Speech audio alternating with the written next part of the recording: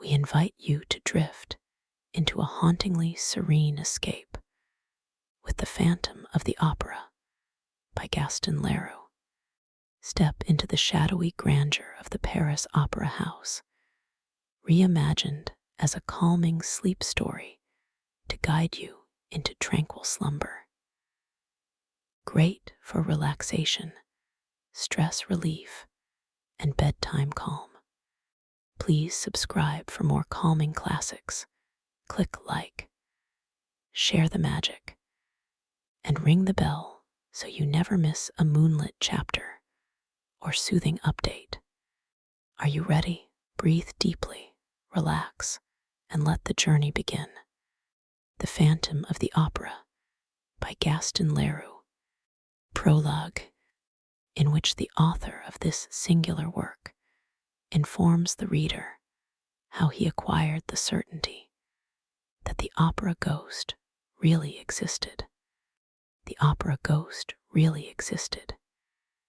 He was not, as was long believed, a creature of the imagination of the artists, the superstition of the managers, or a product of the absurd and impressionable brains of the young ladies of the ballet, their mothers, the box keepers, the cloakroom attendants, or the concierge.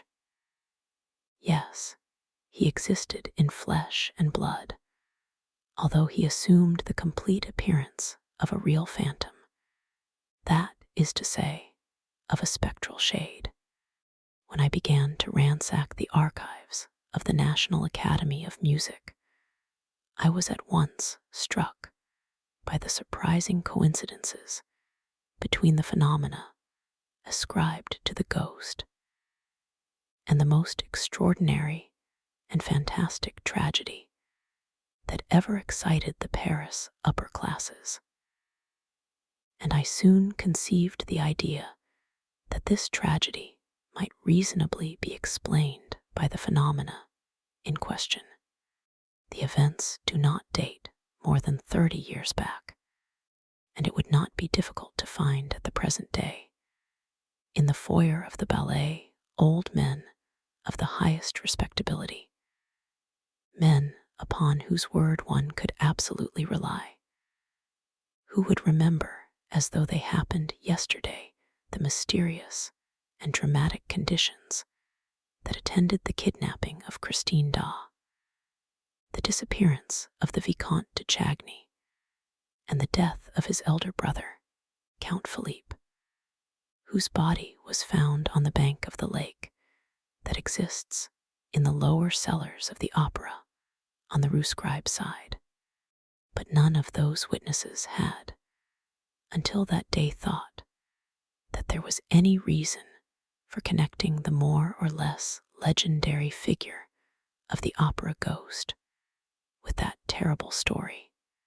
The truth was slow to enter my mind, puzzled by an inquiry that at every moment was complicated by events which at first sight might be looked upon as superhuman. And more than once I was within an ace of abandoning a task in which I was exhausting myself in the hopeless pursuit of a vain image.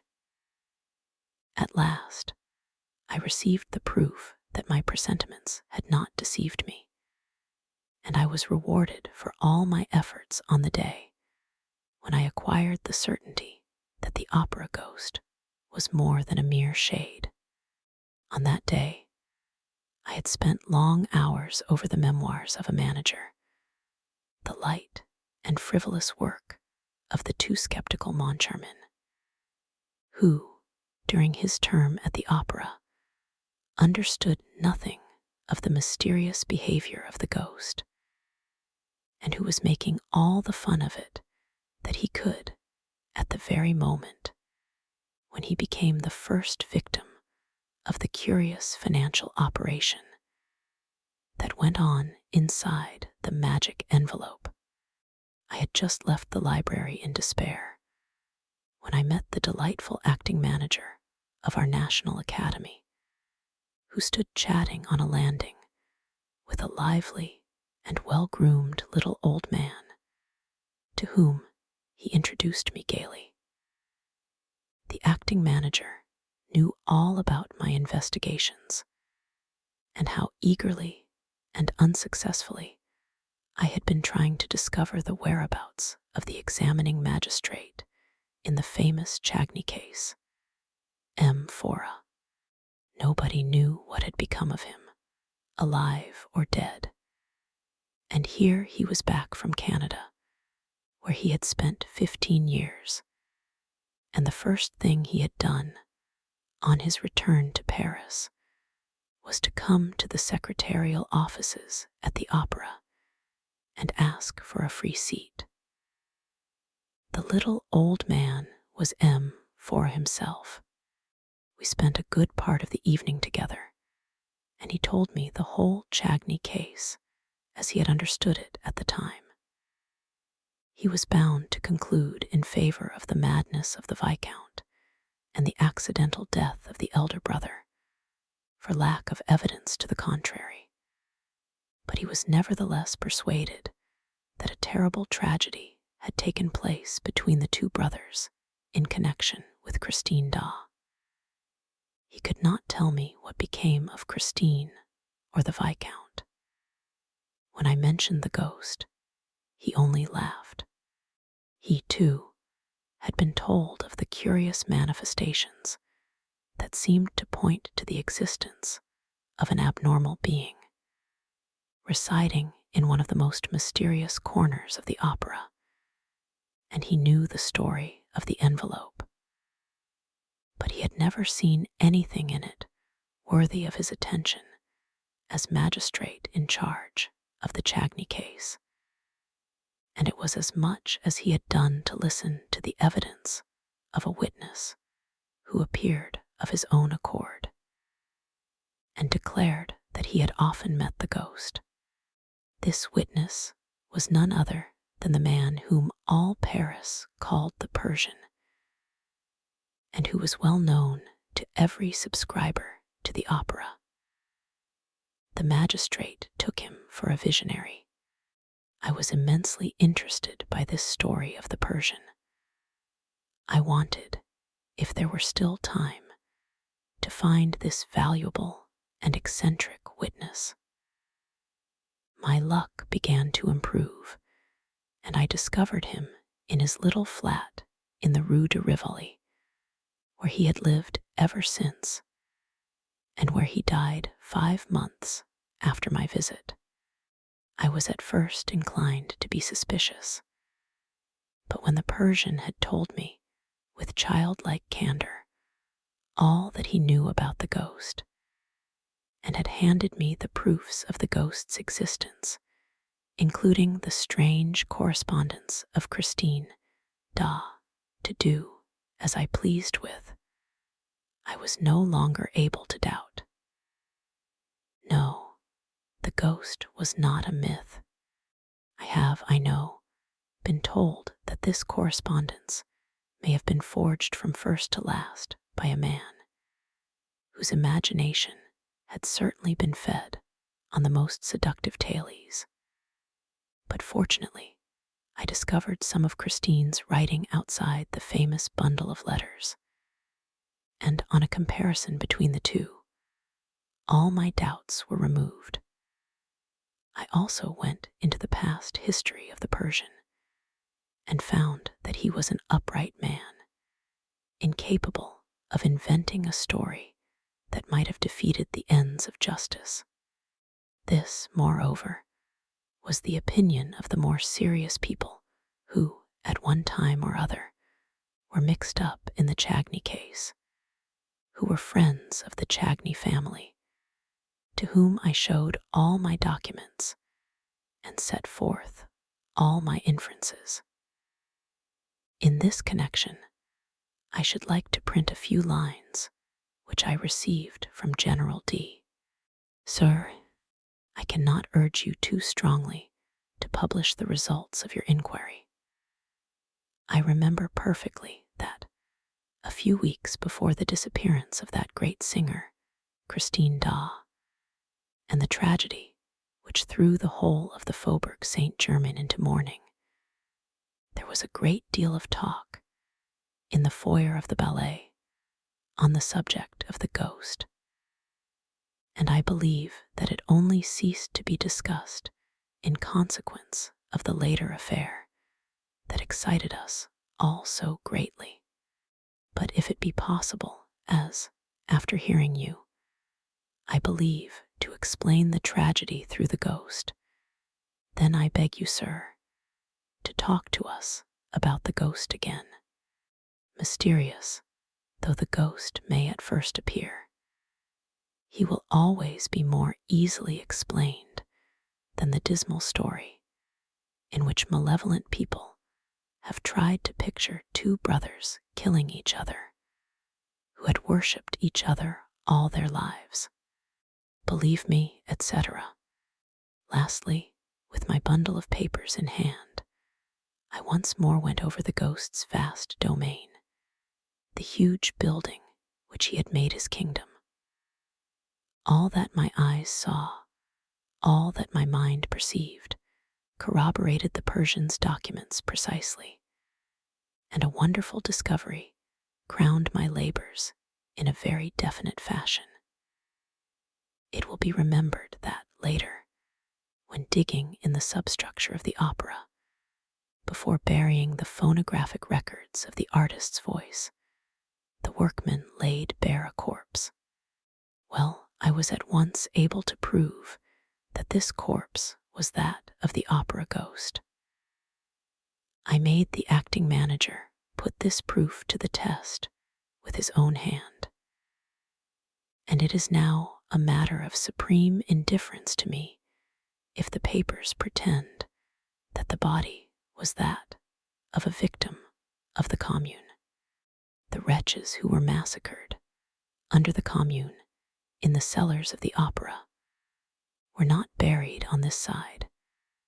I will tell where their skeletons can be found in a spot not very far from that immense crypt which was stocked during the siege with all sorts of provisions. I came upon this track just when I was looking for the remains of the opera ghost, which I should never have discovered but for the unheard of chance described above. But we will return to the corpse and what ought to be done with it.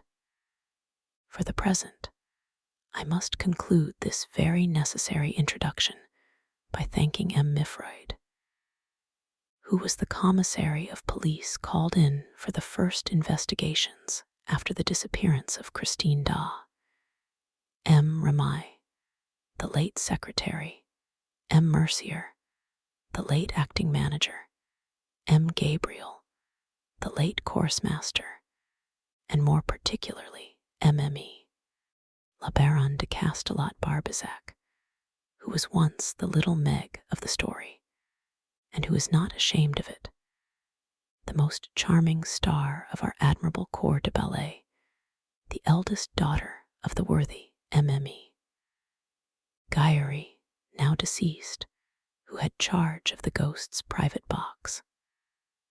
All these were of the greatest assistance to me, and thanks to them, I shall be able to reproduce those hours of sheer love and terror in their smallest details before the reader's eyes, and I should be ungrateful indeed if I omitted, while standing on the threshold of this dreadful and veracious story, to thank the present management, the opera, which has so kindly assisted me in all my inquiries, and M.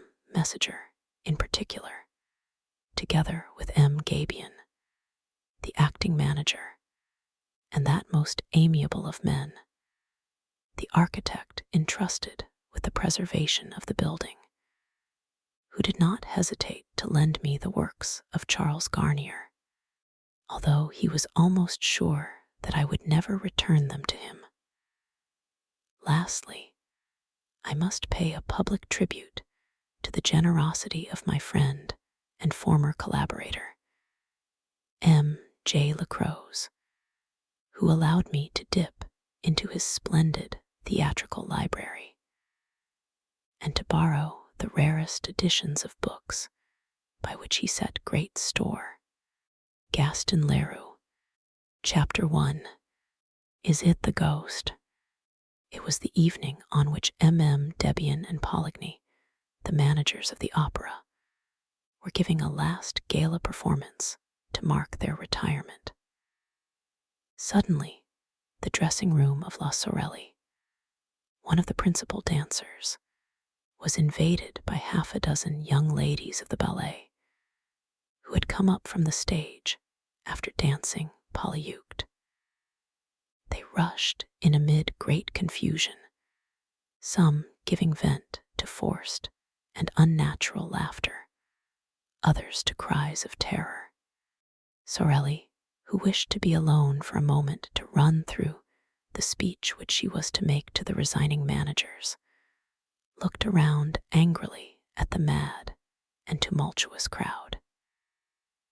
It was little Jams, the girl with the tip-tilted nose, the forget-me-not eyes, the rose-red cheeks, and the lily-white neck and shoulders, who gave the explanation in a trembling voice. It's the ghost, and she locked the door. Sorelli's dressing room was fitted up with official, commonplace elegance. A pier glass, a sofa, a dressing table, and a cupboard or two provided the necessary furniture. On the walls hung a few engravings, relics of the mother, who had known the glories of the old opera in the Rue Le Pelletier, portraits of Vestris, Gardel, Dupont, Picatinny. But the room seemed a palace to the brats of the corps de ballet, who were lodged in common dressing rooms, where they spent their time singing, quarreling, smacking the dressers and hairdressers, and buying one another glasses of cassis, beer, or even room, until the call-boy's bell rang. Sorelli was very superstitious. She shuddered when she heard little Jams speak of the ghost, called her a silly little fool, and then, as she was the first to believe in ghosts in general, and the opera ghost in particular, at once asked for details. Have you seen him? As plainly as I see you now, said little Jams, whose legs were giving way beneath her, and she dropped with a moan into a chair. Thereupon little Gyeri, the girl with eyes black as sloes, hair black as ink, a swarthy complexion, and a poor little skin stretched over poor little bones, little Gyeri added, If that's the ghost, he's very ugly. Oh, yes, cried the chorus of ballet girls, and they all began to talk together. The ghost had appeared to them in the shape of a gentleman in dress clothes, who had suddenly stood before them in the passage, without their knowing where he came from. He seemed to have come straight through the wall. Pooh, said one of them, who had more or less kept her head. You see the ghost everywhere. And it was true. For several months, there had been nothing discussed at the opera but this ghost in dress clothes who stalked about the building, from top to bottom, like a shadow who spoke to nobody, to whom nobody dared speak, and who vanished as soon as he was seen, no one knowing how or where. As became a real ghost, he made no noise in walking. People began by laughing and making fun of this spectre, dressed like a man of fashion or an undertaker. But the ghost legend soon swelled to enormous proportions among the corps de ballet. All the girls pretended to have met this supernatural being more or less often, and those who laughed the loudest were not the most at ease.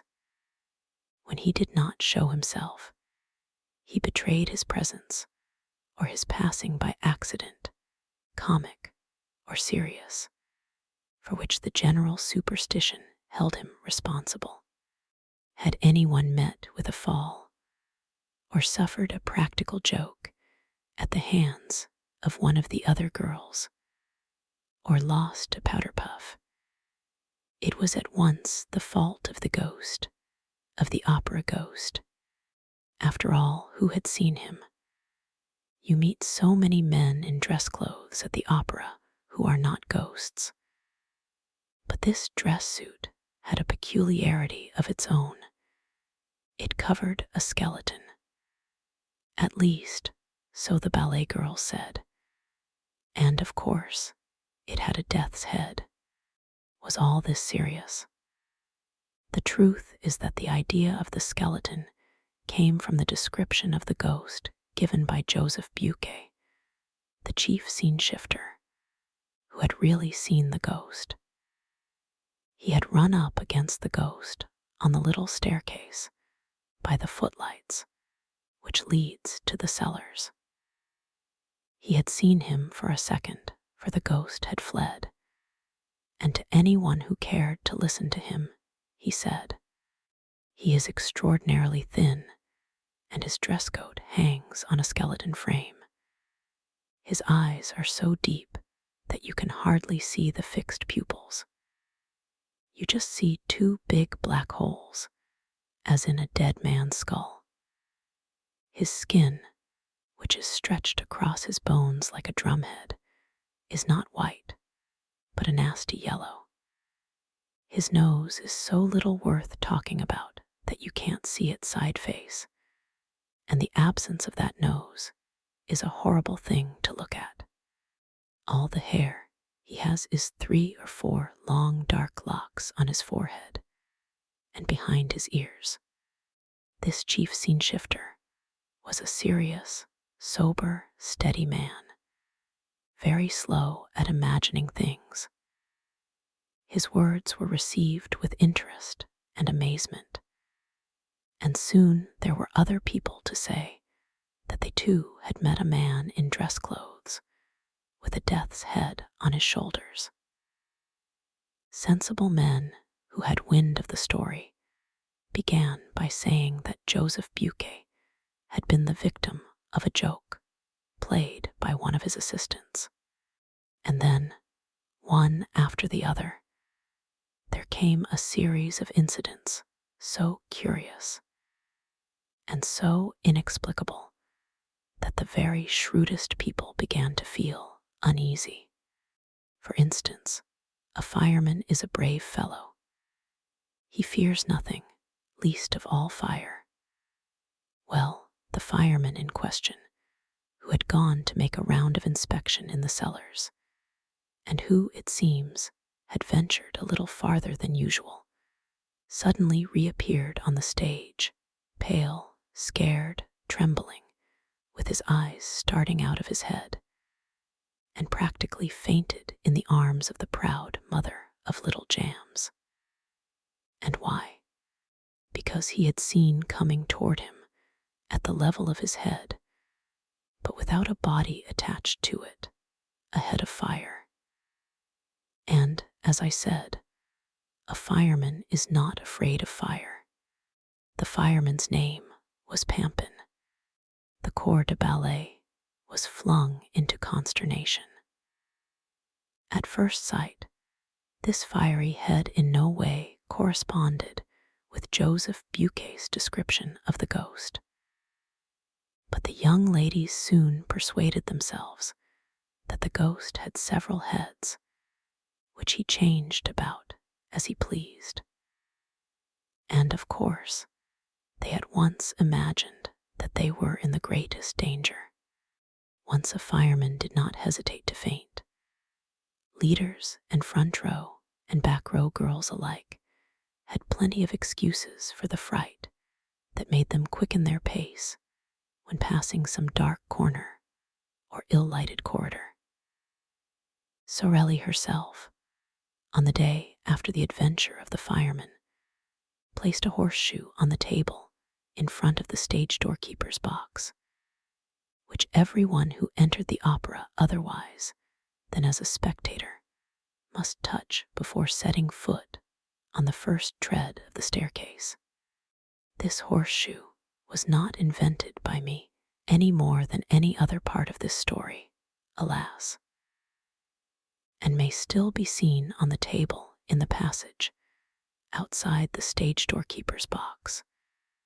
When you enter the opera through the court known as the Cour de l'Administration to return to the evening in question. It's the ghost, little Jams had cried. An agonizing silence now reigned in the dressing room. Nothing was heard but the hard breathing of the girls. At last, Jams, flinging herself upon the farthest corner of the wall, with every mark of real terror on her face, whispered, "Listen." Everybody seemed to hear a rustling outside the door. There was no sound of footsteps. It was like light silk sliding over the panel. Then it stopped. Sorelli tried to show more pluck than the others. She went up to the door and, in a quavering voice, asked, "Who's there?" But nobody answered. Then, feeling all eyes upon her, watching her last movement, she made an effort to show courage and said very loudly, "Is there anyone behind the door?" "Oh, yes, yes, of course there is," cried that little dried plum of a Meg Gyery, heroically holding Sorelli back by her gauze skirt. "Whatever you do, don't open the door. Oh, Lord, don't open the door." But Sorelli, armed with a dagger that never left her, turned the key and drew back the door, while the ballet girls retreated to the inner dressing room, and Meg Gyery sighed. "Mother, mother." Sorelli looked into the passage bravely. It was empty. A gas flame, in its glass prison, cast a red and suspicious light into the surrounding darkness, without succeeding in dispelling it. And the dancer slammed the door again with a deep sigh. "No," she said, "there is no one there." "Still, we saw him," Jams declared, returning with timid little steps to her place beside Sorelli. "He must be somewhere prowling about. I shan't go back to dress. We had better all go down to the foyer together at once for the speech, and we will come up again together." And the child reverently touched the little coral finger ring which she wore as a charm against bad luck, while Sorelli, stealthily, with the tip of her pink right thumbnail, made a St. Andrew's cross on the wooden ring which adorned the fourth finger of her left hand. She said to the little ballet girls, "Come, children, pull yourselves together. I dare say no one has ever seen the ghost.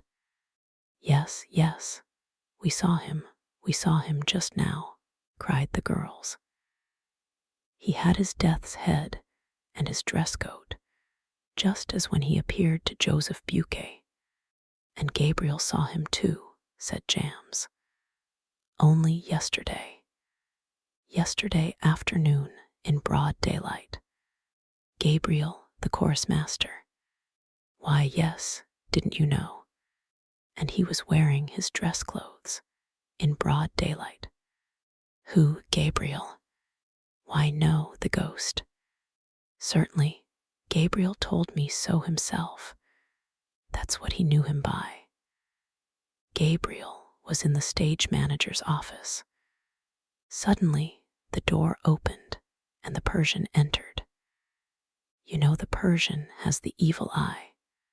"Oh, yes," answered the little ballet girls in chorus, warding off ill luck by pointing their forefinger and little finger at the absent Persian, while their second and third fingers were bent on the palm and held down by the thumb.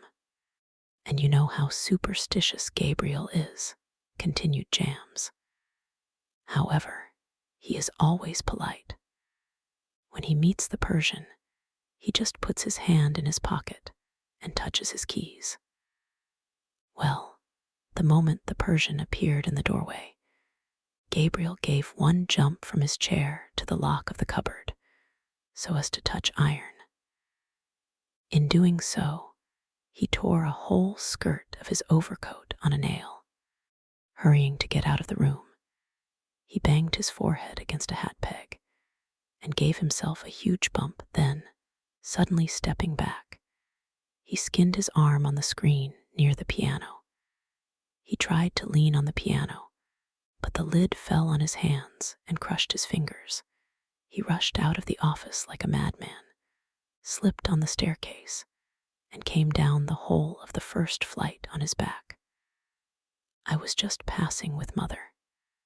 We picked him up. He was covered with bruises, and his face was all over blood. We were frightened out of our lives, but all at once he began to thank Providence that he had got off so cheaply. Then he told us what had frightened him. He had seen the ghost behind the Persian, the ghost with the death's head, just like Joseph Buquet's description. Jams had told her story ever so quickly, as though the ghost were at her heels, and was quite out of breath at the finish. A silence followed, while Sorelli polished her nails in great excitement. It was broken by little Guyery, who said, "Joseph Buquet would do better to hold his tongue." "Why should he hold his tongue?" asked somebody.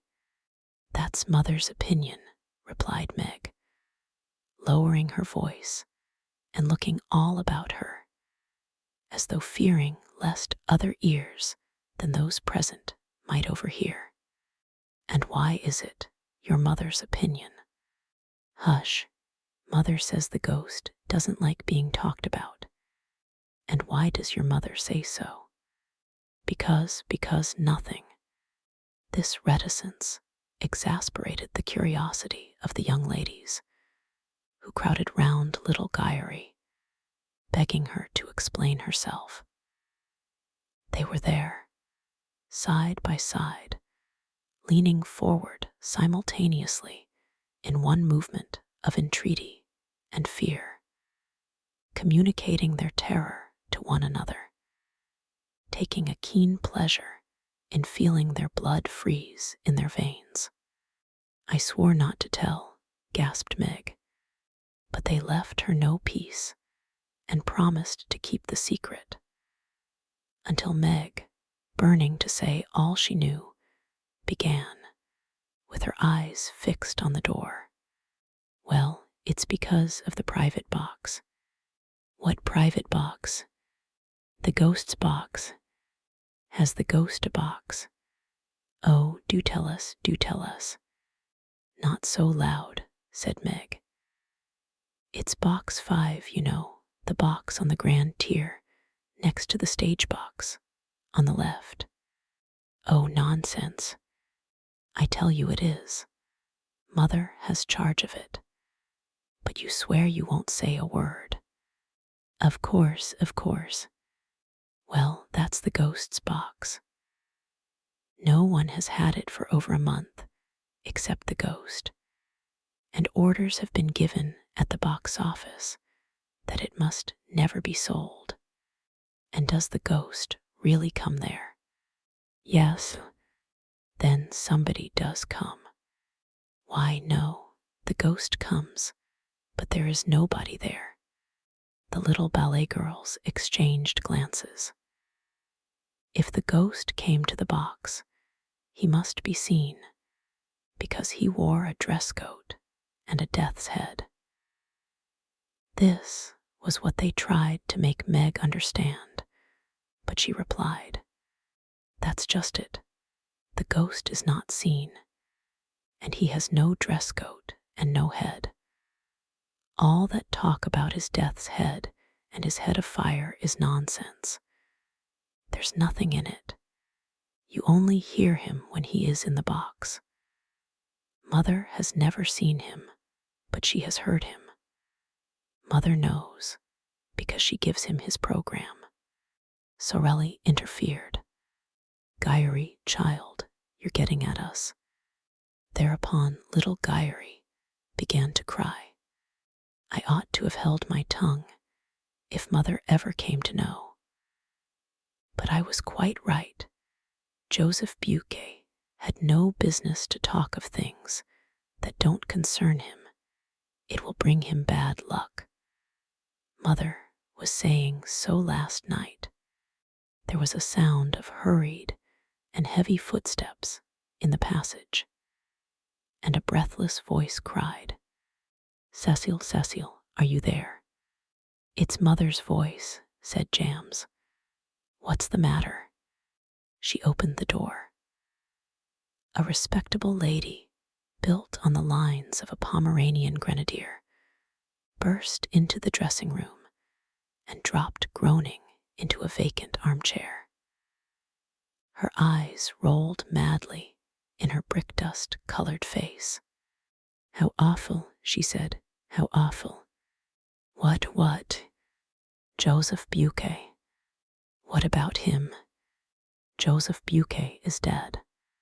The room became filled with exclamations, with astonished outcries, with scared requests for explanations. Yes, he was found hanging in the third-floor cellar. "It's the ghost," little Gyuri blurted, as though in spite of herself. But she at once corrected herself, with her hands pressed to her mouth. No, I didn't say it. I didn't say it."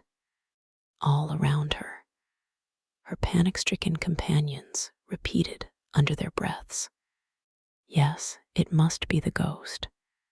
Sorelli was very pale. "I shall never be able to recite my speech," she said. Ma Jams gave her opinion, while she emptied a glass of liqueur that happened to be standing on a table. "The ghost must have something to do with it. The truth is that no one ever knew how Joseph Buquet met his death. The verdict at the inquest was natural suicide. In his memoirs of manager, M. Moncharmin, one of the joint managers who succeeded MM, Debian and Poligny, describes the incident as follows. A grievous accident spoiled the little party which Debian and Poligny gave to celebrate their retirement. I was in the manager's office when Mercier, the acting manager, suddenly came darting in.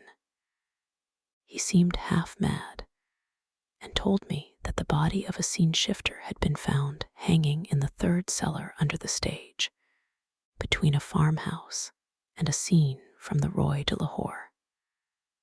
I shouted, "Come and cut him down." By the time I had rushed down the staircase and the Jacob's ladder, the man was no longer hanging from his rope. So this is an event which M. Moncharmin thinks natural. A man hangs at the end of a rope. They go to cut him down. The rope has disappeared. Oh, M. Moncharmin found a very simple explanation. Listen to him. It was just after the ballet, and leaders and dancing girls lost no time in taking their precautions against the evil eye. There you are.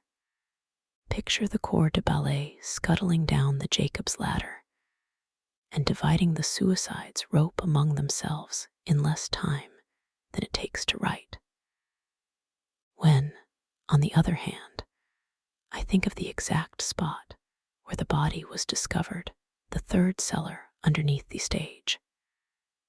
Imagine that somebody must have been interested in seeing that the rope disappeared after it had effected its purpose.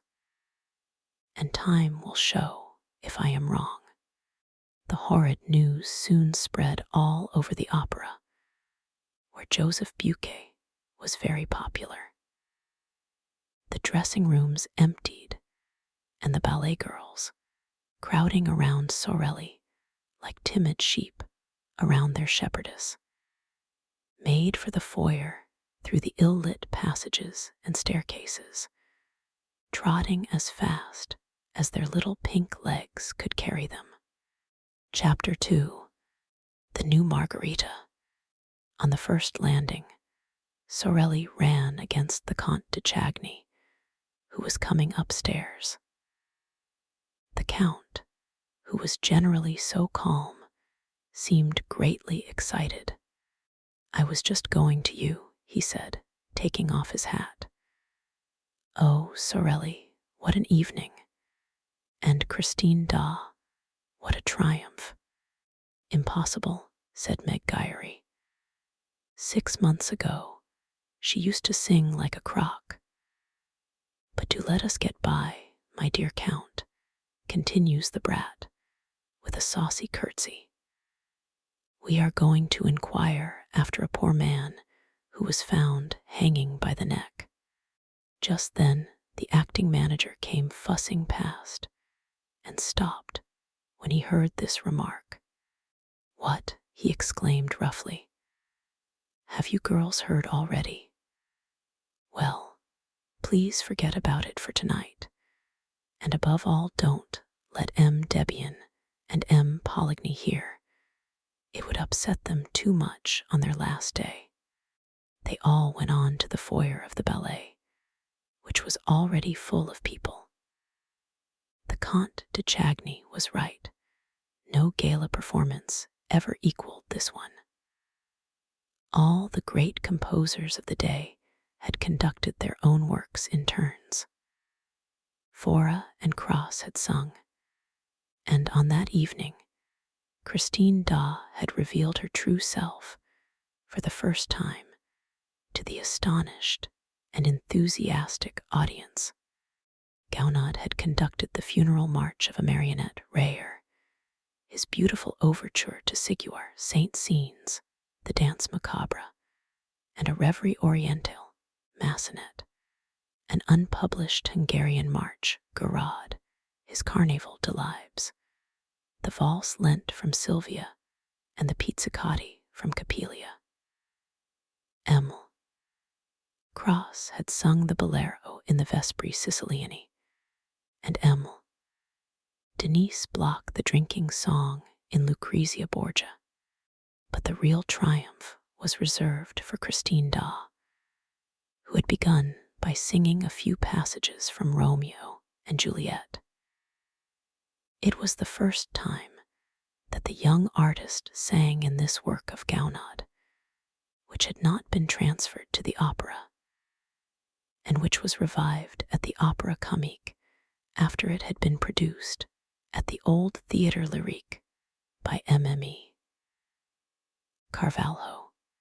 Those who heard her say that her voice in these passages was seraphic.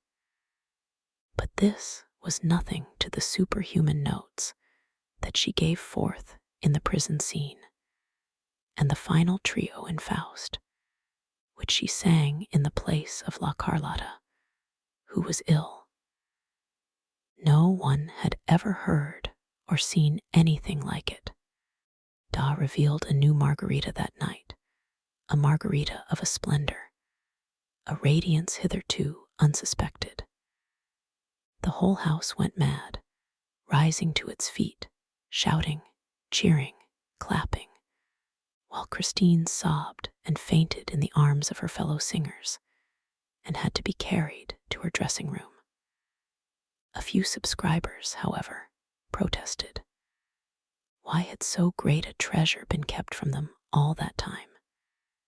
Till then, Christine Da had played a good Siebel to Carlotta's, rather too splendidly material margarita, and it had needed Carlotta's incomprehensible and inexcusable absence from this gala night for the little Da at a moment's warning to show all that she could do in a part of the program reserved for the Spanish diva. Well, what the subscribers wanted to know was, why had Debian and Poligny applied to Da when Carlotta was taken ill? Did they know of her hidden genius? And if they knew of it, why had they kept it hidden? And why had she kept it hidden? Oddly enough, she was not known to have a professor of singing at that moment. She had often said she meant to practice alone for the future. The whole thing was a mystery. The Comte de Chagny, standing up in his box, listened to all this frenzy and took part in it by loudly applauding. Philippe Georges Marie Comte de Chagny was just 41 years of age. He was a great aristocrat and a good-looking man, above middle height and with attractive features, in spite of his hard forehead and his rather cold eyes. He was exquisitely polite to the women and a little haughty to the men, who did not always forgive him for his successes in society. He had an excellent heart and an irreproachable conscience. On the death of old Count Philibert, he became the head of one of the oldest and most distinguished families in France, whose arms dated back to the 14th century. The Chagnys owned a great deal of property, and when the old count, who was a widower, died, it was no easy task for Philippe to accept the management of so large an estate. His two sisters and his brother Raoul would not hear of a division and waived their claim to their shares, leaving themselves entirely in Philippe's hands, as though the right of primogeniture had never ceased to exist. When the two sisters married on the same day, they received their portion from their brother, not as a thing rightfully belonging to them, but as a dowry for which they thanked him. The Comtesse de Chagny, née de Moiroges de la Martinière, had died in giving birth to Raoul, who was born 20 years after his elder brother. At the time of the old count's death, Raoul was 12 years of age. Philippe busied himself actively with the youngster's education. He was admirably assisted in this work, first by his sisters, and afterward by an old aunt, the widow of a naval officer, who lived at Brest and gave young Raoul a taste for the sea. The lad entered the board training ship, finished his course with honors, and quietly made his trip round the world.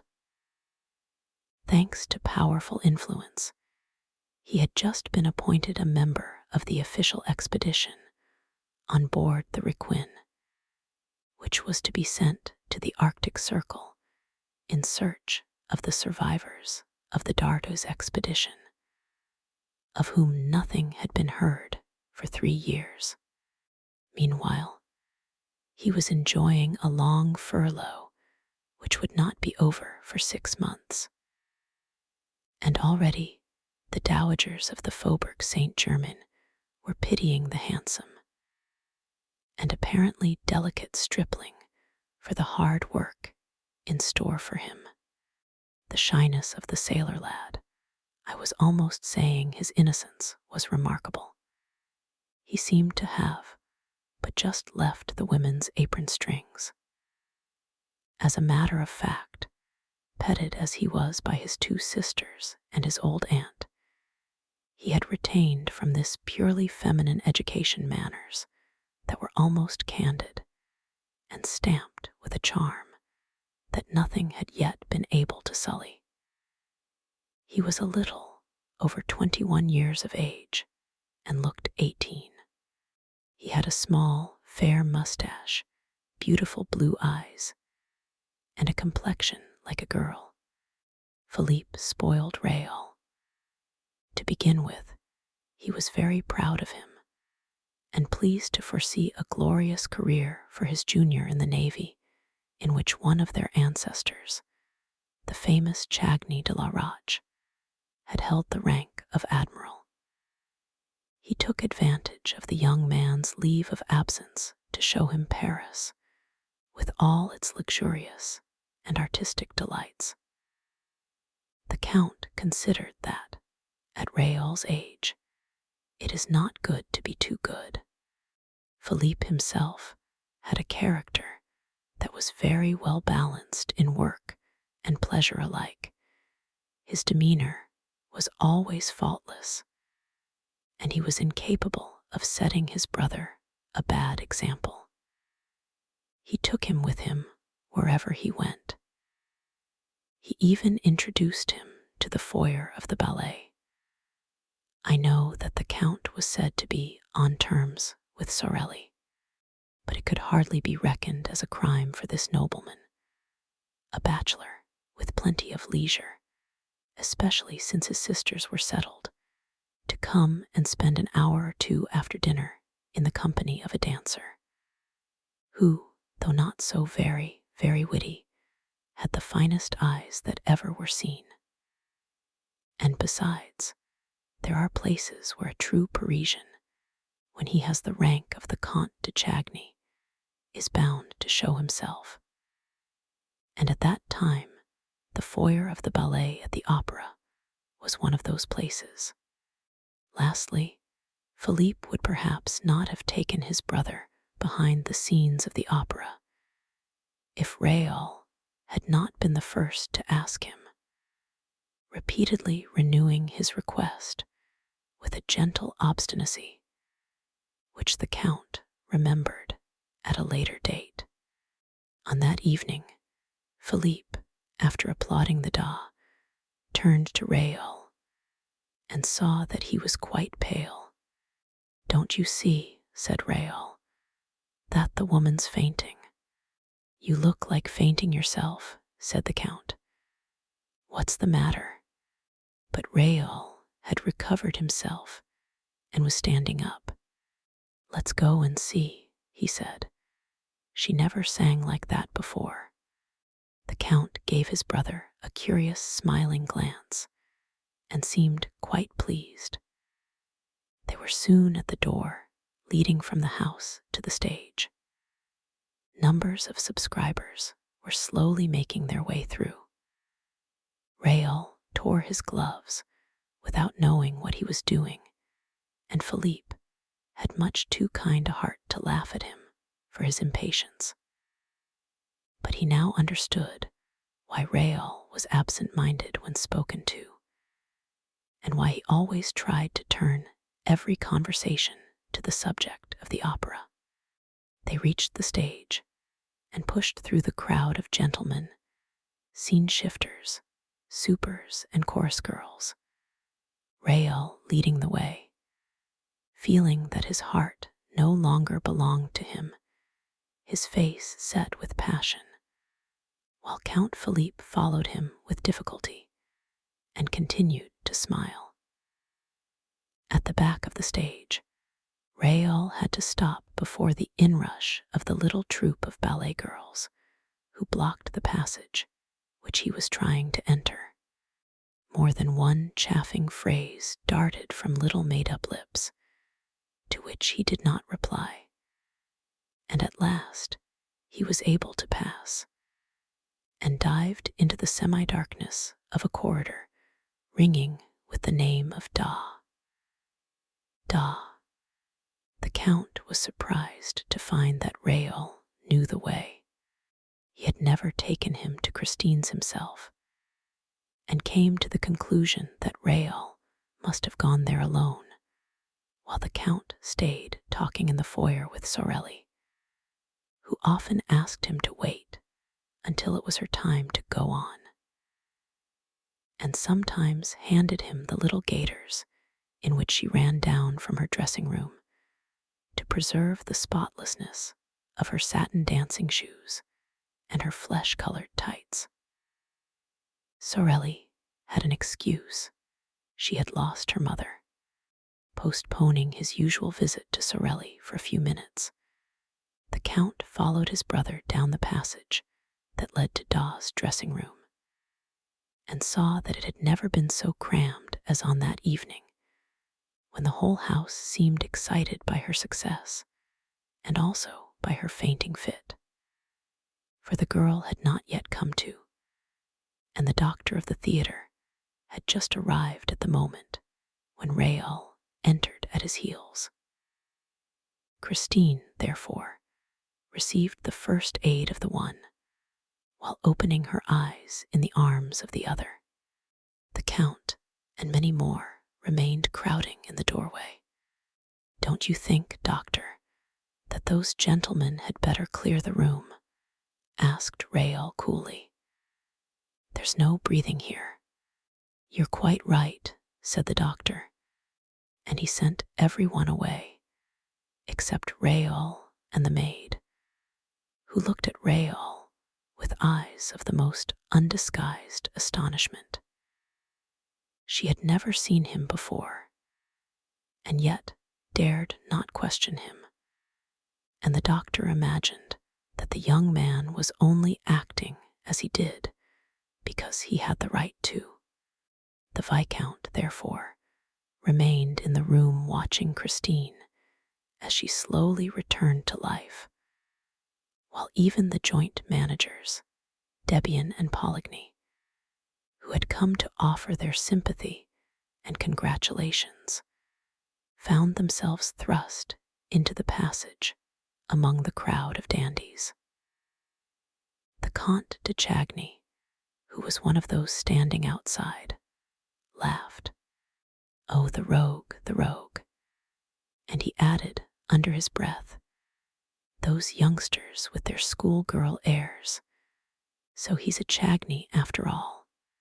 He turned to go to Sorella's dressing room, but met her on the way, with her little troupe of trembling ballet girls, as we have seen. Meanwhile, Christine uttered a deep sigh, which was answered by a groan. She turned her head, saw Raoul, and started. She looked at the doctor, on whom she bestowed a smile, then at her maid, then at Raoul again. "Monsieur," she said, in a voice not much above a whisper, "who are you?" "Mademoiselle," replied the young man, kneeling on one knee and pressing a fervent kiss on the diva's hand. "I am the little boy who went into the sea to rescue your scarf." Christine again looked at the doctor and the maid, and all three began to laugh. Raoul turned very red and stood up. "Mademoiselle," he said, "since you are pleased not to recognize me, I should like to say something to you in private, something very important. When I am better, do you mind?" And her voice shook. "You have been very good." "Yes, you must go," said the doctor, with his pleasantest smile. "Leave me to attend to Mademoiselle." "I am not ill now," said Christine suddenly, with strange and unexpected energy. She rose and passed her hand over her eyelids. "Thank you, doctor. I should like to be alone. Please go away, all of you. Leave me. I feel very restless this evening." The doctor tried to make a short protest, but perceiving the girl's evident agitation, he thought the best remedy was not to thwart her. And he went away, saying to Raoul outside, "She is not herself tonight. She is usually so gentle." Then he said good night, and Raoul was left alone. The whole of this part of the theater was now deserted. The farewell ceremony was no doubt taking place in the foyer of the ballet. Rael thought that Da might go to it, and he waited in the silent solitude, even hiding in the favoring shadow of a doorway. He felt a terrible pain at his heart, and it was of this that he wanted to speak to Da without delay. Suddenly, the dressing room door opened, and the maid came out by herself, carrying bundles. He stopped her and asked how her mistress was. The woman laughed and said that she was quite well, but that he must not disturb her, for she wished to be left alone. And she passed on. One idea alone filled Rael's burning brain. Of course, Da wished to be left alone for him. Had he not told her that he wanted to speak to her privately? Hardly breathing, he went up to the dressing room, and with his ear to the door to catch her reply, prepared to knock. But his hand dropped. He had heard a man's voice in the dressing room, saying, in a curiously masterful tone, "Christine, you must love me." And Christine's voice, infinitely sad and trembling, as though accompanied by tears, replied, "How can you talk like that, when I sing only for you?" Rael leaned against the panel to ease his pain. His heart, which had seemed gone forever, returned to his breast and was throbbing loudly. The whole passage echoed with its beating, and Rael's ears were deafened. Surely, if his heart continued to make such a noise, they would hear it inside. They would open the door, and the young man would be turned away in disgrace. What a position for a Chagny, to be caught listening behind a door. He took his heart in his two hands to make it stop. The man's voice spoke again. "Are you very tired? Oh, tonight I gave you my soul, and I am dead." Christine replied. "Your soul is a beautiful thing, child," replied the grave man's voice, "and I thank you. No emperor ever received so fair a gift." The angels wept tonight.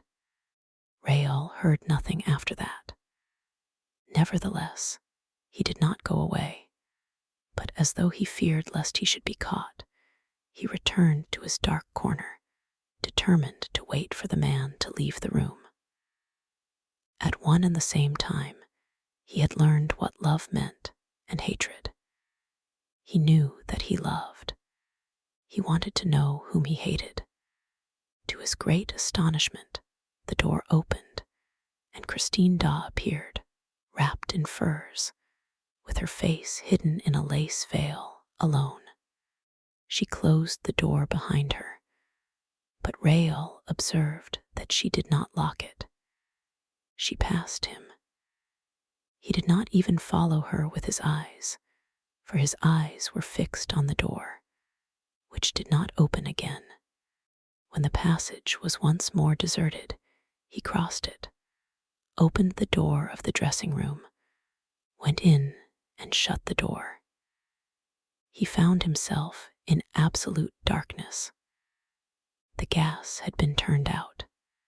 "There is someone here," said Rael, with his back against the closed door, in a quivering voice. "What are you hiding for?" All was darkness and silence. Rael heard only the sound of his own breathing. He quite failed to see that the indiscretion of his conduct was exceeding all bounds. "You shan't leave this until I let you," he exclaimed. "If you don't answer, you are a coward, but I'll expose you." And he struck a match. The blaze lit up the room. There was no one in the room. Rael, first turning the key in the door, lit the gas jets. He went into the dressing closet, opened the cupboards, hunted about, felt the walls with his moist hands. Nothing. Look here, he said aloud. Am I going mad? He stood for 10 minutes listening to the gas, flaring in the silence of the empty room. Lover though he was, he did not even think of stealing a ribbon that would have given him the perfume of the woman he loved. He went out, not knowing what he was doing nor where he was going. At a given moment in his wayward progress, an icy draught struck him in the face. He found himself at the bottom of a staircase, down which, behind him, a procession of workmen were carrying a sort of stretcher, covered with a white sheet. Which is the way out, please? He asked of one of the men. Straight in front of you, the door is open, but let us pass. Pointing to the stretcher, he asked mechanically, What's that? The workman answered, That is Joseph Buquet, who was found in the third cellar, hanging between a farmhouse and a scene from the Roi de Lahore. He took off his hat, fell back to make room for the procession, and went out. Chapter 3. The Mysterious Reason. During this time, the farewell ceremony was taking place. I have already said that this magnificent function was being given on the occasion of the retirement of M. Debian and M. Poligny, who had determined to die game, as we say nowadays. They had been assisted in the realization of their ideal, though melancholy, program by all that counted in the social and artistic world of Paris. All these people met, after the performance, in the foyer of the ballet, where Sorelli waited for the arrival of the retiring managers with a glass of champagne in her hand and a little prepared speech at the tip of her tongue. Behind her, the members of the corps de ballet, young and old, discussed the events of the day in whispers or exchanged discreet signals with their friends. A noisy crowd of whom surrounded the supper tables arranged along the slanting floor. A few of the dancers had already changed into ordinary dress, but most of them wore their skirts of gossamer gauze, and all had thought it the right thing to put on a special face for the occasion. All, that is, except little Jams, whose 15 summers' happy age seemed already to have forgotten the ghost and the death of Joseph Buquet. She never ceased to laugh and chatter, to hop about and play practical jokes, until Debian and Poligny appeared on the steps of the foyer, when she was severely called to order by the impatient Sorelli. Everybody remarked that the retiring managers looked cheerful, as is the Paris way. None will ever be a true Parisian who has not learned to wear a mask of gaiety over his sorrows, and one of sadness, boredom, or indifference over his inward joy. You know that one of your friends is in trouble. Do not try to console him. He will tell you that he is already comforted, but should he have met with good fortune, be careful how you congratulate him. He thinks it so natural that he is surprised that you should speak of it. In Paris, our lives are one masked ball, and the foyer of the ballet is the last place in which two men so knowing as M. Debian and M. Poligny would have made the mistake of betraying their grief, however genuine it might be, and they were already smiling rather too broadly upon Sorelli, who had begun to recite her speech, when an exclamation from that little madcap of a Jams broke the smile of the managers so brutally that the expression of distress and dismay that lay beneath it became apparent to all eyes. The opera ghost. Jams yelled these words in a tone of unspeakable terror, and her finger pointed among the crowd of dandies to a face so pallid, so lugubrious, and so ugly, with two such deep black cavities under the straddling eyebrows, that the death's head in question immediately scored a huge success. The opera ghost, the opera ghost. Everybody laughed and pushed his neighbor and wanted to offer the opera ghost a drink, but he was gone. He had slipped through the crowd, and the others vainly hunted for him, while two old gentlemen tried to calm little Jams, and while little Guyry stood screaming like a peacock. Sorelli was furious. She had not been able to finish her speech. The managers had kissed her, thanked her, and run away as fast as the ghost himself. No one was surprised at this, for it was known that they were to go through the same ceremony on the floor above, in the foyer of the singers, and that finally they were themselves to receive their personal friends for the last time in the great lobby outside the manager's office, where a regular supper would be served. Here they found the new managers, M. Armand Moncharmin and M. Firmin Richard, whom they hardly knew. Nevertheless, they were lavish in protestations of friendship, and received 1,000 flattering compliments in reply, so that those of the guests who had feared that they had a rather tedious evening in store for them at once put on brighter faces. The supper was almost gay, and a particularly clever speech of the representative of the government, mingling the glories of the past with the successes of the future, caused the greatest cordiality to prevail. The retiring managers had already handed over to their successors the 2 tiny master keys, which opened all the doors, thousands of doors of the opera house.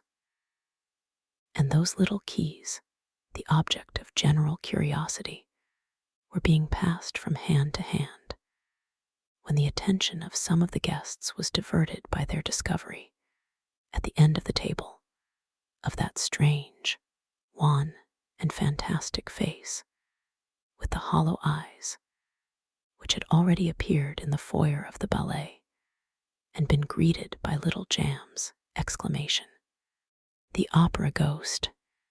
There sat the ghost, as natural as could be, except that he neither ate nor drank. Those who began by looking at him with a smile ended by turning away their heads, for the sight of him at once provoked the most funereal thoughts. No one repeated the joke of the foyer. No one exclaimed, "There's the opera ghost." He himself did not speak a word, and his very neighbors could not have stated at what precise moment he had sat down between them. But everyone felt that if the dead did ever come and sit at the table of the living, they could not cut a more ghastly figure.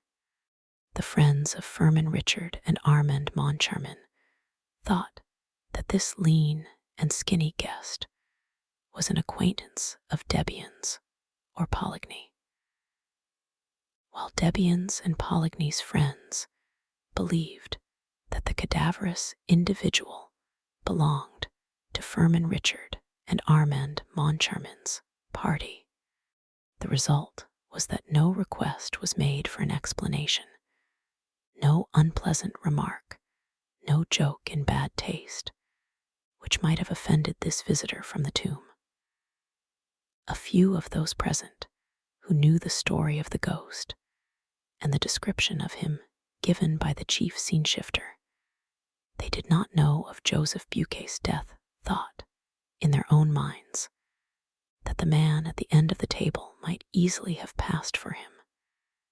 And yet, according to the story, the ghost had no nose, and the person in question had.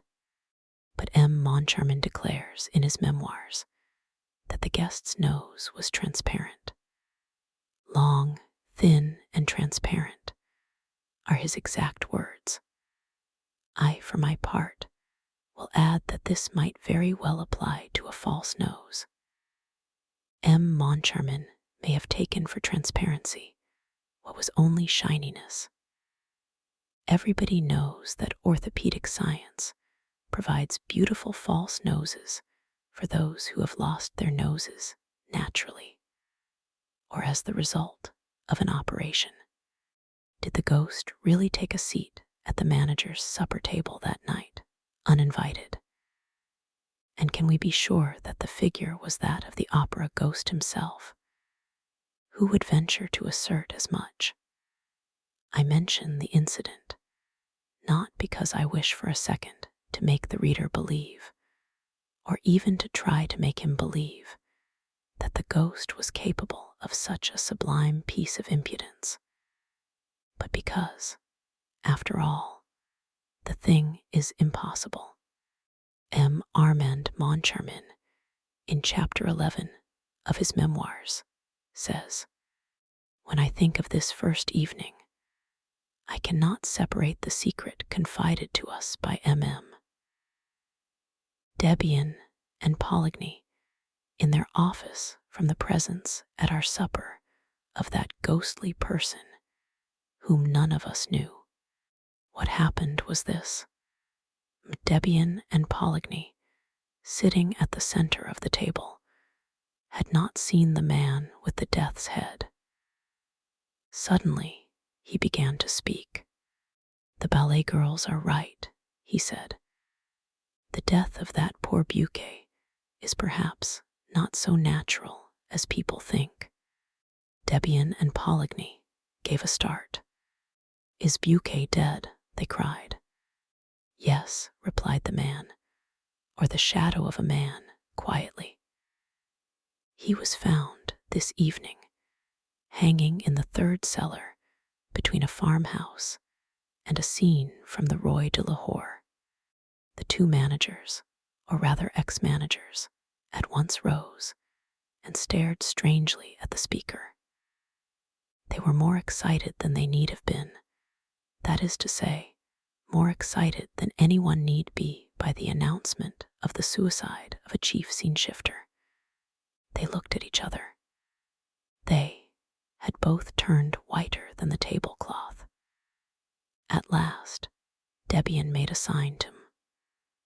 Richard and Moncharmin, Poligny muttered a few words of excuse to the guests, and all four went into the manager's office. I leave M. Moncharmin to complete the story. In his memoirs, he says, Debian and Poligny seemed to grow more and more excited, and they appeared to have something very difficult to tell us. First, they asked us if we knew the man, sitting at the end of the table, who had told them of the death of Joseph Buquet. And when we answered in the negative, they looked still more concerned. They took the master keys from our hands, stared at them for a moment, and advised us to have new locks made with the greatest secrecy for the rooms, closets, and presses that we might wish to have hermetically closed. They said this so funnily that we began to laugh and to ask if there were thieves at the opera. They replied that there was something worse, which was the ghost. We began to laugh again, feeling sure that they were indulging in some joke that was intended to crown our little entertainment. Then, at their request, we became serious. resolving to humor them and to enter into the spirit of the game. They told us that they never would have spoken to us of the ghost if they had not received formal orders from the ghost himself to ask us to be pleasant to him and to grant any request that he might make. However, in their relief at leaving a domain where that tyrannical shade held sway, they had hesitated until the last moment to tell us this curious story, which our skeptical minds were certainly not prepared to entertain. But the announcement of the death of Joseph Buquet had served them as a brutal reminder that, whenever they had disregarded the ghost's wishes, some fantastic or disastrous event had brought them to a sense of their dependence. During these unexpected utterances made in a tone of the most secret and important confidence, I looked at Richard. Richard, in his student days, had acquired a great reputation for practical joking, and he seemed to relish the dish which was being served up to him in his turn. He did not miss a morsel of it, though the seasoning was a little gruesome because of the death of Buquet. He nodded his head sadly while the others spoke, and his features assumed the air of a man who bitterly regretted having taken over the opera, now that he knew that there was a ghost mixed up in the business. I could think of nothing better than to give him a servile imitation of this attitude of despair. However, in spite of all our efforts, we could not, at the finish, help bursting out laughing in the faces of Debian and Poligny, who, seeing us pass straight from the gloomiest state of mind to one of the most insolent merriment, acted as though they thought that we had gone mad. The joke became a little tedious, and Richard asked half seriously and half in jest, "But after all, what does this ghost of yours want?" Poligny went to his desk and returned with a copy of the memorandum book.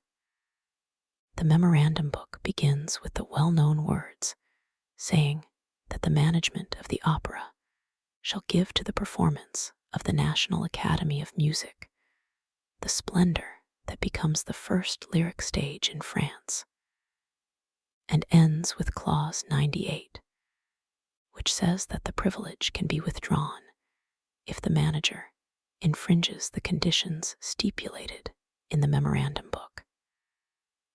This is followed by the conditions, which are 4 in number. The copy produced by Poligny was written in black ink, and exactly similar to that in our possession, except that, at the end, it contained a paragraph in red ink, and in a queer, labored handwriting, as though it had been produced by dipping the heads of matches into the ink, the writing of a child that has never got beyond the downstrokes and has not learned to join its letters. This paragraph ran, word for word, as follows: 5. Or if the manager, in any month, delay for more than a fortnight the payment of the allowance which he shall make to the opera ghost, an allowance of 20,000 francs a month, say 240,000 francs a year. Poligny pointed with a hesitating finger to this last clause, which we certainly did not expect. "Is this all? Does he not want anything else?" asked Richard with the greatest coolness. "Yes, he does," replied Poligny, and he turned over the pages of the memorandum book until he came to the clause specifying the days on which certain private boxes were to be reserved for the free use of the President of the Republic, the ministers, and so on. At the end of this clause, a line had been added, also in red ink. Box 5 on the grand tier shall be placed at the disposal of the opera ghost for every performance. When we saw this, there was nothing else for us to do but to rise from our chairs, shake our two predecessors warmly by the hand, and congratulate them on thinking of this charming little joke, which proved that the old French sense of humor was never likely to become extinct.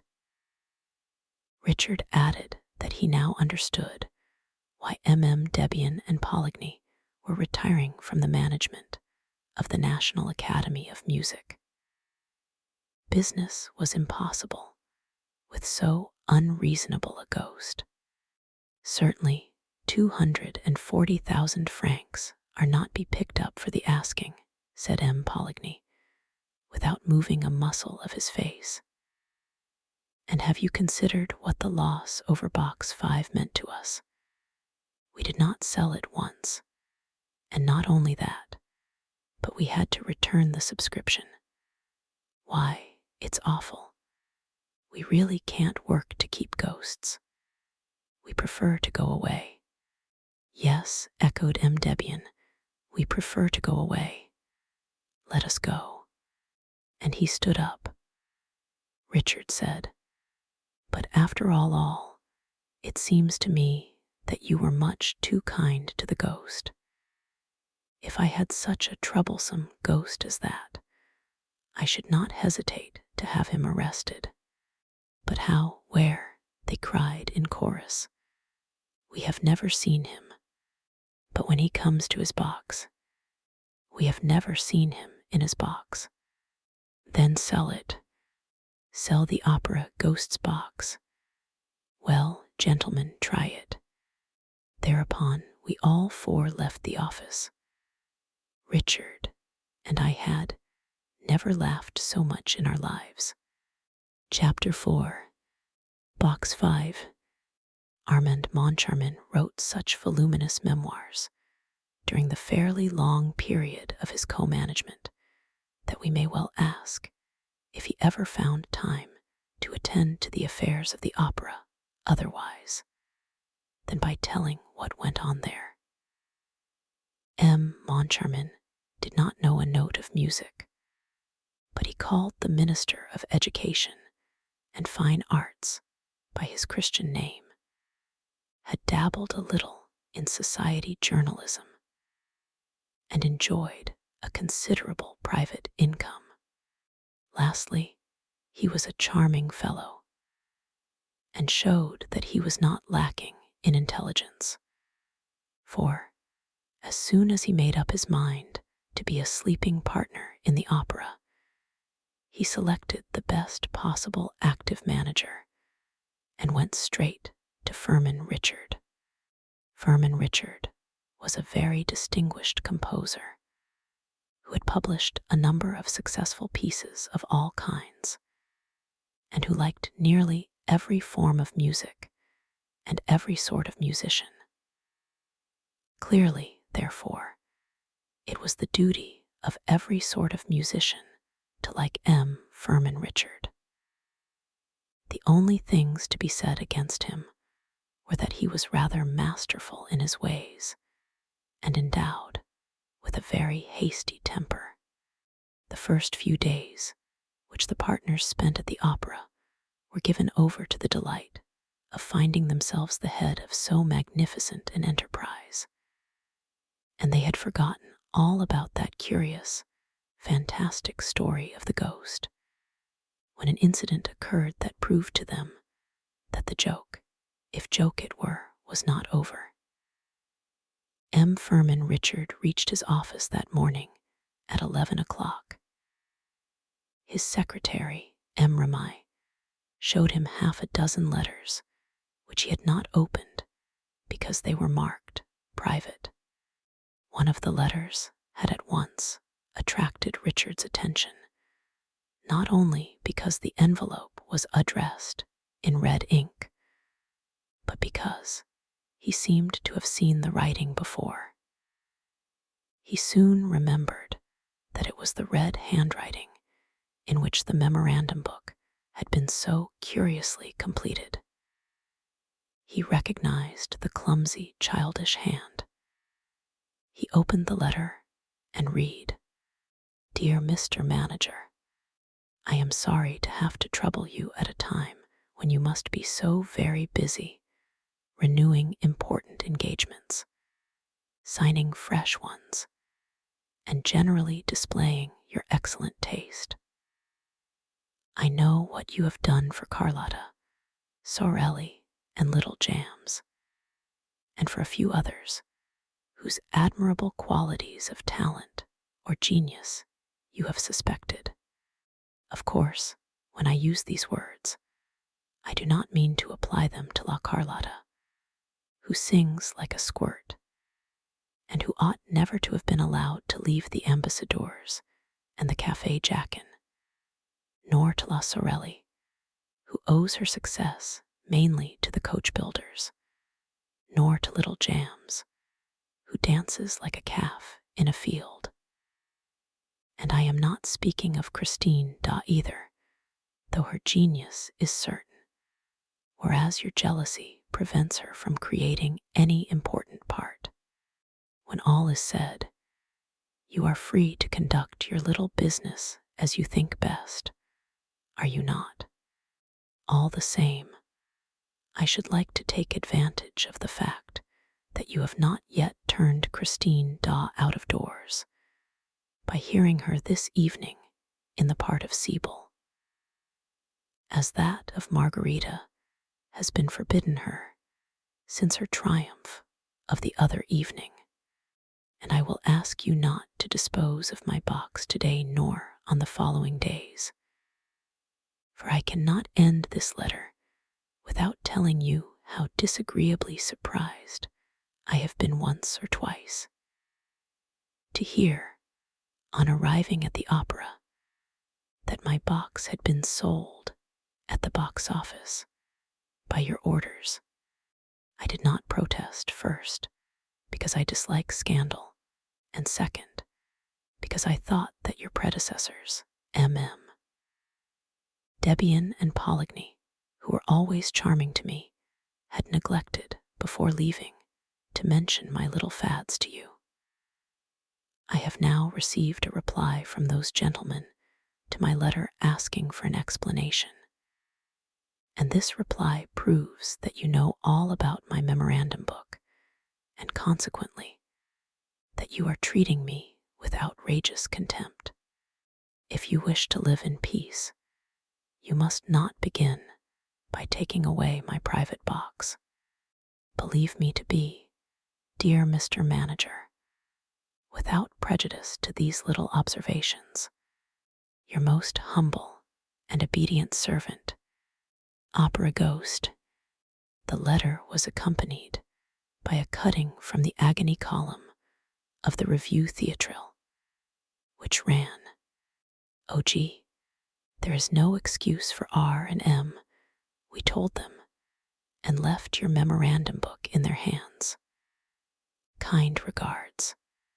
M. Furman Richard had hardly finished reading this letter when M. Armand Moncharmin entered, carrying one exactly similar. They looked at each other and burst out laughing.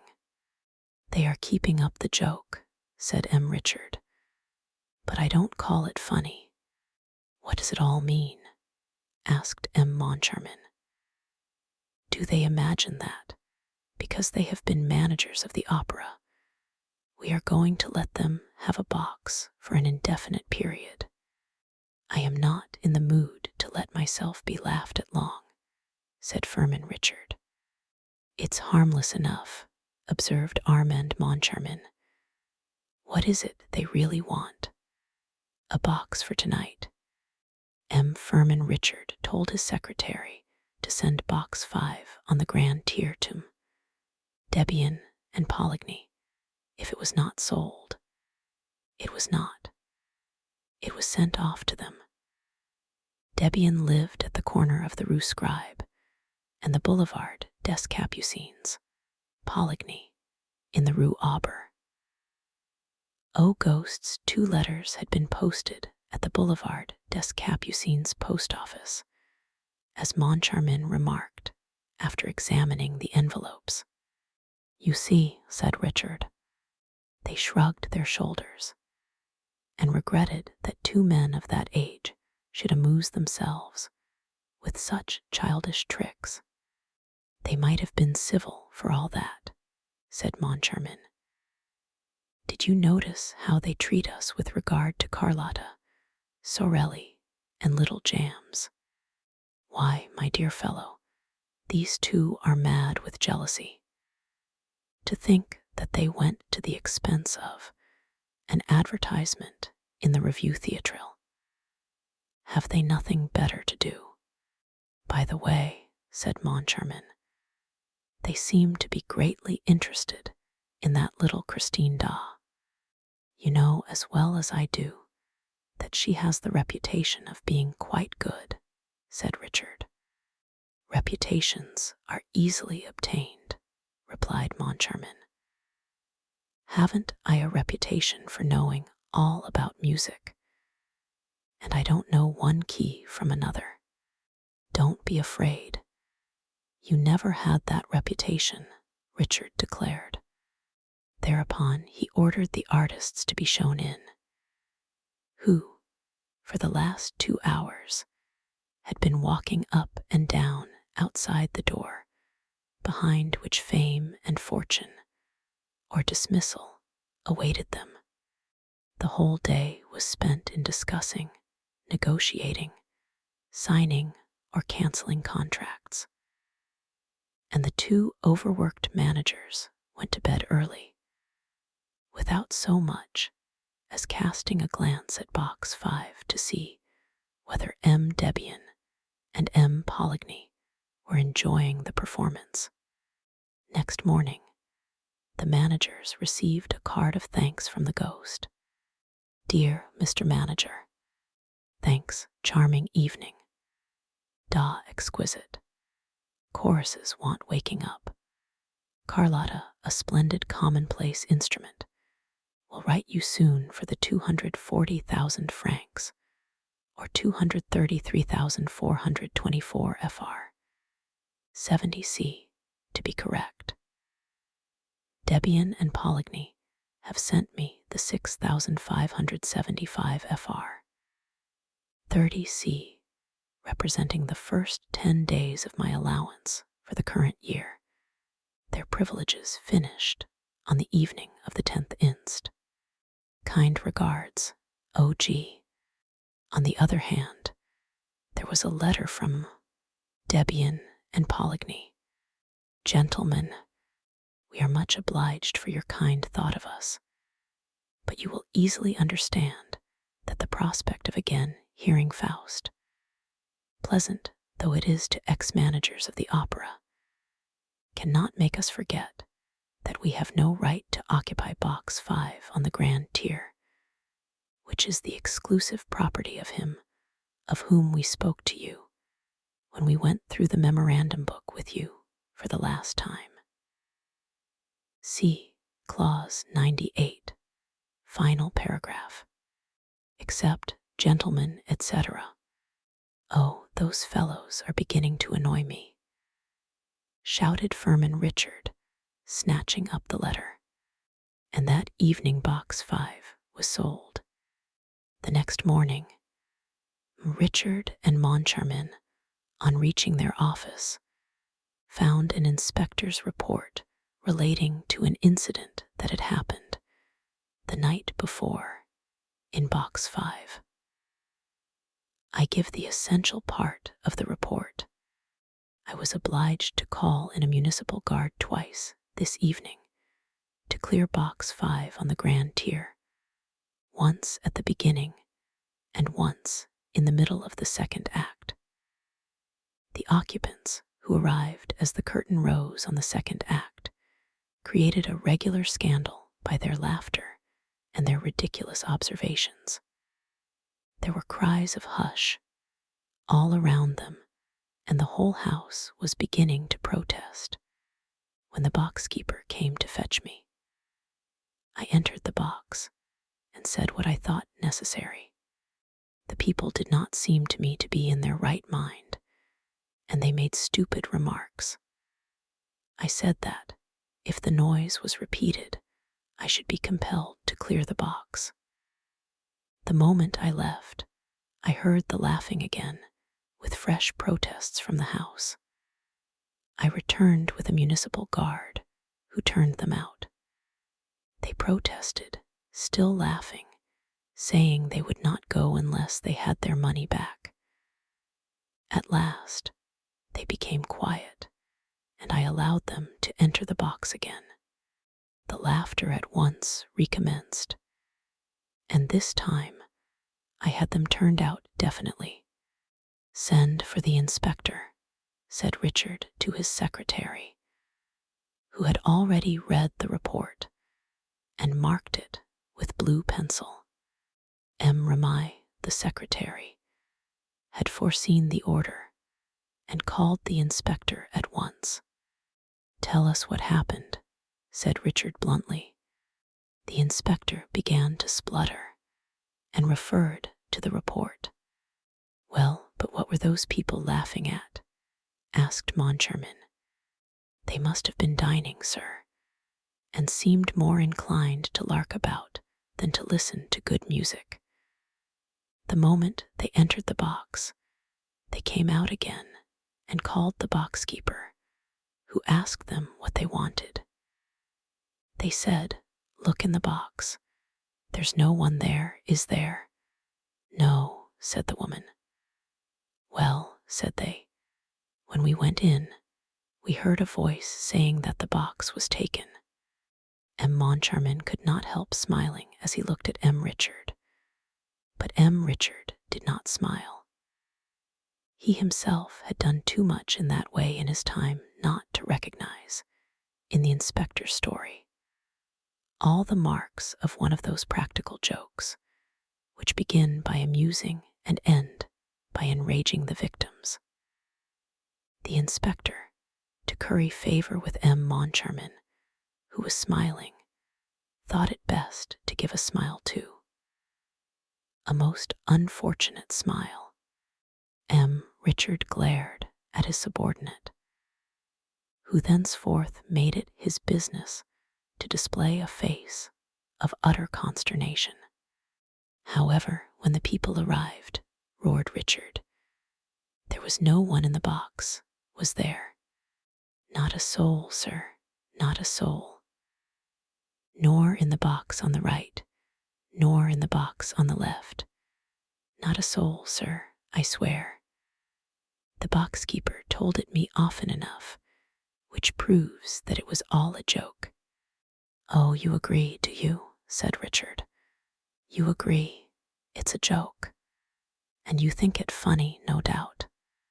I think it in very bad taste, sir." "And what did the boxkeeper say?" "Oh, she just said that it was the opera ghost. That's all she said." And the inspector grinned. But he soon found that he had made a mistake in grinning, for the words had no sooner left his mouth than M. Richard, from gloomy, became furious. "Send for the boxkeeper," he shouted. "Send for her, this minute, and bring her in to me here, and turn all those people out." The inspector tried to protest, but Richard closed his mouth with an angry order to hold his tongue. Then, when the wretched man's lips seemed shut forever, the manager commanded him to open them once more. "Who is this opera ghost?" he snarled. But the inspector was by this time incapable of speaking a word. He managed to convey, by a despairing gesture, that he knew nothing about it. or rather, that he did not wish to know. Have you ever seen him? Have you seen the opera ghost? The inspector, by means of a vigorous shake of the head, denied ever having seen the ghost in question. Very well, said M. Richard coldly. The inspector's eyes started out of his head, as though to ask why the manager had uttered that ominous, very well, because I'm going to settle the account of anyone who has not seen him, explained the manager. As he seems to be everywhere, I can't have people telling me that they see him nowhere. I like people to work for me when I employ them. Having said this, M. Richard paid no attention to the inspector and discussed various matters of business with his acting manager, who had entered the room meanwhile. The inspector thought he could go, and was gently, oh, so gently, sidling toward the door, when M. Richard nailed the man to the floor with a thundering, "Stay where you are." M. Remy had sent for the boxkeeper to the Rue de Provence, close to the opera, where she was engaged as a porteress. She soon made her appearance. "What's your name?" "Mme. Guyery." "You know me well enough, sir. I'm the mother of little Guyery, little Meg." "What?" This was said in so rough and solemn a tone that, for a moment, M. Richard was impressed. He looked at Mme. Guyery, in her faded shawl, her worn shoes, her old taffeta dress, and dingy bonnet. It was quite evident from the manager's attitude that he either did not know or could not remember having met Mme. Guyery, nor even little Guyery, nor even little Meg, but Mme. Guyery's pride was so great that the celebrated boxkeeper imagined that everybody knew her. "Never heard of her," the manager declared. "But that's no reason, Mme. Guyery, why I shouldn't ask you what happened last night to make you and the inspector call in a municipal guard. I was just wanting to see you, sir, and talk to you about it, so that you mightn't have the same unpleasantness as M. Debian and M. Poligny. They wouldn't listen to me either at first. I'm not asking you about all that. I'm asking what happened last night." Mme. Guyery turned purple with indignation. Never had she been spoken to like that. She rose as though to go, gathering up the folds of her skirt and waving the feathers of her dingy bonnet with dignity.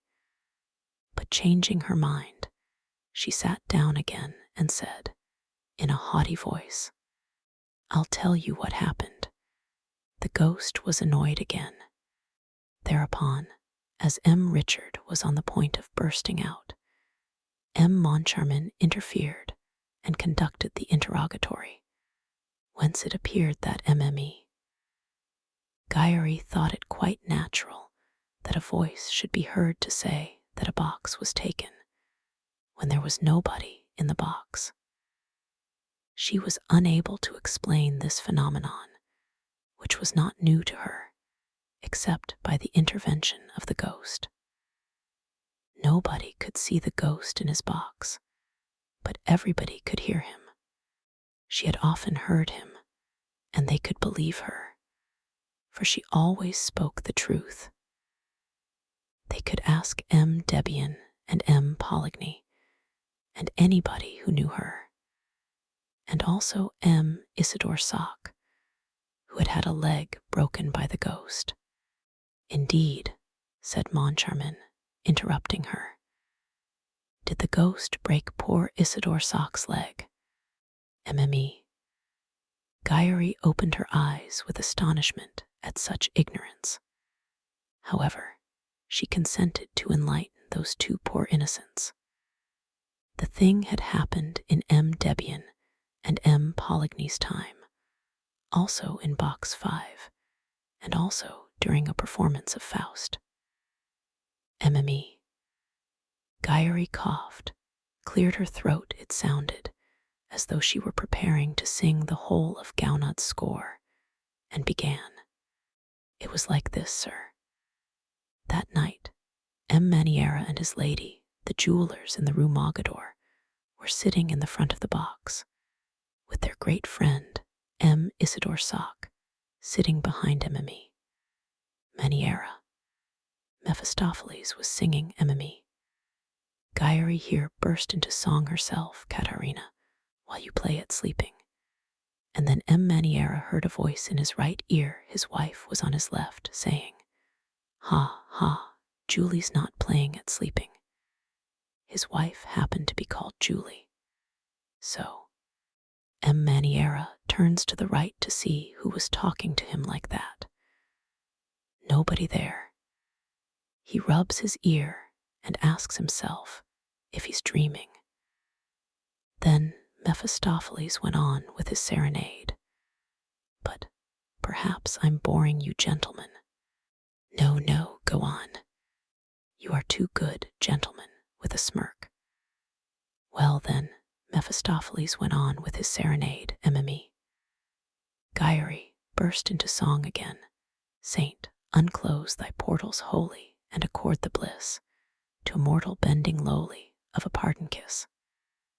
And then M. Maniera again hears the voice in his right ear, saying this time, "Ha, ha, Julie wouldn't mind according a kiss to Isidore."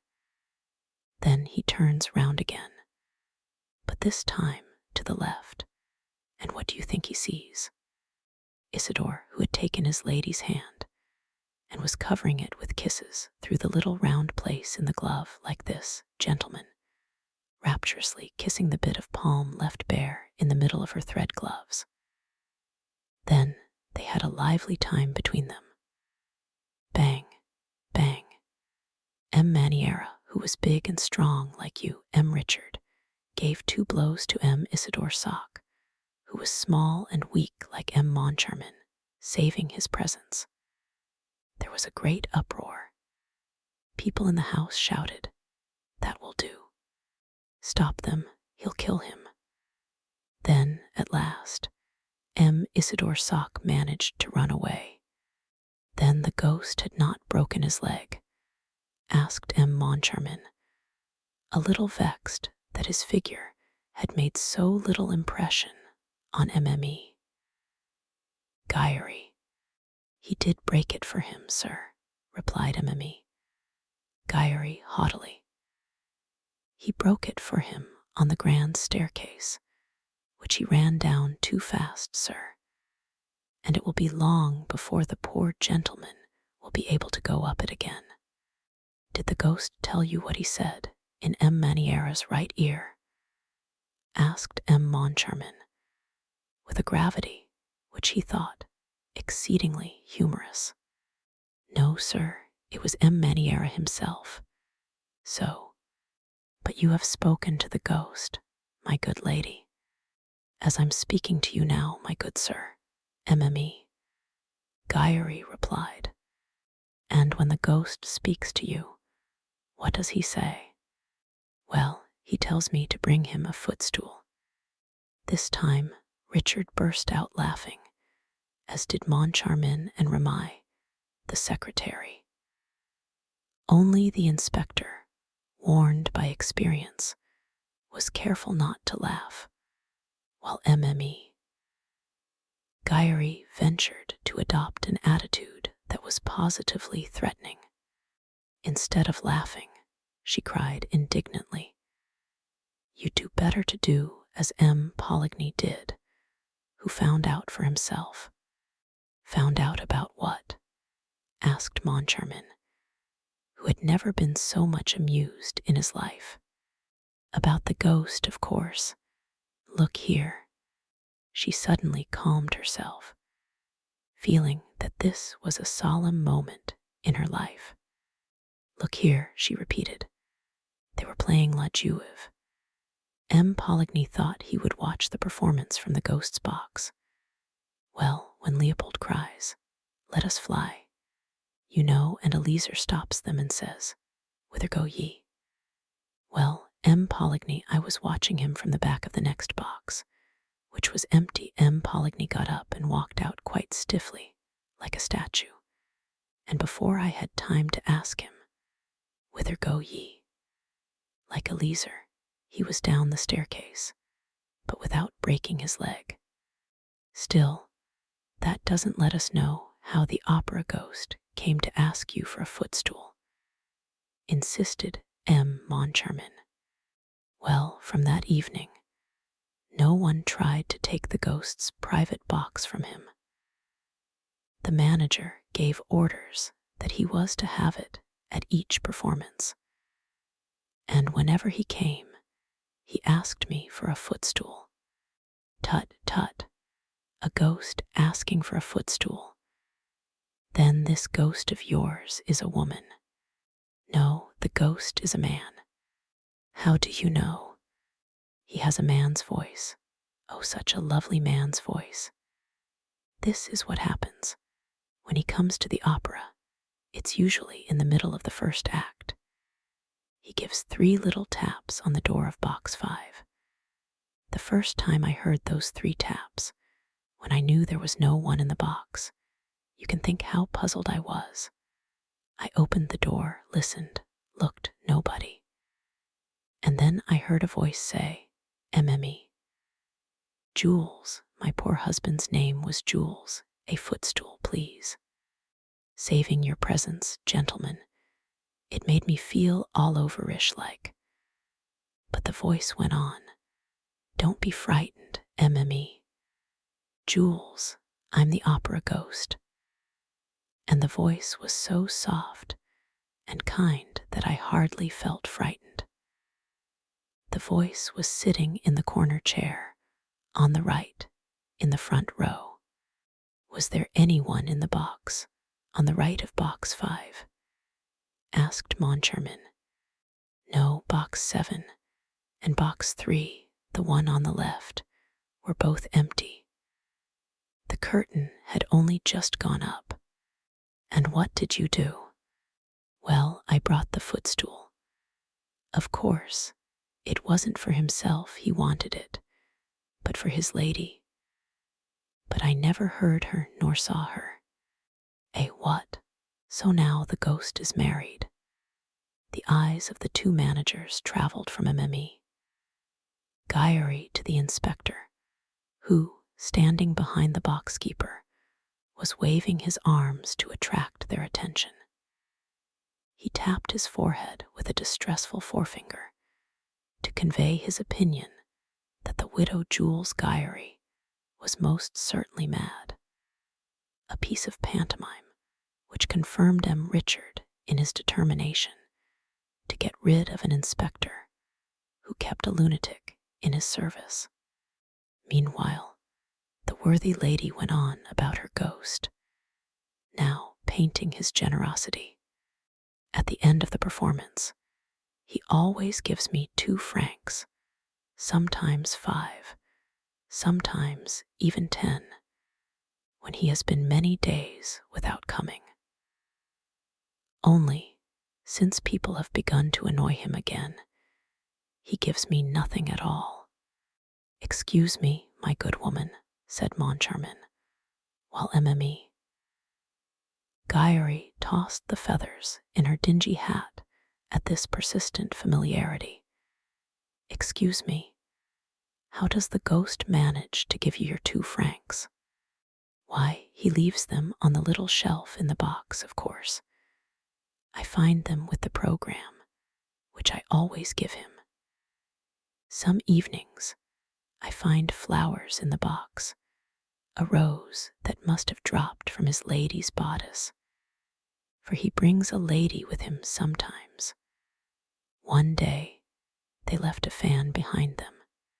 Oh, the ghost left a fan, did he? And what did you do with it?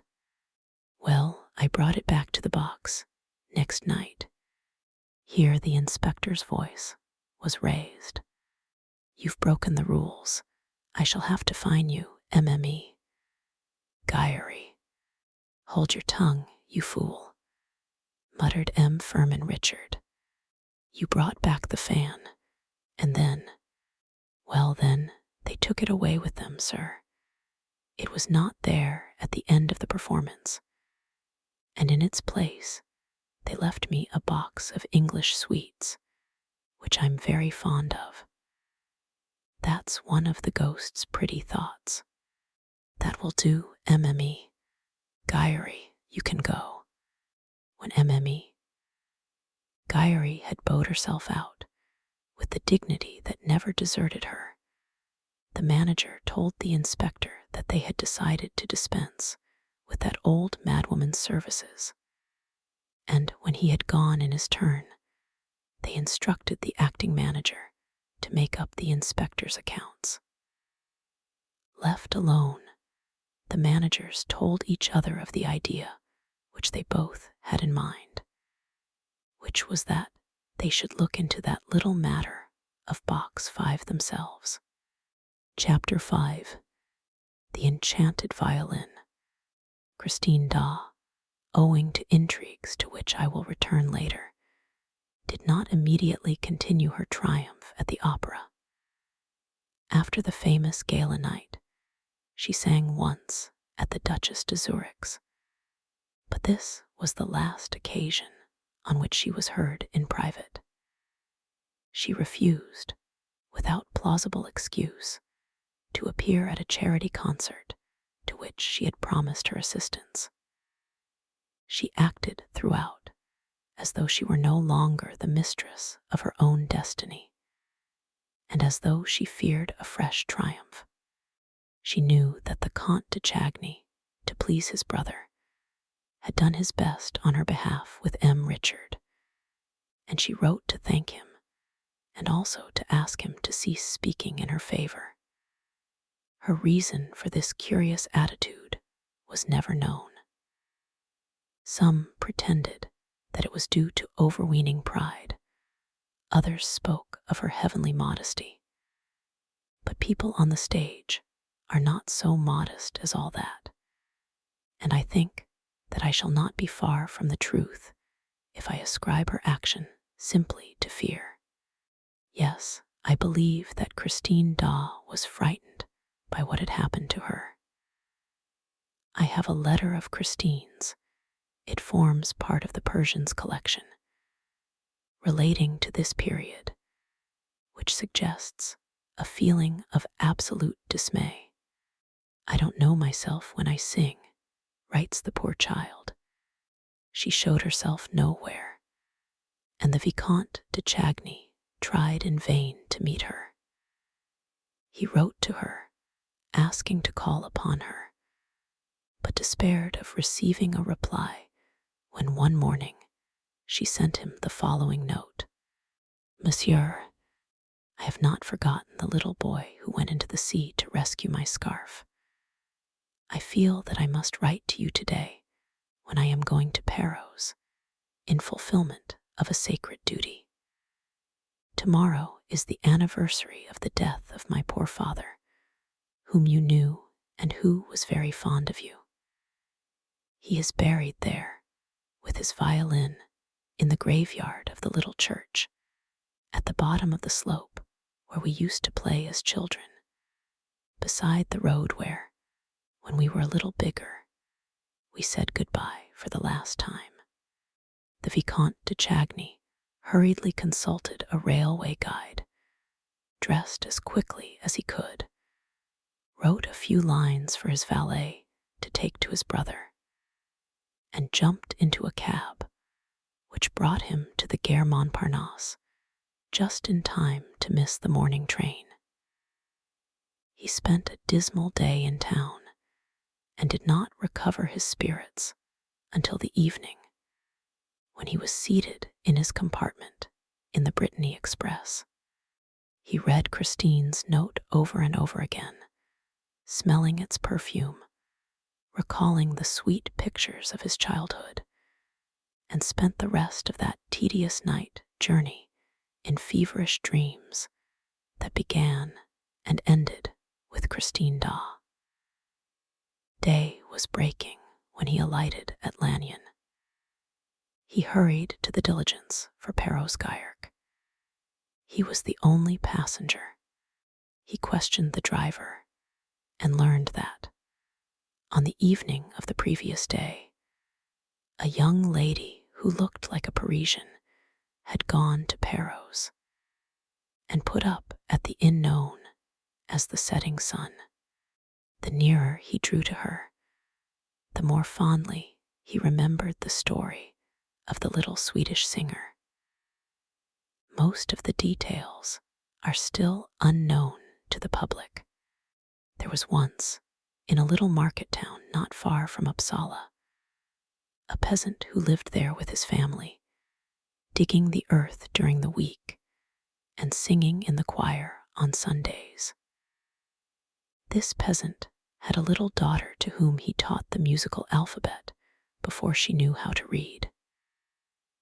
Daw's father was a great musician, perhaps without knowing it.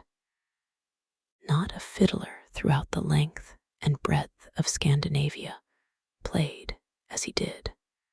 His reputation was widespread, and he was always invited to set the couples dancing at weddings and other festivals.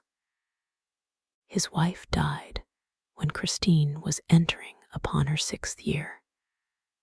Then the father, who cared only for his daughter and his music, sold his patch of ground and went to Uppsala in search of fame and fortune. He found nothing but poverty. He returned to the country, wandering from fair to fair, strumming his Scandinavian melodies, while his child, who never left his side, listened to him in ecstasy or sang to his playing. One day at Älvsjimby Fair, Professor Valerius heard them and took them to Gothenburg. He maintained that the father was the first violinist in the world, and that the daughter had the making of a great artist. Her education and instruction were provided for. She made rapid progress and charmed everybody with her prettiness, her grace of manner, and her genuine eagerness to please. When Valerius and his wife went to settle in France, they took Daw and Christine with them. Mama Valerius treated Christine as her daughter. As for Daw, he began to pine away with homesickness. He never went out of doors in Paris, but lived in a sort of dream which he kept up with his violin.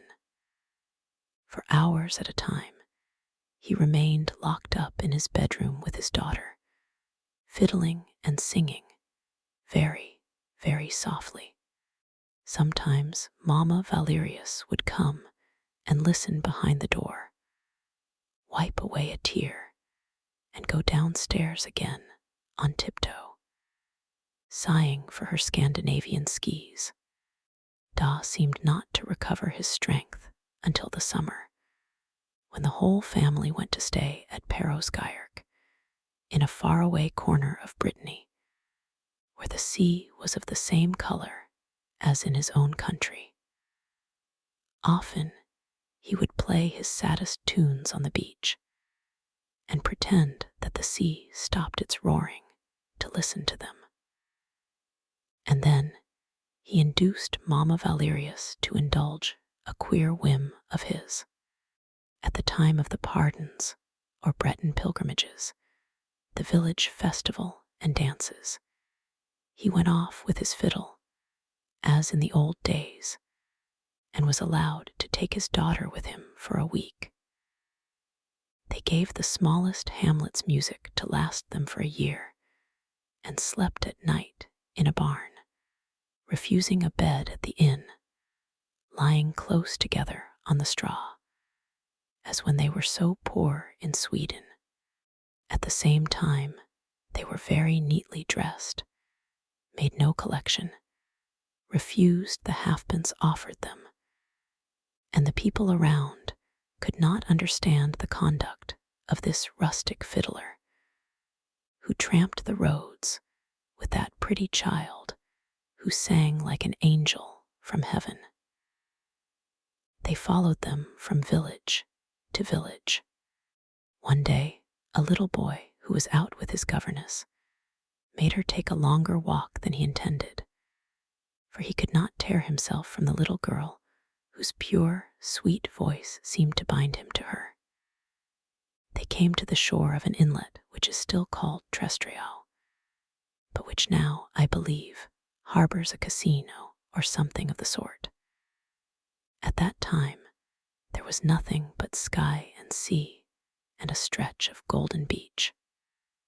Only there was also a high wind, which blew Christine's scarf out to sea. Christine gave a cry and put out her arms, but the scarf was already far on the waves. Then she heard a voice say, "It's all right. I'll go and fetch your scarf out of the sea."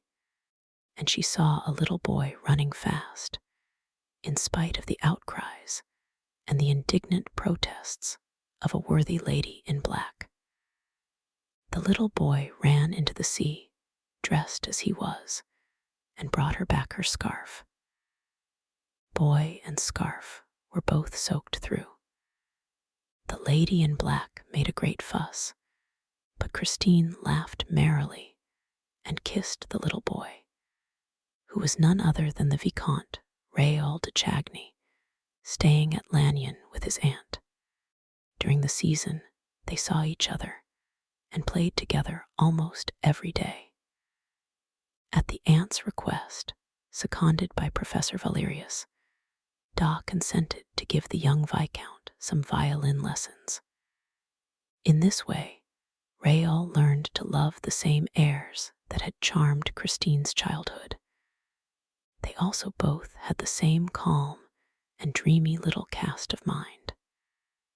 They delighted in stories, in old Breton legends, and their favorite sport was to go and ask for them at the cottage doors, like beggars. "Ma'am, or kind gentleman, have you a little story to tell us, please?" And it seldom happened that they did not have one given them. For nearly every old Breton grandame has, at least once in her life, seen the Corrigans dance by moonlight on the heather.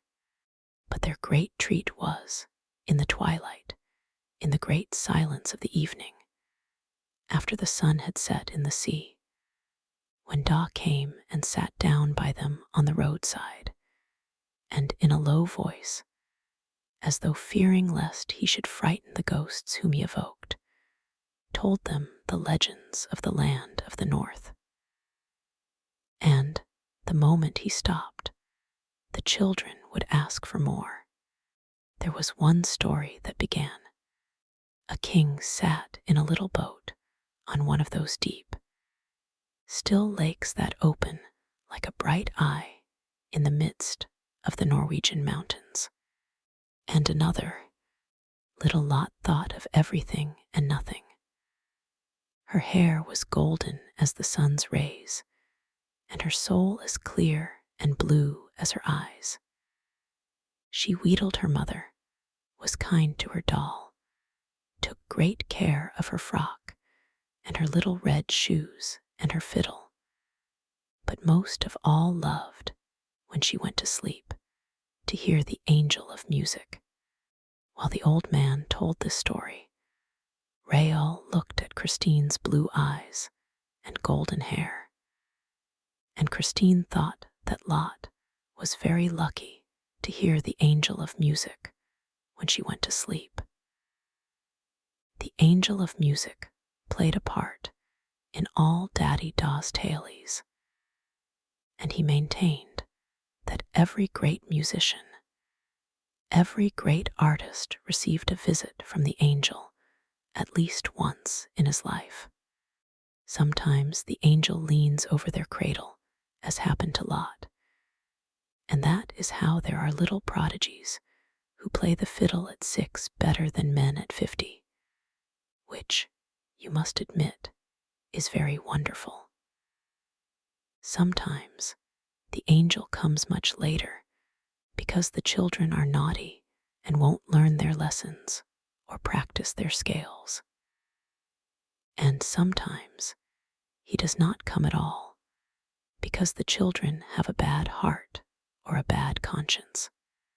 No one ever sees the angel, but he is heard by those who are meant to hear him. He often comes when they least expect him, when they are sad and disheartened. Then their ears suddenly perceive celestial harmonies, a divine voice, which they remember all their lives. Persons who are visited by the angel quiver with a thrill unknown to the rest of mankind. And they cannot touch an instrument or open their mouths to sing without producing sounds that put all other human sounds to shame. Then people who do not know that the angel has visited those persons say that they have genius. Little Christine asked her father if he had heard the angel of music. But Daddy Daw shook his head sadly, and then his eyes lit up as he said, "You will hear him one day, my child. When I am in heaven, I will send him to you." Daddy was beginning to cough at that time. 3 years later, Rael and Christine met again at Perros. Professor Valerius was dead, but his widow remained in France with Daddy Daw and his daughter, who continued to play the violin and sing, wrapping in their dream of harmony their kind patroness, who seemed henceforth to live on music alone. The young man, as he now was, had come to Perros on the chance of finding them, and went straight to the house in which they used to stay. He first saw the old man, and then Christine entered, carrying the tea tray. She flushed at the sight of Rael, who went up to her and kissed her. She asked him a few questions, performed her duties as hostess prettily, took up the tray again, and left the room. Then she ran into the garden and took refuge on a bench, a prey to feelings that stirred her young heart for the first time. Rael followed her and they talked till the evening, very shyly. They were quite changed, cautious as two diplomatists, and told each other things that had nothing to do with their budding sentiments. When they took leave of each other by the roadside, Rael, pressing a kiss on Christine's trembling hand, said, "Mademoiselle, I shall never forget you," and he went away regretting his words, for he knew that Christine could not be the wife of the Vicomte de Chagny. As for Christine, she tried not to think of him and devoted herself wholly to her art. She made wonderful progress, and those who heard her prophesied that she would be the greatest singer in the world. Meanwhile, the father died, and suddenly she seemed to have lost, with him, her voice, her soul, and her genius. She retained just, but only just, enough of this to enter the conservatoire, where she did not distinguish herself at all, attending the classes without enthusiasm, and taking a prize only to please old Mamma Valerius, with whom she continued to live. The first time that Rael saw Christine at the opera, he was charmed by the girl's beauty and by the sweet images of the past which it evoked, but was rather surprised at the negative side of her art. He returned to listen to her. He followed her in the wings. He waited for her behind a Jacob's ladder. He tried to attract her attention. More than once, he walked after her to the door of her box, but she did not see him. She seemed, for that matter, to see nobody. she was all indifference. Rael suffered, for she was very beautiful, and he was shy, and dared not confess his love, even to himself. And then came the lightning flash of the gala performance, the heavens torn asunder, and an angel's voice heard upon earth for the delight of mankind and the utter capture of his heart. And then there was that man's voice behind the door. You must love me. And no one in the room. Why did she laugh when he reminded her of the incident of the scarf? Why did she not recognize him? And why had she written to him? Perros was reached at last.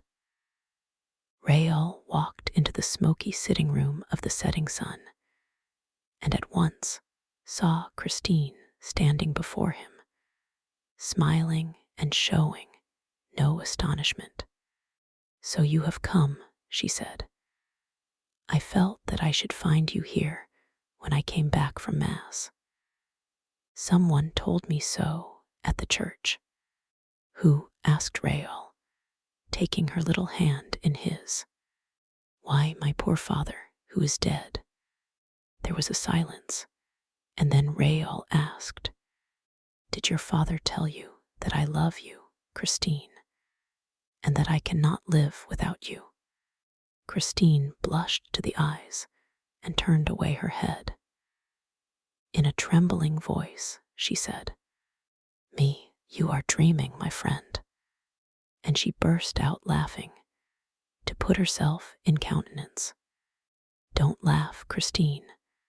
I am quite serious, Rael answered. And she replied gravely, I did not make you come to tell me such things as that. You made me come, Christine. You knew that your letter would not leave me indignant, and that I should hasten to Perros. How can you have thought that, if you did not think I loved you? I thought you would remember our games here, as children, in which my father so often joined. I really don't know what I thought. Perhaps I was wrong to write to you. This anniversary and your sudden appearance in my room at the opera the other evening reminded me of the time long past and made me write to you as the little girl that I then was. There was something in Christine's attitude that seemed to Rael not natural. He did not feel any hostility in her, far from it. The distressed affection shining in her eyes told him that. But why was this affection distressed? That was what he wished to know, and what was irritating him. When you saw me in your dressing room, was that the first time you noticed me, Christine? She was incapable of lying. No, she said. I had seen you several times in your brother's box, and also on the stage. I thought so, said Rael, compressing his lips. But then why, when you saw me in your room, at your feet, reminding you that I had rescued your scarf from the sea, why did you answer as though you did not know me? And also, why did you laugh? The tone of these questions was so rough that Christine stared at Rael without replying. The young man himself was aghast at the sudden quarrel which he had dared to raise at the very moment when he had resolved to speak words of gentleness, love, and submission to Christine. A husband, a lover with all rights, would talk no differently to a wife, a mistress who had offended him. But he had gone too far and saw no other way out of the ridiculous position than to behave odiously. You don't answer, he said angrily and unhappily. Well, I will answer for you. It was because there was someone in the room who was in your way, Christine. someone that you did not wish to know that you could be interested in anyone else. If anyone was in my way, my friend, Christine broke in coldly.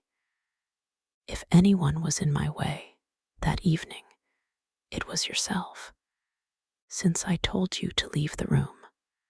Yes, so that you might remain with the other. What are you saying, monsieur? Asked the girl excitedly. And to what other do you refer? To the man to whom you said, I sing only for you. Tonight I gave you my soul, and I am dead. Christine seized Rael's arm and clutched it with a strength which no one would have suspected in so frail a creature. Then you were listening behind the door. Yes, because I love you everything, and I heard everything. You heard what? And the young girl, becoming strangely calm, released Rael's arm. He said to you, Christine, you must love me. At these words, a deathly pallor spread over Christine's face. Dark rings formed round her eyes. She staggered and seemed on the point of swooning. Rael darted forward, with arms outstretched, but Christine had overcome her passing faintness and said, in a low voice, go on, tell me all you heard. At an utter loss to understand, Rael answered, I heard him reply, when you said you had given him your soul. Your soul is a beautiful thing, child, and I thank you. No emperor ever received so fair a gift. The angels wept tonight.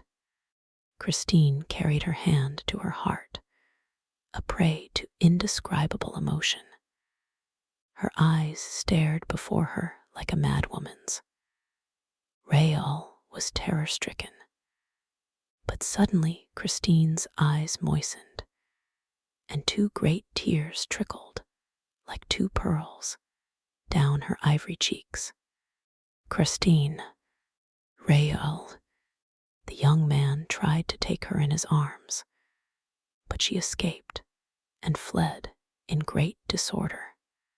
While Christine remained locked in her room, Rael was at his wits' end what to do. He refused to breakfast. He was terribly concerned and bitterly grieved to see the hours, which he had hoped to find so sweet, slip past without the presence of the young Swedish girl. Why did she not come to roam with him through the country where they had so many memories in common? He heard that she had had a mass said that morning for the repose of her father's soul, and spent a long time praying in the little church and on the fiddler's tomb. Then, as she seemed to have nothing more to do at Perros, and in fact was doing nothing there, why did she not go back to Paris at once?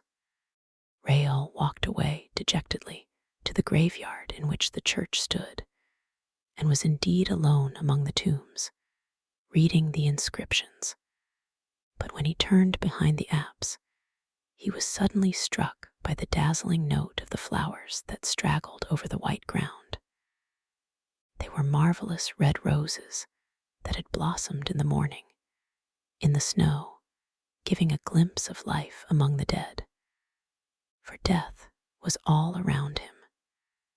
It also, like the flowers, issued from the ground, which had flung back a number of its corpses. Skeletons and skulls by the hundred were heaped against the wall of the church, held in position by a wire that left the whole gruesome stack visible. Dead men's bones, arranged in rows, like bricks, to form the first course upon which the walls of the sacristy had been built. The door of the sacristy opened in the middle of that bony structure, as is often seen in old Breton churches. Rael said a prayer for Da, and then, painfully impressed by all those eternal smiles on the mouths of skulls, he climbed the slope and sat down on the edge of the heath overlooking the sea. The wind fell with the evening. Rael was surrounded by icy darkness, but he did not feel the cold. It was here, he remembered, that he used to come with little Christine to see the Corrigans dance at the rising of the moon. He had never seen any, though his eyes were good, whereas Christine, who was a little short-sighted, pretended that she had seen many. He smiled at the thought, and then suddenly gave a start. A voice behind him said, "Do you think the Corrigans will come this evening?" It was Christine. He tried to speak. She put her gloved hand on his mouth. "Listen, Rael. I have decided to tell you something serious, very serious. Do you remember the legend of the Angel of Music?" "I do indeed," he said. "I believe it was here that your father first told it to us, and it was here that he said, 'When I am in heaven, my child, I will send him to you.' Well, Rael, my father is in heaven, and I have been visited by the Angel of Music." "I have no doubt of it," replied the young man gravely, for it seemed to him that his friend, in obedience to a pious thought, was connecting the memory of her father with the brilliancy of her last triumph. Christine appeared astonished at the Vicomte de Chagny's coolness. "How do you understand it?" she asked, bringing her pale face so close to his that he might have thought that Christine was going to give him a kiss. But she only wanted to read his eyes in spite of the dark. "I understand," he said, "that no human being can sing as you sang the other evening without the intervention of some miracle. No professor on earth can teach you such accents as those. You have heard the Angel of Music, Christine." "Yes," she said solemnly, "in my dressing room. That is where he comes to give me my lessons daily." "In your dressing room," he echoed stupidly. "Yes, that is where I have heard him. And I have not been the only one to hear him." "Who else heard him, Christine?" "You, my friend." I heard the Angel of Music. Yes, the other evening.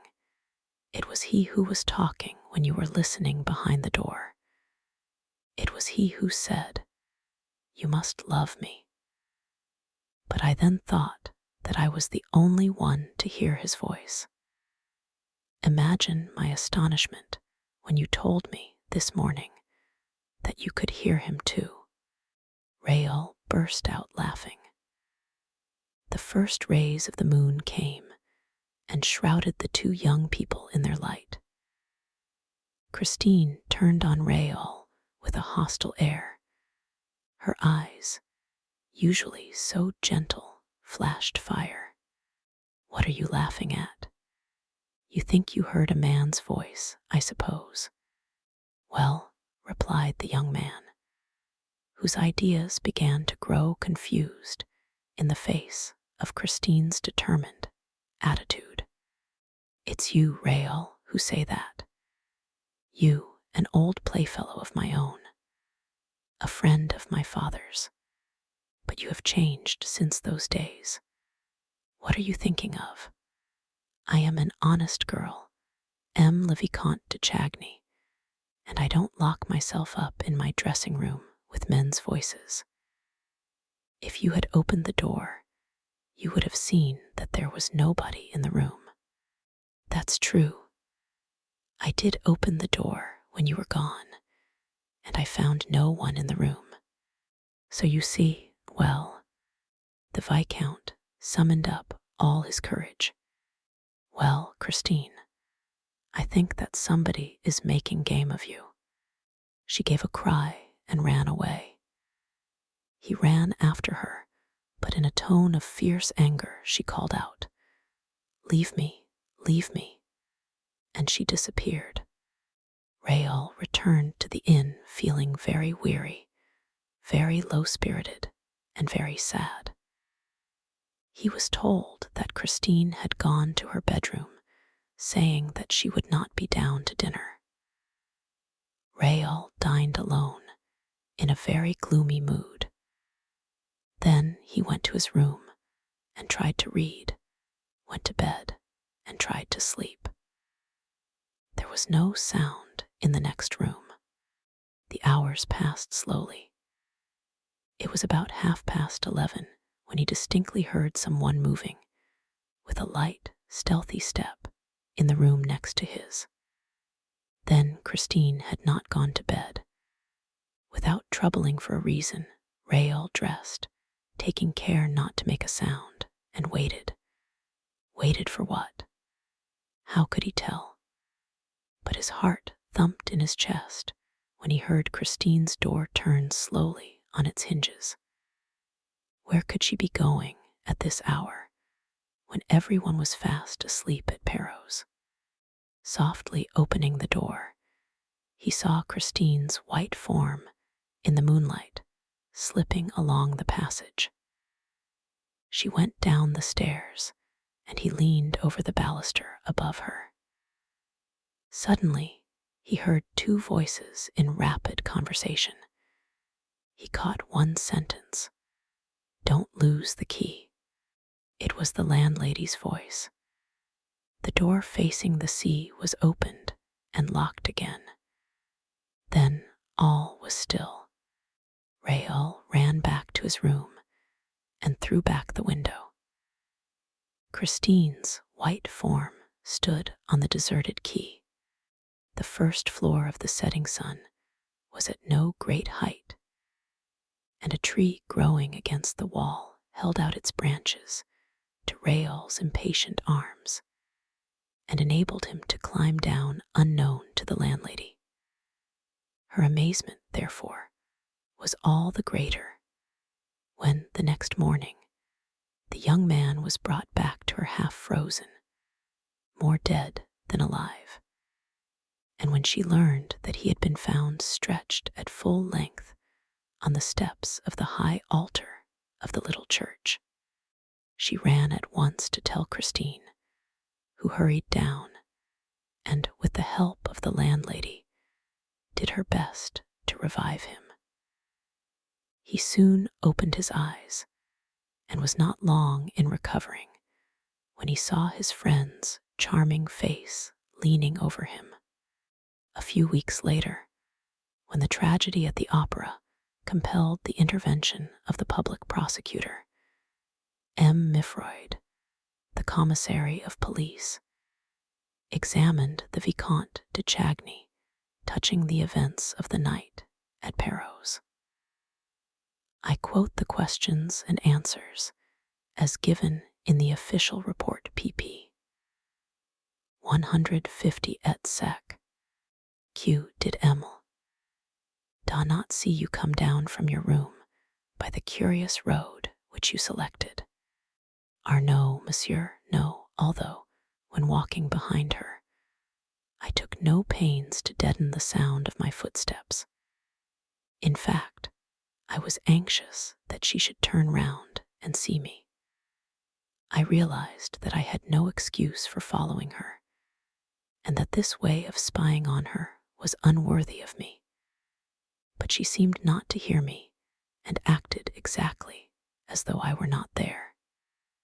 She quietly left the quay and then suddenly walked quickly up the road.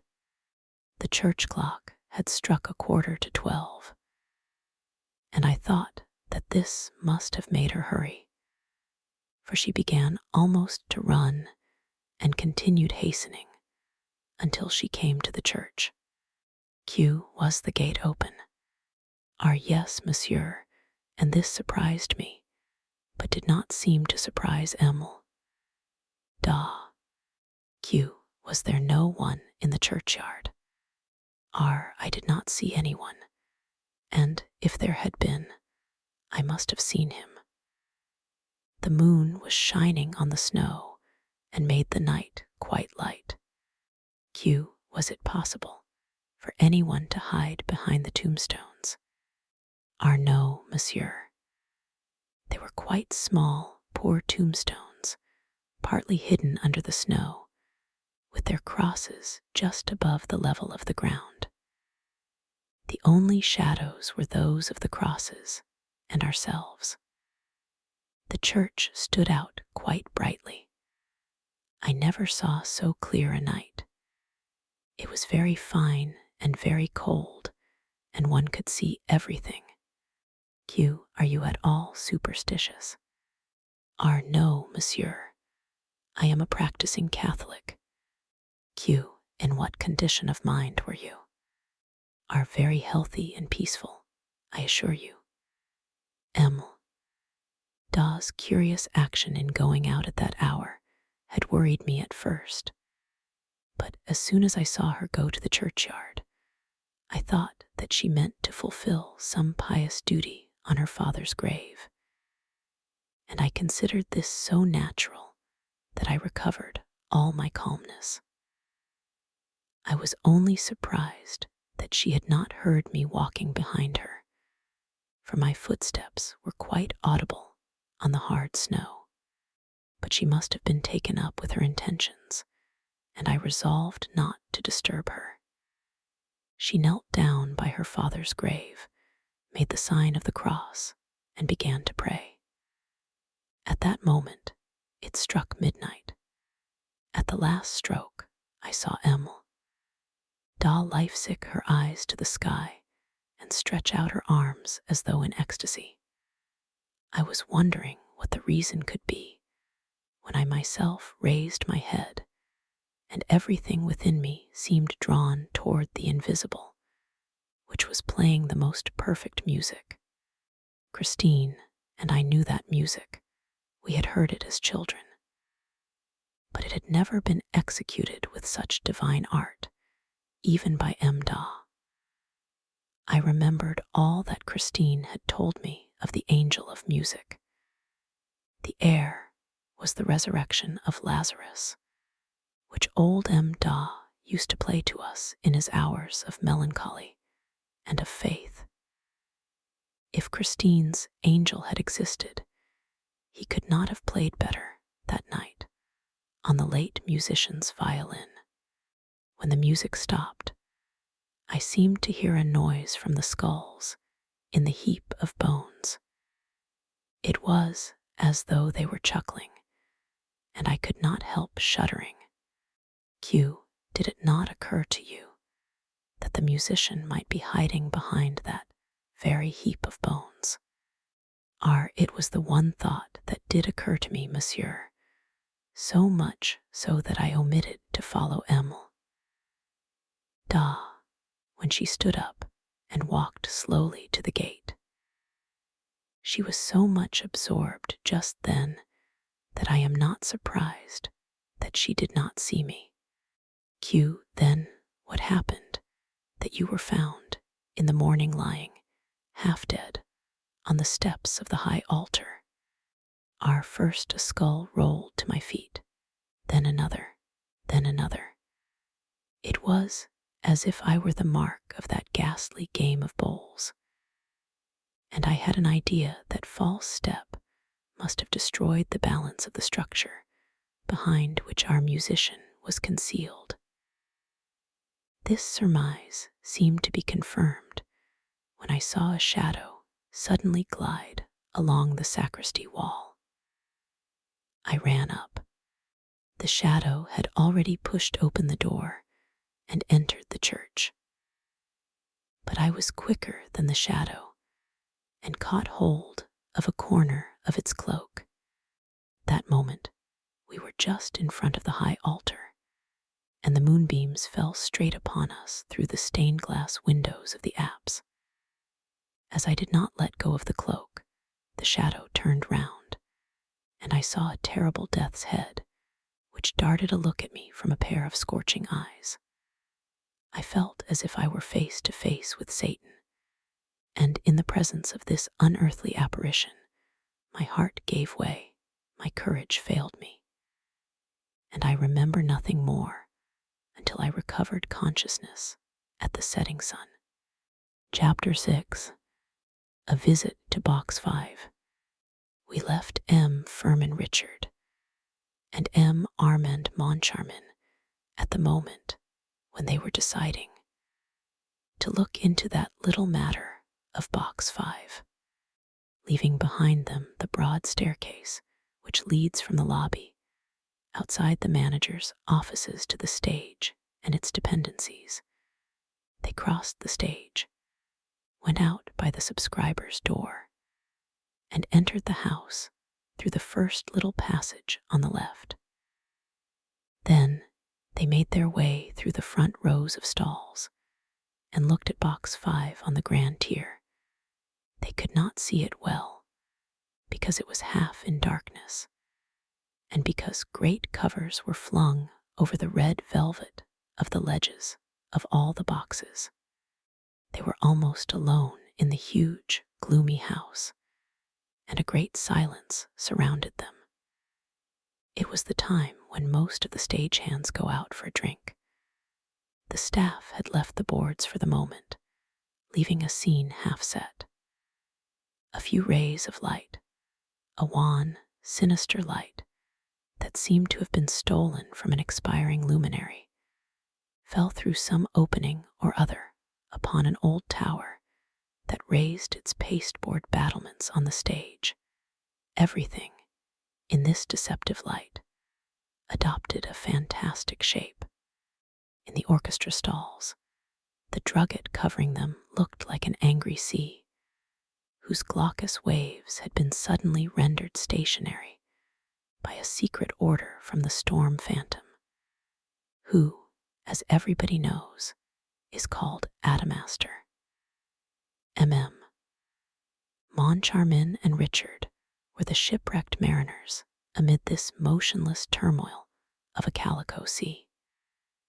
They made for the left boxes, plowing their way like sailors who leave their ship and try to struggle to the shore. The 8 great polished columns stood up in the dusk like so many huge piles, supporting the threatening, crumbling, big-bellied cliffs, whose layers were represented by the circular, parallel, waving lines of the balconies of the grand, first and second tiers of boxes.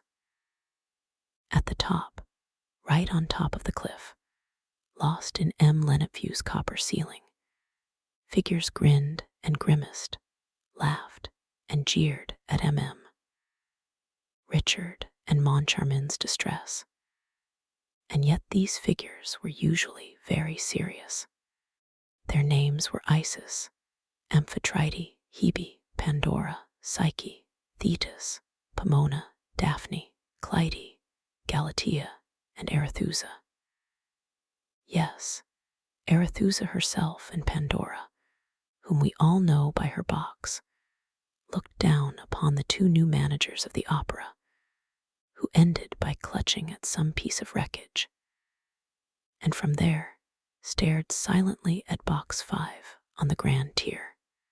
I have said that they were distressed. At least, I presume so. M. Moncharmin, in any case, admits that he was impressed.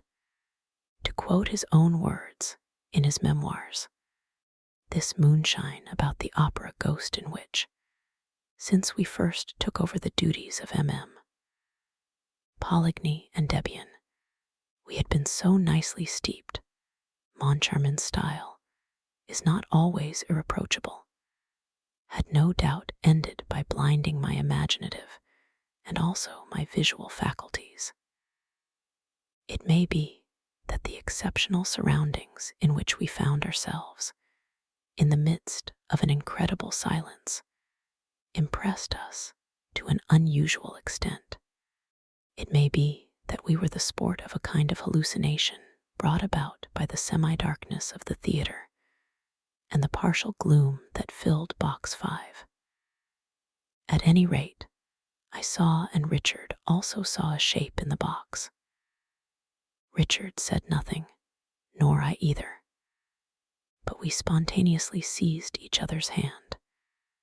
We stood like that for some minutes, without moving, with our eyes fixed on the same point, but the figure had disappeared. Then we went out, and in the lobby, communicated our impressions to each other, and talked about the shape. The misfortune was that my shape was not in the least like Richard's. I had seen a thing like a death's head resting on the ledge of the box, whereas Richard saw the shape of an old woman who looked like MME. Guyery.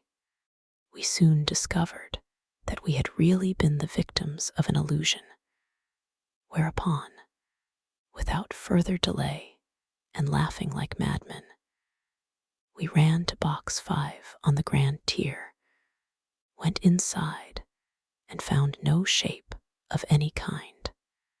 Box 5 is just like all the other grand tier boxes. There is nothing to distinguish it from any of the others. M. Moncharmin and M. Richard, ostensibly highly amused and laughing at each other, moved the furniture of the box, lifted the cloths and the chairs, and particularly examined the armchair in which the man's voice used to sit. But they saw that it was a respectable armchair with no magic about it. Altogether, the box was the most ordinary box in the world, with its red hangings, its chairs, its carpet, and its ledge covered in red velvet. After feeling the carpet in the most serious manner possible, and discovering nothing more here or anywhere else, they went down to the corresponding box on the pit tier below. In Box 5 on the pit tier, which is just inside the first exit from the stalls on the left, they found nothing worth mentioning either. Those people are all making fools of us. Firmin Richard ended by exclaiming, "It will be Faust on Saturday. Let us both see the performance from Box 5 on the grand tier." Chapter 7. Faust and What Followed. On the Saturday morning, on reaching their office, the joint managers found a letter from O.G. worded in these terms: "My dear managers, so it is to be war between us. If you still care for peace, here is my ultimatum. It consists of the 4 following conditions. 1, you must give me back my private box, and I wish it to be at my free disposal from henceforward. 2, the part of Margarita shall be sung this evening by Christine Daw. Never mind about Carlotta, she will be ill. 3, I absolutely insist upon the good and loyal services of MME. Guyery, my box-keeper, whom you will reinstate in her functions forthwith. 4, let me know by a letter handed to MME. Guyery, who will see that it reaches me, that you accept, as your predecessors did, the conditions in my memorandum book relating to my monthly allowance. I will inform you later how you are to pay it to me. If you refuse, you will give Faust tonight in a house with a curse upon it. Take my advice and be warned in time. O.G. Look here, I'm getting sick of him, shouted Richard, bringing his fists down on his office table. Just then Mercier, the acting manager, entered. Lachenal would like to see one of you gentlemen, he said. He says that his business is urgent, and he seems quite upset. Who's Lational? Asked Richard. He's your stud groom. What do you mean, my stud groom? Yes, sir, explained Mercier. There are several grooms at the opera, and M. Lational is at the head of them. And what does this groom do? He has the chief management of the stable. What stable? Why, yours, sir, the stable of the opera. Is there a stable at the opera? Upon my word, I didn't know. Where is it? In the cellars, on the rotunda side. It's a very important department. We have 12 horses. 12 horses. And what for, in heaven's name? Why, we want trained horses for the processions in the Juiv, the Profta, and so on horses, used to the boards. It is the groom's business to teach them. M. Lational is very clever at it. He used to manage Franconi's stables. Very well, but what does he want? I don't know. I never saw him in such a state. He can come in. M. Lational came in, carrying a riding whip, with which he struck his right boot in an irritable manner. Good morning, M. Lational, said Richard, somewhat impressed. To what do we owe the honor of your visit? Mr. Manager, I have come to ask you to get rid of the whole stable. What, you want to get rid of our horses? I'm not talking of the horses, but of the stablemen. How many stablemen have you, M. Lational? 6 stablemen. That's at least 2 too many. These are places, Mercier interposed, created and forced upon us by the Undersecretary for Fine Arts. They are filled by proteges of the government, and if I may venture to, I don't care a hang for the government, roared Richard. We don't need more than 4 stablemen for 12 horses. 11, said the head riding master, correcting him. 12, repeated Richard. 11, repeated Lational. Oh, the acting manager told me that you had 12 horses. I did have 12, but I have only 11 since Cesar was stolen. And M. Lational gave himself a great smack on the boot with his whip. Has Cesar been stolen? Cried the acting manager. Cesar, the white horse in the Profta. There are not 2 Cesars, said the stud groom dryly. I was 10 years at Franconi's, and I have seen plenty of horses in my time. Well, there are not 2 Cesars, and he's been stolen. How? I don't know. Nobody knows. That's why I have come to ask you to sack the whole stable. What do your stablemen say? All sorts of nonsense. Some of them accuse the supers. Others pretend that it's the acting manager's doorkeeper. My doorkeeper. I'll answer for him as I would for myself, protested Mercier. But after all, M. Lational, cried Richard, you must have some idea. Yes, I have, M. Lational declared. I have an idea, and I'll tell you what it is. There's no doubt about it in my mind. He walked up to the 2 managers and whispered, It's the ghost who did the trick. Richard gave a jump. What, you too, you too? How do you mean, I too? Isn't it natural after what I saw? What did you see? I saw, as clearly as I now see you, a black shadow riding a white horse that was as like Cesar as 2 peas.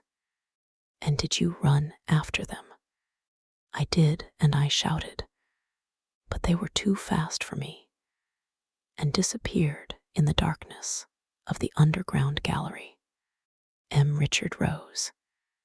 That will do, M. Lational. You can go. We will lodge a complaint against the ghost and sack my stable. Oh, of course. Good morning. M. Lational bowed and withdrew. Richard foamed at the mouth. Settle that idiot's account at once, please.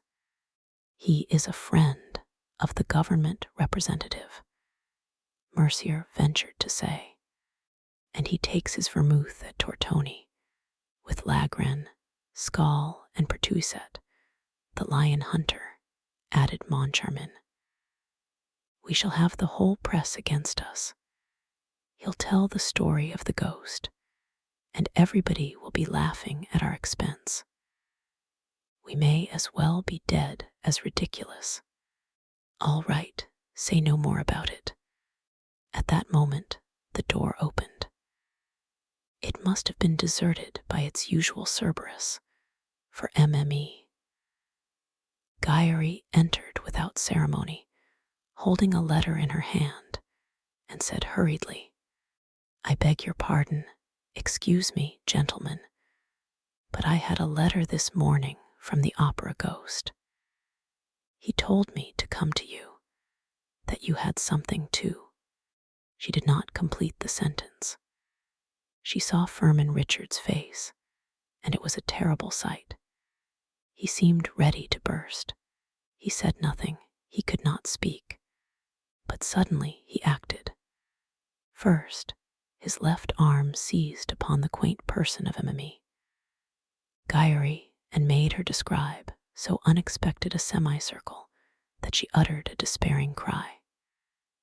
Next, his right foot imprinted its sole on the black taffeta of a skirt, which certainly had never before undergone a similar outrage in a similar place. The thing happened so quickly that MME. Guyary, when in the passage, was still quite bewildered and seemed not to understand. But suddenly she understood, and the opera rang with her indignant yells, her violent protests and threats. About the same time, Carlotta, who had a small house of her own in the Rue du Faubourg Saint-Honor, rang for her maid, who brought her letters to her bed. Among them was an anonymous missive, written in red ink, in a hesitating, clumsy hand, which ran, If you appear tonight, you must be prepared for a great misfortune at the moment when you open your mouth to sing. A misfortune worse than death. The letter took away Carlotta's appetite for breakfast. She pushed back her chocolate, sat up in bed, and thought hard.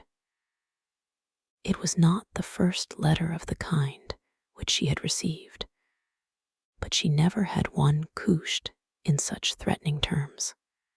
She thought herself, at that time, the victim of 1,000 jealous attempts, and went about saying that she had a secret enemy who had sworn to ruin her.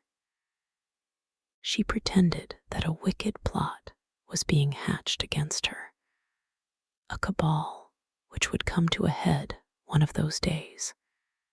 But she added that she was not the woman to be intimidated.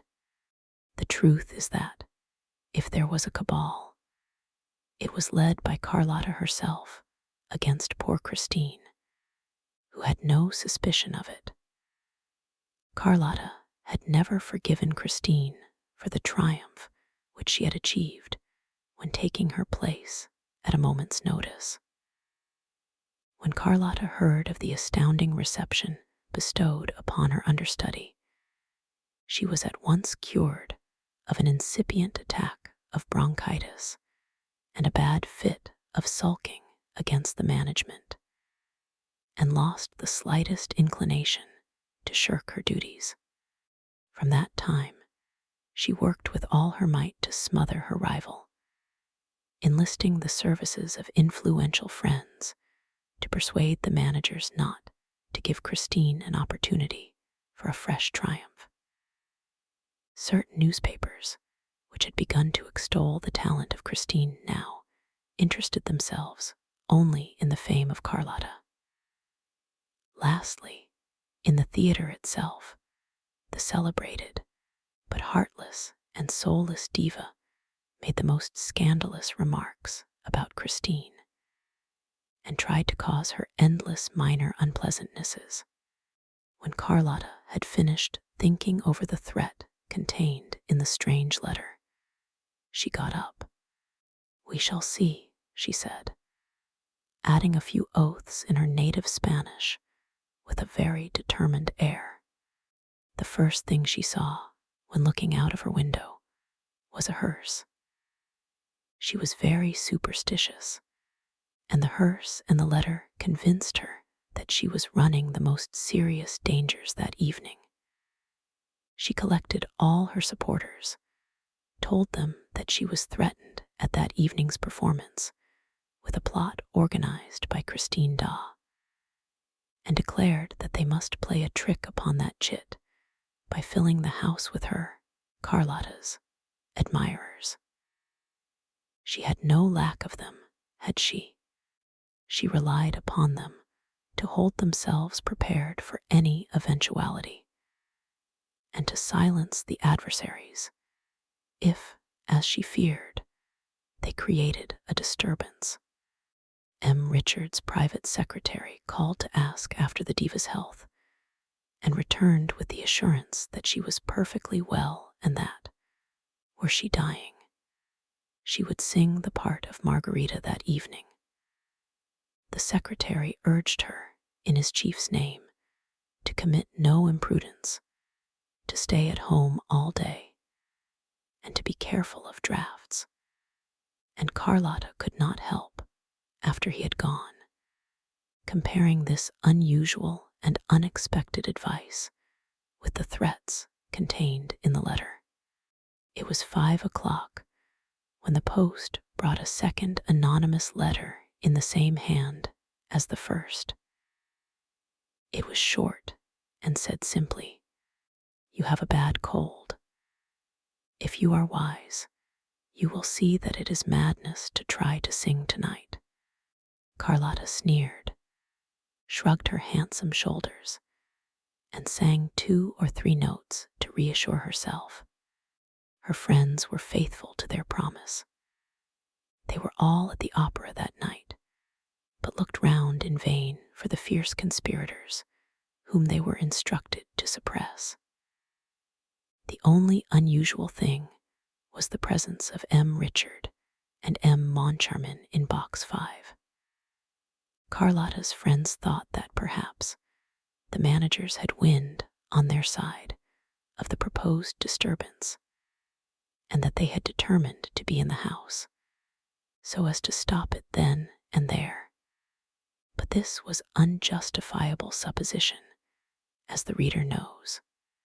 M. Richard and M. Moncharmin were thinking of nothing but their ghost.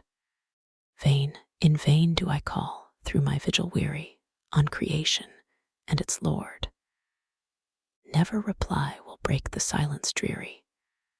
No sign, no single word.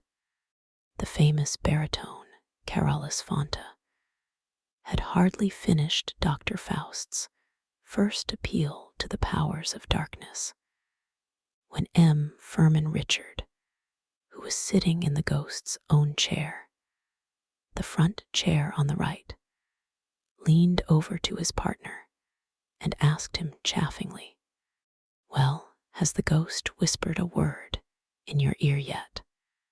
"Wait, don't be in such a hurry," replied M. Armand Moncharmin in the same gay tone. "The performance has only begun, and you know that the ghost does not usually come until the middle of the first act."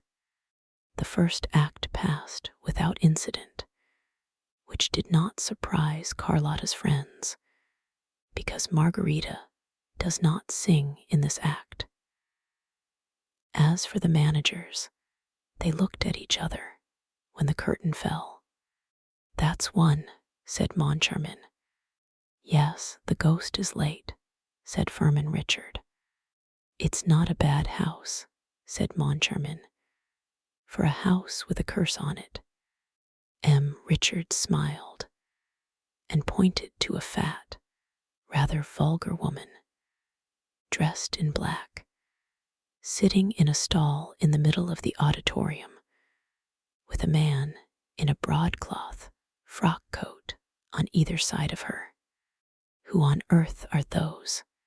asked Moncharmin.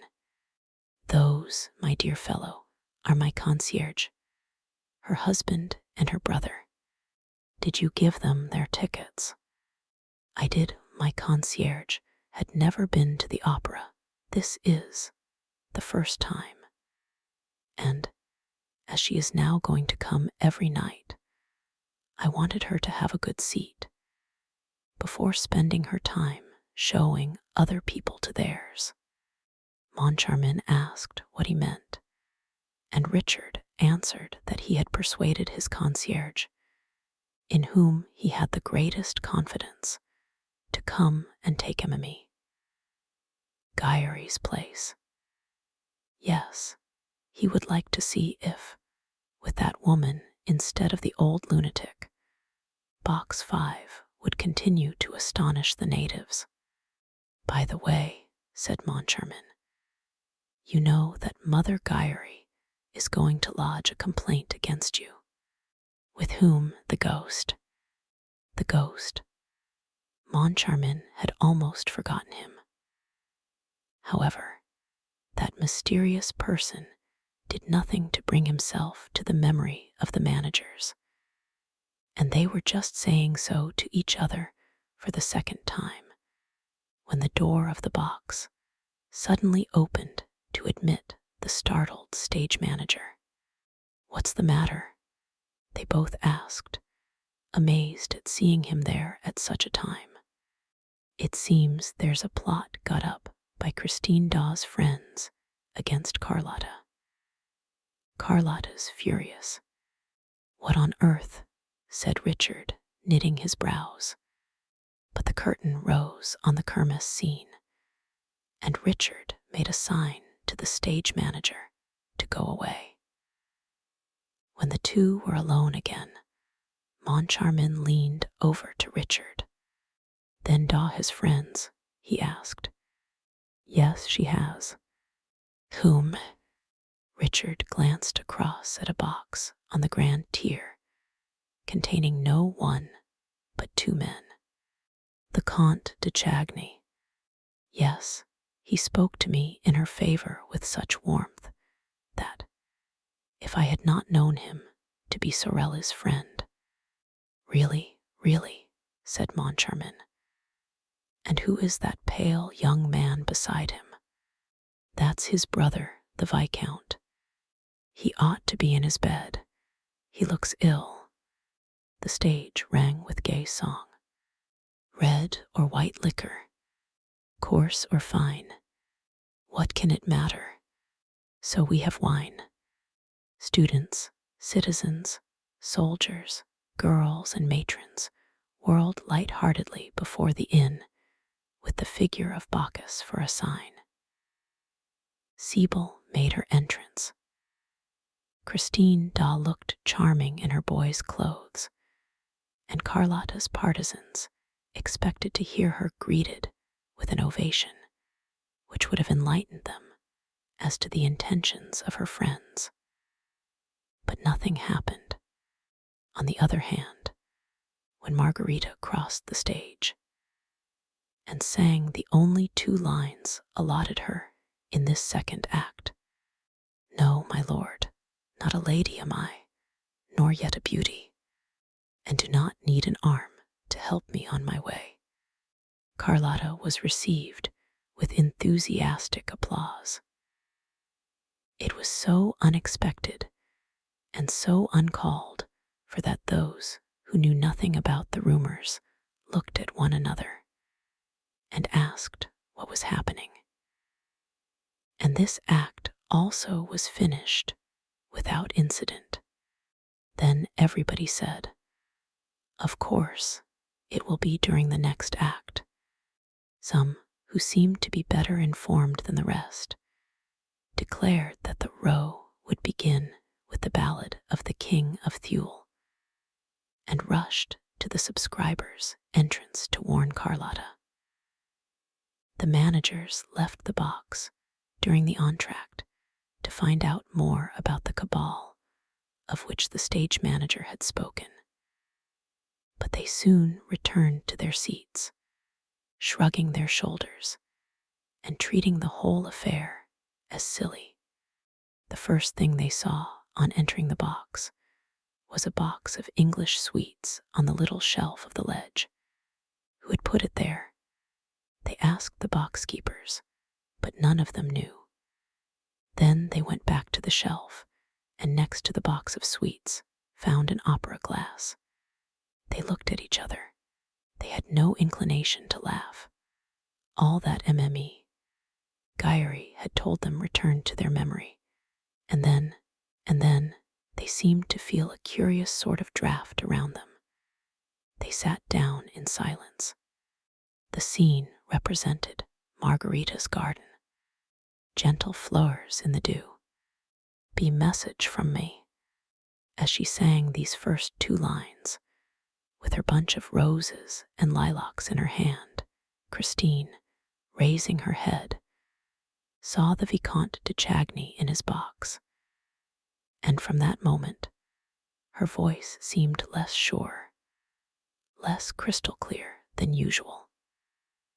Something seemed to deaden and dull her singing. "What a queer girl she is," said one of Carlotta's friends in the stalls, almost aloud. "The other day she was divine, and tonight she's simply bleeding. She has no experience, no training. Gentle flowers, lie ye there, and tell her from me." The Viscount put his head under his hands and wept. The Count, behind him, viciously gnawed his mustache, shrugged his shoulders, and frowned. For him, usually so cold and correct, to betray his inner feelings like that by outward signs, the Count must be very angry. He was. He had seen his brother return from a rapid and mysterious journey in an alarming state of health. The explanation that followed was unsatisfactory, and the Count asked Christine Daw for an appointment. She had the audacity to reply that she could not see either him or his brother. Would she but deign to hear me, and with one smile to cheer me.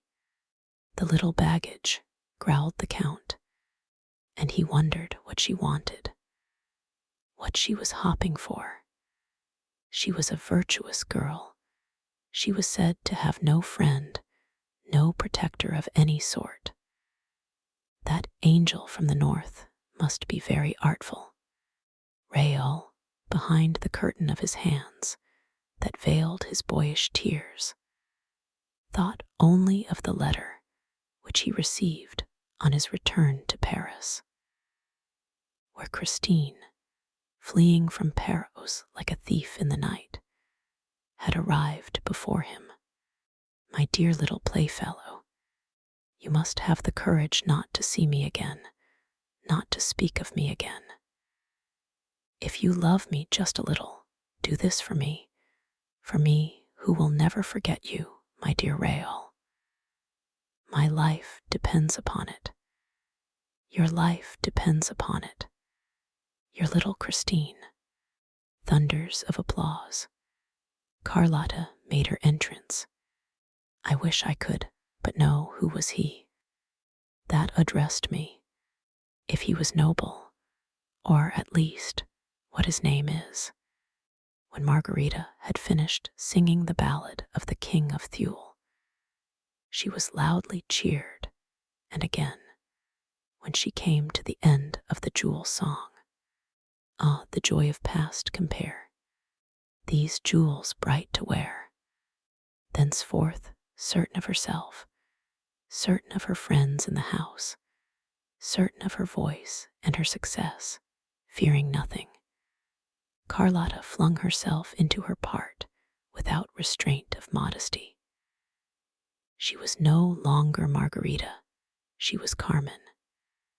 She was applauded all the more, and her debut with Faust seemed about to bring her a new success, when suddenly a terrible thing happened. Faust had knelt on one knee. Let me gaze on the form below me, while from yonder ether blue, look how the star of Eve, bright and tender, lingers o'er me, to love thy beauty too. And Margarita replied, oh, how strange, like a spell does the evening bind me, and a deep, languid charm I feel without alarm, with its melody enwind me, and all my heart subdue. At that moment, at that identical moment, the terrible thing happened. Carlotta croaked like a toad. Coac! There was consternation on Carlotta's face, and consternation on the faces of all the audience. The two managers in their box could not suppress an exclamation of horror. Everyone felt that the thing was not natural, that there was witchcraft behind it. That toad smelt of brimstone. Poor, wretched, despairing, crushed Carlotta. The uproar in the house was indescribable. If the thing had happened to anyone but Carlotta, she would have been hooted. But everybody knew how perfect an instrument her voice was, and there was no display of anger, but only of horror and dismay, the sort of dismay which men would have felt if they had witnessed the catastrophe that broke the arms of the Venus de Milo. And even then they would have seen and understood, but here that toad was incomprehensible. So much so that, after some seconds spent in asking herself if she had really heard that note, that sound, that infernal noise issue from her throat, she tried to persuade herself that it was not so, that she was the victim of an illusion of the ear, and not of an act of treachery on the part of her voice.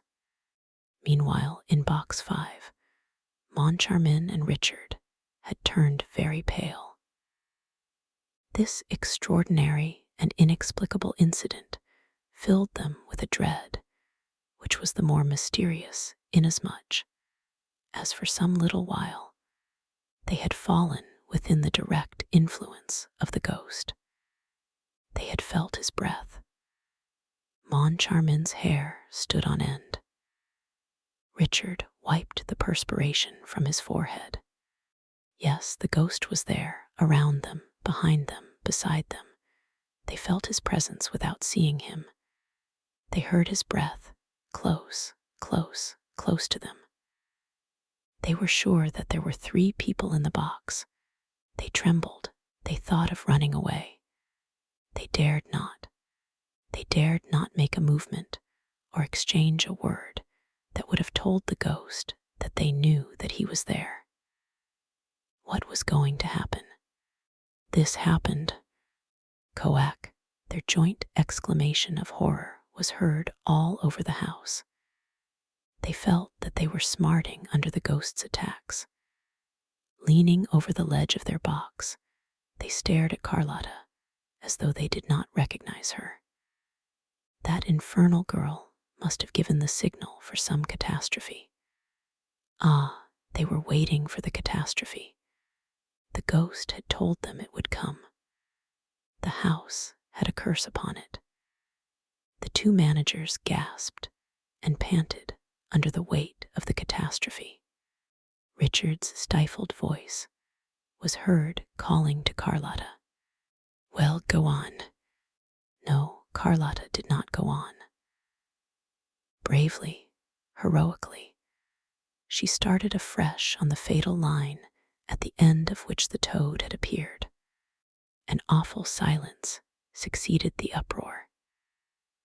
Carlotta's voice alone once more filled the resounding house. I feel without alarm.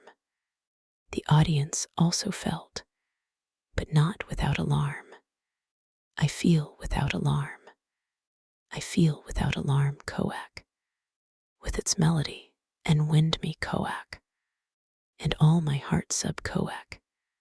The toad also had started afresh. The house broke into a wild tumult. The two managers collapsed in their chairs and dared not even turn round. They had not the strength. The ghost was chuckling behind their backs.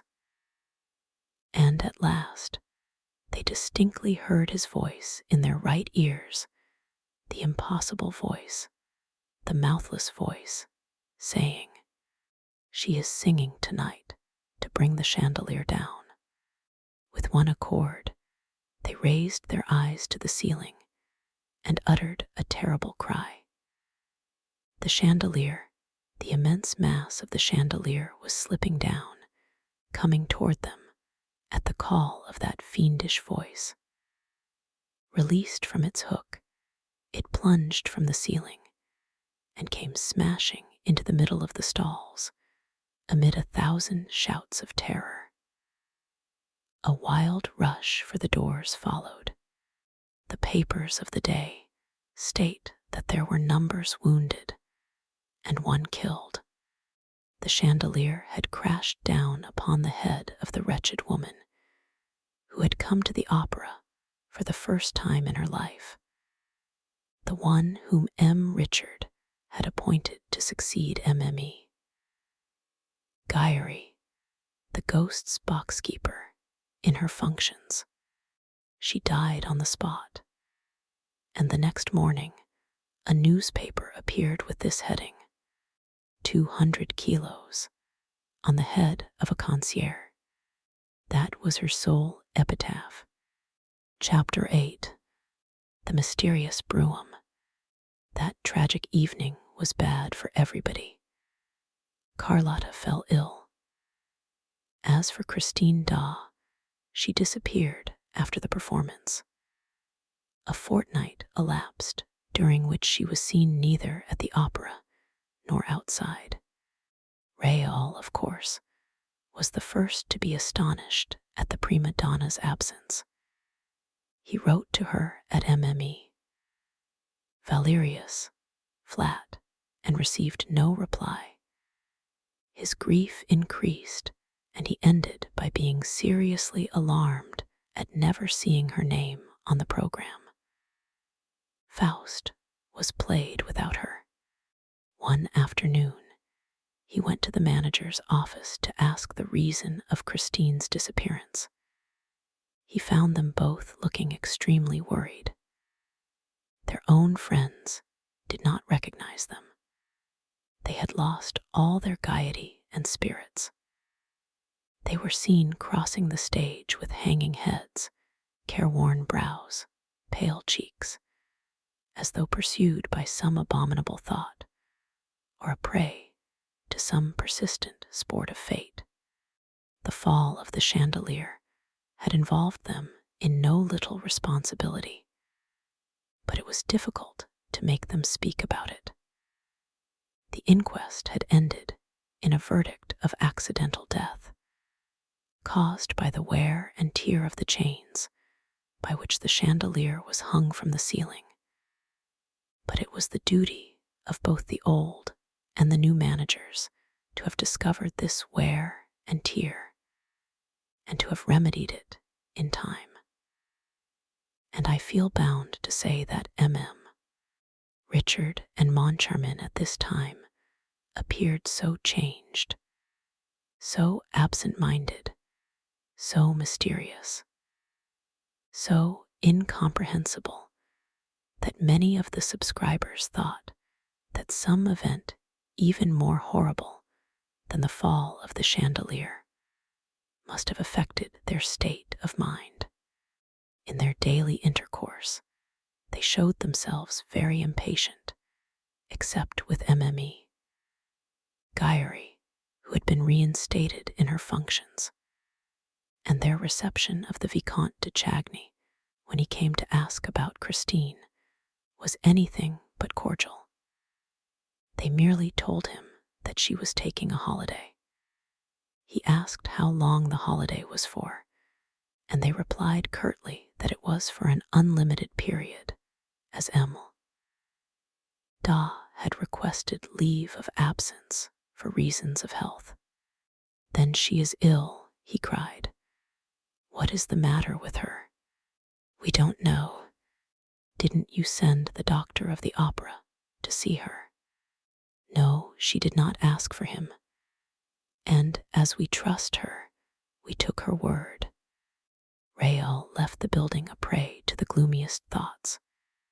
He resolved, come what might, to go and inquire of Mamma Valerius.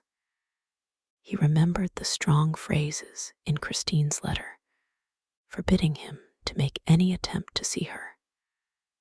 But what he had seen at Perros, what he had heard behind the dressing-room door, his conversation with Christine at the edge of the moor, made him suspect some machination, which, devilish though it might be, was none the less human. The girl's highly strung imagination, her affectionate and credulous mind, the primitive education which had surrounded her childhood with a circle of legends, the constant brooding over her dead father, and above all, the state of sublime ecstasy into which music threw her from the moment that this art was made manifest to her in certain exceptional conditions, as in the churchyard at Perros. All this seemed to him to constitute a moral ground only too favorable for the malevolent designs of some mysterious and unscrupulous person. Of whom was Christine the victim? This was the very reasonable question which Rael put to himself as he hurried off to Mamma Valerius. He trembled as he rang at a little flat in the Rue Notre Dame des Victoires.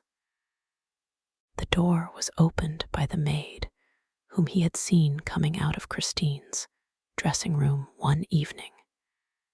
He asked if he could speak to Mme. Valerius. He was told that she was ill in bed and was not receiving visitors. "Take in my card, please," he said. The maid soon returned and showed him into a small and scantily furnished drawing room, in which portraits of Professor Valerius and old hung on opposite walls. "Madame begs Monsieur le Vicomte to excuse her," said the servant. "She can only see him in her bedroom, because she can no longer stand on her poor legs." 5 minutes later, Rael was ushered into an ill-lit room where he at once recognized the good, kind face of Christine's benefactress in the semi-darkness of an alcove. Mamma Valerius' hair was now quite white, but her eyes had grown no older, never, on the contrary, had their expression been so bright, so pure, so childlike. "M. de Chagny," she cried gaily, putting out both her hands to her visitor. "Ah, it's heaven that sends you here. We can talk of her." This last sentence sounded very gloomily in the young man's ears. He at once asked, "Madame, where is Christine?" And the old lady replied calmly, "She is with her good genius." "What good genius?" exclaimed poor Rael. "Why, the angel of music." The Viscount dropped into a chair. Really, Christine was with the angel of music, and there lay Mamma Valerius in bed, smiling to him and putting her finger to her lips to warn him to be silent. And she added, "You must not tell anybody. You can rely on me," said Raoul. He hardly knew what he was saying, for his ideas about Christine, already greatly confused, were becoming more and more entangled. And it seemed as if everything was beginning to turn around him, around the room, around that extraordinary good lady with the white hair and forget-me-not eyes. I know I can," she said with a happy laugh. "But why don't you come near me, as you used to do when you were a little boy? Give me your hands, as when you brought me the story of Little Lot, which Daddy Da had told you. I am very fond of you, Raoul, you know. And so is Christine too. She is fond of me," sighed the young man. He found a difficulty in collecting his thoughts and bringing them to bear on Mamma Valerius, good genius, on the angel of music of whom Christine had spoken to him so strangely, on the death's head which he had seen in a sort of nightmare on the high altar at Perros, and also on the opera ghost, whose fame had come to his ears one evening when he was standing behind the scenes, within hearing of a group of scene shifters who were repeating the ghastly description which the hanged man, Joseph Buquet, had given of the ghost before his mysterious death. He asked in a low voice, "What makes you think that Christine is fond of me, madame? She used to speak of you every day." "Really? And what did she tell you?"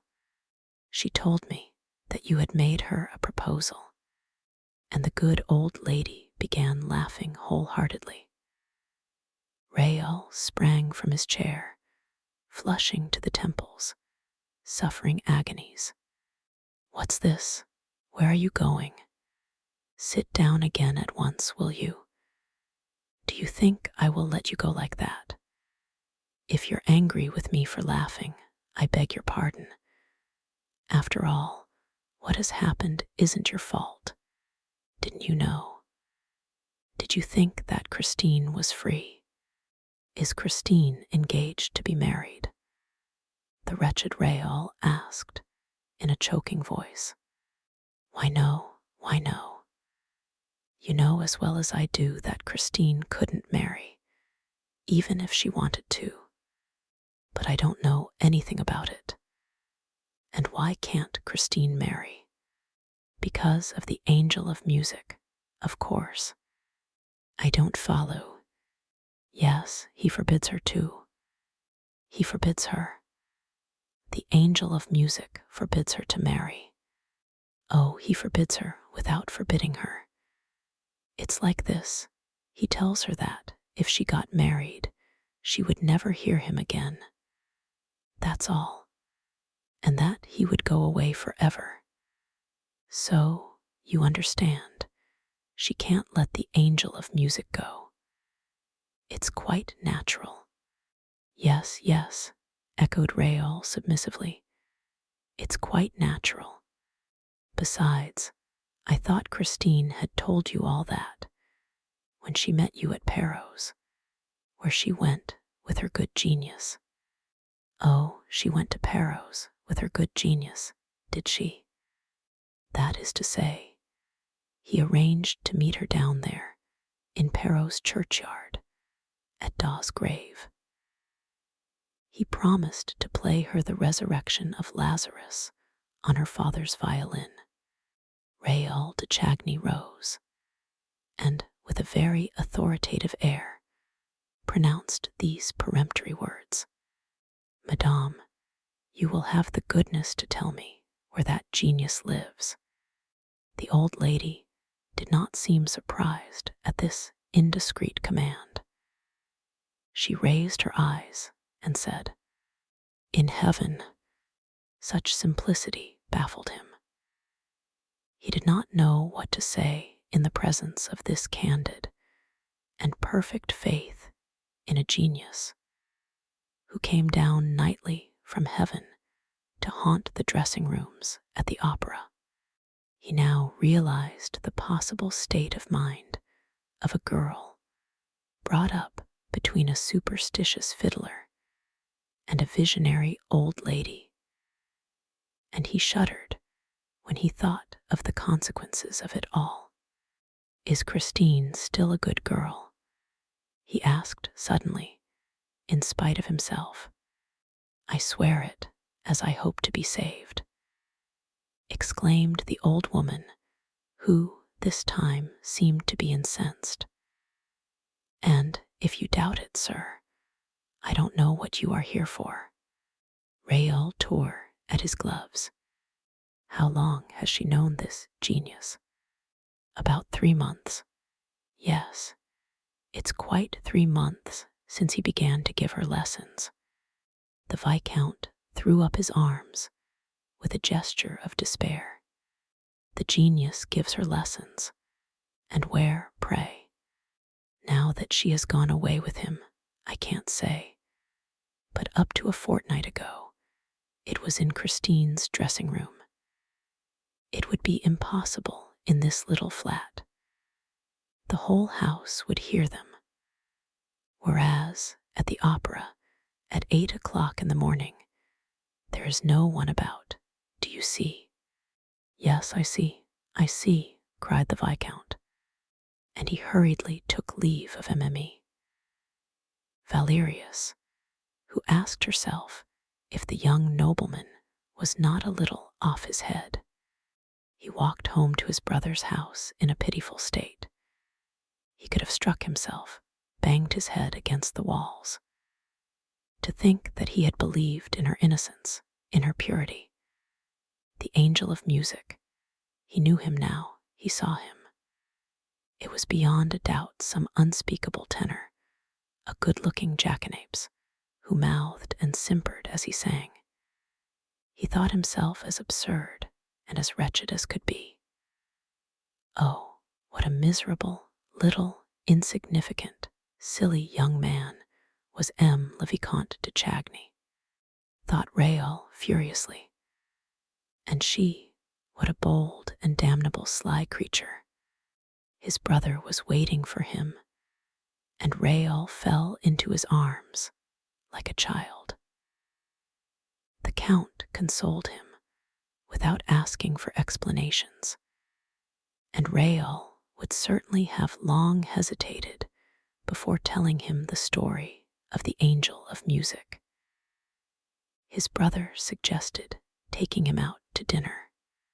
Overcome as he was with despair, Raoul would probably have refused any invitation that evening if the Count had not, as an inducement, told him that the lady of his thoughts had been seen the night before in company of the other sex in the boys. At first, the Viscount refused to believe, but he received such exact details that he ceased protesting. She had been seen, it appeared, driving in a brougham with the window down.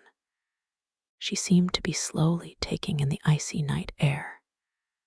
There was a glorious moon shining. She was recognized beyond a doubt. As for her companion, only his shadowy outline was distinguished, leaning back in the dark. The carriage was going at a walking pace in a lonely drive behind the grand stand at Longchamp. Raoul, dressed in frantic haste, prepared to forget his distress by flinging himself, as people say, into the vortex of pleasure. Alas, he was a very sorry guest, and leaving his brother early, found himself, by 10 o'clock in the evening, in a cab behind the Longchamp racecourse. It was bitterly cold. The road seemed deserted and very bright under the moonlight. He told the driver to wait for him patiently at the corner of a near turning, and hiding himself as well as he could, stood stamping his feet to keep warm. He had been indulging in this healthy exercise for half an hour or so when a carriage turned the corner of the road and came quietly in his direction at a walking pace. As it approached, he saw that a woman was leaning her head from the window, and suddenly the moon shed a pale gleam over her features. Christine, the sacred name of his love, had sprung from his heart and his lips. He could not keep it back. He would have given anything to withdraw it, for that name, proclaimed in the stillness of the night, had acted as though it were the preconcerted signal for a furious rush on the part of the whole turnout, which dashed past him before he could put into execution his plan of leaping at the horses' heads. The carriage window had been closed, and the girl's face had disappeared, and the brougham, behind which he was now running, was no more than a black spot on the white road. He called out again, "Christine." No reply, and he stopped in the midst of the silence. With a lackluster eye, he stared down that cold, desolate road and into the pale, dead night. Nothing was colder than his heart, nothing half so dead. He had loved an angel, and now he despised a woman. Rael, how that little fairy of the north has trifled with you. Was it really necessary to have so fresh and young a face, a forehead so shy, and always ready to cover itself with the pink blush of modesty in order to pass in the lonely night, in a carriage and pair, accompanied by a mysterious lover? Surely there should be some limit to hypocrisy and lying. She had passed without answering his cry, and he was thinking of dying, and he was 20 years old. His valet found him in the morning sitting on his bed. He had not undressed, and the servant feared, at the sight of his face, that some disaster had occurred. Rael snatched his letters from the man's hands. He had recognized Christine's paper and handwriting. She said, "Dear, go to the masked ball at the opera on the night after tomorrow. At 12 o'clock, be in the little room behind the chimney place of the big crush room. Stand near the door that leads to the rotunda. Don't mention this appointment to anyone on earth. Wear a white domino and be carefully masked. As you love me, do not let yourself be recognized. Christine." Chapter 9. At the masked ball, the envelope was covered with mud and unstamped. It bore the words, "To be handed to M. le Vicomte Raoul de Chagny," with the address in pencil. It must have been flung out in the hope that a passerby would pick up the note and deliver it, which was what happened. The note had been picked up on the pavement of the Place de l'Opera. Raoul read it over again with fevered eyes. No more was needed to revive his hope. The somber picture which he had for a moment imagined of a Christine, forgetting her duty to herself, made way for his original conception of an unfortunate, innocent child, the victim of imprudence and exaggerated sensibility. To what extent, at this time, was she really a victim? Whose prisoner was she? Into what whirlpool had she been dragged? He asked himself these questions with a cruel anguish. But even this pain seemed endurable beside the frenzy into which he was thrown at the thought of a lying and deceitful Christine. What had happened? What influence had she undergone? What monster had carried her off, and by what means? By what means indeed, but that of music. He knew Christine's story. After her father's death, she acquired a distaste of everything in life, including her art. She went through the conservatoire like a poor, soulless singing machine. And suddenly, she awoke as though through the intervention of a god. The angel of music appeared upon the scene. She sang Margarita in Faust and triumphed. The angel of music.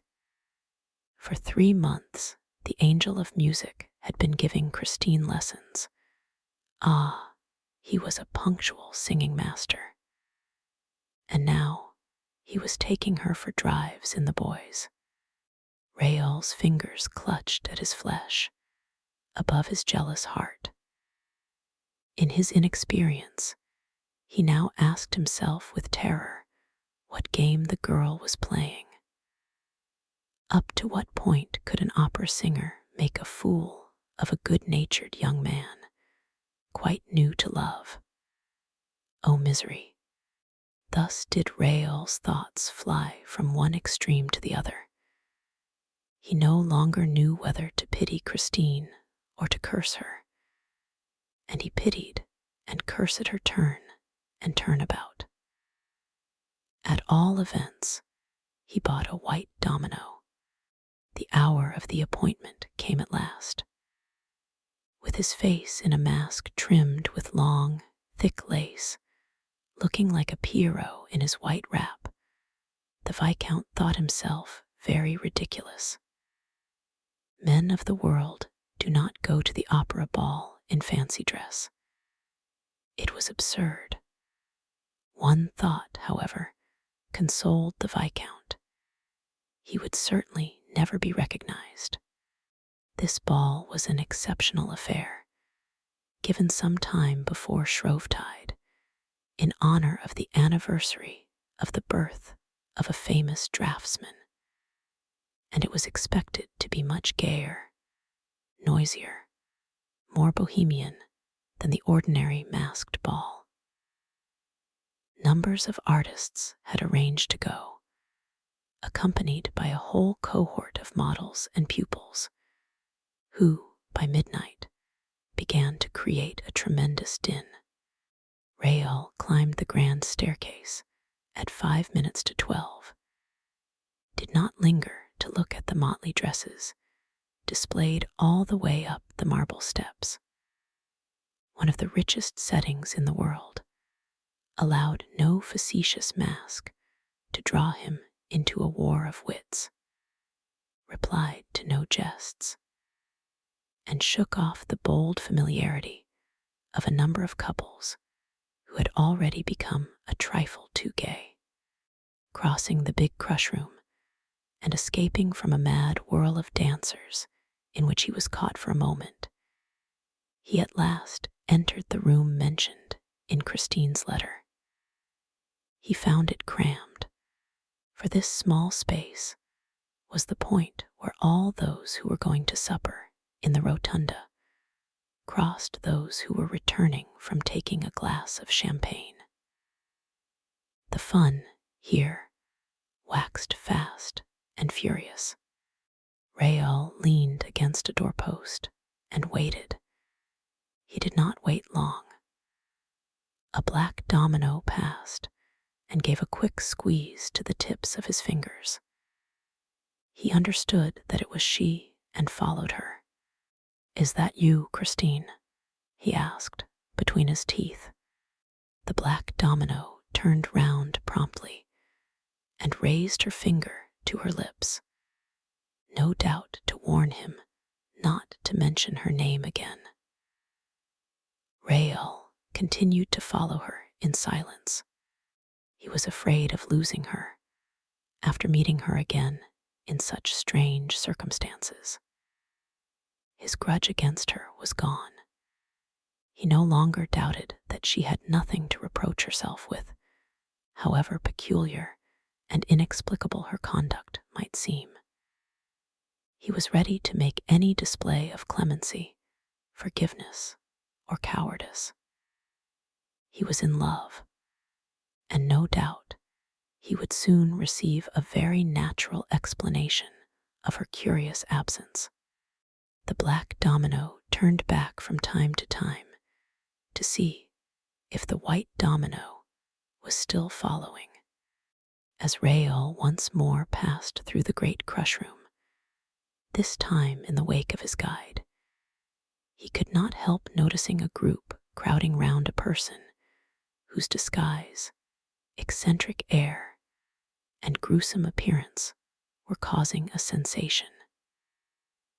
It was a man dressed all in scarlet, with a huge hat and feathers on the top of a wonderful death's head.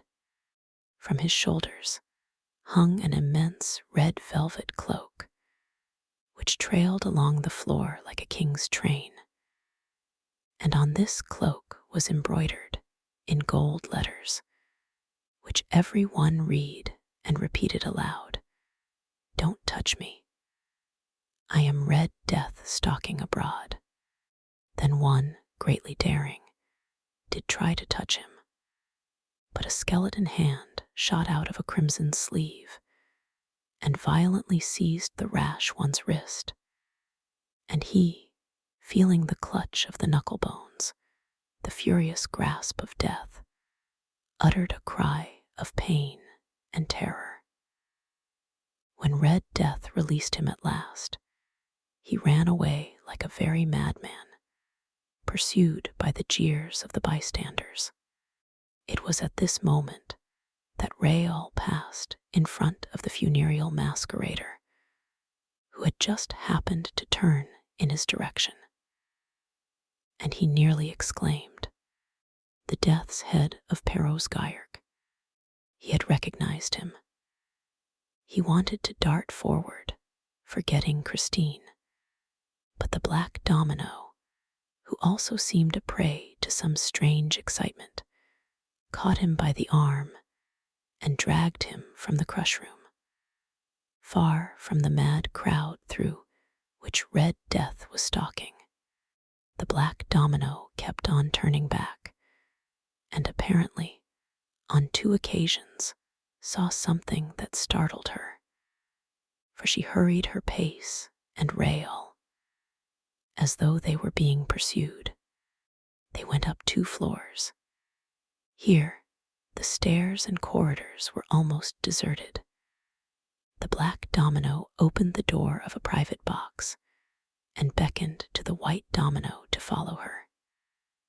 Then Christine, whom he recognized by the sound of her voice, closed the door behind them and warned him, in a whisper, to remain at the back of the box and on no account to show himself.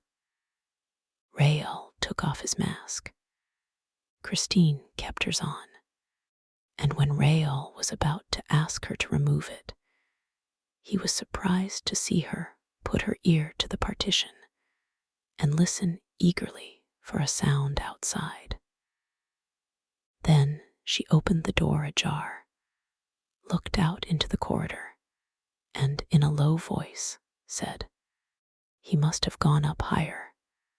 Suddenly she exclaimed, "He is coming down again."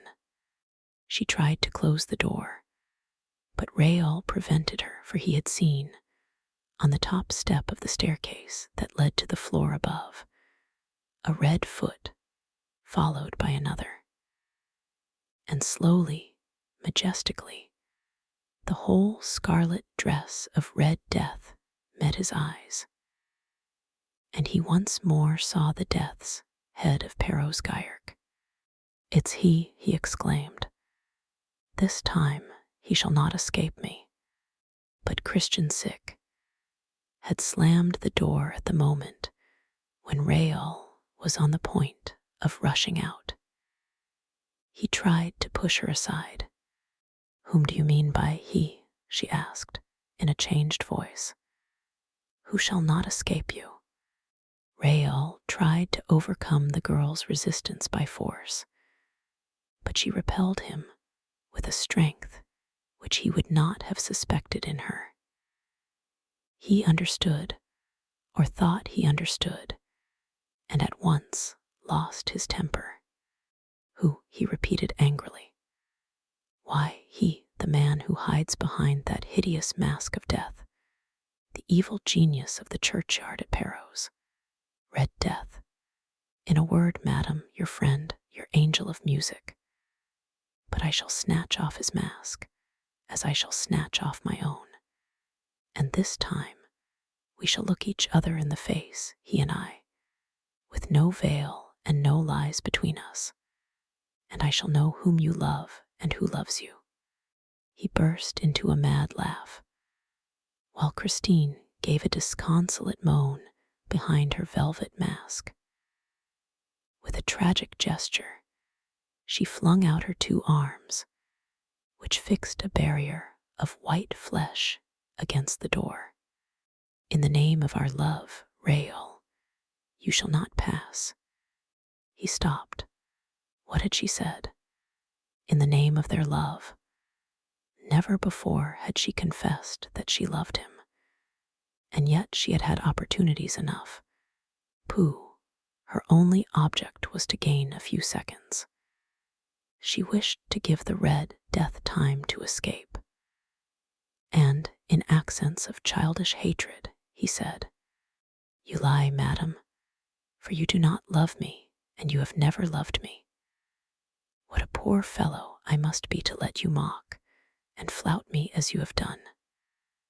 Why did you give me every reason for hope at Perros?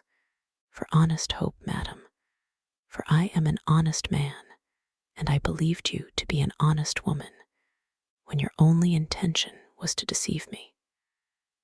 Alas, you have deceived us all.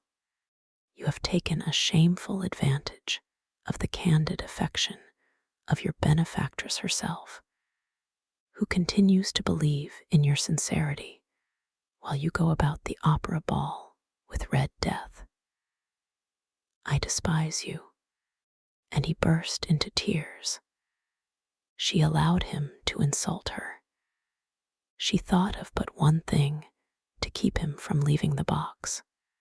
You will beg my pardon one day for all those ugly words, Rael. And when you do, I shall forgive you. He shook his head. No, no, you have driven me mad. When I think that I had only one object in life, to give my name to an opera wench. Rael, how can you? I shall die of shame. No, dear live, said Christine's grave and changed voice. And goodbye, Rael. The boy stepped forward, staggering as he went. He risked one more sarcasm. Oh, you must let me come and applaud you from time to time. I shall never sing again, Rael. Really, he replied, still more satirically. So he is taking you off the stage. I congratulate you. But we shall meet in the boys, one of these evenings. Not in the boys, nor anywhere, Rael. You shall not see me again. May one ask at least to what darkness you are returning? For what hell are you leaving, mysterious lady? Or for what paradise? I came to tell you, dear, but I can't tell you now. You would not believe me. You have lost faith in me, Rael. It is finished. She spoke in such a despairing voice that the lad began to feel remorse for his cruelty. But look here, he cried. Can't you tell me what all this means? You are free. There is no one to interfere with you. You go about Paris. You put on a domino to come to the ball. Why do you not go home? What have you been doing this past fortnight? What is this tale about the angel of music, which you have been telling Mamma Valerius? Someone may have taken you in, played upon your innocence. I was a witness of it myself at Perros, but you know what to believe now. You seem to me quite sensible, Christine. You know what you are doing, and meanwhile Mama Valerius lies waiting for you at home and appealing to your good genius. Explain yourself, Christine, I beg of you. Anyone might have been deceived as I was. What is this farce? Christine simply took off her mask and said, Dear, it is a tragedy. Rael now saw her face and could not restrain an exclamation of surprise and terror. The fresh complexion of former days was gone. A mortal pallor covered those features, which he had known so charming and so gentle, and sorrow had furrowed them with pitiless lines and traced dark and unspeakably sad shadows under her eyes. My dearest, he moaned, holding out his arms. You promised to forgive me.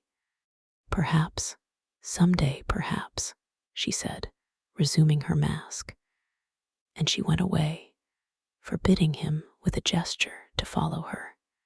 He tried to disobey her, but she turned round and repeated her gesture of farewell with such authority that he dared not move a step. He watched her till she was out of sight. Then he also went down among the crowd, hardly knowing what he was doing, with throbbing temples and an aching heart. And as he crossed the dancing floor, he asked if anybody had seen Red Death. Yes, everyone had seen Red Death, but Rael could not find him, and at 2 o'clock in the morning, he turned down the passage behind the scenes that led to Christine Dawes' dressing room. His footsteps took him to that room where he had first known suffering. He tapped at the door. There was no answer. He entered, as he had entered when he looked everywhere for the man's voice. The room was empty. A gas jet was burning, turned down low. He saw some writing paper on a little desk. He thought of writing to Christine, but he heard steps in the passage. He had only time to hide in the inner room, which was separated from the dressing room by a curtain. Christine entered, took off her mask with a weary movement, and flung it on the table. She sighed and let her pretty head fall into her 2 hands. What was she thinking of? Of Rael?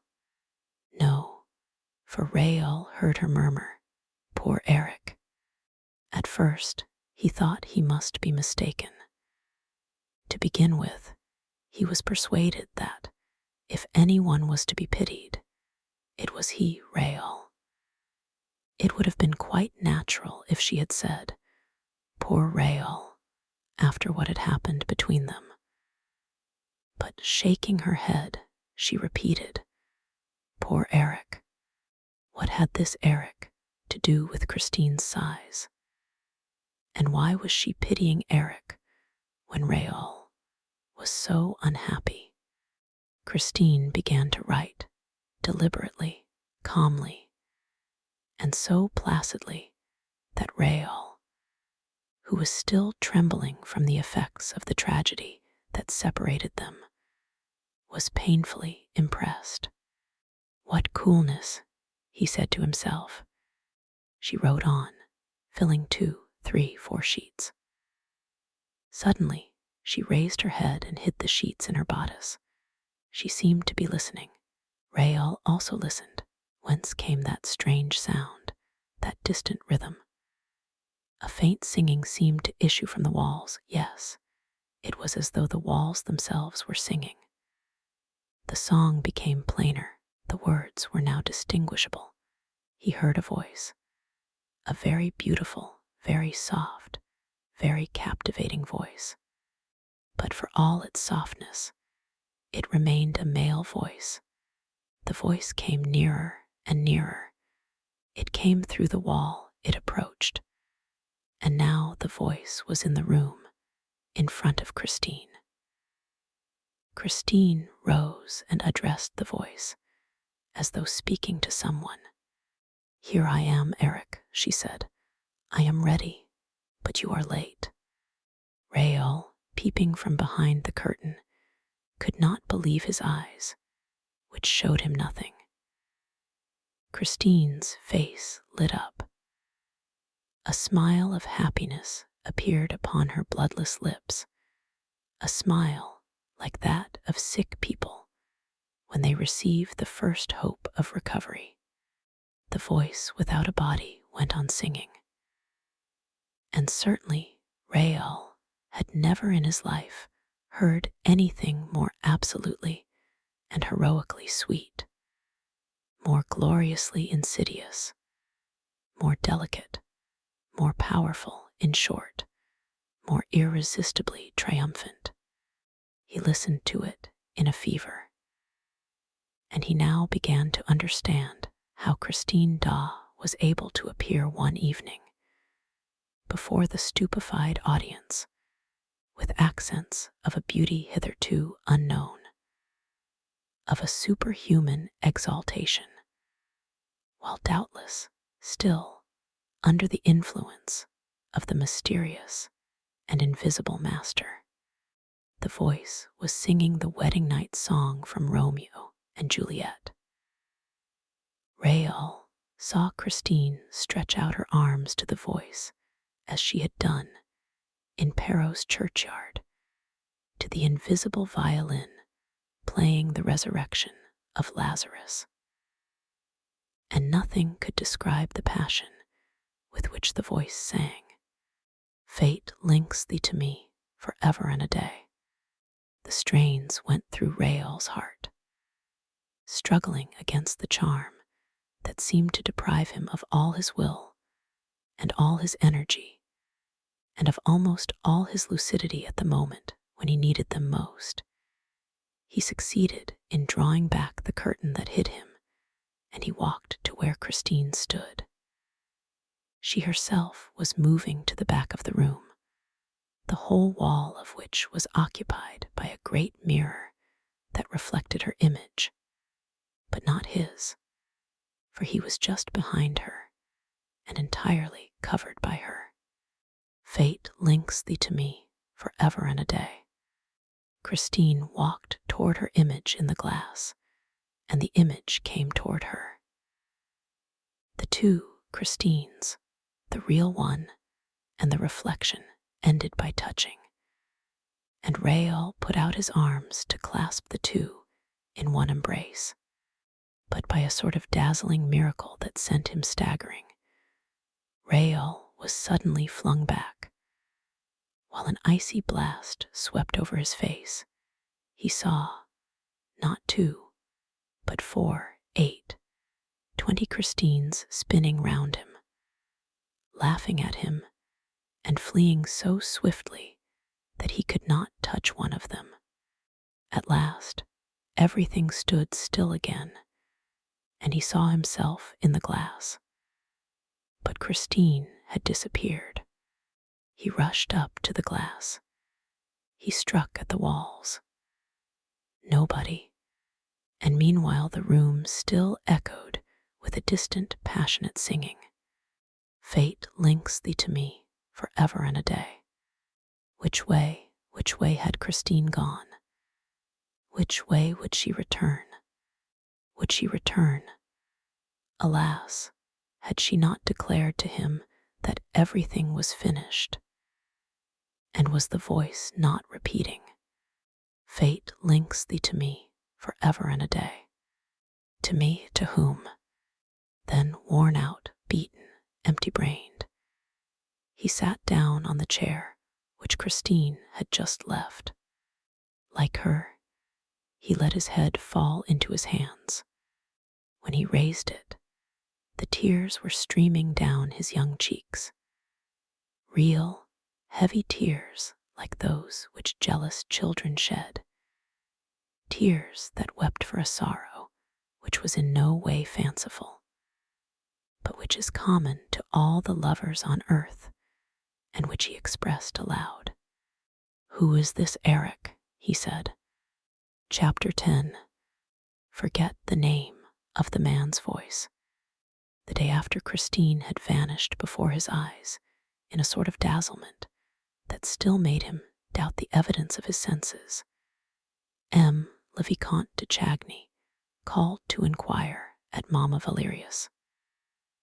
He came upon a charming picture. Christine herself was seated by the bedside of the old lady, who was sitting up against the pillows, knitting. The pink and white had returned to the young girl's cheeks. The dark rings round her eyes had disappeared. Raoul no longer recognized the tragic face of the day before. If the veil of melancholy over those adorable features had not still appeared to the young man as the last trace of the weird drama in whose toils that mysterious child was struggling, he could have believed that Christine was not its heroine at all. She rose without showing any emotion and offered him her hand. But Raoul's stupefaction was so great that he stood there dumbfounded, without a gesture, without a word. "Well, M. de Chagny," exclaimed Mamma Valerius, "don't you know our Christine? Her good genius has sent her back to us." "Mamma," the girl broke in promptly, while a deep blush mantled to her eyes. "I thought, Mamma, that there was to be no more question of that. You know there is no such thing as the angel of music. But, child, he gave you lessons for 3 months.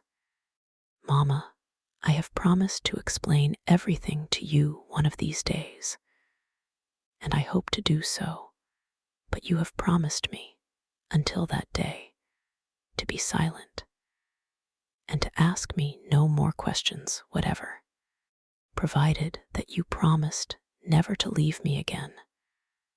But have you promised that, Christine?" "Mamma, all this cannot interest M. de Chagny." "On the contrary, mademoiselle," said the young man, in a voice which he tried to make firm and brave, but which still trembled. "Anything that concerns you interests me to an extent which perhaps you will one day understand. I do not deny that my surprise equals my pleasure at finding you with your adopted mother, and that, after what happened between us yesterday, after what you said, and what I was able to guess, I hardly expected to see you here so soon. I should be the first to delight at your return, if you were not so bent on preserving a secrecy that may be fatal to you. And I have been your friend too long not to be alarmed with MME. Valerius, at a disastrous adventure which will remain dangerous so long as we have not unraveled its threads, and of which you will certainly end by being the victim, Christine." At these words, Mamma Valerius tossed about in her bed. "What does this mean?" she cried. "Is Christine in danger?" "Yes, madame," said Raoul courageously, notwithstanding the signs which Christine made to him. "My God," exclaimed the good, simple old woman, gasping for breath. "You must tell me everything, Christine. Why did you try to reassure me? And what danger is it, M. de Chagny? An impostor is abusing her good faith. Is the angel of music an impostor? She told you herself that there is no angel of music. But then what is it, in heaven's name? You will be the death of me. There is a terrible mystery around us, madame, around you, around Christine, a mystery much more to be feared than any number of ghosts or genii. Mama Valerius turned a terrified face to Christine, who had already run to her adopted mother and was holding her in her arms. "Don't believe him, Mummy. Don't believe him," she repeated. "Then tell me that you will never leave me again," implored the widow. Christine was silent, and Rael resumed. "That is what you must promise, Christine. It is the only thing that can reassure your mother and me. We will undertake not to ask you a single question about the past if you promise us to remain under our protection in future. That is an undertaking which I have not asked of you, and a promise which I refuse to make you," said the young girl haughtily. "I am mistress of my own actions, M. de Chagny. You have no right to control them, and I will beg you to desist henceforth. As to what I have done during the last fortnight, there is only one man in the world who has the right to demand an account of me, my husband. Well, I have no husband, and I never mean to marry." She threw out her hands to emphasize her words, and Rael turned pale. Not only because of the words which he had heard, but because he had caught sight of a plain gold ring on Christine's finger. "You have no husband, and yet you wear a wedding ring." He tried to seize her hand, but she swiftly drew it back. "That's a present," she said, blushing once more and vainly striving to hide her embarrassment. "Christine, as you have no husband, that ring can only have been given by one who hopes to make you his wife. Why deceive us further? Why torture me still more? That ring is a promise, and that promise has been accepted." "That's what I said," exclaimed the old lady. "And what did she answer, Madame?" "What I chose," said Christine, driven to exasperation. "Don't you think, monsieur, that this cross-examination has lasted long enough? As far as I am concerned," Raoul was afraid to let her finish her speech. He interrupted her. "I beg your pardon for speaking as I did, mademoiselle.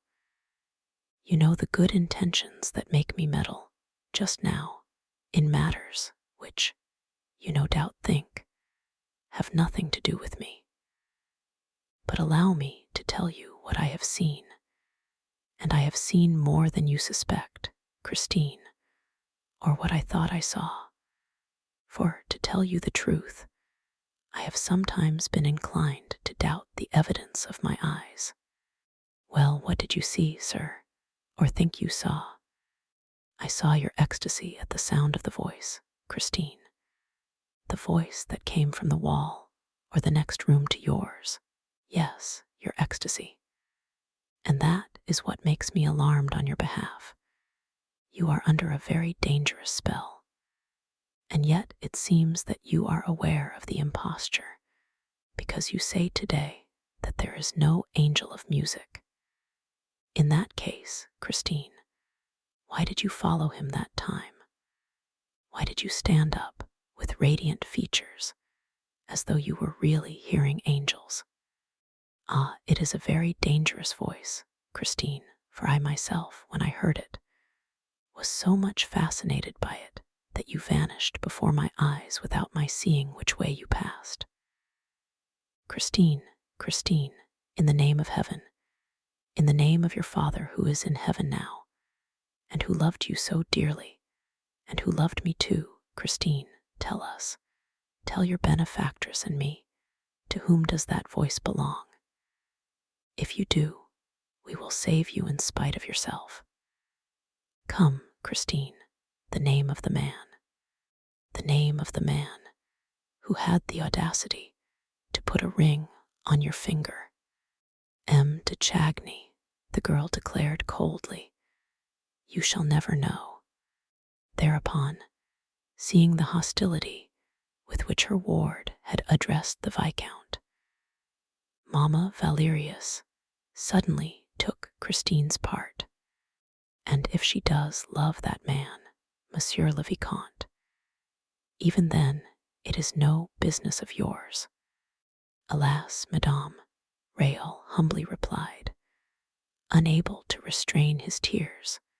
Alas, I believe that Christine really does love him. But it is not only that which drives me to despair, for what I am not certain of, Madame, is that the man whom Christine loves is worthy of her love. It is for me to be the judge of that, monsieur, said Christine, looking Raoul angrily in the face. When a man, continued Raoul, adopts such romantic methods to entice a young girl's affections, the man must be either a villain or the girl a fool. Is that it? Christine, Raoul, why do you condemn a man whom you have never seen, whom no one knows, and about whom you yourself know nothing? Yes, Christine, yes. I at least know the name that you thought to keep from me forever. The name of your angel of music, Mademoiselle, is Eric. Christine at once betrayed herself. She turned as white as a sheet and stammered. Who told you? You yourself. How do you mean? By pitying him the other night, the night of the masked ball. When you went to your dressing room, did you not say, poor Eric? Well, Christine, there was a poor Raoul who overheard you. This is the second time that you have listened behind the door. De Chagny. I was not behind the door. I was in the dressing room, in the inner room, mademoiselle. Oh, unhappy man, moaned the girl, showing every sign of unspeakable terror. Unhappy man, do you want to be killed? Perhaps. Raoul uttered this perhaps, with so much love and despair in his voice that Christine could not keep back a sob. She took his hands and looked at him with all the pure affection of which she was capable. Raoul, she said, forget the man's voice and do not even remember its name. You must never try to fathom the mystery of the man's voice. Is the mystery so very terrible? There is no more awful mystery on this earth. Swear to me that you will make no attempt to find out, she insisted. Swear to me that you will never come to my dressing room unless I send for you. Then you promise to send for me sometimes, Christine. I promise. When? Tomorrow. Then I swear to do as you ask. He kissed her hands and went away, cursing Eric and resolving to be patient. Chapter 11. Above the trapdoors. The next day he saw her at the opera. She was still wearing the plain gold ring. She was gentle and kind to him. She talked to him of the plans which he was forming, of his future, of his career. He told her that the date of the polar expedition had been put forward, and that he would leave France in 3 weeks, or a month at latest. She suggested, almost gaily, that he must look upon the voyage with delight, as a stage toward his coming fame. And when he replied that fame without love was no attraction in his eyes, she treated him as a child whose sorrows were only short-lived. How can you speak so lightly of such serious things? He asked. Perhaps we shall never see each other again. I may die during that expedition. Or she said simply. She no longer smiled or jested. She seemed to be thinking of some new thing that had entered her mind for the first time. Her eyes were all aglow with it. What are you thinking of, Christine? I am thinking that we shall not see each other again. And does that make you so radiant? And that, in a month, we shall have to say goodbye forever. Unless, Christine, we pledge our faith and wait for each other forever. She put her hand on his mouth. Hush, Rael. You know there is no question of that, and we shall never be married. That is understood. She seemed suddenly almost unable to contain an overpowering gaiety. She clapped her hands with childish glee. Rael stared at her in amazement. But, she continued, holding out her 2 hands to Rael, or rather giving them to him, as though she had suddenly resolved to make him a present of them. But if we cannot be married, we can be engaged. Nobody will know but ourselves, Rael. There have been plenty of secret marriages. Why not a secret engagement? We are engaged, dear, for a month. In a month, you will go away, and I can be happy at the thought of that month all my life long. She was enchanted with her inspiration. Then she became serious again. This, she said, is a happiness that will harm no one. Rael jumped at the idea. He bowed to Christine and said, Mademoiselle, I have the honor to ask for your hand.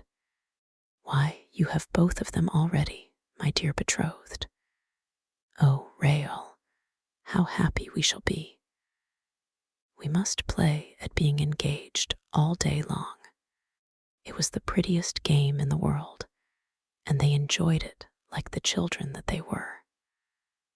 Oh, the wonderful speeches they made to each other, and the eternal vows they exchanged.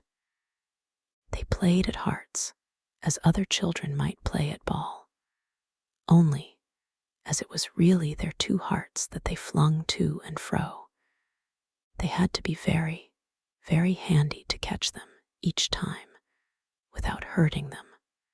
One day, about a week after the game began, Rael's heart was badly hurt, and he stopped playing and uttered these wild words. I shan't go to the North Pole. Christine, who, in her innocence, had not dreamed of such a possibility, suddenly discovered the danger of the game and reproached herself bitterly. She did not say a word in reply to Rael's remark and went straight home. This happened in the afternoon in the singer's dressing room, where they met every day and where they amused themselves by dining on 3 biscuits, 2 glasses of port, and a bunch of violets. In the evening, she did not sing, and he did not receive his usual letter, though they had arranged to write to each other daily during that month. The next morning, he ran off to Mamma Valerius, who told him that Christine had gone away for 2 days. She had left at 5 o'clock the day before. Rael was distracted. He hated Mamma Valerius for giving him such news as that with such stupefying calmness. He tried to sound her, but the old lady obviously knew nothing. Christine returned on the following day. She returned in triumph. She renewed her extraordinary success of the gala performance. Since the adventure of the toad, Carlotta had not been able to appear on the stage. The terror of a fresh coac filled her heart and deprived her of all her power of singing, and the theater that had witnessed her incomprehensible disgrace had become odious to her. She contrived to cancel her contract. Da was offered the vacant place for the time. She received thunders of applause in the Juive. The Viscount, who, of course, was present, was the only one to suffer on hearing the thousand echoes of this fresh triumph. For Christine still wore her plain gold ring. A distant voice whispered in the young man's ear, "She is wearing the ring again tonight, and you did not give it to her. She gave her soul again tonight, and did not give it to you. If she will not tell you what she has been doing the past 2 days, you must go and ask Eric." He ran behind the scenes and placed himself in her way. She saw him, for her eyes were looking for him. She said, "Quick, quick, come," and she dragged him to her dressing room. Raoul at once threw himself on his knees before her. He swore to her that he would go, and he entreated her never again to withhold a single hour of the ideal happiness which she had promised him. She let her tears flow. They kissed like a despairing brother and sister who have been smitten with a common loss and who meet to mourn a dead parent. Suddenly, she snatched herself from the young man's soft and timid embrace, seemed to listen to something, and, with a quick gesture, pointed to the door.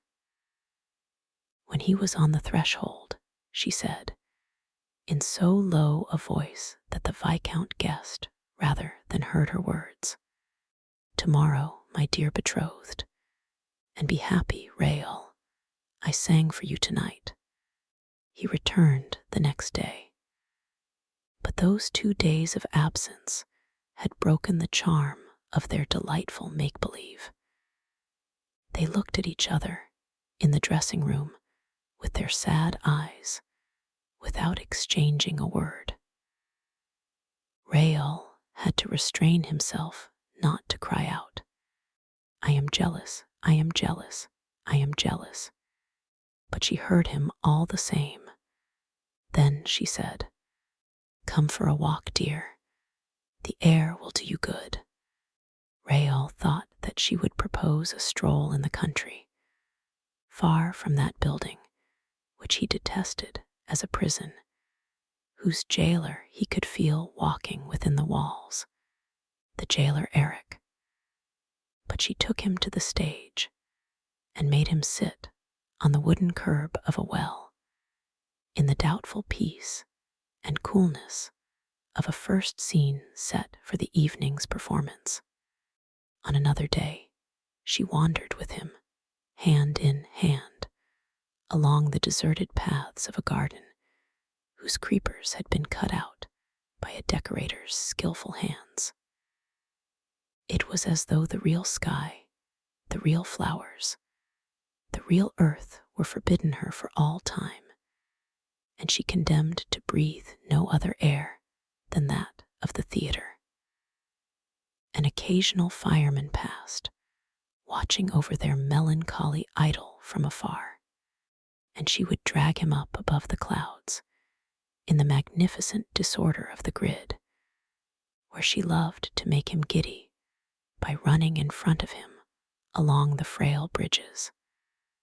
Among the thousands of ropes fastened to the pulleys, the windlasses, the rollers, in the midst of a regular forest of yards and masts.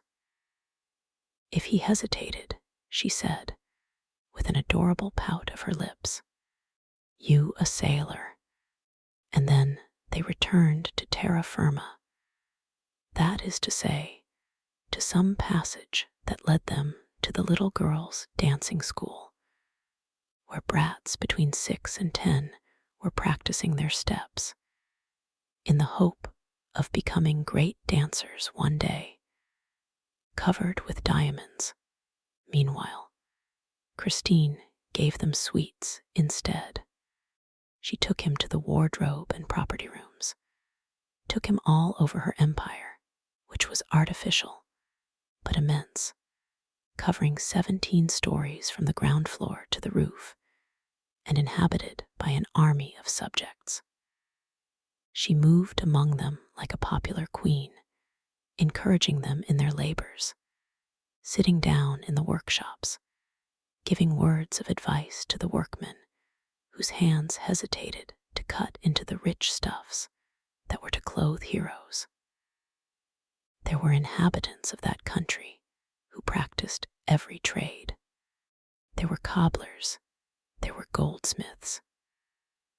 All had learned to know her and to love her, for she always interested herself in all their troubles and all their little hobbies.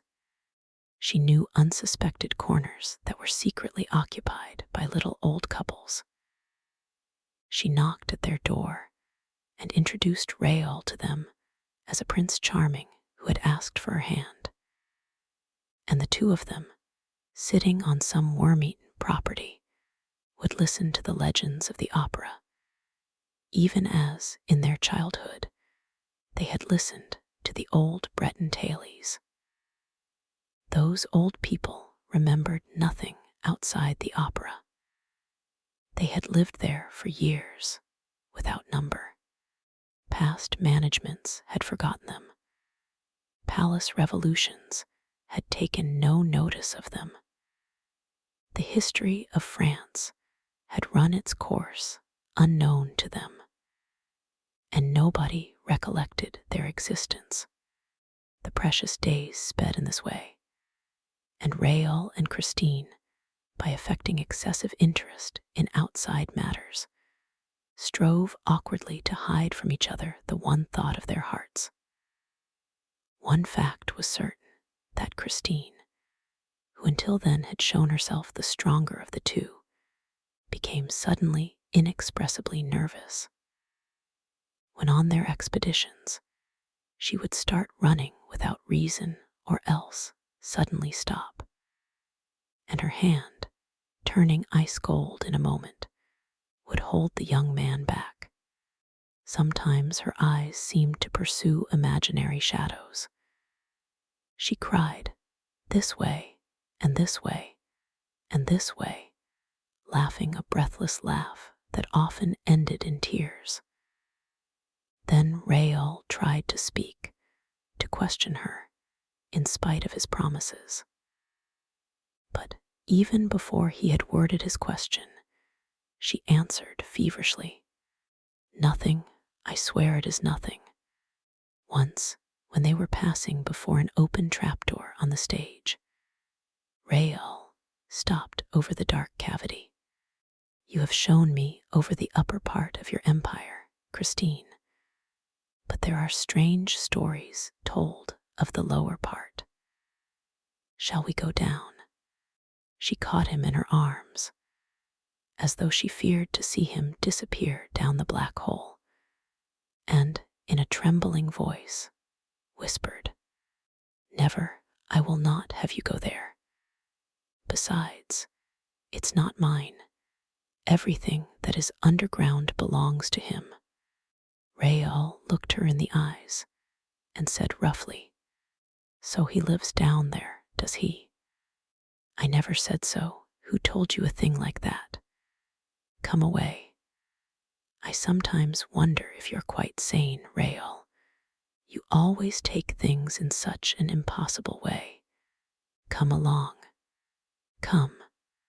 And she literally dragged him away, for he was obstinate and wanted to remain by the trapdoor.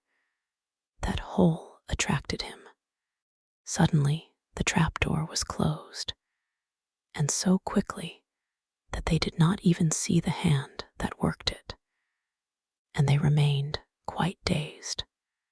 "Perhaps he was there," Raoul said at last. She shrugged her shoulders, but did not seem easy. "No, no, It was the trapdoor shutters. They must do something, you know. They open and shut the trapdoors without any particular reason. It's like the door shutters. They must spend their time somehow. But suppose it were he, Christine. No, no. He has shut himself up. He is working. Oh, really? He's working, is he? Yes, he can't open and shut the trapdoors and work at the same time. She shivered. What is he working at? Oh, something terrible. But it's all the better for us. When he's working at that, he sees nothing. He does not eat, drink, or breathe for days and nights at a time. He becomes a living dead man and has no time to amuse himself with the trapdoors. She shivered again. She was still holding him in her arms. Then she sighed and said, in her turn, suppose it were he. Are you afraid of him? No, no, of course not, she said. For all that, on the next day and the following days, Christine was careful to avoid the trapdoors. Her agitation only increased as the hours passed.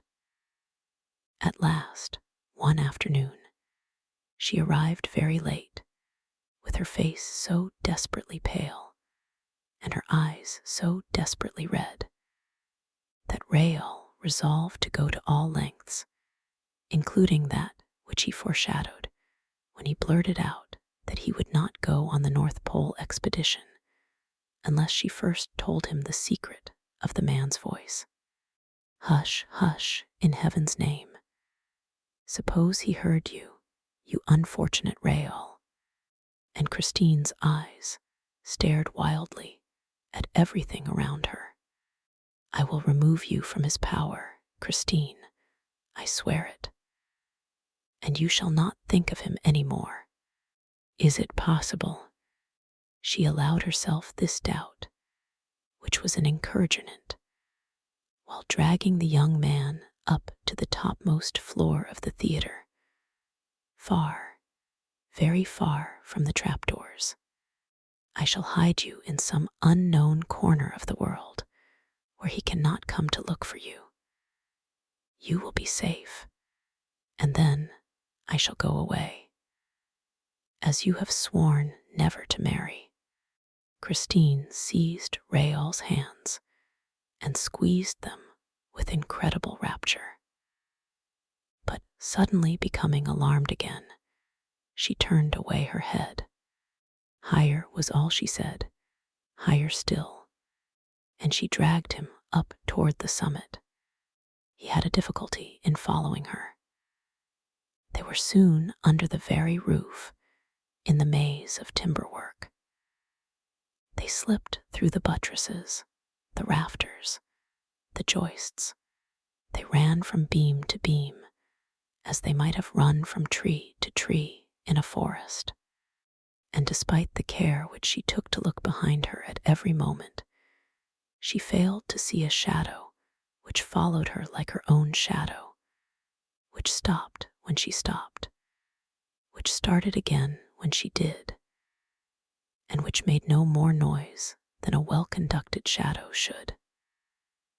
As for Rael, he saw nothing either, for, when he had Christine in front of him, nothing interested him that happened behind. Chapter 12. Apollo's Lyre. On this way, they reached the roof. Christine tripped over it as lightly as a swallow. Their eyes swept the empty space between the three domes and the triangular pediment. She breathed freely over Paris, the whole valley of which was seen at work below. She called Rael to come quite close to her, and they walked side by side along the zinc streets, in the leaden avenues. They looked at their twin shapes in the huge tanks, full of stagnant water, where, in the hot weather, the little boys of the ballet, a score or so, learn to swim and dive. The shadow had followed behind them, clinging to their steps, and the two children little suspected its presence when they at last sat down, trustingly, under the mighty protection of Apollo, who, with a great bronze gesture, lifted his huge lyre to the heart of a crimson sky. It was a gorgeous spring evening. Clouds, which had just received their gossamer robe of gold and purple from the setting sun, drifted slowly by, and Christine said to Rael, "Soon we shall go farther and faster than the clouds, to the end of the world, and then you will leave me, Rael. But if, when the moment comes for you to take me away, I refuse to go with you, well, you must carry me off by force. Are you afraid that you will change your mind, Christine?" "I don't know," she said, shaking her head in an odd fashion. "He is a demon." And she shivered and nestled in his arms with a moan. "I am afraid now of going back to live with him, in the ground." "What compels you to go back, Christine?" "If I do not go back to him, terrible misfortunes may happen. But I can't do it, I can't do it. I know one ought to be sorry for people who live underground, but he is too horrible. And yet the time is at hand. I have only a day left, and if I do not go, he will come and fetch me with his voice. And he will drag me with him underground and go on his knees before me with his death's head. And he will tell me that he loves me, and he will cry. Oh, those tears, Rael, those tears in the two black eye sockets of the death's head. I cannot see those tears flow again." She wrung her hands in anguish, while Rael pressed her to his heart. "No, no, you shall never again hear him tell you that he loves you. You shall not see his tears. Let us fly, Christine. Let us fly at once." And he tried to drag her away, then and there. But she stopped him. "No, no," she said, shaking her head sadly. "Not now. It would be too cruel. Let him hear me sing tomorrow evening, and then we will go away. You must come and fetch me in my dressing room at midnight exactly. He will then be waiting for me in the dining room by the lake. We shall be free, and you shall take me away. You must promise me that, Rael, even if I refuse, for I feel that, if I go back this time, I shall perhaps never return." And she gave a sigh to which it seemed to her that another sigh, behind her, replied. "Didn't you hear?" Her teeth chattered. "No," said Rael, "I heard nothing. It is too terrible," she confessed, "to be always trembling like this. And yet we run no danger here. We are at home, in the sky, in the open air, in the light. The sun is flaming, and night birds cannot bear to look at the sun. I have never seen him by daylight. It must be awful. Oh, the first time I saw him, I thought that he was going to die." "Why?" asked Rael, really frightened at the aspect which this strange confidence was taking. "Because I had seen him." This time, Rael and Christine turned round at the same time. "There is someone in pain," said Rael. "Perhaps someone has been hurt. Did you hear?" "I can't say," Christine confessed. "Even when he is not there, my ears are full of his sighs. Still, if you heard." They stood up and looked around them. They were quite alone on the immense lead roof.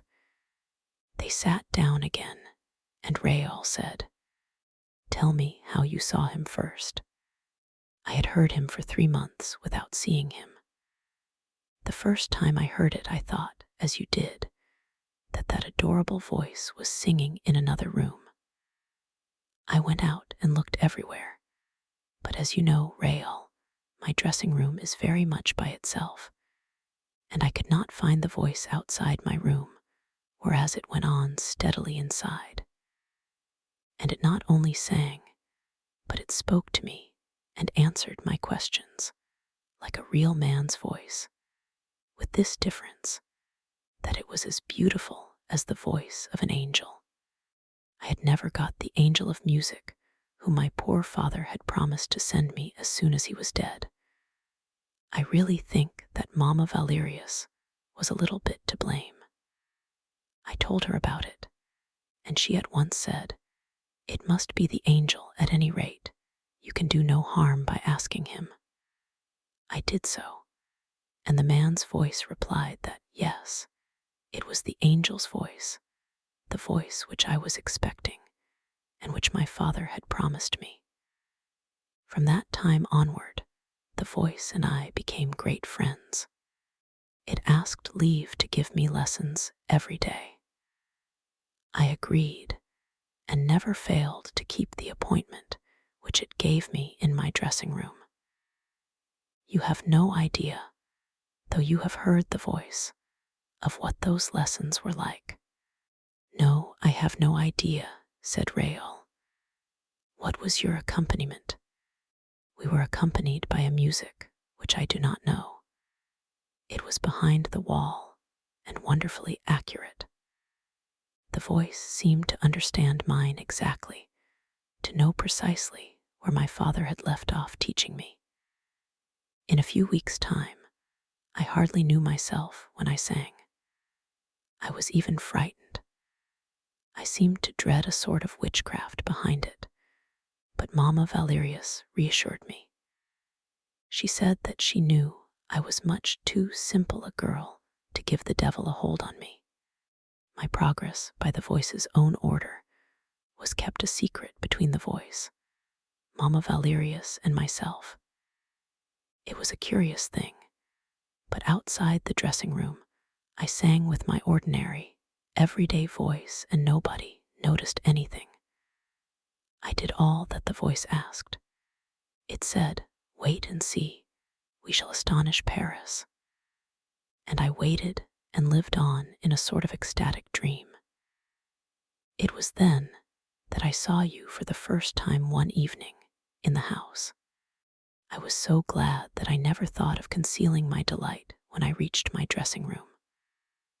Unfortunately, the voice was there before me and soon noticed, by my air, that something had happened. It asked what was the matter, and I saw no reason for keeping our story secret or concealing the place which you filled in my heart. Then the voice was silent. I called to it, but it did not reply. I begged and entreated, but in vain. I was terrified lest it had gone for good. I wished to heaven it had, dear. That night, I went home in a desperate condition. I told Mamma Valerius, who said, "Why, of course, the voice is jealous." And that, dear, first revealed to me that I loved you. Christine stopped and laid her head on Rael's shoulder. They sat like that for a moment in silence, and they did not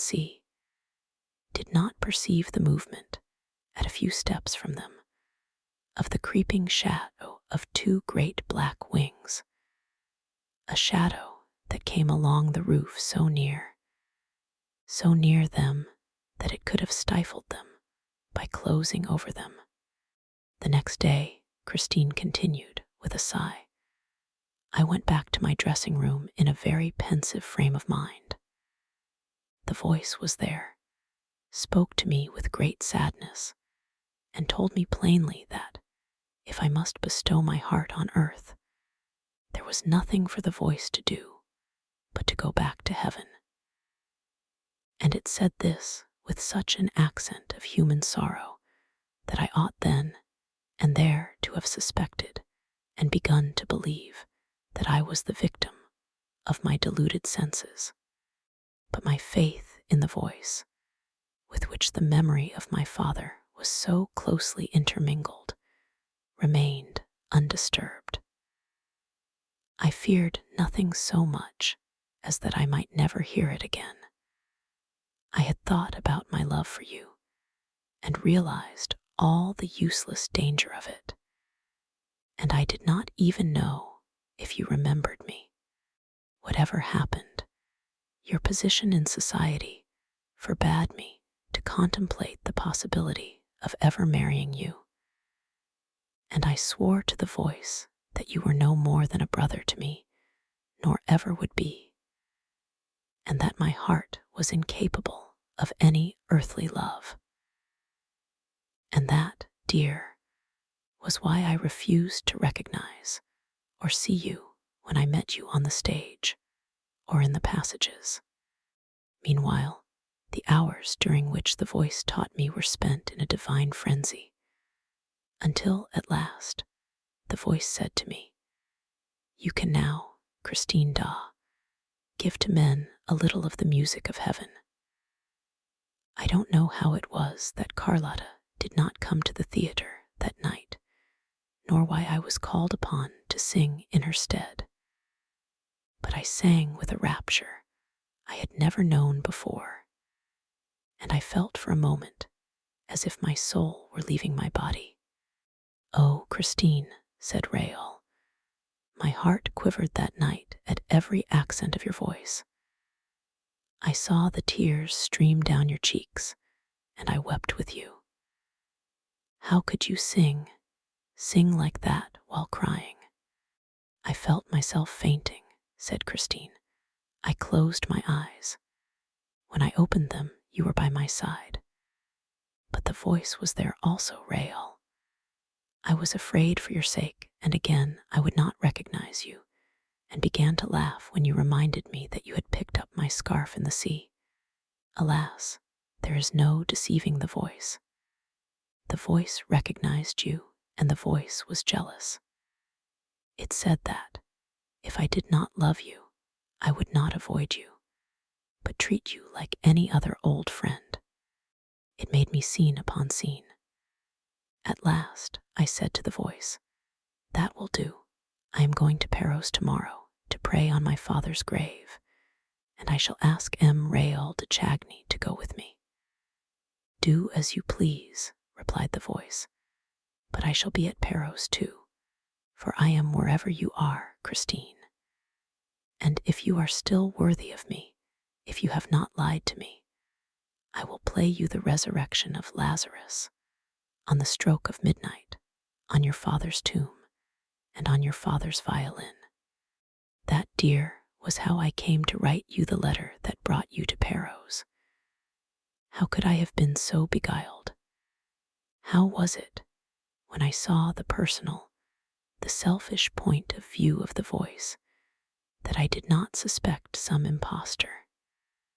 Alas, I was no longer mistress of myself. I had become his thing. But after all, cried Rael, you soon came to know the truth. Why did you not at once rid yourself of that abominable nightmare? Know the truth, Rael. Rid myself of that nightmare. But my poor boy, I was not caught in the nightmare until the day when I learned the truth. Pity me, Rael, pity me. You remember the terrible evening when Carlotta thought that she had been turned into a toad on the stage, and when the house was suddenly plunged in darkness through the chandelier crashing to the floor. There were killed and wounded that night, and the whole theater rang with terrified screams. My first thought was for you and the voice. I was at once easy where you were concerned, for I had seen you in your brother's box, and I knew that you were not in danger. But the voice had told me that it would be at the performance, and I was really afraid for it, just as if it had been an ordinary person who was capable of dying. I thought to myself, the chandelier may have come down upon the voice. I was then on the stage and was nearly running into the house to look for the voice among the killed and wounded when I thought that, if the voice was safe, it would be sure to be in my dressing room, and I rushed to my room. The voice was not there. I locked my door and with tears in my eyes besought it, if it were still alive, to manifest itself to me. The voice did not reply, but suddenly I heard a long, beautiful wail which I knew well. It is the plaint of Lazarus when, at the sound of the Redeemer's voice, he begins to open his eyes and see the light of day. It was the music which you and I, Rael, heard at Perros. And then the voice began to sing the leading phrase, "Come and believe in me. Whoso believes in me shall live. Walk. Whoso hath believed in me shall never die." I cannot tell you the effect which that music had upon me. It seemed to command me, personally, to come, to stand up and come to it. It retreated, and I followed. "Come and believe in me." I believed in it. I came, and this was the extraordinary thing. My dressing room, as I moved, seemed to lengthen out. Evidently, it must have been an effect of mirrors, for I had the mirror in front of me. And suddenly, I was outside the room without knowing how. What, without knowing how? Christine, you must really stop dreaming. I was not dreaming, dear. I was outside my room without knowing how. You, who saw me disappear from my room one evening, may be able to explain it, but I cannot. I can only tell you that, suddenly, there was no mirror before me and no dressing room. I was in a dark passage. I was frightened, and I cried out. It was quite dark, but for a faint red glimmer at a distant corner of the wall. I tried out. My voice was the only sound, for the singing and the violin had stopped. And suddenly, a hand was laid on mine, or rather a stone-cold, bony thing that seized my wrist and did not let go. I cried out again. An arm took me round the waist and supported me. I struggled for a little while and then gave up the attempt. I was dragged toward the little red light, and then I saw that I was in the hands of a man wrapped in a large cloak and wearing a mask that hid his whole face. I made one last effort. My limbs stiffened, my mouth opened to scream, but a hand closed it, a hand which I felt on my lips, on my skin, a hand that smelt of death. Then I fainted away. When I opened my eyes, we were still surrounded by darkness. A lantern, standing on the ground, showed a bubbling well. The water splashing from the well disappeared, almost at once, under the floor on which I was lying, with my head on the knee of the man in the black cloak and the black mask. He was bathing my temples, and his hands smelt of death.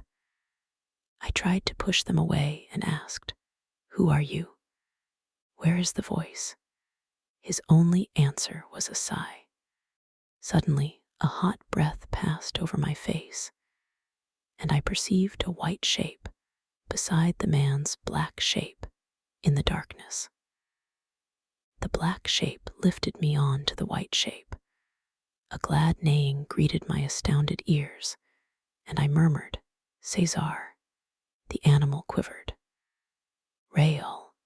I was lying half back on a saddle, and I had recognized the white horse out of the profta, which I had so often fed with sugar and sweets. I remembered that, one evening, there was a rumor in the theater that the horse had disappeared, and that it had been stolen by the opera ghost. I believed in the voice, but had never believed in the ghost. Now, however, I began to wonder, with a shiver, whether I was the ghost's prisoner.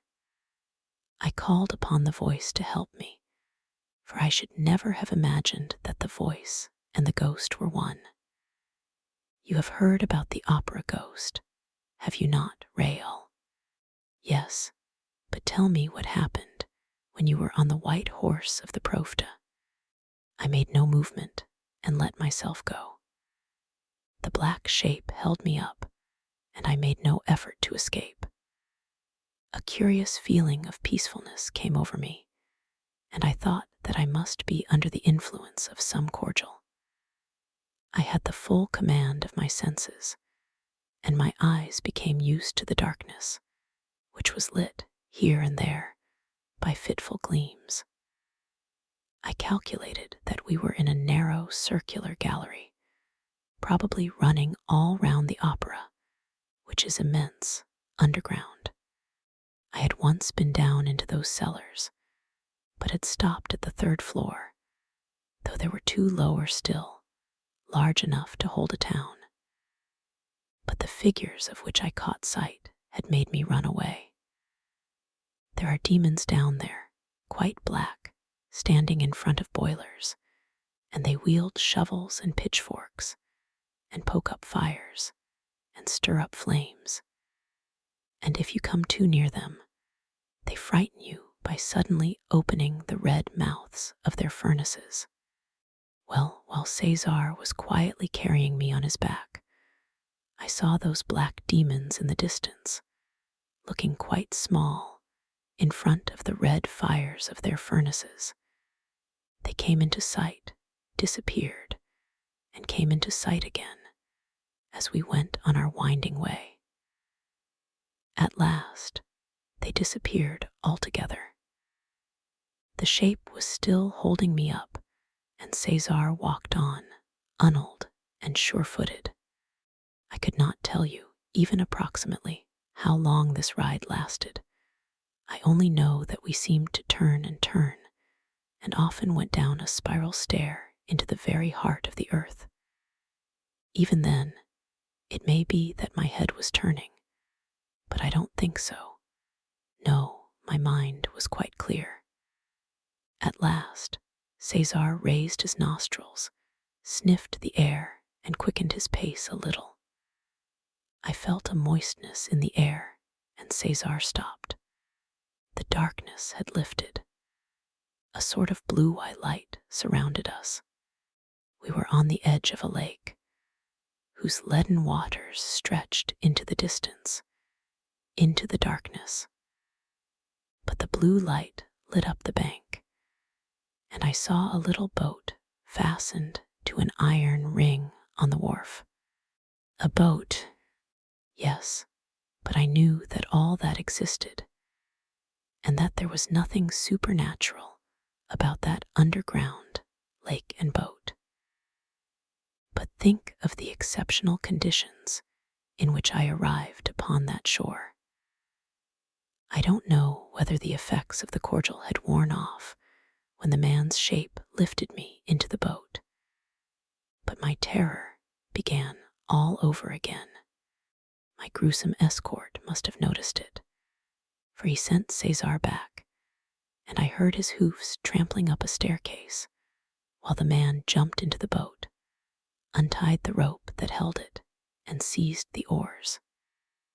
He rowed with a quick, powerful stroke, and his eyes, under the mask, never left me. We slipped across the noiseless water in the blue-eye light which I told you of. Then we were in the dark again, and we touched shore. And I was once more taken up in the man's arms. I cried aloud. And then, suddenly, I was silent, dazed by the light. Yes, a dazzling light in the midst of which I had been put down. I sprang to my feet. I was in the middle of a drawing room that seemed to me to be decorated, adorned and furnished with nothing but flowers. Flowers both magnificent and stupid, because of the silk ribbons that tied them to baskets, like those which they sell in the shops on the boulevards. They were much too civilized flowers, like those which I used to find in my dressing room after a first night. And in the midst of all these flowers stood the black shape of the man in the mask, with arms crossed, and he said, "Don't be afraid, Christine. You are in no danger." It was the voice. My anger equaled my amazement.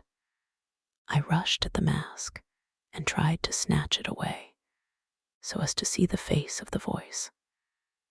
The man said, "You are in no danger, so long as you do not touch the mask." And taking me gently by the wrists, he forced me into a chair, and then went down on his knees before me and said nothing more. His humility gave me back some of my courage, and the light restored me to the realities of life. However extraordinary the adventure might be, I was now surrounded by mortal, visible, tangible things. The furniture, the hangings, the candles, the vases, and the very flowers in their baskets, of which I could almost have told whence they came and what they cost, were bound to confine my imagination to the limits of a drawing room quite as commonplace as any that, at least, had the excuse of not being in the cellars of the opera. I had no doubt to do with a terrible, eccentric person who, in some mysterious fashion, had succeeded in taking up his abode there, under the opera house, 5 stories below the level of the ground. And the voice which I had recognized under the mask, was on its knees before me, was a man. And I began to cry. The man, still kneeling, must have understood the cause of my tears, for he said, "It is true, Christine. I am not an angel, nor a genius, nor a ghost. I am Eric." Christine's narrative was again interrupted. An echo behind them seemed to repeat the word after her. Eric. What echo? They both turned round and saw that night had fallen. Rael made a movement as though to rise, but Christine kept him beside her. "Don't go," she said. "I want you to know everything here." "But why here, Christine?" "I am afraid of your catching cold."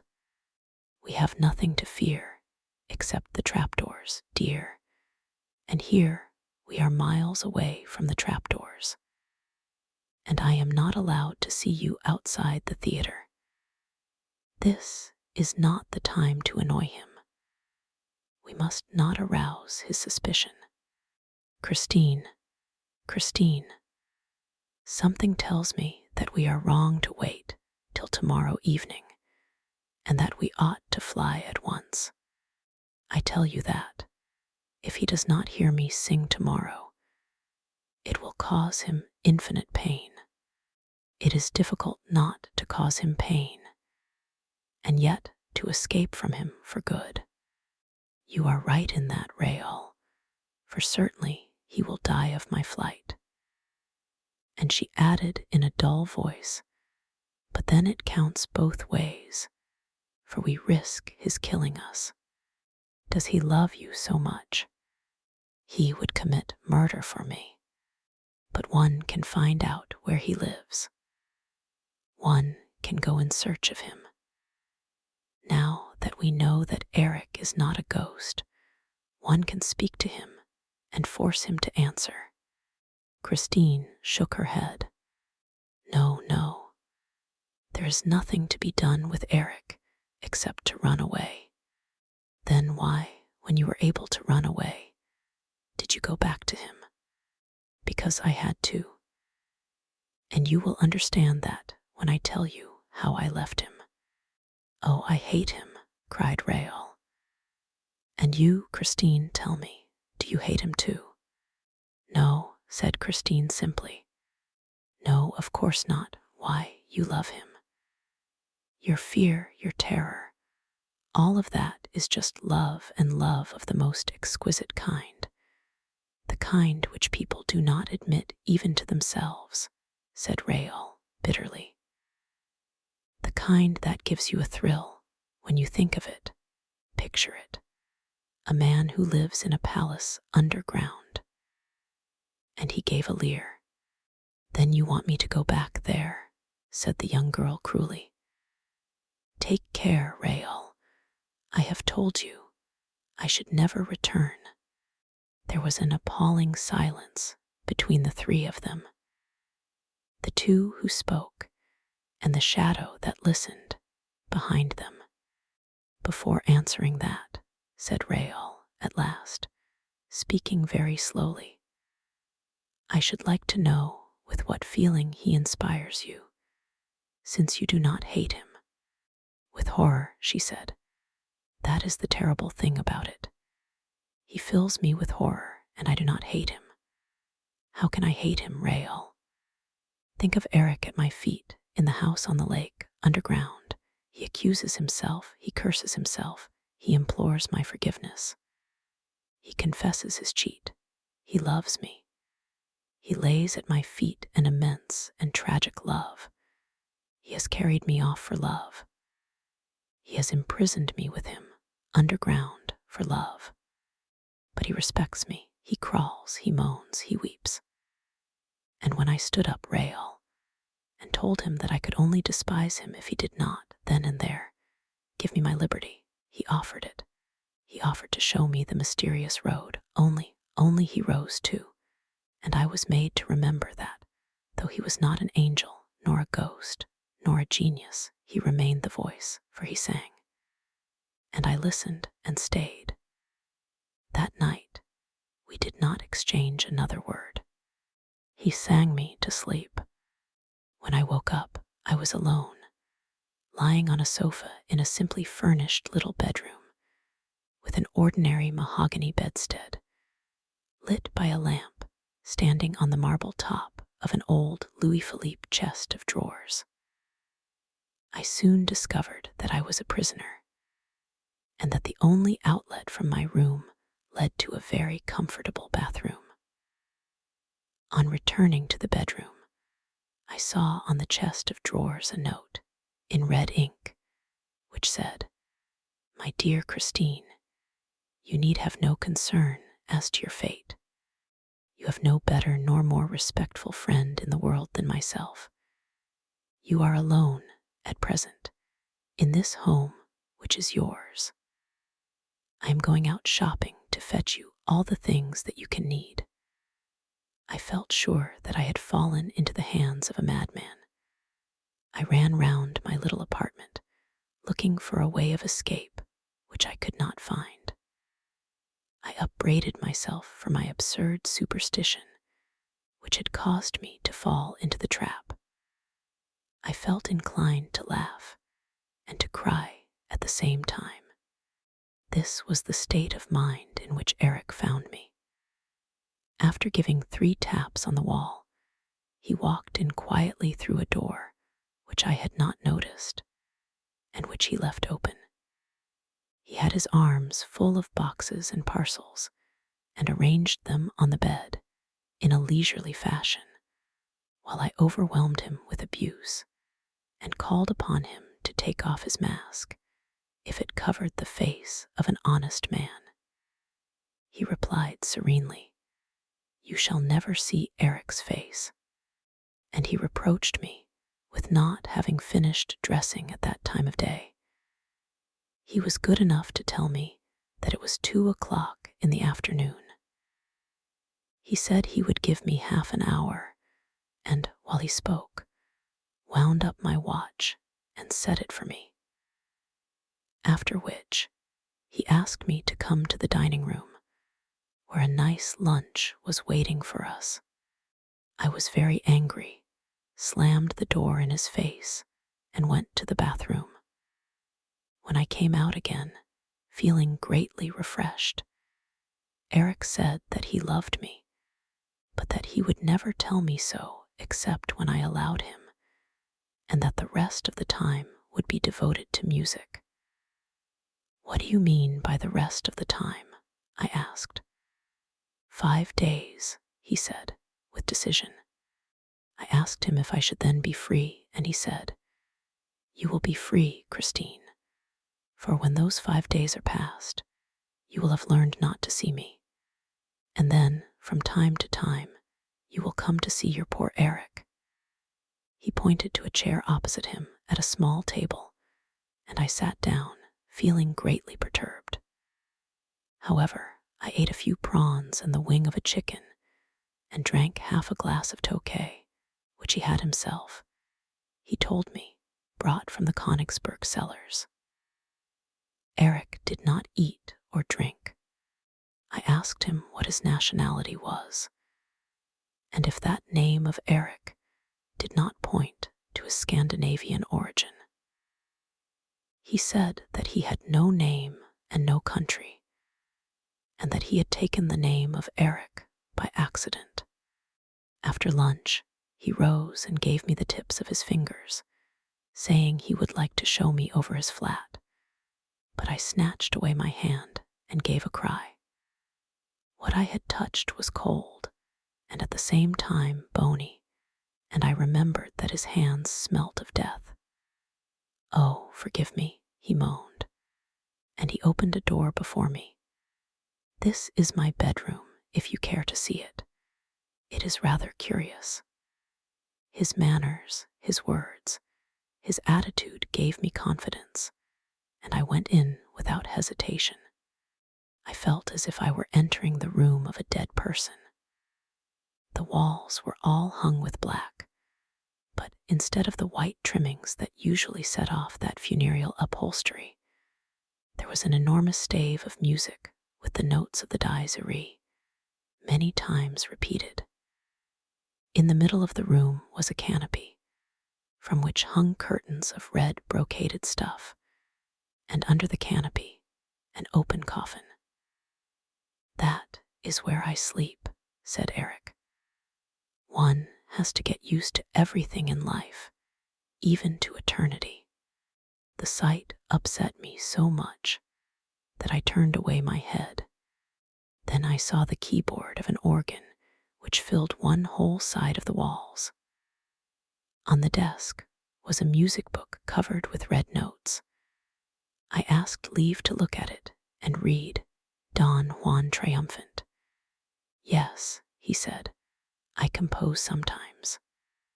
I began that work 20 years ago. When I have finished, I shall take it away with me in that coffin and never wake up again." "You must work at it as seldom as you can," I said.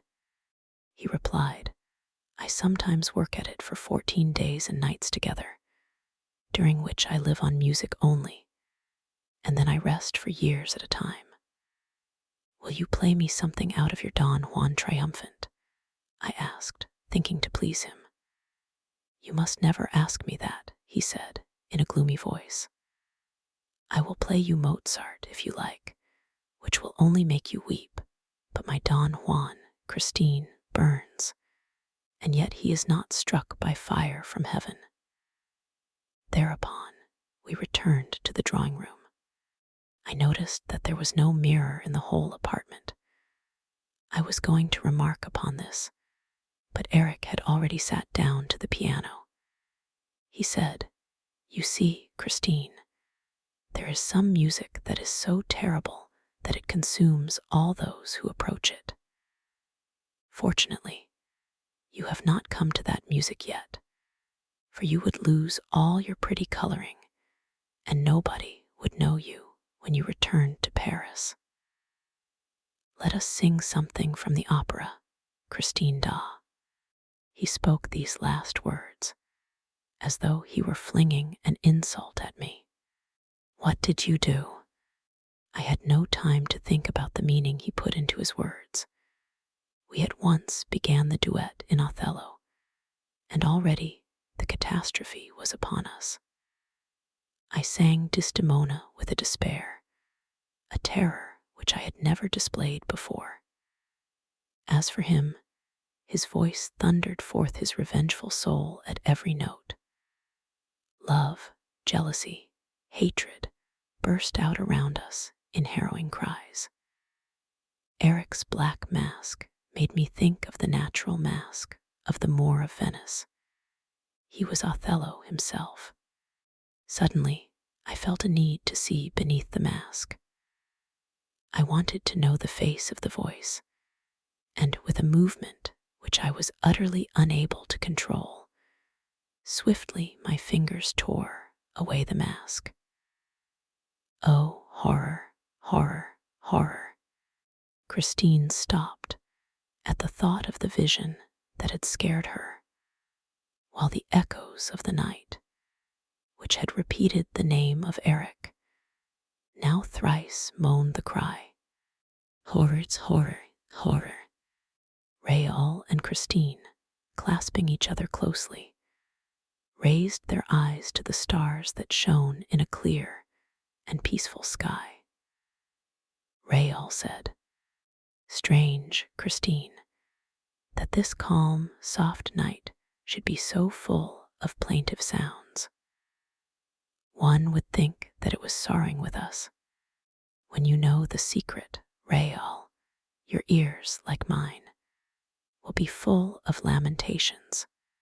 She took Rael, protecting hands in hers, and with a long shiver, continued, "Yes, if I lived to be 100, I should always hear the superhuman cry of grief and rage, which he uttered when the terrible sight appeared before my eyes. Rael, you have seen death's heads, when they have been dried and withered by the centuries, and perhaps, if you were not the victim of a nightmare, you saw his death's head at Perros. And then you saw Red Death stalking about at the last masked ball. But all those death's heads were motionless, and their dumb horror was not alive. But imagine, if you can, Red Death's mask suddenly coming to life in order to express, with the 4 black holes of its eyes, its nose, and its mouth, the extreme anger, the mighty fury of a demon, and not a ray of light from the sockets. For, as I learned later, you cannot see his blazing eyes except in the dark. I fell back against the wall and he came up to me, grinding his teeth, and as I fell upon my knees, he hissed mad, incoherent words and curses at me. Leaning over me, he cried, "Look, you want to see, see, feast your eyes, glut your soul on my cursed ugliness. Look at Eric's face. Now you know the face of the voice. You were not content to hear me, eh? You wanted to know what I looked like. Oh, you women are so inquisitive. Well, are you satisfied? I'm a very good-looking fellow, eh? When a woman has seen me, as you have, she belongs to me. She loves me forever. I am a kind of Don Juan, you know."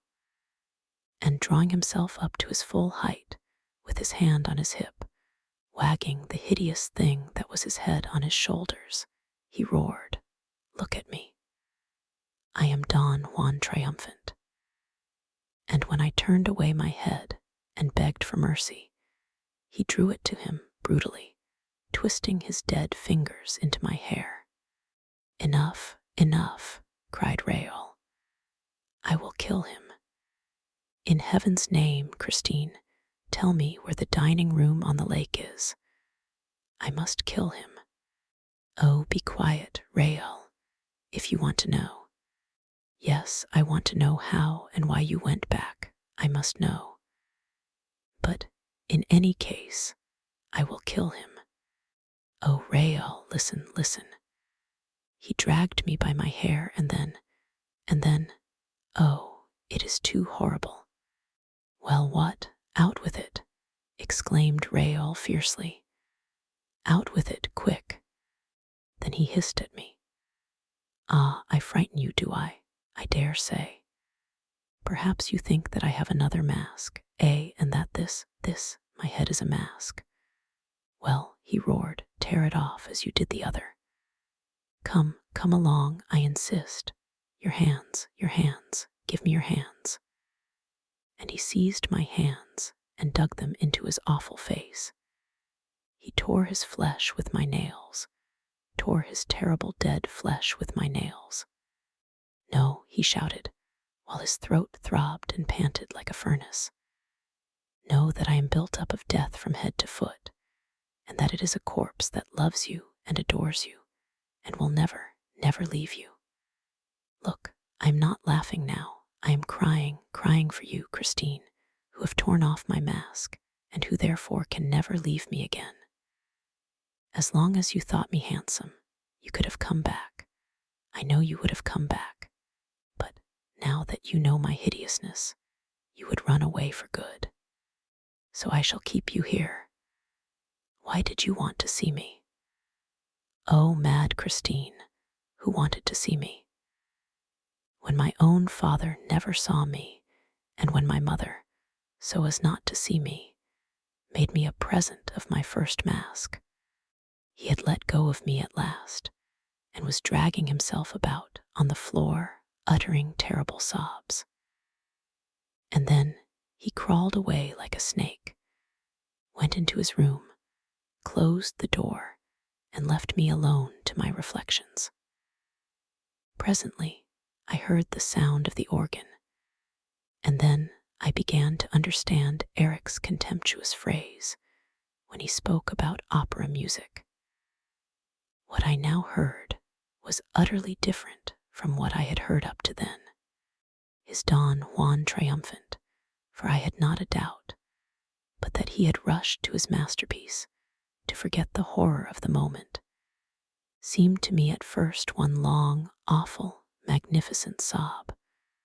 But little by little, it expressed every emotion, every suffering of which mankind is capable.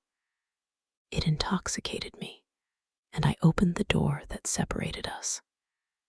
Eric rose as I entered, but dared not turn in my direction. Eric, I cried, show me your face without fear.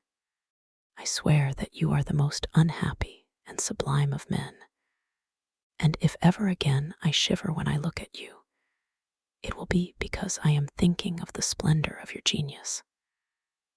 Then Eric turned round, for he believed me, and I also had faith in myself. He fell at my feet with words of love in his dead mouth, and the music had ceased. He kissed the hem of my dress, and did not see that I closed my eyes. What more can I tell you, dear? You now know the tragedy. It went on for a fortnight during which I lied to him. My lies were as hideous as the monster who inspired them, but they were the price of my liberty. I burned his mask, and I managed so well that, even when he was not singing, he tried to catch my eye, like a dog sitting by its master. He was my faithful slave, and paid me endless little attentions. Gradually, I gave him such confidence that he ventured to take me walking on the banks of the lake, and to row me in the boat on its leaden waters. Toward the end of my captivity, he let me out through the gates that closed the underground passages in the Rue Scribe. Here, a carriage awaited us and took us to the boys.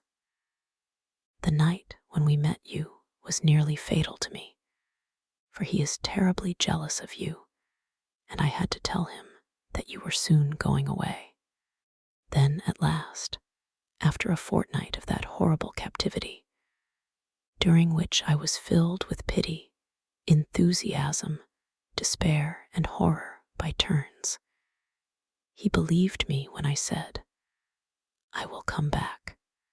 And you went back, Christine, groaned Rael. Yes, dear, and I must tell you that it was not his frightful threats, when setting me free, that helped me to keep my word, but the harrowing sob which he gave on the threshold of the tomb. That sob attached me to the unfortunate man more than I myself suspected when saying goodbye to him. Poor Eric, poor Eric. Christine, said Rael, rising, you tell me that you love me, but you had recovered your liberty hardly a few hours before you returned to Eric. Remember the masked ball? Yes, and do you remember those hours which I passed with you, Rael, to the great danger of both of us? I doubted your love for me during those hours. Do you doubt it still, Rael? Then know that each of my visits to Eric increased my horror of him. For each of those visits, instead of calming him, as I hoped, made him mad with love. And I am so frightened, so frightened. You are frightened, but do you love me? If Eric were good looking, would you love me, Christine? She rose in her turn, put her two trembling arms round the young man's neck, and said, Oh, my betrothed of a day, if I did not love you, I would not give you my lips. Take them for the first time and the last. He kissed her lips, but the night that surrounded them was rent asunder. They fled as at the approach of a storm, and their eyes, filled with dread of Eric, showed them, before they disappeared, high up above them, an immense night bird that stared at them with its blazing eyes, and seemed to cling to the string of Apollo's lyre. Chapter 13. A master stroke of the trapdoor lover. Rael and Christine ran, eager to escape from the roof and the blazing eyes that showed only in the dark. And they did not stop before they came to the 8th floor on the way down. There was no performance at the opera that night, and the passages were empty. Suddenly, a queer-looking form stood before them and blocked the road. No, not this way. And the form pointed to another passage by which they were to reach the wings. Rael wanted to stop and ask for an explanation, but the form, which wore a sort of long frock coat and a pointed cap, said, Quick, go away quickly. Christine was already dragging Rael, compelling him to start running again. But who is he? Who is that man? He asked. Christine replied, It's the Persian. What's he doing here? Nobody knows. He is always in the opera. You are making me run away for the first time in my life. If we really saw Eric, what I ought to have done was to nail him to Apollo's lyre, just as we nail the owls to the walls of our Breton farms, and there would have been no more question of him. My dear Rael, you would first have had to climb up to Apollo's lyre. That is no easy matter. The blazing eyes were there. Oh, you are getting like me now, seeing him everywhere. What I took for blazing eyes was probably a couple of stars shining through the strings of the lyre. And Christine went down another floor, with Rael following her. As you have quite made up your mind to go, Christine, I assure you it would be better to go at once. Why wait for tomorrow? He may have heard us tonight. No, he is working, I tell you, at his Don Juan triumphant, and not thinking of us. You're so sure of that you keep on looking behind you. Come to my dressing room.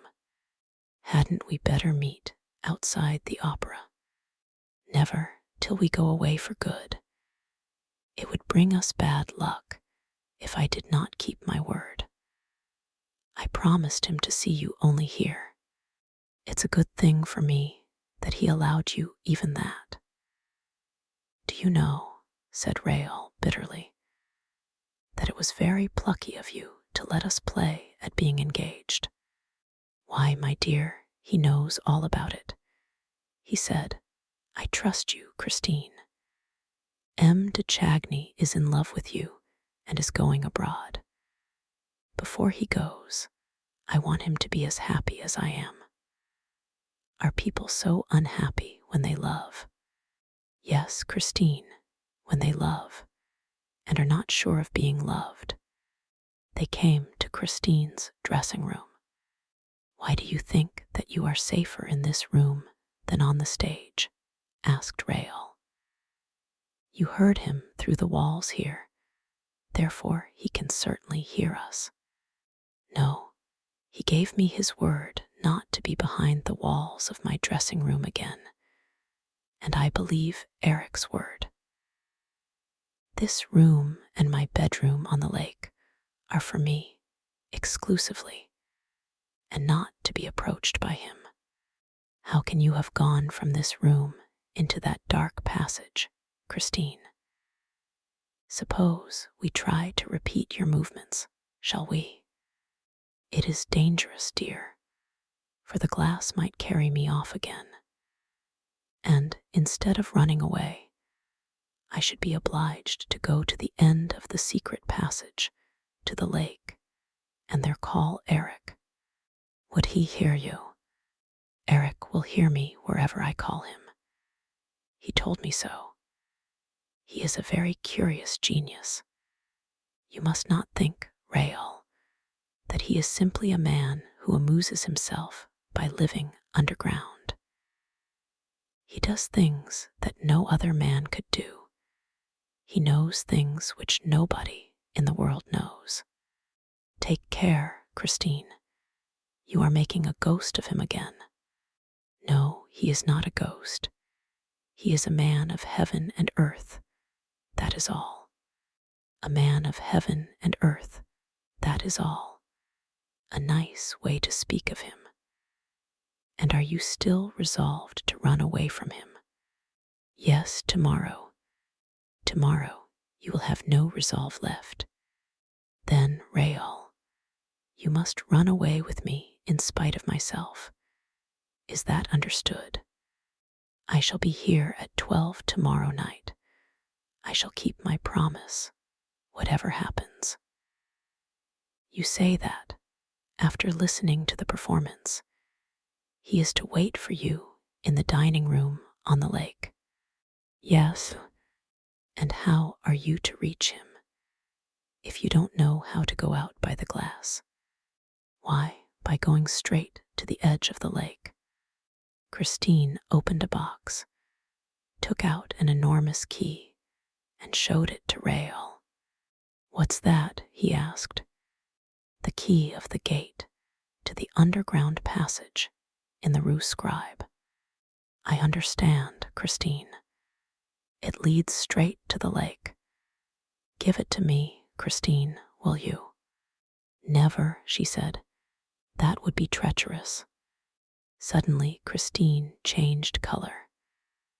A mortal pallor overspread her features. Oh heavens, she cried. Eric, Eric, have pity on me. Hold your tongue, said Rael. You told me he could hear you. But the singer's attitude became more and more inexplicable. She wrung her fingers, repeating, with a distraught air, Oh heaven, oh heaven. But what is it? What is it? Rael implored. The ring, the gold ring he gave me. Oh, so Eric gave you that ring. You know he did, Rael. But what you don't know is that, when he gave it to me, he said, I give you back your liberty, Christine, on condition that this ring is always on your finger. As long as you keep it, you will be protected against all danger, and Eric will remain your friend.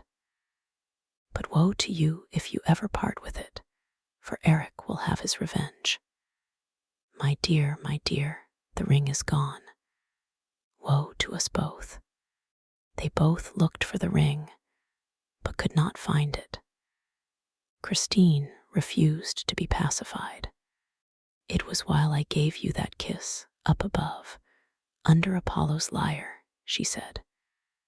The ring must have slipped from my finger and dropped into the street.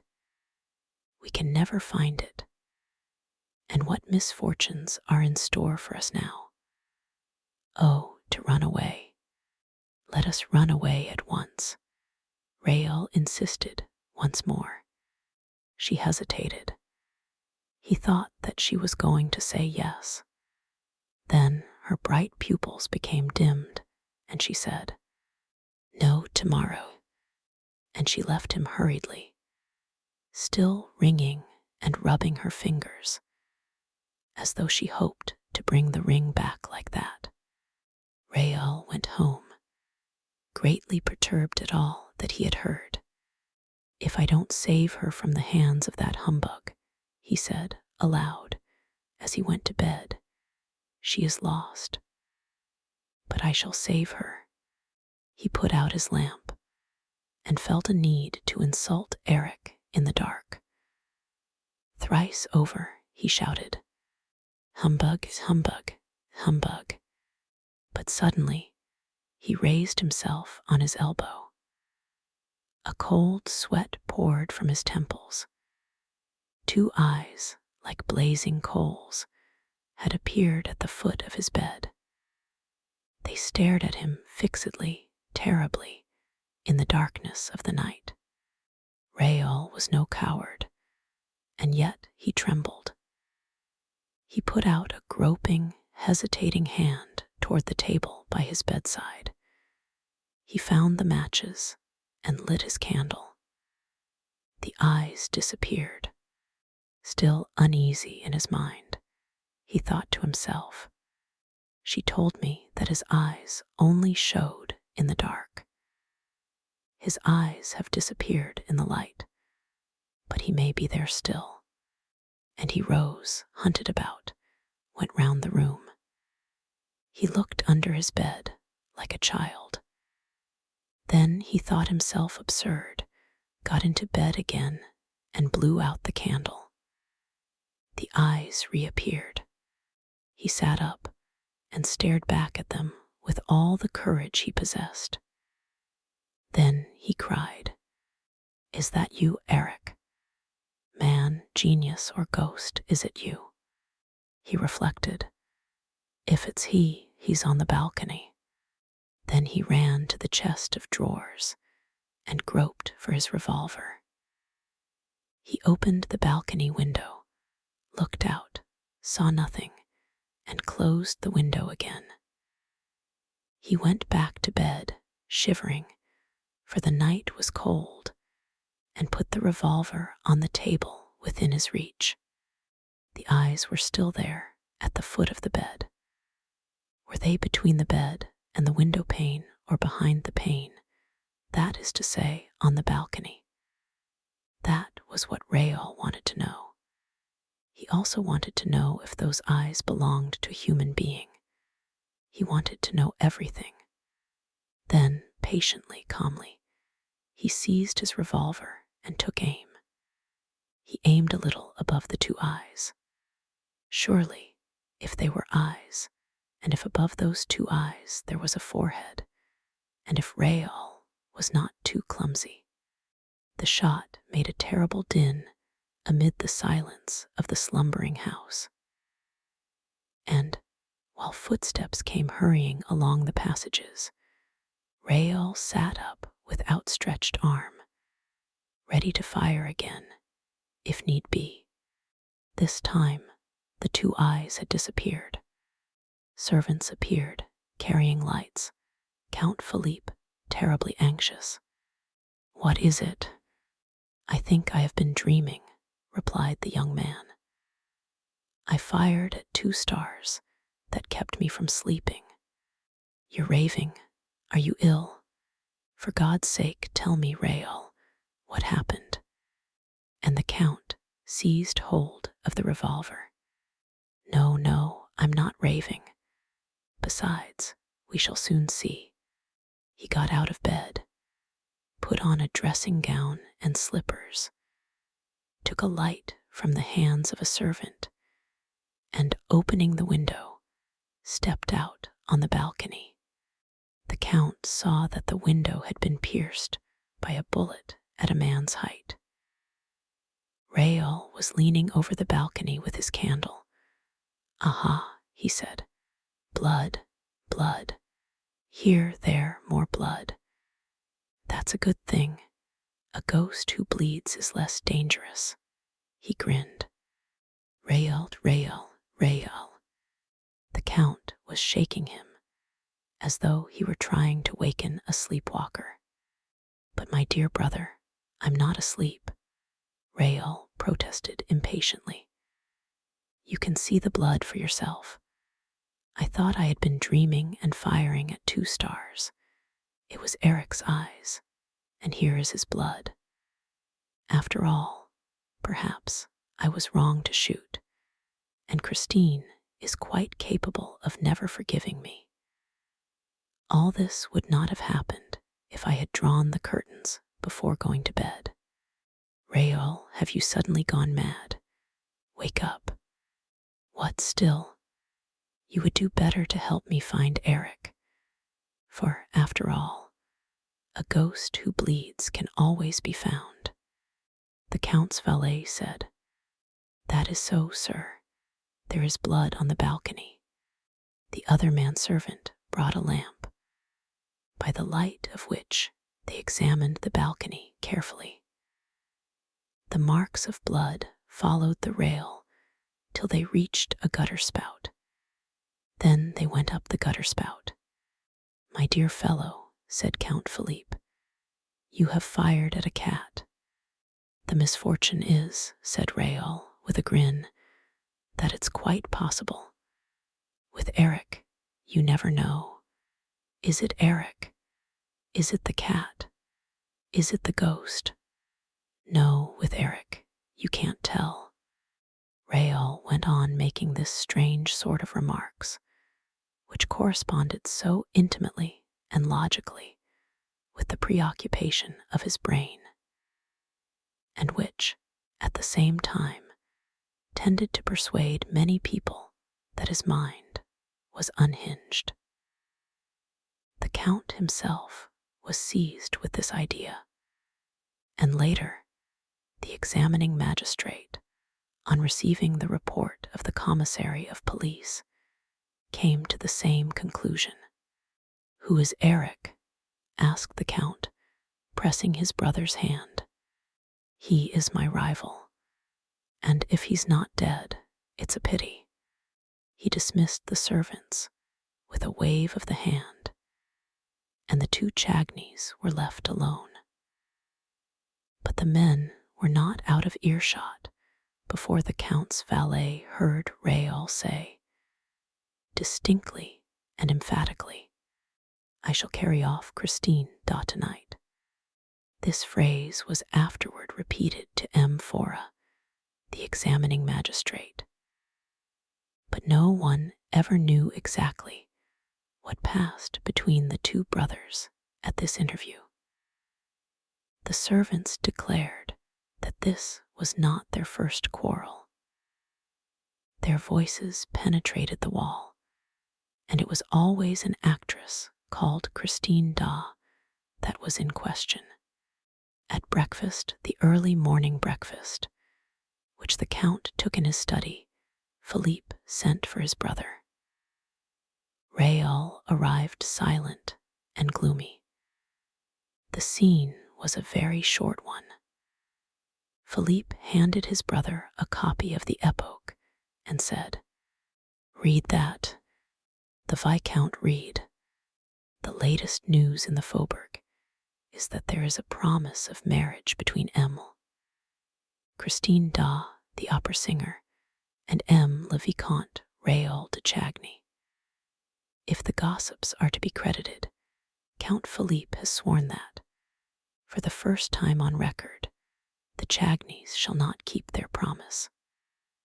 But as love is all-powerful at the opera as And even more than elsewhere, we wonder how Count Philippe intends to prevent the Viscount, his brother, from leading the new Margarita to the altar. The two brothers are said to adore each other, but the Count is curiously mistaken if he imagines that brotherly love will triumph over love pure and simple. "You see, Raoul," said the Count, "you are making us ridiculous. That little girl has turned your head with her ghost stories." The Viscount had evidently repeated Christine's narrative to his brother during the night. All that he now said was, "Goodbye, Philippe. Have you quite made up your mind? You are going tonight with her?" No reply. "Surely you will not do anything so foolish. I shall know how to prevent you." "Goodbye, Philippe," said the Viscount again, and left the room. This scene was described to the examining magistrate by the Count himself, who did not see Raoul again until that evening at the opera, a few minutes before Christine's disappearance. Raoul, in fact, devoted the whole day to his preparations for the flight. The horses, the carriage, the coachman, the provisions, the luggage, the money required for the journey, the road to be taken, he had resolved not to go by train, so as to throw the ghost off the scent. All this had to be settled and provided for, and it occupied him until 9 o'clock at night. At 9 o'clock, a sort of traveling barouche with the curtains of its windows close down took its place in the rank on the rotunda side. It was drawn by two powerful horses driven by a coachman whose face was almost concealed in the long folds of a muffler. In front of this traveling carriage were three broughams belonging respectively to Carlotta, who had suddenly returned to Paris, to Sorelli, and at the head of the rank to Comte Philippe de Chagny. No one left the barouche. The coachman remained on his box, and the three other coachmen remained on theirs. A shadow in a long black cloak and a soft black felt hat passed along the pavement between the rotunda and the carriages, examined the barouche carefully, went up to the horses and the coachman, and then moved away without saying a word. The magistrate afterward believed that this shadow was that of the Vicomte Raoul de Chagny. But I do not agree, seeing that evening, as every evening, the Vicomte de Chagny was wearing a tall hat, which hat, besides, was subsequently found. I am more inclined to think that the shadow was that of the ghost, who knew all about the whole affair, as the reader will soon perceive. They were giving Faust, as it happened, before a splendid house. The Faubourg was magnificently represented, and the paragraph in that morning's Epoque had already produced its effect, for all eyes were turned to the box in which Count Philippe sat alone, apparently in a very indifferent and careless frame of mind. The feminine element in the brilliant audience seemed curiously puzzled, and the Viscount's absence gave rise to any amount of whispering behind the fans. Christine Daw met with a rather cold reception. That special audience could not forgive her for aiming so high. The singer noticed this unfavorable attitude of a portion of the house and was confused by it. The regular frequenters of the opera, who pretended to know the truth about the Viscount's love story, exchanged significant smiles at certain passages in Margarita's part. and they made a show of turning and looking at Philippe de Chagny's box when Christine sang, "I wish I could, but know who was he." That addressed me, if he was noble, or at least what his name is. The Count sat with his chin on his hand and seemed to pay no attention to these manifestations. He kept his eyes fixed on the stage, but his thoughts appeared to be far away. Christine lost her self-assurance more and more. She trembled. She felt on the verge of a breakdown. Carolus Fonta wondered if she was ill, if she could keep the stage until the end of the garden act. In the front of the house, people remembered the catastrophe that had befallen Carlotta at the end of that act, and the historic Coac, which had momentarily interrupted her career in Paris. Just then, Carlotta made her entrance in a box facing the stage, a sensational entrance. Poor Christine raised her eyes upon this fresh subject of excitement. She recognized her rival. She thought she saw a sneer on her lips. That saved her. She forgot everything in order to triumph once more. From that moment, the prima donna sang with all her heart and soul. She tried to surpass all that she had done till then, and she succeeded. In the last act, when she began the invocation to the angels, she made all the members of the audience feel as though they too had wings. In the center of the amphitheater, a man stood up and remained standing, facing the singer. It was Raoul, holy angel in heaven blessed, and Christine, her arms outstretched, her throat filled with music, the glory of her hair falling over her bare shoulders, uttered the divine cry, "My spirit longs with thee to rest." It was at that moment that the stage was suddenly plunged in darkness. It happened so quickly that the spectators hardly had time to utter a sound of stupefaction, for the gas at once lit up the stage again. But Christine Daw was no longer there. What had become of her? What was that miracle?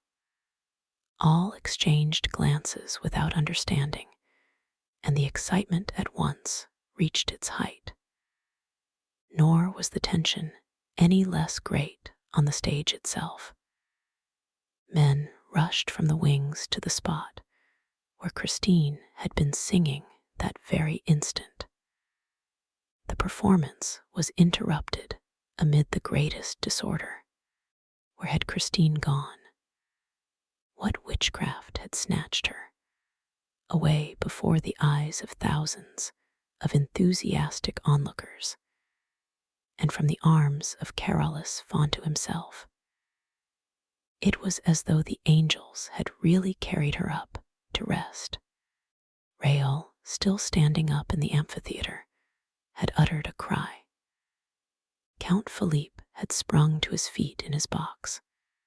People looked at the stage, at the Count, at Raoul, and wondered if this curious event was connected in any way with the paragraph in that morning's paper. But Raoul hurriedly left his seat. The Count disappeared from his box, and while the curtain was lowered, the subscribers rushed to the door that led behind the scenes. The rest of the audience waited amid an indescribable hubbub. Everyone spoke at once. Everyone tried to suggest an explanation of the extraordinary incident. At last, the curtain rose slowly, and Carolus Fonta stepped to the conductor's desk, and in a sad and serious voice said, "Ladies and gentlemen, An unprecedented event has taken place and thrown us into a state of the greatest alarm. Our sister artist, Christine Daw, has disappeared before our eyes, and nobody can tell us how. Chapter 14. The singular attitude of a safety pin. Behind the curtain, there was an indescribable crowd. Artists, scene shifters, dancers, supers, choristers, subscribers were all asking questions, shouting and hustling one another. What became of her? She's run away. With the Vicomte de Chagny, of course. No, with the Count. Ah, here's Carlotta. Carlotta did the trick. No, it was the ghost. And a few laughed, especially as a careful examination of the trapdoors and boards had put the idea of an accident out of the question. Amid this noisy throng, 3 men stood talking in a low voice and with despairing gestures. They were Gabriel, the chorus master, Mercier, the acting manager, and Ramai, the secretary. They retired to a corner of the lobby by which the stage communicates with the wide passage leading to the foyer of the ballet. Here they stood and argued behind some enormous properties. I knocked at the door, said Ramai. They did not answer. Perhaps they are not in the office. In any case, it's impossible to find out, for they took the keys with them. They were obviously the managers, who had given orders during the last entr'acte that they were not to be disturbed on any pretext whatever. They were not in to anybody. All the same, exclaimed Gabriel, a singer isn't run away with from the middle of the stage every day. Did you shout that to them? Asked Mercier impatiently. I'll go back again, said Ramai, and disappeared at a run. Thereupon the stage manager arrived. Well, M. Mercier, are you coming? What are you 2 doing here? You're wanted, Mr. Acting Manager. I refuse to know or to do anything before the commissary arrives, declared Mercier. I have sent for Mifroid. We shall see when he comes. And I tell you that you ought to go down to the organ at once. Not before the commissary comes. I've been down to the organ myself already. Ah, and what did you see? Well, I saw nobody. Do you hear nobody? What do you want me to do down there for sick? You're right, said the stage manager, frantically pushing his hands through his rebellious hair. You're right, but there might be someone at the organ who could tell us how the stage came to be suddenly darkened. Now Mauclair is nowhere to be found. Do you understand that? Mauclair was the gas man who dispensed day and night at will on the stage of the opera. Mauclair is not to be found, repeated Mercier, taken aback. Well, what about his assistants? There's no Mauclair and no assistants. No one at the lights, I tell you. You can imagine, roared the stage manager, that little girl must have been carried off by somebody else. She didn't run away by herself. It was a calculated stroke, and we have to find out about it. And what are the managers doing all this time? I gave orders that no one was to go down to the lights, and I posted a fireman in front of the gas man's box beside the organ. Wasn't that right? Yes, quite right, quite right. And now let's wait for the commissary. The stage manager walked away, shrugging his shoulders, fuming, muttering insults at those milksops.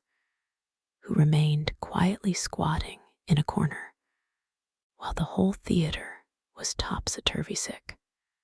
Gabriel and Mercier were not so quiet as all that. Only they had received an order that paralyzed them. The managers were not to be disturbed on any account. Ramai had violated that order and met with no success. At that moment, he returned from his new expedition, wearing a curiously startled air. "Well, have you seen them?" asked Mercier. Moncharmin opened the door at last. His eyes were starting out of his head. I thought he meant to strike me. I could not get a word in. And what do you think he shouted at me? "Have you a safety pin?" "No." "Well, then, clear out." I tried to tell him that an unheard of thing had happened on the stage, but he roared, "A safety pin. Give me a safety pin at once." A boy heard him. He was bellowing like a bull, ran up with a safety pin, and gave it to him, whereupon Moncharmin slammed the door in my face. "And there you are. And couldn't you have said, 'Christine Daw'? I should like to have seen you in my place." He was foaming at the mouth. He thought of nothing but his safety pin. I believe if they hadn't brought him one on the spot, he would have fallen down in a fit. Oh, all this isn't natural, and our managers are going mad. Besides, it can't go on like this. I'm not used to being treated in that fashion. Suddenly, Gabriel whispered, "It's another trick of OG's." Raimi gave a grin, Mercier a sigh, and seemed about to speak. But meeting Gabriel's eye said nothing.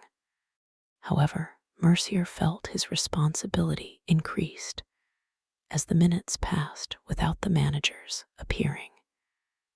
And at last, he could stand it no longer. "Look here, I'll go and hunt them out myself." Gabriel, turning very gloomy and serious, stopped him. "Be careful what you're doing, Mercier. If they're staying in their office, it's probably because they have to. OG has more than one trick in his bag." But Mercier shook his head. "That's their lookout. I'm going. If people had listened to me, the police would have known everything long ago." And he went. "What's everything?" asked Ramai. "What was there to tell the police? Why don't you answer, Gabriel?" "Ah, so you know something. Well, you would do better to tell me too, if you don't want me to shout out that you are all going mad." "Yes, that's what you are, mad." Gabriel put on a stupid look and pretended not to understand the private secretary's unseemly outburst. "What something am I supposed to know?" he said. "I don't know what you mean." Ramai began to lose his temper. This evening, Richard and Moncharmin were behaving like lunatics. Here, between the acts. "I never noticed it," growled Gabriel, very much annoyed. "Then you're the only one. Do you think that I didn't see them? And that M. Parabise, the manager of the Credit Central, noticed nothing. And that M. de la Borderie, the ambassador, has no eyes to see with. Why, all the subscribers were pointing at our managers. But what were our managers doing?" asked Gabriel, putting on his most innocent air. "What were they doing? You know better than anyone what they were doing. You were there, and you were watching them, you and Mercier. And you were the only two who didn't laugh. I don't understand." Gabriel raised his arms and dropped them to his sides again. which gesture was meant to convey that the question did not interest him in the least. Ramai continued, "What is the sense of this new mania of theirs? Why won't they have anyone come near them now? What? Won't they have anyone come near them? And they won't let anyone touch them? Really? Have you noticed that they won't let anyone touch them? That is certainly odd. Oh, so you admit it. And high time, too. And then they walk backward. Backward? You have seen our managers walk backward. Why, I thought that only crabs walked backward. Don't laugh, Gabriel, don't laugh." "I'm not laughing," protested Gabriel, looking as solemn as a judge. "Perhaps you can tell me this, Gabriel, as you're an intimate friend of the management. When I went up to M. Richard, outside the foyer, during the garden interval, with my hand out before me, why did M. Moncharmin hurriedly whisper to me, 'Go away, go away. Whatever you do, don't touch M. le Directeur. Am I supposed to have an infectious disease? It's incredible.' And a little later, when M. de la Borderie went up to M. Richard, didn't you see M. Moncharmin fling himself between them and hear him exclaim, 'M. l'ambassadeur, I entreat you not to touch M. le Directeur.' It's terrible. And what was Richard doing meanwhile? What was he doing? Why, you saw him. He turned about, bowed in front of him, though there was nobody in front of him, and withdrew backward. Backward. And Moncharmin, behind Richard, also turned about, that is, he described a semicircle behind Richard, and also walked backward. And they went like that to the staircase leading to the manager's office, backward, backward, backward. Well, if they are not mad, will you explain what it means? Perhaps they were practicing a figure in the ballet, suggested Gabriel, without much conviction in his voice. The secretary was furious at this wretched joke, made at so dramatic a moment. He knit his brows and contracted his lips. Then he put his mouth to Gabriel's ear. "Don't be so sly, Gabriel. There are things going on for which you and Mercier are partly responsible." "What do you mean?" asked Gabriel. "Christine Daw is not the only one who suddenly disappeared tonight." "Oh, nonsense. There's no nonsense about it. Perhaps you can tell me why, when Mother Guyery came down to the foyer just now, Mercier took her by the hand and hurried her away with him." "Really?" said Gabriel. "I never saw it." "You did see it, Gabriel, for you went with Mercier and Mother Guyery to Mercier's office. Since then, you and Mercier have been seen, but no one has seen Mother Guyery. Do you think we've eaten her? No, but you've locked her up in the office, and anyone passing the office can hear her yelling, 'Oh, the scoundrels! Oh, the scoundrels!'" At this point of this singular conversation, Mercier arrived, all out of breath. "There," he said in a gloomy voice. "It's worse than ever," I shouted. "It's a serious matter. Open the door." "It's I, Mercier." I heard footsteps. The door opened and Moncharmin appeared. He was very pale. He said, "What do you want?" I answered. "Someone has run away with Christine Daw." "What do you think?" he said. "And a good job, too." And he shut the door after putting this in my hand. Mercier opened his hand. "Ramai," and Gabriel looked. "The safety pin," cried Ramai. "Strange, strange," muttered Gabriel, who could not help shivering. Suddenly, a voice made them all three turn round. "I beg your pardon, gentlemen. Could you tell me where Christine Da is?" In spite of the seriousness of the circumstances, the absurdity of the question would have made them roar with laughter if they had not caught sight of a face so sorrow-stricken that they were at once seized with pity. It was the Vicomte Raoul de Chagny. Chapter 15. Christine, Christine. Raoul's first thought, after Christine Dawes' fantastic disappearance, was to accuse Eric. He no longer doubted the almost supernatural powers of the angel of music in this domain of the opera in which he had set up his empire. And Raoul rushed on the stage in a mad fit of love and despair. "Christine, Christine," he moaned, calling to her as he felt that she must be calling to him from the depths of that dark pit to which the monster had carried her. "Christine, Christine," and he seemed to hear the girl's screams through the frail boards that separated him from her. He bent forward, he listened.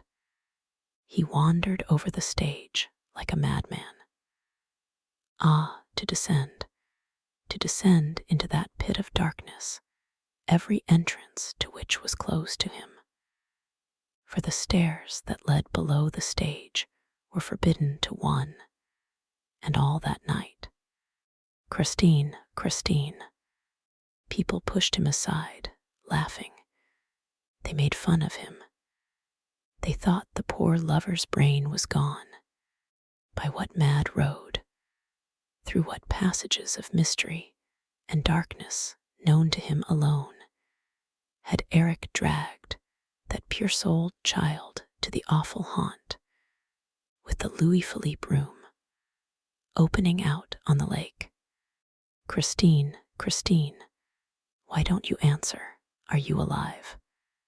Hideous thoughts flashed through Raoul's congested brain.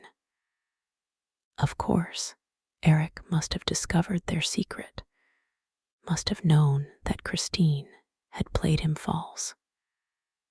What a vengeance would be his! And Raoul thought again of the yellow stars that had come the night before and roamed over his balcony. Why had he not put them out for good? There were some men's eyes that dilated in the darkness and shone like stars or like cats' eyes. Certainly albinos, who seemed to have rabbits' eyes by day, had cats' eyes at night. Everybody knew that. Yes, yes, he had undoubtedly fired at Eric. Why had he not killed him? The monster had fled up the gutter spout like a cat, or a convict, who everybody knew that also would scale the very skis with the help of a gutter spout. No doubt Eric was at that time contemplating some decisive step against Raoul, but he had been wounded and had escaped to turn against poor Christine instead. Such were the cruel thoughts that haunted Raoul as he ran to the singer's dressing room. "Christine, Christine." Bitter tears scorched the boy's eyelids as he saw scattered over the furniture the clothes which his beautiful bride was to have worn at the hour of their flight. Oh, why had she refused to leave earlier?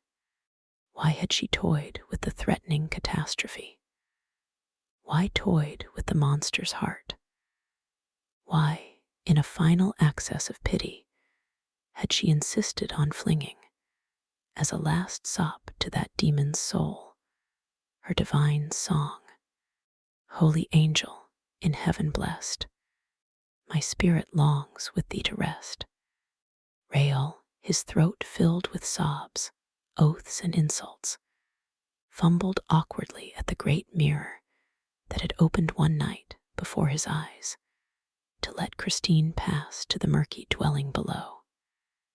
He pushed, pressed, groped about, but the glass apparently obeyed no one but Eric.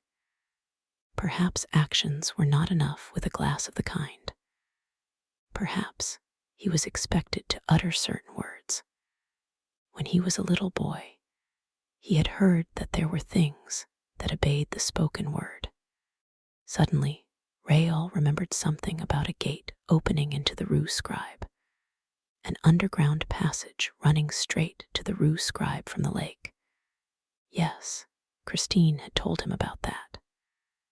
And when he found that the key was no longer in the box, he nevertheless ran to the Rue Scribe. Outside, in the street, he passed his trembling hands over the huge stones, felt for outlets, met with iron bars. Were those they? Or these? Or could it be that air hole? He plunged his useless eyes through the bars. How dark it was in there. He listened. All was silence. He went round the building and came to bigger bars, immense gates. It was the entrance to the Cour de l'Administration. Raoul rushed into the doorkeeper's lodge. "I beg your pardon, madame.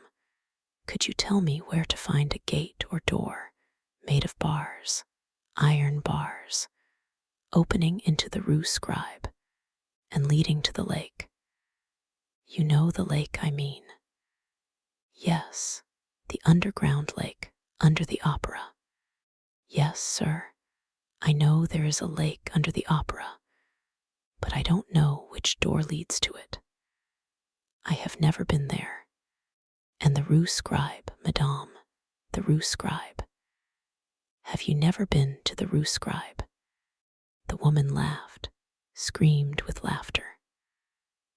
Raoul darted away, roaring with anger, ran upstairs, 4 stairs at a time, downstairs, rushed through the whole of the business side of the opera house, found himself once more in the light of the stage. He stopped, with his heart thumping in his chest. Suppose Christine had been found. He saw a group of men and asked, "I beg your pardon, gentlemen. Could you tell me where Christine is?" And somebody laughed. At the same moment, the stage buzzed with a new sound. And amid a crowd of men in evening dress, all talking and gesticulating together, appeared a man who seemed very calm and displayed a pleasant face, all pink and chubby-cheeked, crowned with curly hair and lit up by a pair of wonderfully serene blue eyes. Mercier, the acting manager, called the Vicomte de Chagny's attention to him and said, "This is the gentleman to whom you should put your question, monsieur. Let me introduce Mifride, the commissary of police." "Ah, le Vicomte de Chagny. Delighted to meet you, monsieur," said the commissary. "Would you mind coming with me? And now, where are the managers? Where are the managers?" Mercier did not answer, and Ramai, the secretary, volunteered the information that the managers were locked up in their office, and that they knew nothing as yet of what had happened. "You don't mean to say so. Let us go up to the office." And Mifride, followed by an ever-increasing crowd, turned toward the business side of the building. Mercier took advantage of the confusion to slip a key into Gabriel's hand. "This is all going very badly," he whispered. "You had better let Mother Guyery out." And Gabriel moved away. They soon came to the manager's door. Mercier stormed in vain. The door remained closed. "Open in the name of the law," commanded M. Mifroid in a loud and rather anxious voice. At last the door was opened. All rushed into the office on the commissary's heels. Rayall was the last to enter. As he was about to follow the rest into the room, a hand was laid on his shoulder, and he heard these words spoken in his ear. Eric's secrets concern no one but himself. He turned around with a stifled exclamation. The hand that was laid on his shoulder was now placed on the lips of a person with an ebony skin, with eyes of jade, and with an astrakhan cap on his head. The Persian. The stranger kept up the gesture that recommended discretion. And then, at the moment when the astonished Viscount was about to ask the reason of his mysterious intervention, bowed and disappeared. Chapter 16. MME. Guyry's astounding revelations as to her personal relations with the opera ghost. Before following the commissary into the manager's office, I must describe certain extraordinary occurrences that took place in that office, which Ramay and Mercier had vainly tried to enter, and into which Richard and Moncharmin had locked themselves with an object which the reader does not yet know, but which it is my duty, as an historian, to reveal without further postponement. I have had occasion to say that the manager's mood had undergone a disagreeable change for some time past, and to convey the fact that this change was due not only to the fall of the chandelier on the famous night of the gala performance. The reader must know that the ghost had calmly been paid his first 20,000 francs. Oh, there had been wailing and gnashing of teeth, indeed. And yet the thing had happened as simply as could be. One morning, the managers found on their table an envelope addressed to Monsieur O.G. Private, and accompanied by a note from O.G. himself. The time has come to carry out the clause in the memorandum book. Please put 20 notes of 1,000 francs each into this envelope. Seal it with your own seal and hand it to MME. Guyry, who will do what is necessary. The managers did not hesitate. Without wasting time in asking how these confounded communications came to be delivered in an office which they were careful to keep locked, they seized this opportunity of laying hands on the mysterious blackmailer. And, after telling the whole story under the promise of secrecy to Gabriel and Mercier, they put the 20,000 francs into the envelope, and without asking for explanations, handed it to MME. Guyry, who had been reinstated in her functions.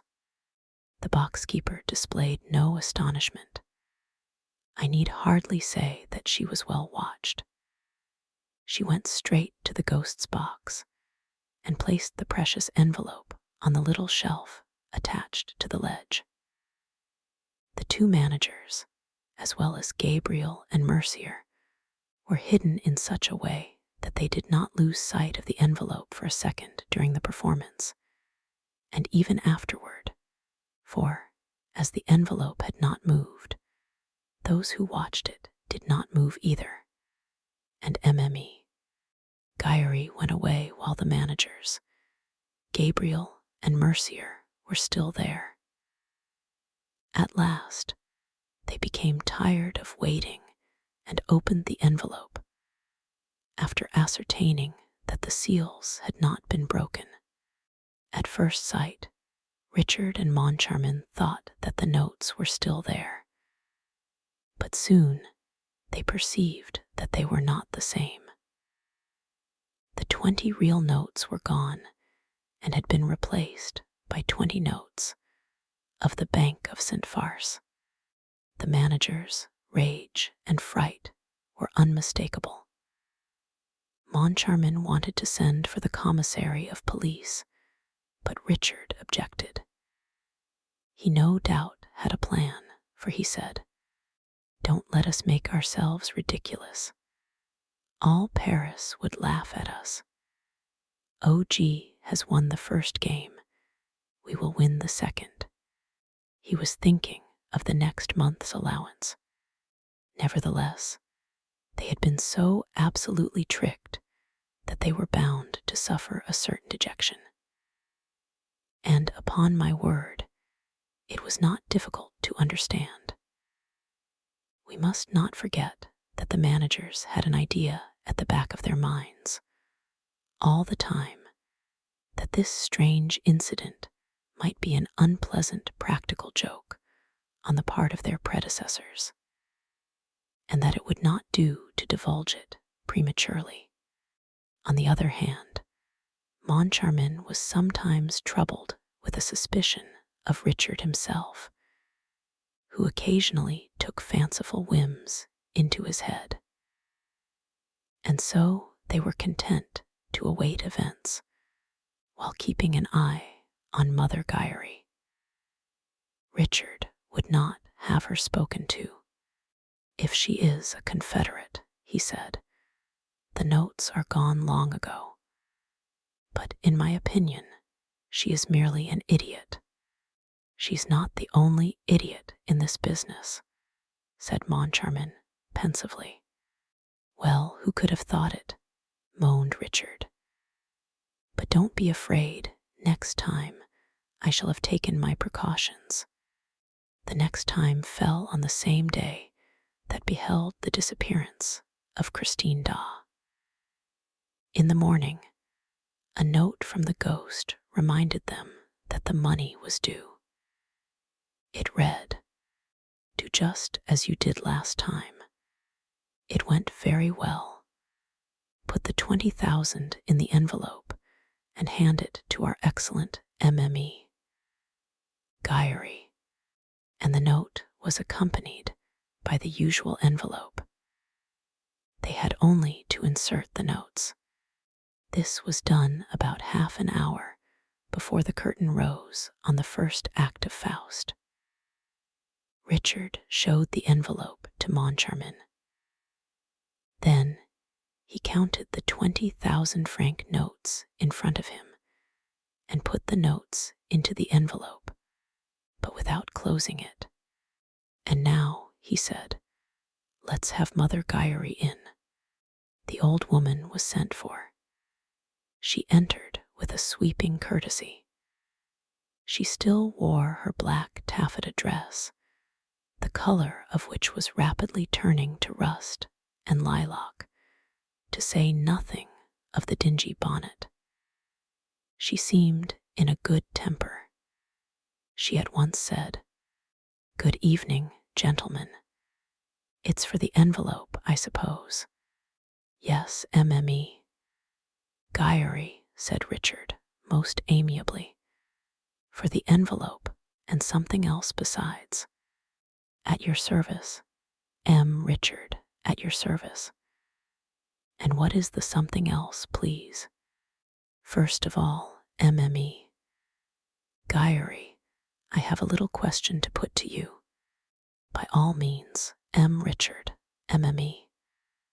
Giry is here to answer you. Are you still on good terms with the ghost?" "Couldn't be better, sir. Couldn't be better." "Ah, we are delighted. Look here, MME. Giry," said Richard, in the tone of making an important confidence. "We may just as well tell you, among ourselves, you're no fool." "Why, sir," exclaimed the box-keeper, stopping the pleasant nodding of the black feathers in her dingy bonnet. I assure you no one has ever doubted that. We are quite agreed, and we shall soon understand one another. The story of the ghost is all humbug, isn't it? Well, still between ourselves, it has lasted long enough. MME. Gayari looked at the managers as though they were talking Chinese. She walked up to Richard's table and asked, rather anxiously, "What do you mean? I don't understand." "Oh, you understand quite well. In any case, you've got to understand. And first of all, tell us his name." "Whose name?" "The name of the man whose accomplice you are, MME. Gayari. I am the ghost's accomplice. His accomplice in what, pray? You do all he wants. Oh, he's not very troublesome, you know. And does he still tip you? I mustn't complain. How much does he give you for bringing him that envelope?" 10 francs. You poor thing. That's not much, is it? Why, I'll tell you that presently, MME. Gayari. Just now we should like to know for what extraordinary reason you have given yourself body and soul to this ghost, MME. Gayari's friendship and devotion are not to be bought for 5 francs or 10 francs. That's true enough, and I can tell you the reason, sir. There's no disgrace about it. On the contrary, we're quite sure of that, MME. Gayari. Well, it's like this. Only the ghost doesn't like me to talk about his business. Indeed, sneered Richard. But this is a matter that concerns myself alone. Well, it was in box 5 one evening. I found a letter addressed to myself, a sort of note written in red ink. I needn't read the letter to you, sir. I know it by heart, and I shall never forget it if I live to be 100. And MME. Gayari, drawing herself up, recited the letter with touching eloquence. Madam, 1825. Emile, Menetrier, leader of the ballet, became Marquise de Cussy. 1832. Emile, Marie Taglioni, a dancer, became Comtesse Gilbert Desvoisins. 1846. La Soda, a dancer, married a brother of the King of Spain. 1847. Lola Montes, a dancer, became the morganatic wife of King Louis of Bavaria and was created Countess of Landsfeld. 1848. Emile, Maria, a dancer, became Baron de Herneville. 1870. Teresa Hessier, a dancer, married Dom Fernando, brother to the King of Portugal. Richard and Moncharmin listened to the old woman, who, as she proceeded with the enumeration of these glorious nuptials, swelled out, took courage, and at last, in a voice bursting with pride, flung out the last sentence of the prophetic letter. 1885. Meg Gayari, Empress. Exhausted by this supreme effort, the boxkeeper fell into a chair, saying, "Gentlemen, the letter was signed, Opera Ghost." I had heard much of the ghost, but only half believed in him. From the day when he declared that my little Meg, the flesh of my flesh, the fruit of my womb, would be Empress, I believed in him altogether. And really, it was not necessary to make a long study of MME. Gayari's excited features to understand what could be got out of that fine intellect with the two words ghost and empress. But who pulled the strings of that extraordinary puppet? That was the question. You have never seen him. He speaks to you, and you believe all he says? Asked Moncharmin. Yes, to begin with, I owe it to him that my little Meg was promoted to be the leader of a row. I said to the ghost, if she is to be empress in 1885, there is no time to lose. She must become a leader at once. He said, look upon it as done. And he had only a word to say to M. Poligny, and the thing was done. So you see that M. Poligny saw him. No, not any more than I did, but he heard him. The ghost said a word in his ear, you know, on the evening when he left box 5, looking so dreadfully pale. Moncharmin heaved a sigh. What a business, he groaned. Ah, said Emily, Guyry. I always thought there were secrets between the ghost and M. Poligny. Anything that the ghost asked M. Poligny to do, M. Poligny did. M. Poligny could refuse the ghost nothing. You hear, Richard? Poligny could refuse the ghost nothing. Yes, yes, I hear, said Richard. M. Poligny is a friend of the ghost, and as MME. Guyry is a friend of M. Poligny, there we are. But I don't care a hang about M. Poligny, he added roughly. The only person whose fate really interests me is MME. Guyry, MME. Guyry, do you know what is in this envelope? Why, of course not, she said. Well, look. Mine. Guyry looked into the envelope with a lackluster eye, which soon recovered its brilliancy. 1,000-franc notes, she cried. Yes, MME. Guyry, 1,000-franc notes, and you knew it. I, sir, I swear. Don't swear, MME, Guyry. And now I will tell you the second reason why I sent for you. MME, Guyry, I am going to have you arrested. The 2 black feathers on the dingy bonnet, which usually affected the attitude of 2 notes of interrogation, changed into 2 notes of exclamation. As for the bonnet itself, it swayed in menace on the old lady's tempestuous chignon. Surprise, indignation, protest, and dismay were furthermore displayed by little Meg's mother in a sort of extravagant movement of offended virtue, half bound, half slide, that brought her right under the nose of M. Richard, who could not help pushing back his chair.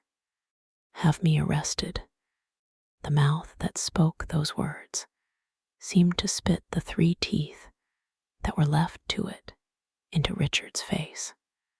M. Richard behaved like a hero. He retreated no farther. His threatening forefinger seemed already to be pointing out the keeper of box 5 to the absent magistrates. I am going to have you arrested, MME. Guyry as a thief. Say that again. And MME. Guyry caught Mr. Manager Richard a mighty box on the ear before Mr. Manager Moncharmin had time to intervene. But it was not the withered hand of the angry old beldame that fell on the managerial ear, but the envelope itself, the cause of all the trouble, the magic envelope that opened with the blow, scattering the banknotes, which escaped in a fantastic whirl of giant butterflies. The 2 managers gave a shout, and the same thought made them both go on their knees, feverishly, picking up and hurriedly examining the precious scraps of paper. Are they still genuine, Moncharmin? Are they still genuine, Richard? Yes, they are still genuine. Above their heads, MME. Gyeri's 3 teeth were clashing in a noisy contest, full of hideous interjections. But all that could be clearly distinguished was this leitmotif. I'd a thief, I. She choked with rage. She shouted, I never heard of such a thing. And suddenly, she darted up to Richard again. In any case, she yelped, you, Richard, ought to know better than I where the 20,000 francs went to. I asked Richard, astounded. And how should I know? Moncharmin, looking severe and dissatisfied, at once insisted that the good lady should explain herself. What does this mean, MME? Gyeri, he asked. And why do you say that Richard ought to know better than you where the 20,000 francs went to? As for Richard, who felt himself turning red under Moncharmin's eyes, he took MME, Gyeri, by the wrist and shook it violently. In a voice growling and rolling like thunder, he roared, why should I know better than you where the 20,000 francs went to? Why? Answer me. Because they went into your pocket, gasped the old woman, looking at him as if he were the devil incarnate. Richard would have rushed upon MME. Gyeri, if Moncharmin had not stayed his avenging hand and hastened to ask her, more gently, how can you suspect my partner, Richard, of putting 20,000 francs in his pocket? I never said that, declared MME. Gyeri, seeing that it was myself who put the 20,000 francs into Richard's pocket. And she added under her voice, there, it's out, and may the ghost forgive me. Richard began bellowing anew, but Moncharmin authoritatively ordered him to be silent. Allow me. Let the woman explain herself. Let me question her. And he added, it is really astonishing that you should take up such a tone. We are on the verge of clearing up the whole mystery. And you're in a rage. You're wrong to behave like that. I'm enjoying myself immensely. MME. Gyeri, like the martyr that she was, raised her head, her face beaming with faith in her own innocence. You tell me there were 20,000 francs in the envelope which I put into Richard's pocket. But I tell you again that I knew nothing about it. Nor Richard either, for that matter. Aha, said Richard, suddenly assuming a swaggering air which Moncharmin did not like. I knew nothing either. You put 20,000 francs in my pocket, and I knew nothing either. I am very glad to hear it, MME. Gyeri. Yes, the terrible dame agreed. Yes, it's true. We neither of us knew anything.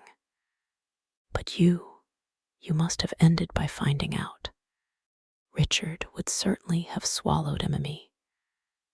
Gyeri alive, if Moncharmin had not been there. But Moncharmin protected her. He resumed his questions. What sort of envelope did you put in Richard's pocket? It was not the one which we gave you, the one which you took to box 5 before our eyes. And yet, that was the one which contained the 20,000 francs. I beg your pardon. The envelope which le directeur gave me was the one which I slipped into le directeur's pocket, explained Mme. Diary. The one which I took to the ghost's box was another envelope, just like it, which the ghost gave me beforehand, and which I hid up my sleeve. So saying, Mme. Diary took from her sleeve an envelope ready prepared and similarly addressed to that containing the 20,000 francs. The managers took it from her. They examined it and saw that it was fastened with seals stamped with their own managerial seal. They opened it. It contained 20 Bank of St. Farce notes like those which had so much astounded them the month before. How simple, said Richard. How simple, repeated Moncharmin.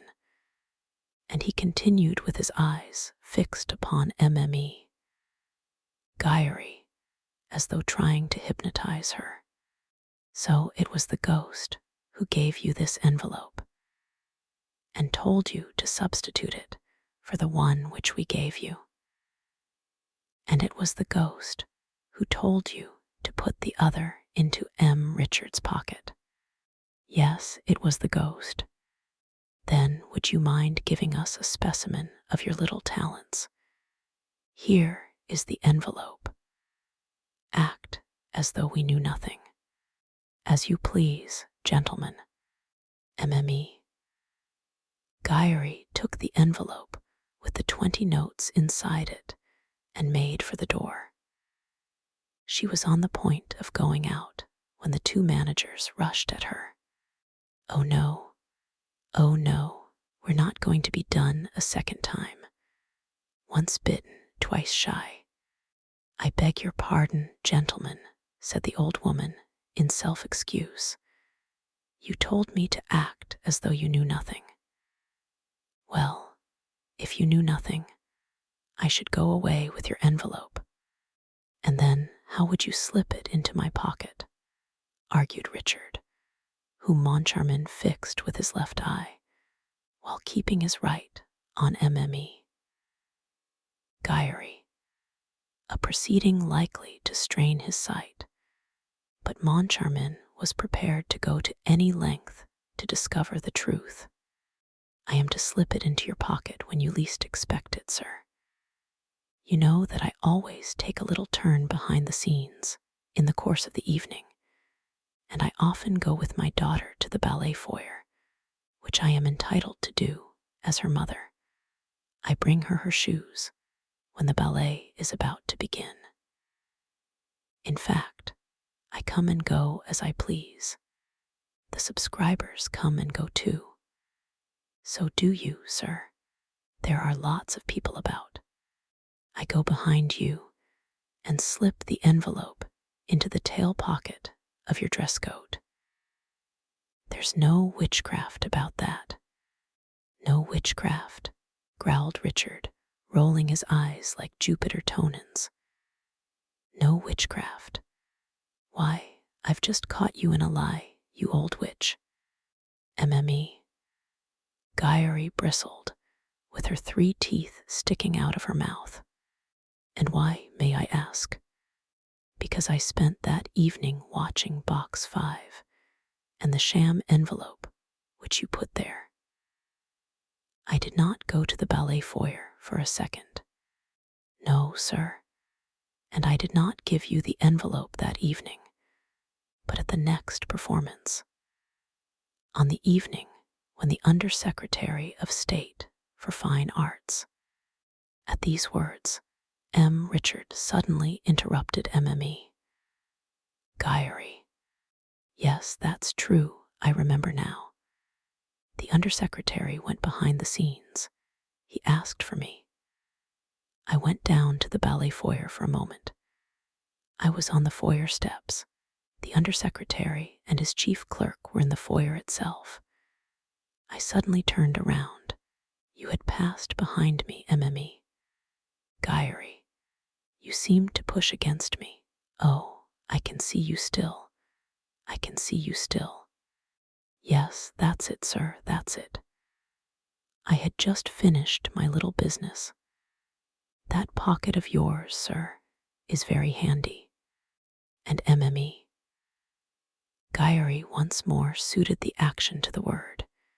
She passed behind M. Richard, and so nimbly that Moncharmin himself was impressed by it, slipped the envelope into the pocket of one of the tails of M. Richard's dress coat. Of course, exclaimed Richard, looking a little pale. It's very clever of O.G. The problem which he had to solve was this: how to do away with any dangerous intermediary between the man who gives the 20,000 francs and the man who receives it.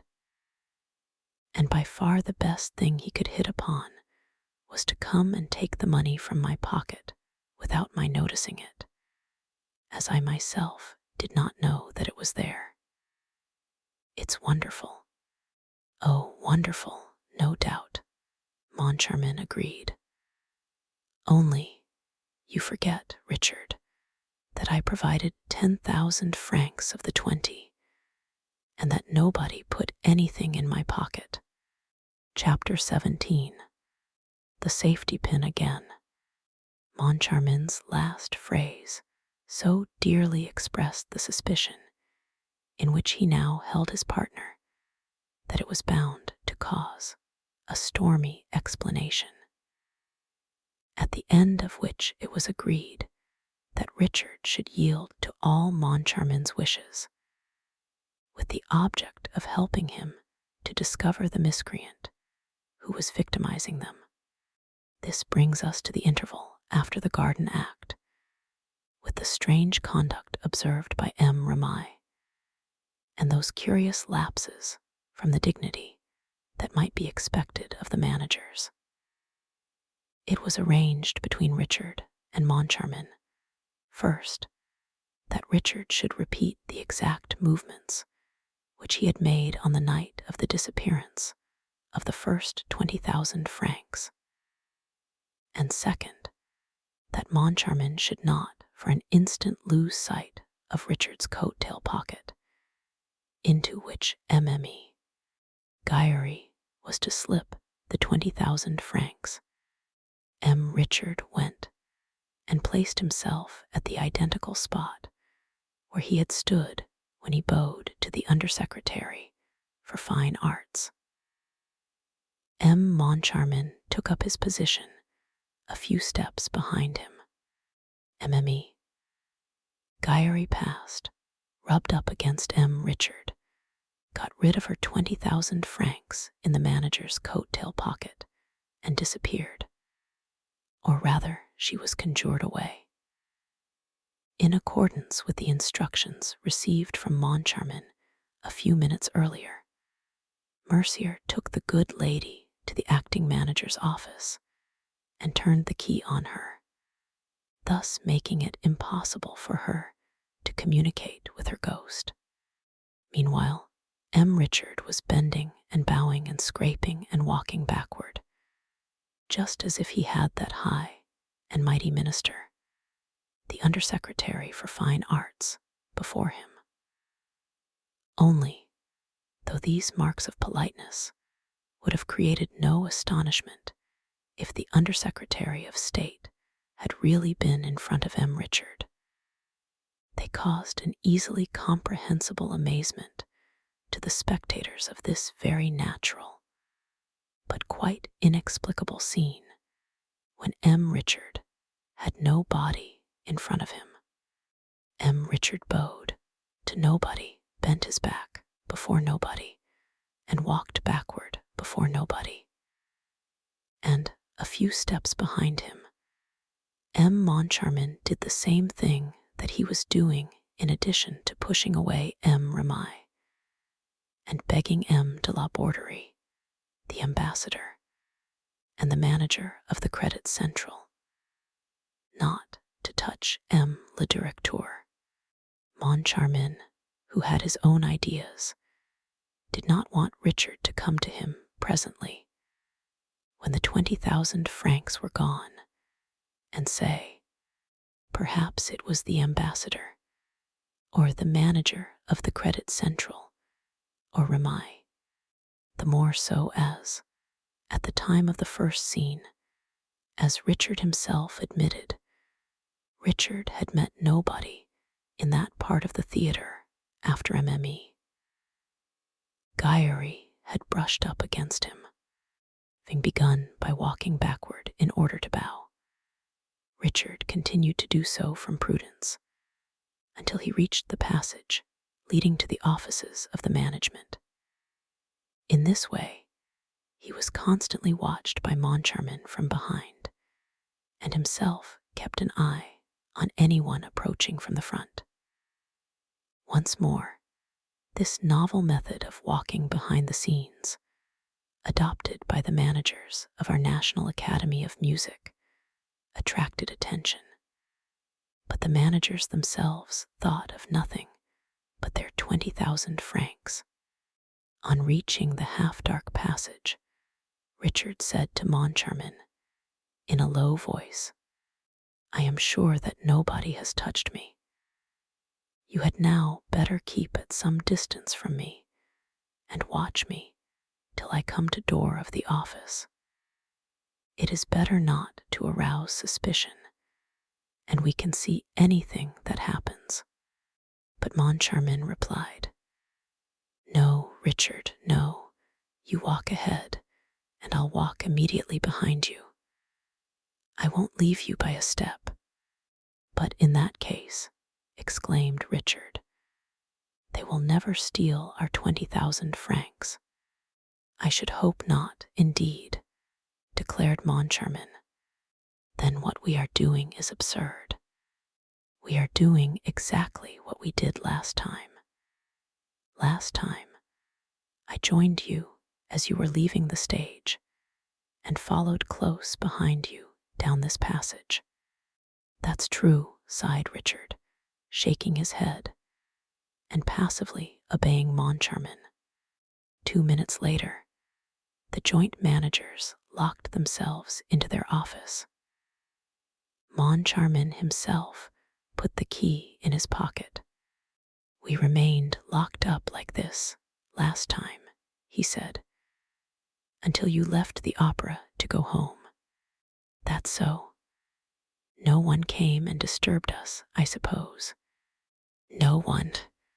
"Then," said Richard, who was trying to collect his memory, "then I must certainly have been robbed on my way home from the opera." "No," said Moncharmin in a drier tone than ever. "No, that's impossible, for I dropped you in my cab. The 20,000 francs disappeared at your place. There's not a shadow of a doubt about that." "It's incredible," protested Richard. "I am sure of my servants, and if one of them had done it, he would have disappeared since." Moncharmin shrugged his shoulders, as though to say that he did not wish to enter into details. And Richard began to think that Moncharmin was treating him in a very insupportable fashion. "Moncharmin, I've had enough of this." "Richard, I've had too much of it. Do you dare to suspect me?" "Yes, of a silly joke." "One doesn't joke with 20,000 francs." "That's what I think," declared Moncharmin, unfolding a newspaper and ostentatiously studying its contents. "What are you doing?" asked Richard. "Are you going to read the paper next?" "Yes, Richard, until I take you home." "Like last time?" "Yes, like last time." Richard snatched the paper from Moncharmin's hands. Moncharmin stood up, more irritated than ever, and found himself faced by an exasperated Richard, who, crossing his arms on his chest, said, "Look here, I'm thinking of this. I'm thinking of what I might think if, like last time, after my spending the evening alone with you, you brought me home. And if, At the moment of parting, I perceived that 20,000 francs had disappeared from my coat pocket, like last time. And what might you think? Asked Moncharmin, crimson with rage. I might think that, as you hadn't left me by a foot's breadth, and as, by your own wish, you were the only one to approach me, like last time, I might think that, if that 20,000 francs was no longer in my pocket, it stood a very good chance of being in yours. Moncharmin leaped up at the suggestion. Oh, he shouted, a safety pin. What do you want a safety pin for? To fasten you up with. A safety pin. A safety pin. You want to fasten me with a safety pin. Yes, to fasten you to the 20,000 francs. Then, whether it's here, or on the drive from here to your place, or at your place, you will feel the hand that pulls at your pocket, and you will see if it's mine. Oh, so you're suspecting me now, are you? A safety pin. And that was the moment when Moncharmin opened the door on the passage and shouted, a safety pin. Somebody give me a safety pin. And we also know how, at the same moment, Ramai, who had no safety pin, was received by Moncharmin, while a boy procured the pin so eagerly longed for. And what happened was this. Moncharmin first locked the door again. Then he knelt down behind Richard's back. I hope, he said, that the notes are still there. So do I, said Richard. The real ones? Asked Moncharmin, resolved not to be had this time. Look for yourself, said Richard. I refuse to touch them. Moncharmin took the envelope from Richard's pocket and drew out the banknotes with a trembling hand. For this time, in order frequently to make sure of the presence of the notes, he had not sealed the envelope nor even fastened it. He felt reassured on finding that they were all there and quite genuine. He put them back in the tail pocket and pinned them with great care. Then he sat down behind Richard's coat-tails and kept his eyes fixed on them, while Richard, sitting at his writing table, did not stir. A little patience, Richard, said Moncharmin. We have only a few minutes to wait. The clock will soon strike 12. Last time, we left at the last stroke of 12. Oh, I shall have all the patience necessary. The time passed, slow, heavy, mysterious, stifling. Richard tried to laugh. I shall end by believing in the omnipotence of the ghost, he said. Just now, don't you find something uncomfortable, disquieting, alarming in the atmosphere of this room? You're quite right, said Moncharmin, who was really impressed. The ghost, continued Richard in a low voice, as though fearing lest he should be overheard by invisible ears. The ghost, suppose, all the same, it were a ghost who puts the magic envelopes on the table, who talks in box 5, who killed Joseph Buquet, who unhooked the chandelier, and who robs us. For after all, there is no one here except you and me. And if the notes disappear, and neither you nor I have anything to do with it, well, we shall have to believe in the ghost. In the ghost. At that moment, the clock on the mantelpiece gave its warning click, and the first stroke of 12 struck. The two managers shuddered. The perspiration streamed from their foreheads. The 12th stroke sounded strangely in their ears. When the clock stopped, they gave a sigh and rose from their chairs. "I think we can go now," said Moncharmin. "I think so," Richard agreed. "Before we go, do you mind if I look in your pocket?" "But of course, Moncharmin, you must." "Well," he asked, as Moncharmin was feeling at the pocket. "Well, I can feel the pin. Of course, as you said, we can't be robbed without noticing it." But Moncharmin, whose hands were still fumbling, bellowed, "I can feel the pin, but I can't feel the notes. Come, no joking, Moncharmin. This isn't the time for it. Well, feel for yourself." Richard tore off his coat. The two managers turned the pocket inside out. The pocket was empty, and the curious thing was that the pin remained, stuck in the same place. Richard and Moncharmin turned pale. There was no longer any doubt about the witchcraft. "The ghost," muttered Moncharmin, but Richard suddenly sprang upon his partner. "No one but you has touched my pocket. Give me back my 20,000 francs. Give me back my 20,000 francs. On my soul," sighed Moncharmin, who was ready to swoon. "On my soul, I swear that I haven't got it." Then somebody knocked at the door.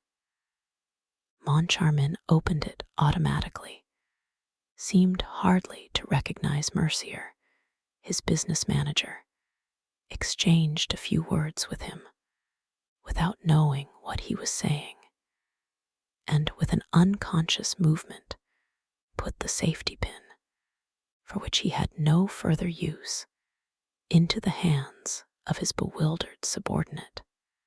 Chapter 18. The Commissary, the Viscount, and the Persian. The first words of the Commissary of Police, on entering the manager's office, were to ask after the missing prima donna. "Is Christine Da here?" "Christine Da here?" echoed Richard. "No, why?"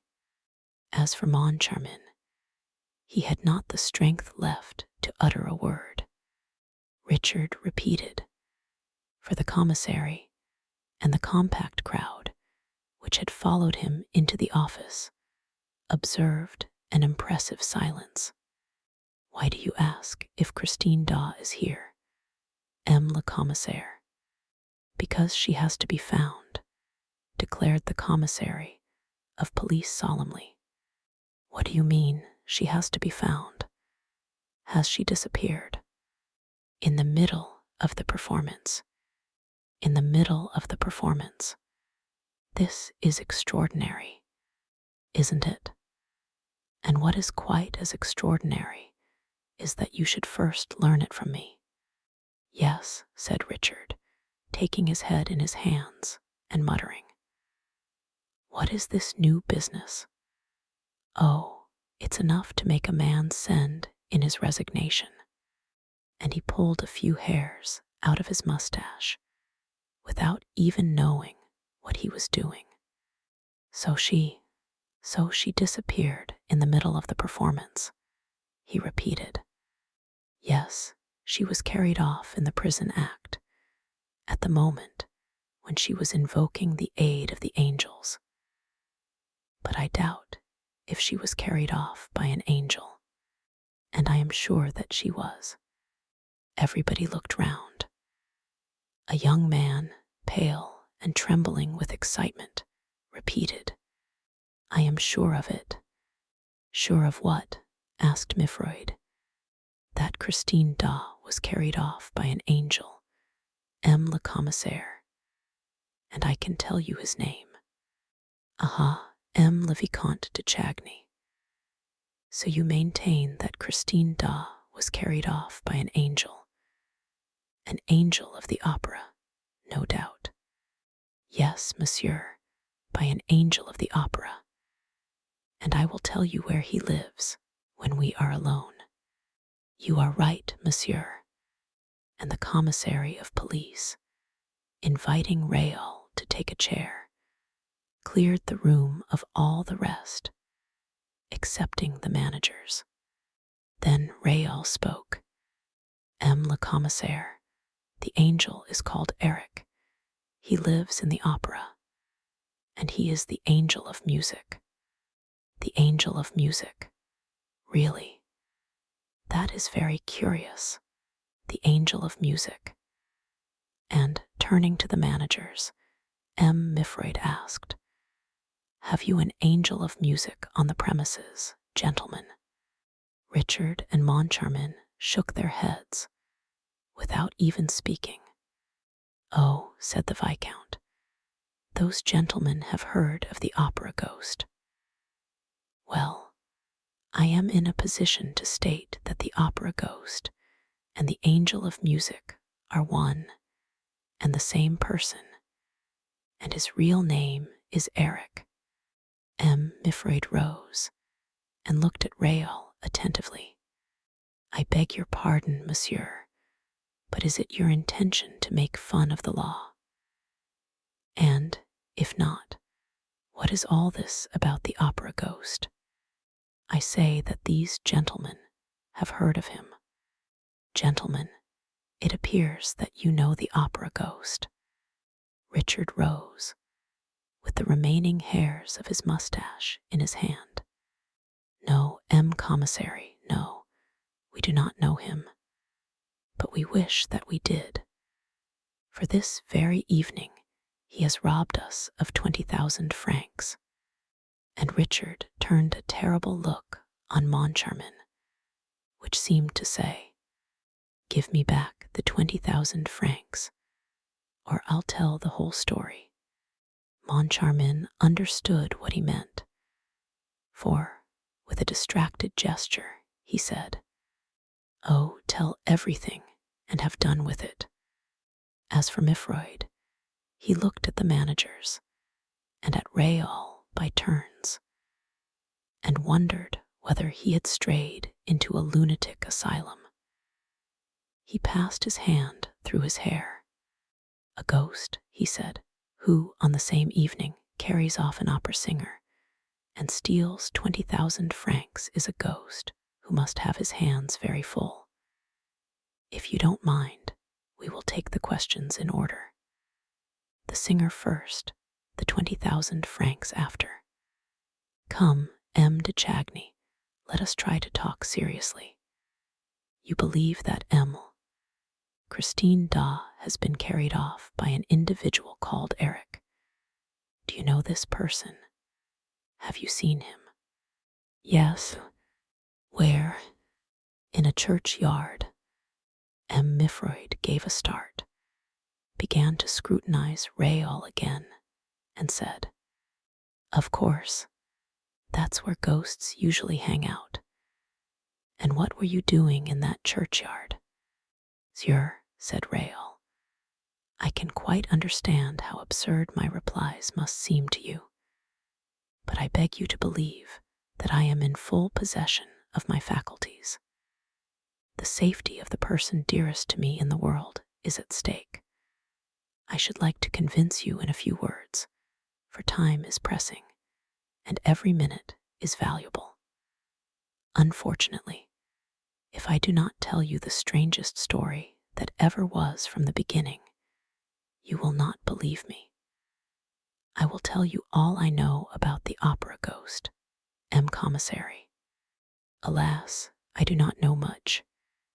"Never mind, go on," exclaimed Richard and Moncharmin, suddenly greatly interested. Unfortunately, for their hopes of learning some detail that could put them on the track of their hoaxer, they were soon compelled to accept the fact that Raoul de Chagny had completely lost his head. All that story about Perros Guirec, death's heads, and enchanted violins could only have taken birth in the disordered brain of a youth mad with love.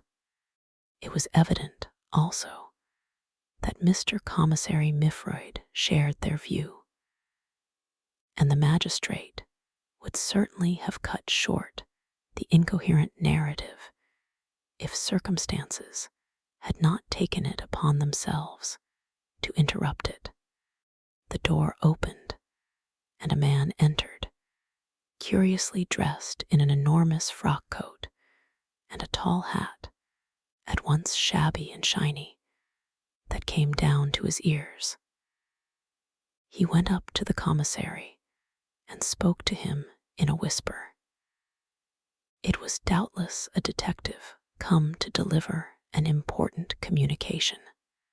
During this conversation, M. Mifroid did not take his eyes off Raoul. At last, addressing him, he said, "Monsieur, we have talked enough about the ghost. We will now talk about yourself a little, if you have no objection. You were to carry off Christine tonight." "Yes, M. le Commissaire." "After the performance?" "Yes, M. le Commissaire." "All your arrangements were made?" "Yes, M. le Commissaire." "The carriage that brought you was to take you both away?" "There were fresh horses in readiness at every stage." "That is true, M. le Commissaire. And nevertheless, your carriage is still outside the rotunda awaiting your orders, is it not?" "Yes, M. le Commissaire." "Did you know that there were 3 other carriages there, in addition to yours?" "I did not pay the least attention." "They were the carriages of M. Sorelli, which could not find room in the Cour de l'Administration of Carlotta, and of your brother, M. le Comte de Chagny." "Very likely. What is certain is that, though your carriage and Sorella's and Carlotta's are still there, by the rotunda pavement, M. le Comte de Chagny's carriage is gone. This has nothing to say to—" "I beg your pardon. Was not M. le Comte opposed to your marriage with M. That is a matter that only concerns the family. You have answered my question. He was opposed to it. And that was why you were carrying Christine out of your brother's reach. Well, M. de Chagny, allow me to inform you that your brother has been smarter than you. It is he who has carried off Christine. "Oh, impossible," moaned Raoul, pressing his hand to his heart. "Are you sure?" "Immediately after the artist's disappearance, which was procured by means which we have still to ascertain, he flung into his carriage, which drove right across Paris at a furious pace." "Across Paris?" asked poor Raoul in a hoarse voice. "What do you mean by across Paris?" "Across Paris and out of Paris by the Brussels road." "Oh," cried the young man, "I shall catch them." And he rushed out of the office. "And bring her back to us," cried the commissary gaily. "Ah, that's a trick worth 2 of the angel of music." And turning to his audience, M. Mifroid delivered a little lecture on police methods. "I don't know for a moment whether M. le Comte de Chagny has really carried Christine off or not. But I want to know, and I believe that, at this moment, no one is more anxious to inform us than his brother. And now he is flying in pursuit of him. He is my chief auxiliary. This, gentlemen, is the art of the police, which is believed to be so complicated, and which, nevertheless, appears so simple as soon as you see that it consists in getting your work done by people who have nothing to do with the police. But le commissaire de police Mifroid would not have been quite so satisfied with himself if he had known that the rush of his rapid emissary was stopped at the entrance to the very first corridor. A tall figure blocked Raoul's way. "Where are you going so fast, M. de Chagny?" asked a voice. Raoul impatiently raised his eyes and recognized the astrakhan cap of an hour ago. He stopped. "It's you," he cried in a feverish voice. "You who know Eric's secrets and don't want me to speak of them. Who are you?" "You know who I am. I am the Persian." Chapter 19. The Viscount and the Persian. Raoul now remembered that his brother had once shown him that mysterious person, of whom nothing was known except that he was a Persian, and that he lived in a little old-fashioned flat in the Rue de Rivoli. The man with the ebony skin, the eyes of jade, and the astrakhan cap bent over Raoul. "I hope, M. de Chagny," he said, "that you have not betrayed Eric's secret. And why should I hesitate to betray that monster, sir?" Raoul rejoined haughtily, trying to shake off the intruder. "Is he your friend, by any chance? I hope that you said nothing about Eric, sir, because Eric's secret is also Christine Dawes, and to talk about one is to talk about the other." "Oh, sir," said Raoul, becoming more and more impatient, "you seem to know about many things that interest me, and yet I have no time to listen to you. Once more, M. de Chagny, where are you going so fast? Cannot you guess? To Christine Dawes' assistance. Then, sir, stay here, for Christine Daw is here." With Eric. "With Eric? How do you know?"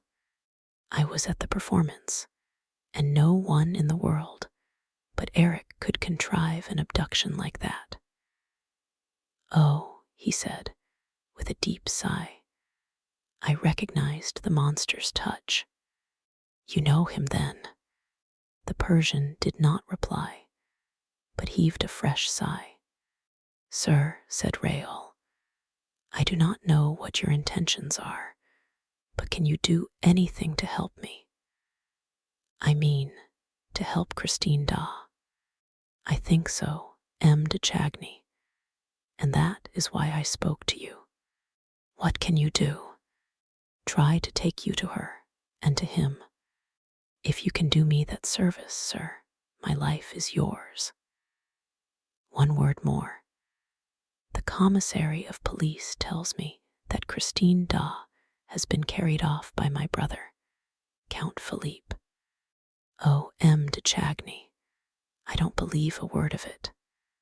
"It's not possible, is it?" "I don't know if it is possible or not, but there are ways and ways of carrying people off. And le Comte Philippe has never, as far as I know, had anything to do with witchcraft.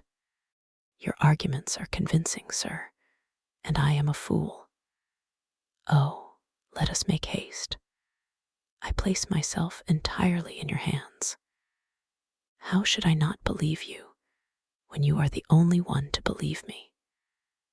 When you are the only one not to smile when Eric's name is mentioned." And the young man impetuously seized the Persian's hands. They were ice cold. "Silence," said the Persian, stopping and listening to the distant sounds of the theater. "We must not mention that name here. Let us say he and him. Then there will be less danger of attracting his attention. Do you think he is near us?" "It is quite possible, sir. If he is not, at this moment, with his victim, in the house on the lake. Ah, so you know that house too. If he is not there, he may be here, in this wall, in this floor, in this ceiling. Come. And the Persian, asking Rael to deaden the sound of his footsteps, led him down passages which Rael had never seen before, even at the time when Christine used to take him for walks through that labyrinth. If only Darius has come, said the Persian. Who is Darius? Darius, my servant. They were now in the center of a real deserted square, an immense apartment ill-lit by a small lamp. The Persian stopped Rael and, in the softest of whispers, asked, What did you say to the commissary? I said that Christine Dawes' abductor was the angel of music, alias the opera ghost, and that the real name was. Hush, and did he believe you? No. He attached no importance to what you said. No. He took you for a bit of a madman. Yes. So much the better, sighed the Persian, and they continued their road. After going up and down several staircases, which Rael had never seen before, the two men found themselves in front of a door which the Persian opened with a master key. The Persian and Rael were both, of course, in dress clothes. But whereas Rael had a tall hat, the Persian wore the astrakhan cap, which I have already mentioned. It was an infringement of the rule, which insists upon the tall hat behind the scenes. But in France, foreigners are allowed every license.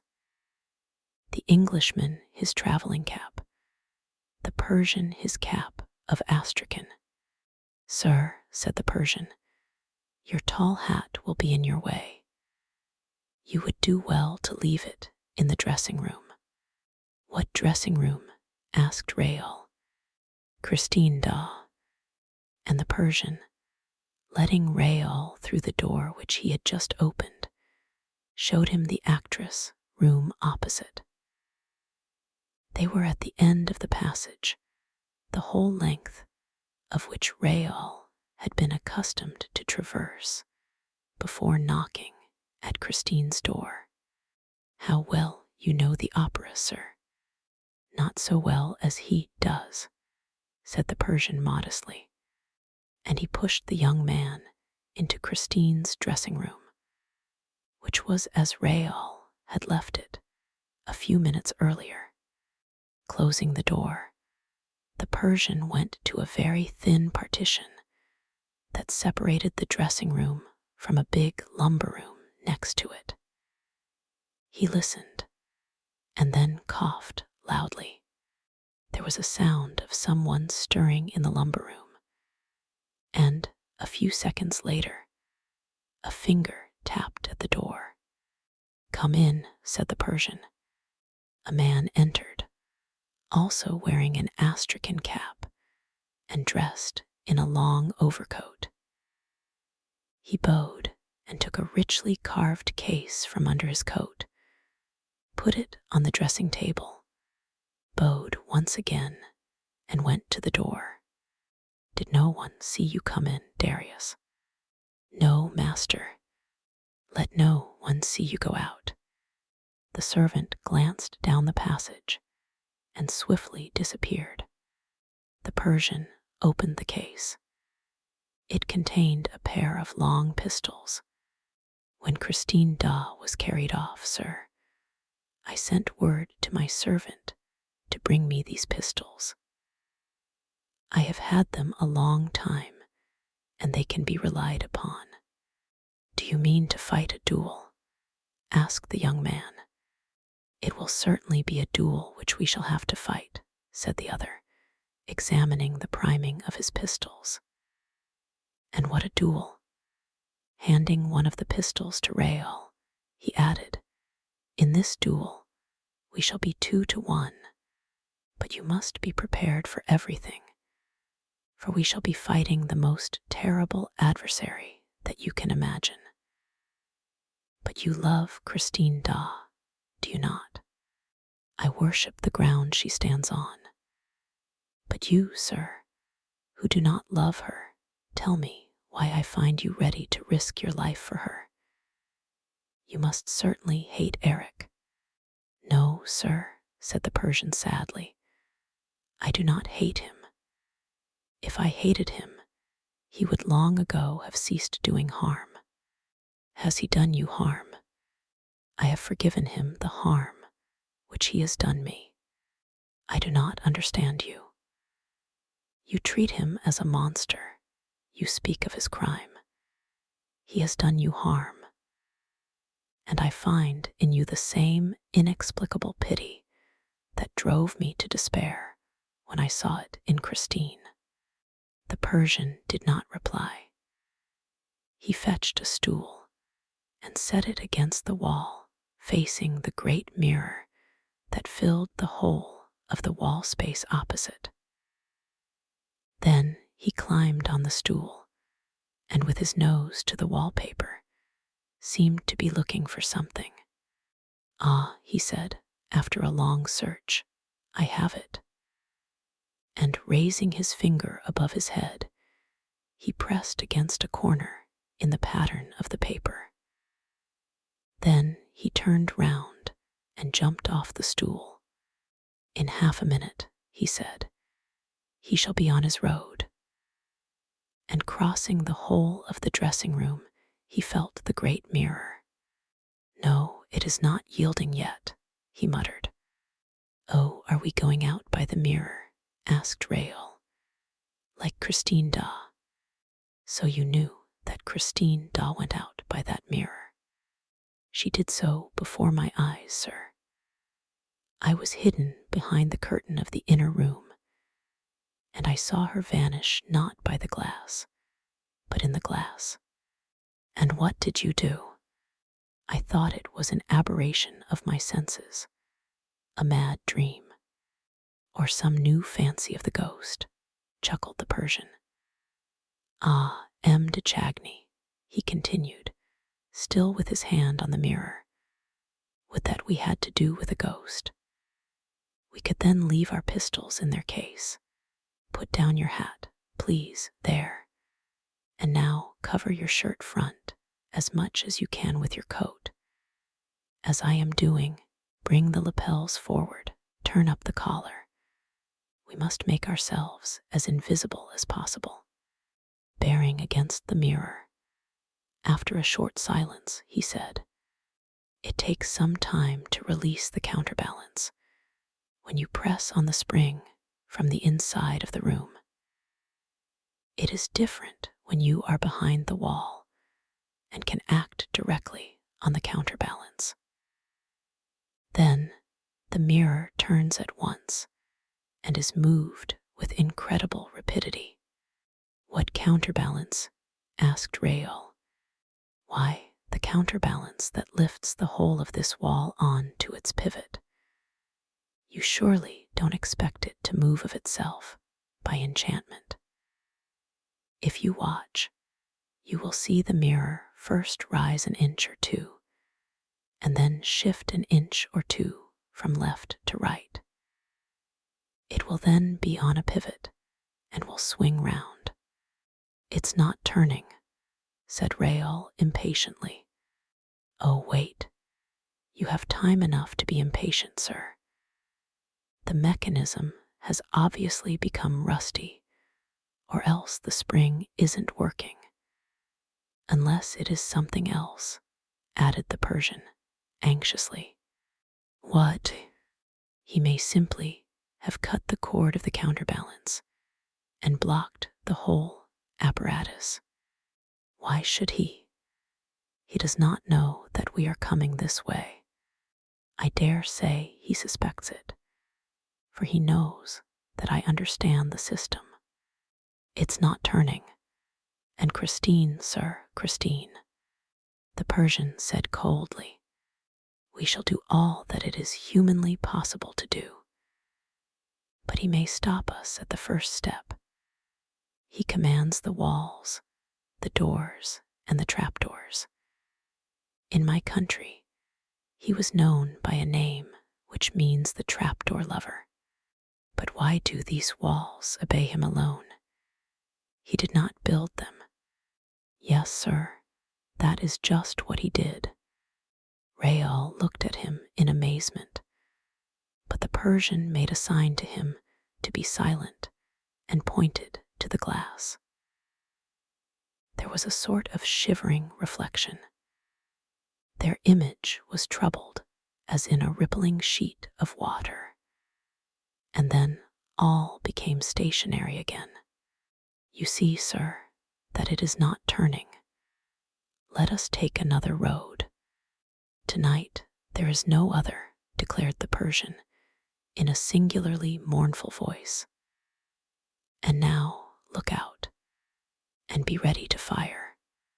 He himself raised his pistol opposite the glass. Rael imitated his movement. With his free arm, the Persian drew the young man to his chest, and suddenly the mirror turned in a blinding daze of crosslights. It turned like one of those revolving doors which have lately been fixed to the entrances of most restaurants. It turned, carrying Rael and the Persian with it, and suddenly hurling them from the full light into the deepest darkness. Chapter 20. In the cellars of the opera, your hand high, ready to fire, repeated Rael's companion quickly. The wall behind them, having completed the circle which it described upon itself, closed again, and the two men stood motionless for a moment, holding their breath. At last, the Persian decided to make a movement, and Rael heard him slip on his knees and feel for something in the dark with his groping hands. Suddenly, the darkness was made visible by a small dark lantern, and Rael instinctively stepped backward as though to escape the scrutiny of a secret enemy. But he soon perceived that the light belonged to the Persian, whose movements he was closely observing. The little red disk was turned in every direction, and Rael saw that the floor, the walls, and the ceiling were all formed of planking. It must have been the ordinary road taken by Eric to reach Christine's dressing room and impose upon her innocence. And Rael, remembering the Persian's remark, thought that it had been mysteriously constructed by the ghost himself.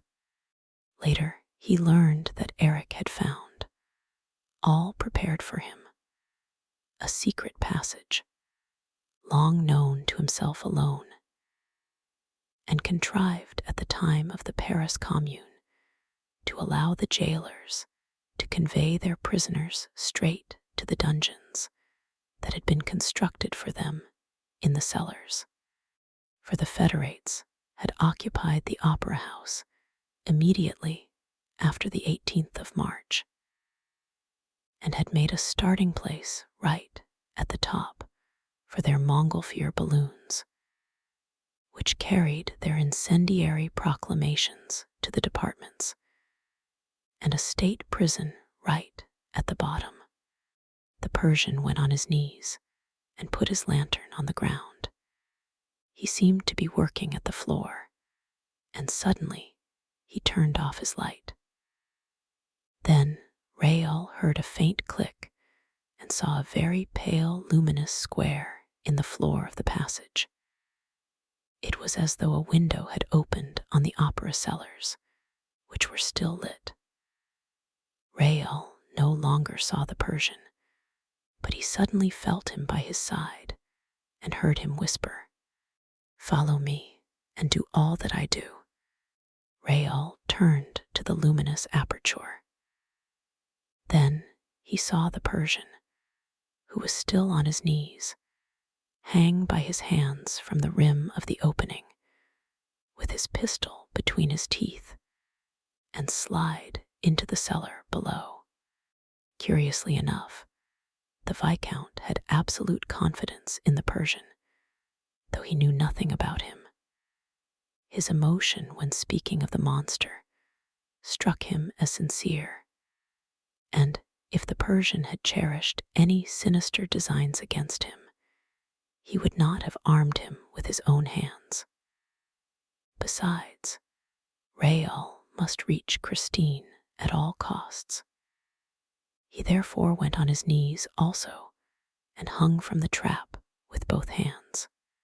"Let go," said a voice, and he dropped into the arms of the Persian, who told him to lie down flat, closed the trapdoor above him, and crouched down beside him. Raoul tried to ask a question, but the Persian's hand was on his mouth, and he heard a voice which he recognized as that of the commissary of police. Raoul and the Persian were completely hidden behind a wooden partition. Near them, a small staircase led to a little room in which the commissary appeared to be walking up and down, asking questions. The faint light was just enough to enable Raoul to distinguish the shape of things around him, and he could not restrain a dull cry. There were 3 corpses there. The first lay on the narrow landing of the little staircase. The 2 others had rolled to the bottom of the staircase. Raoul could have touched one of the 2 poor wretches by passing his fingers through the partition. "Silence," whispered the Persian.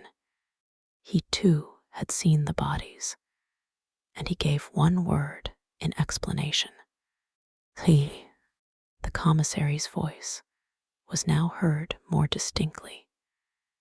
He was asking for information about the system of lighting which the stage manager supplied. The commissary, therefore, must be in the organ or its immediate neighborhood, contrary to what one might think, especially in connection with an opera house. The organ is not a musical instrument. At that time, electricity was employed only for a very few scenic effects and for the bells. The immense building and the stage itself were still lit by gas. Hydrogen was used to regulate and modify the lighting of a scene, and this was done by means of a special apparatus, which, because of the multiplicity of its pipes, was known as the organ. A box beside the prompter's box was reserved for the chief gas man, who from there gave his orders to his assistants and saw that they were executed. Mauclair stayed in this box during all the performances, but now Mauclair was not in his box, and his assistants not in their places. "Mauclair, Mauclair," the stage manager's voice echoed through the cellars. But Mauclair did not reply. I have said that a door opened on a little staircase that led to the second cellar. The commissary pushed it, but it resisted. "I say," he said to the stage manager, "I can't open this door. Is it always so difficult?" The stage manager forced it open with his shoulder. He saw that, at the same time, he was pushing a human body, and he could not keep back an exclamation, for he recognized the body at once. "Mauclair, poor devil, he is dead." But Mr. Commissary Mifroid, whom nothing surprised, was stooping over that big body. "No," he said, "he is dead drunk, which is not quite the same thing." "It's the first time, if so," said the stage manager. "Then someone has given him a narcotic." "That is quite possible." Mifroid went down a few steps and said, "Look." By the light of a little red lantern at the foot of the stairs, they saw two other bodies. The stage manager recognized Mockler's assistants. Mifroid went down and listened to their breathing. "They are sound asleep," he said. "Very curious business. Some person unknown must have interfered with the gas man and his staff, and that person unknown was obviously working on behalf of the kidnapper. But what a funny idea to kidnap a performer on the stage. Send for the doctor of the theater, please." And Mifroid repeated, "Curious, decidedly curious business." Then he turned to the little room, addressing the people whom Rael and the Persian were unable to see from where they lay. "What do you say to all this, gentlemen? You are the only ones who have not given your views, and yet you must have an opinion of some sort." Thereupon, Rael and the Persian saw the startled faces of the joint managers appear above the landing, and they heard Moncharmin's excited voice. "There are things happening here, Mr. Commissary, which we are unable to explain." And the two faces disappeared. "Thank you for the information, gentlemen," said Mifroid, with a jeer. But the stage manager, holding his chin in the hollow of his right hand, which is the attitude of profound thought, said, "It is not the first time that Mockler has fallen asleep in the theater. I remember finding him, one evening, snoring in his little recess, with his snuff box beside him." "Is that long ago?" asked M. Mifroid, carefully wiping his eyeglasses. "No, not so very long ago. Wait a bit. It was the night, of course, yes. It was the night when Carlotta, you know, Mr. Commissary, gave her famous coac." "Really? The night when Carlotta gave her famous coac?" And M. Mifroid, replacing his gleaming glasses on his nose, fixed the stage manager with a contemplative stare. "So Mockler takes snuff, does he?" he asked carelessly. "Yes, Mr. Commissary, look, there is his snuff box on that little shelf. Oh, he's a great snuff taker." "So am I," said Mifroid, and put the snuff box in his pocket. Rael and the Persian, themselves unobserved, watched the removal of the three bodies by a number of scene shifters, who were followed by the commissary and all the people with him. Their steps were heard for a few minutes on the stage above. When they were alone, the Persian made a sign to Rael to stand up. Rael did so, but as he did not lift his hand in front of his eyes, ready to fire, the Persian told him to resume that attitude and to continue it, whatever happened. "But it tires the hand unnecessarily," whispered Rael. "If I do fire, I shan't be sure of my aim." "Then shift your pistol to the other hand," said the Persian. "I can't shoot with my left hand." Thereupon, the Persian made this queer reply, which was certainly not calculated to throw light into the young man's flurried brain. "It's not a question of shooting with the right hand or the left. It's a question of holding one of your hands as though you were going to pull the trigger of a pistol with your arm bent. As for the pistol itself, when all is said, you can put that in your pocket." And he added, Let this be clearly understood, or I will answer for nothing. It is a matter of life and death. And now, silence and follow me. The cellars of the opera are enormous, and they are 5 in number. Rael followed the Persian and wondered what he would have done without his companion in that extraordinary labyrinth. They went down to the 3rd cellar, and their progress was still lit by some distant lamp.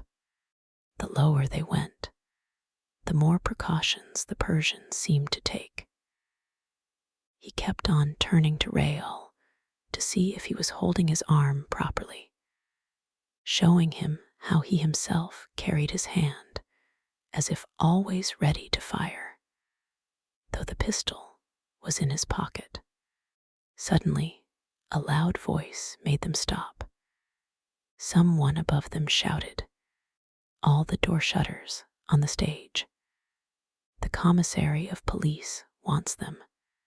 Steps were heard, and shadows glided through the darkness.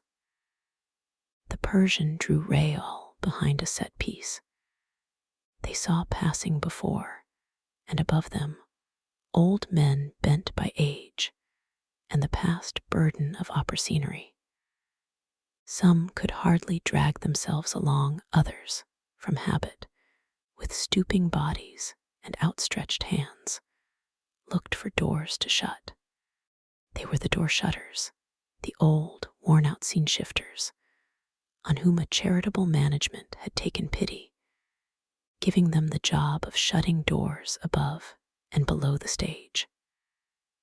They went about incessantly, from top to bottom of the building, shutting the doors, and they were also called the draft expellers, at least at that time, for I have little doubt that by now they are all dead. Drafts are very bad for the voice, wherever they may come from. The 2 men might have stumbled over them, waking them up and provoking a request for explanations. For the moment, M. Mifred's inquiry saved them from any such unpleasant encounters. The Persian and Rael welcomed this incident, which relieved them of inconvenient witnesses. For some of those door shutters, having nothing else to do or nowhere to lay their heads, stayed at the opera from idleness or necessity and spent the night there. But they were not left to enjoy their solitude for long. Other shades now came down by the same way by which the door shutters had gone up. Each of these shades carried a little lantern and moved it about, above, below, and all around, as though looking for something or somebody. "Hang it," muttered the Persian. "I don't know what they are looking for, but they might easily find us. Let us get away, quick. Your hand up, sir, ready to fire. Bend your arm more, that's it. Hand at the level of your eye, as though you were fighting a duel and waiting for the word to fire. Oh, leave your pistol in your pocket. Quick, come along downstairs. Level of your eye. Question of life or death. Here, this way, these stairs." They reached the 5th cellar. Oh, what a duel, sir, what a duel. Once in the 5th cellar, the Persian drew breath. He seemed to enjoy a rather greater sense of security than he had displayed when they both stopped in the 3rd. But he never altered the attitude of his hand. And Rael, remembering the Persian's observation, "I know these pistols can be relied upon," was more and more astonished, wondering why anyone should be so gratified at being able to rely upon a pistol which he did not intend to use. But the Persian left him no time for reflection. Telling Rael to stay where he was, he ran up a few steps of the staircase which they had just left, and then returned. "How stupid of us," he whispered. "We shall soon have seen the end of those men with their lanterns. It is the firemen going their rounds." The two men waited 5 minutes longer. Then the Persian took Rael up the stairs again, but suddenly he stopped him with a gesture. Something moved in the darkness before them. "Flat on your stomach," whispered the Persian. The two men lay flat on the floor. They were only just in time. A shade, this time carrying no light, just a shade in the shade, passed. It passed close to them, near enough to touch them. They felt the warmth of its cloak upon them, for they could distinguish the shade sufficiently to see that it wore a cloak which shrouded it from head to foot.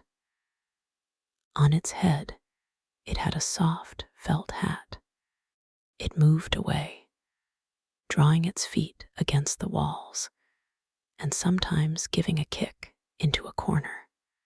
"Hugh," said the Persian, "we've had a narrow escape. That shade knows me, and has twice taken me to the manager's office." "Is it someone belonging to the theater police?" asked Rael. "It's someone much worse than that," replied the Persian, without giving any further explanation. "It's not he. If he does not come behind us, we shall always see his yellow eyes.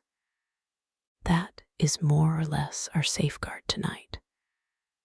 But he may come from behind, stealing up, and we are dead men if we do not keep our hands, as though about to fire, at the level of our eyes, in front." The Persian had hardly finished speaking when a fantastic face came in sight. A whole fiery face, not only two yellow eyes. Yes, a head of fire came toward them at a man's height, but with no body attached to it. The face shed fire, looked in the darkness like a flame shaped as a man's face. "Oh," said the Persian between his teeth, "I have never seen this before." Pampin was not mad, after all, he had seen it. "What can that flame be? It is not he, but he may have sent it. Take care, take care. Your hand at the level of your eyes, in heaven's name, at the level of your eyes.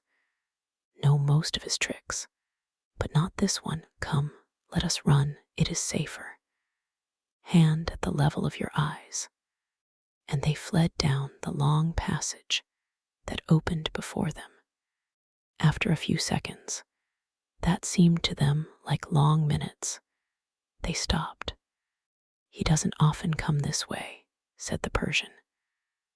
"This side has nothing to do with him. This side does not lead to the lake nor to the house on the lake. But perhaps he knows that we are at his heels. Although I promised him to leave him alone and never to meddle in his business again." So saying, he turned his head, and Rael also turned his head, and they again saw the head of fire behind their two heads. It had followed them, and it must have run also, and perhaps faster than they, for it seemed to be nearer to them. At the same time, they began to perceive a certain noise, of which they could not guess the nature. They simply noticed that the sound seemed to move and to approach with the fiery face. It was a noise, as though thousands of nails had been scraped against a blackboard. The perfectly unendurable noise that is sometimes made by a little stone inside the chalk that grates on the blackboard. They continued to retreat, but the fiery face came on, gaining on them. They could see its features clearly now. The eyes were round and staring, the nose a little crooked, and the mouth large, with a hanging lower lip, very like the eyes, nose, and lip of the moon, when the moon is quite red, bright red. How did that red moon manage to glide through the darkness, at a man's height, with nothing to support it, at least apparently? And how did it go so fast, so straight ahead, with such staring eyes? And what was that scratching, scraping, grating sound which it brought with it? The Persian and Rael could retreat no farther and flattened themselves against the wall, not knowing what was going to happen because of that incomprehensible head of fire, and especially now, because of the more intense, swarming, living, numerous sound. For the sound was certainly made up of hundreds of little sounds that moved in the darkness, under the fiery face, and the fiery face came on, with its noise, came level with them, and the two companions, flat against their wall, felt their hair stand on end with horror, for they now knew what the thousand noises meant. They came in a troop, hustled along in the shadow by innumerable little hurried waves, swifter than the waves that rush over the sands at high tide, little night waves foaming under the moon, under the fiery head that was like a moon, and the little waves passed between their legs, climbing up their legs irresistibly, and Rael. And the Persian could no longer restrain their cries of horror, dismay, and pain. Nor could they continue to hold their hands at the level of their eyes. Their hands went down to their legs to push back the waves, which were full of little legs and nails and claws and teeth. Yes, Rael and the Persian were ready to faint, like Pampin the fireman. But the head of fire turned round in answer to their cries and spoke to them. Don't move, don't move. Whatever you do, don't come after me. I am the rat catcher. Let me pass with my rats. And the head of fire disappeared, vanished in the darkness, while the passage in front of it lit up, as the result of the change which the rat catcher had made in his dark lantern. Before, so as not to scare the rats in front of him, he had turned his dark lantern on himself, lighting up his own head. Now, to hasten their flight, he lit the dark space in front of him. And he jumped along, dragging with him the waves of scratching rats, all the thousand sounds. Rael and the Persian breathed again, though still trembling. I ought to have remembered that Eric talked to me about the rat catcher, said the Persian. But he never told me that he looked like that. And it's funny that I should never have met him before. Of course, Eric never comes to this part. Are we very far from the lake, sir? Asked Rael. When shall we get there? Take me to the lake. Oh, take me to the lake. When we are at the lake, we will call out. Christine will hear us, and he will hear us too. And, as you know him, we shall talk to him. Baby, said the Persian, we shall never enter the house on the lake by the lake. I myself have never landed on the other bank, the bank on which the house stands. You have to cross the lake first, and it is well guarded. I fear that more than one of those men, old scene shifters, old door shutters, who have never been seen again, were simply tempted to cross the lake. It is terrible. I myself would have been nearly killed there, if the monster had not recognized me in time. One piece of advice, sir, never go near the lake. And, above all, Shut your ears if you hear the voice singing under the water, the siren's voice. But then, what are we here for? Asked Rael, in a transport of fever, impatience, and rage. If you can do nothing for Christine, at least let me die for her. The Persian tried to calm the young man. We have only one means of saving Christine Da, believe me, which is to enter the house unperceived by the monster. And is there any hope of that, sir? Ah, if I had not that hope, I would not have come to fetch you. And how can one enter the house on the lake without crossing the lake? From the third cellar, from which we were so unluckily driven away. We will go back there now, I will tell you, said the Persian, with a sudden change in his voice. I will tell you the exact place, sir. It is between a set piece and a discarded scene from Roy de Lahore, exactly at the spot where Joseph Buquet died. Come, sir, take courage and follow me. And hold your hand at the level of your eyes. But where are we? The Persian lit his lamp again and flung its rays down two enormous corridors that crossed each other at right angles.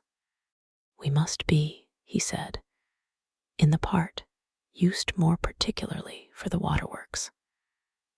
I see no fire coming from the furnaces.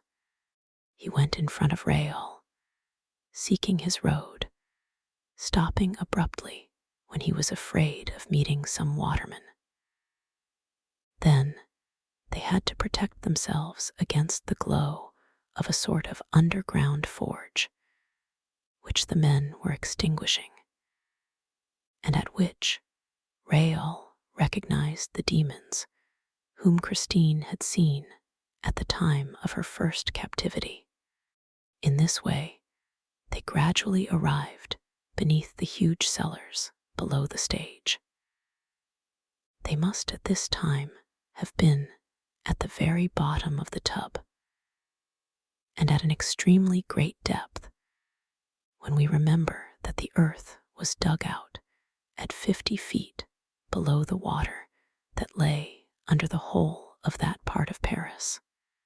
The Persian touched a partition wall and said, If I am not mistaken, this is a wall that might easily belong to the house on the lake. He was striking a partition wall of the tub, and perhaps it would be as well for the reader to know how the bottom and the partition walls of the tub were built. In order to prevent the water surrounding the building operations from remaining in immediate contact with the walls supporting the whole of the theatrical machinery, the architect was obliged to build a double case in every direction. The work of constructing this double case took a whole year.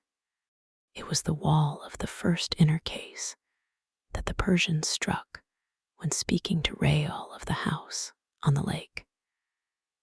To anyone understanding the architecture of the edifice, the Persian's action would seem to indicate that Eric's mysterious house had been built in the double case, formed of a thick wall constructed as an embankment or dam, then of a brick wall, a tremendous layer of cement, and another wall several yards in thickness.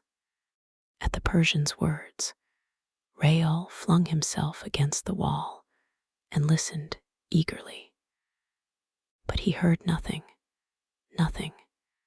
except distant steps sounding on the floor of the upper portions of the theater. The Persian darkened his lantern again. Look out, he said. Keep your hand up. And silence, for we shall try another way of getting in. And he led him to the little staircase by which they had come down lately. They went up, stopping at each step, peering into the darkness and the silence, till they came to the third cellar. Here the Persian motioned to Rael to go on his knees, and in this way, crawling on both knees and one hand, for the other hand was held in the position indicated, they reached the end wall. Against this wall stood a large discarded scene from the Roi de Lahore. Close to this scene was a set piece. Between the scene and the set piece, there was just room for a body which one day was found hanging there. The body of Joseph Buquet. The Persian, still kneeling, stopped and listened. For a moment, he seemed to hesitate and looked at Rael. Then he turned his eyes upward, toward the second cellar, which sent down the faint glimmer of a lantern through a cranny between two boards. This glimmer seemed to trouble the Persian. At last, he tossed his head and made up his mind to act. He slipped between the set piece and the scene from the Roi de Lahore, with Rael close upon his heels. With his free hand, the Persian felt the wall. Rael saw him bear heavily upon the wall, just as he had pressed against the wall in Christine's dressing room. Then a stone gave way, leaving a hole in the wall. This time, the Persian took his pistol from his pocket and made a sign to Rael to do as he did. He cocked the pistol, and resolutely, still on his knees, he wiggled through the hole in the wall.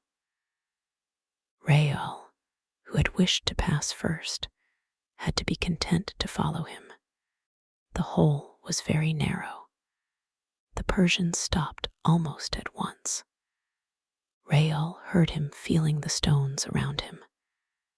Then the Persian took out his dark lantern again, stooped forward, examined something beneath him, and immediately extinguished his lantern. Rael heard him say, in a whisper, "We shall have to drop a few yards without making a noise. Take off your boots." The Persian handed his own shoes to Rael. "Put them outside the wall," he said. "We shall find them there when we leave." He crawled a little farther on his knees, then turned right round and said, "I am going to hang by my hands from the edge of the stone and let myself drop into his house. You must do exactly the same. Do not be afraid. I will catch you in my arms." Rael soon heard a dull sound, evidently produced by the fall of the Persian, and then dropped down. He felt himself clasped in the Persian's arms. "Hush," said the Persian, and they stood motionless, listening. The darkness was thick around them, the silence heavy and terrible. Then the Persian began to make play with the dark lantern again, turning the rays over their heads, looking for the hole through which they had come, and failing to find it. "Oh," he said, "the stone has closed of itself," and the light of the lantern swept down the wall and over the floor.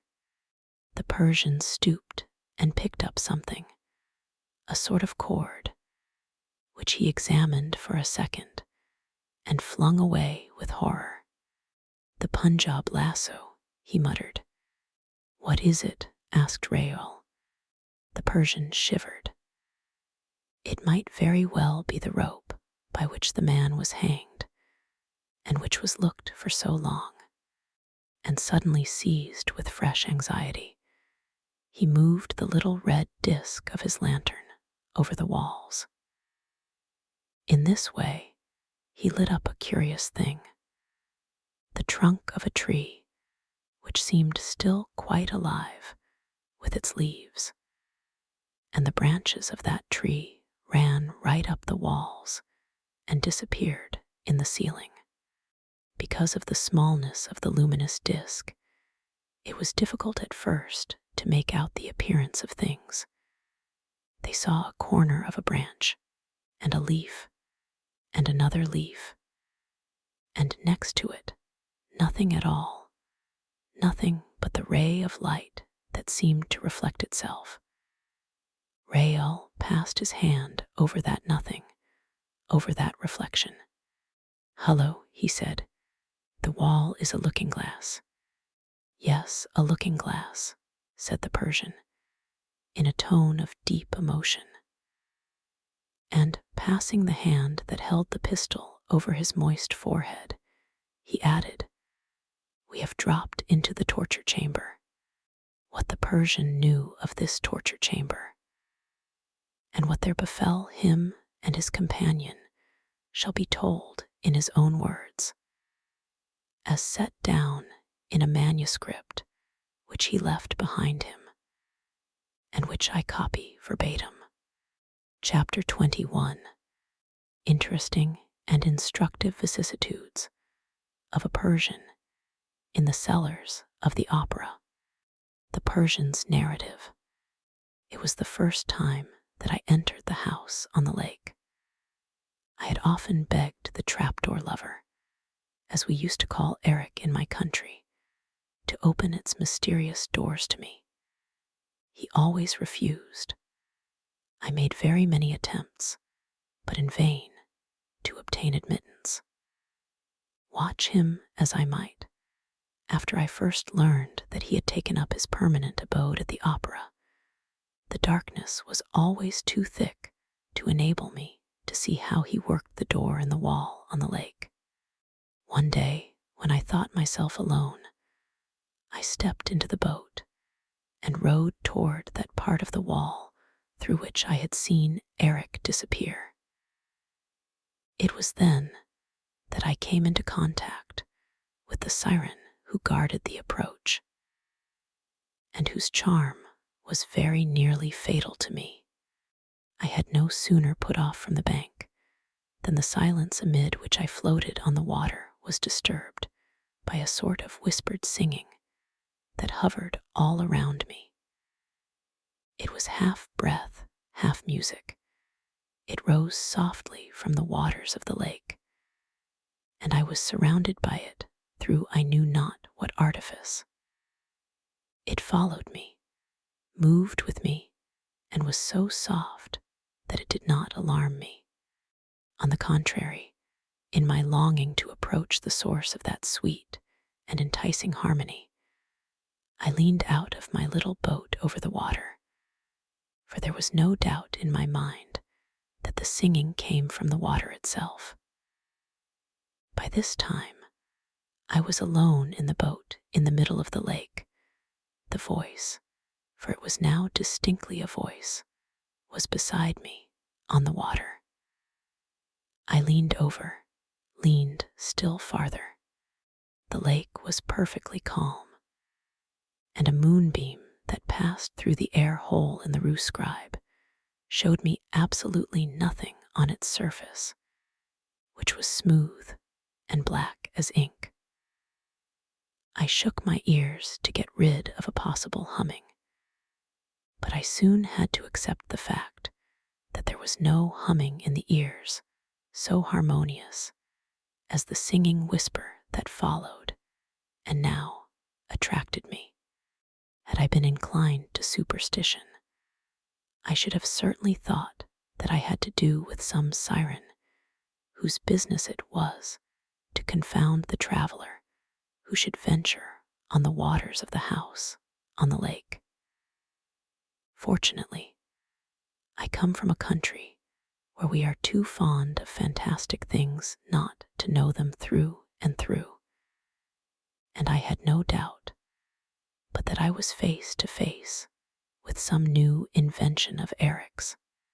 But this invention was so perfect that, as I leaned out of the boat, I was impelled less by a desire to discover its trick than to enjoy its charm.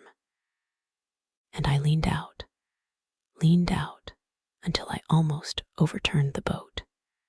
Suddenly, two monstrous arms issued from the bosom of the waters and seized me by the neck, dragging me down to the depths with irresistible force.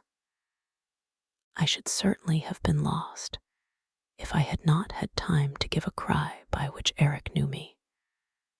For it was he, and instead of drowning me, as was certainly his first intention, he swam with me and laid me gently on the bank. "How imprudent you are," he said, as he stood before me, dripping with water. "Why try to enter my house? I never invited you. I don't want you there, nor anybody. Did you save my life only to make it unbearable to me? However great the service you rendered him, Eric may end by forgetting it. And you know that nothing can restrain Eric, not even Eric himself." He spoke, but I had now no other wish than to know what I already called the trick of the siren. He satisfied my curiosity, for Eric, who is a real monster, I have seen him at work in Persia, alas, is also, in certain respects, a regular child, vain and self-conceited, and there is nothing he loves so much, after astonishing people, as to prove all the really miraculous ingenuity of his mind. He laughed and showed me a long reed. "It's the silliest trick you ever saw," he said, "but it's very useful for breathing and singing in the water. I learned it from the Tonkin pirates, who are able to remain hidden for hours in the beds of the rivers." I spoke to him severely.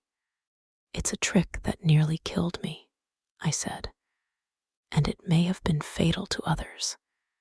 You know what you promised me, Eric. No more murders." "Have I really committed murders?" he asked, putting on his most amiable air. "Wretched man," I cried, "have you forgotten the rosy hours of Mazenderan?" "Yes," he replied, in a sadder tone. "I prefer to forget them. I used to make the little Sultana laugh, though. All that belongs to the past," I declared. "But there is the present, and you are responsible to me for the present, because, if I had wished, there would have been none at all for you. Remember that, Eric. I saved your life, and I took advantage of the turn of conversation to speak to him of something that had long been on my mind." "Eric," I asked, "Eric, swear that." "What?" he retorted. "You know I never keep my oaths. Oaths are made to catch gulls with. Tell me, you can tell me, at any rate." Well, the chandelier, Eric." "What about the chandelier?" "You know what I mean." "Oh," he sniggered, "I don't mind telling you about the chandelier. It was I. The chandelier was very old and worn. When Eric laughed, he was more terrible than ever. He jumped into the boat, chuckling so horribly that I could not help trembling. Very old and worn, my dear Daroga. Very old and worn, the chandelier. It fell of itself. It came down with a smash. And now, Daroga, take my advice and go and dry yourself, or you'll catch a cold in the head. And never get into my boat again. And whatever you do, don't try to enter my house. I'm not always there, Daroga. And I should be sorry to have to dedicate my requiem mass to you." So saying, swinging to and fro, like a monkey, and still chuckling, he pushed off and soon disappeared in the darkness of the lake. From that day, I gave up all thought of penetrating into his house by the lake. That entrance was obviously too well guarded, especially since he had learned that I knew about it. But I felt that there must be another entrance, for I had often seen Eric disappear in the third cellar when I was watching him, though I could not imagine how. Ever since I had discovered Eric installed in the opera, I lived in a perpetual terror of his horrible fancies, not in so far as I was concerned, but I dreaded everything for others. And whenever some accident, some fatal event happened, I always thought to myself, I should not be surprised if that were Eric, even as others used to say, it's the ghost. How often have I not heard people utter that phrase with a smile? Poor devils. If they had known that the ghost existed in the flesh, I swear they would not have laughed. Although Eric announced to me very solemnly that he had changed, and that he had become the most virtuous of men since he was loved for himself, a sentence that at first perplexed me most terribly. I could not help shuddering when I thought of the monster.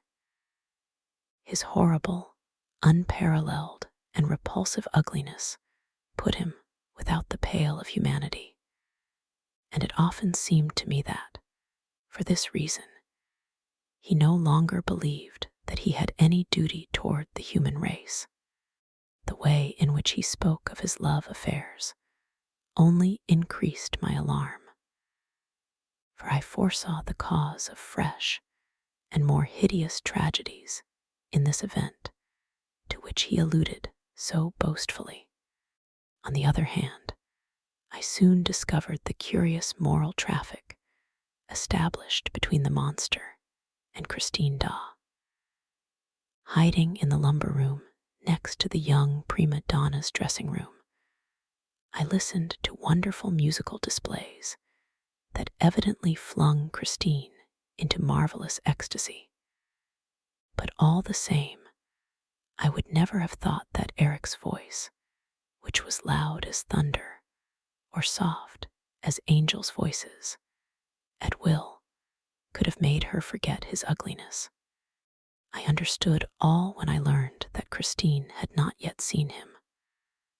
I had occasion to go to the dressing room, and remembering the lessons he had once given me, I had no difficulty in discovering the trick that made the wall with the mirror swing round, and I ascertained the means of hollow bricks, and so on, by which he made his voice carry to Christine, as though she heard it close beside her. In this way also I discovered the road that led to the well and the dungeon, the communists' dungeon, and also the trapdoor that enabled Eric to go straight to the cellars below the stage. A few days later, what was not my amazement to learn by my own eyes and ears that Eric and Christine Daw saw each other, and to catch the monster stooping over the little well in the communists' road and sprinkling the forehead of Christine Daw, who had fainted. A white horse, the horse out of the Profta, which had disappeared from the stables under the opera, was standing quietly beside them. I showed myself. It was terrible. I saw sparks fly from those yellow eyes, and before I had time to say a word, I received a blow on the head that stunned me. When I came to myself, Eric, Christine, and the white horse had disappeared. I felt sure that the poor girl was a prisoner in the house on the lake. Without hesitation, I resolved to return to the bank, notwithstanding the attendant danger. For 24 hours, I lay in wait for the monster to appear, for I felt that he must go out, driven by the need of obtaining provisions. And in this connection, I may say that when he went out in the streets or ventured to show himself in public, he wore a pasteboard nose with a mustache attached to it instead of his own horrible hole of a nose. This did not quite take away his corpse-like air, but it made him almost, I say almost, endurable to look at. I therefore watched on the bank of the lake, and weary of long waiting, was beginning to think that he had gone through the other door, the door in the third cellar, when I heard a slight splashing in the dark. I saw the two yellow eyes shining like candles, and soon the boat touched shore. Eric jumped out and walked up to me. "You've been here for 24 hours, he said, "and you're annoying me.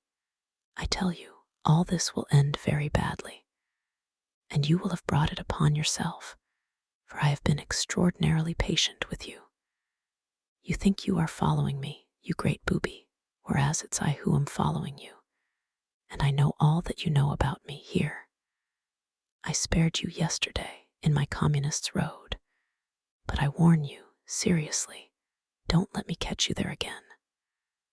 Upon my word, you don't seem able to take a hint." He was so furious that I did not think, for the moment, of interrupting him. After puffing and blowing like a walrus, he put his horrible thought into words. "Yes, you must learn, once and for all, I say to take a hint. I tell you that, with your recklessness, for you have already been twice arrested by the shade in the felt hat, who did not know what you were doing in the cellars, and took you to the managers, who looked upon you as an eccentric Persian interested in stage mechanism and life behind the scenes. I know all about it. I was there in the office. You know I am everywhere. Well, I tell you that, with your recklessness, they will end by wondering what you are after here, and they will end by knowing that you are after Eric, and then they will be after Eric themselves, and they will discover the house on the lake. If they do, it will be a bad lookout for you, old chap, a bad lookout. I won't answer for anything." Again he puffed and blew like a walrus. "I won't answer for anything. If Eric's secrets cease to be Eric's secrets, it will be a bad lookout for a goodly number of the human race. That's all I have to tell you, and unless you are a great booby, it ought to be enough for you. Except that you don't know how to take a hint." He had sat down on the stern of his boat and was kicking his heels against the planks, waiting to hear what I had to answer. I simply said, "It's not Eric that I'm after here." "Who then?" "You know as well as I do." "It's Christine Daw," I answered. He retorted, "I have every right to see her in my own house. I am loved for my own sake." "That's not true," I said. "You have carried her off and are keeping her locked up." "Listen," he said. "Will you promise never to meddle with my affairs again, if I prove to you that I am loved for my own sake?" "Yes, I promise you," I replied, without hesitation, for I felt convinced that for such a monster the proof was impossible. "Well then, it's quite simple. Christine Daw shall leave this as she pleases and come back again." "Yes, come back again, because she wishes. Come back of herself, because she loves me for myself. Oh, I doubt if she will come back, but it is your duty to let her go." "My duty, you great booby. It is my wish to let her go, and she will come back again, for she loves me. All this will end in a marriage at the Madeleine, you great booby.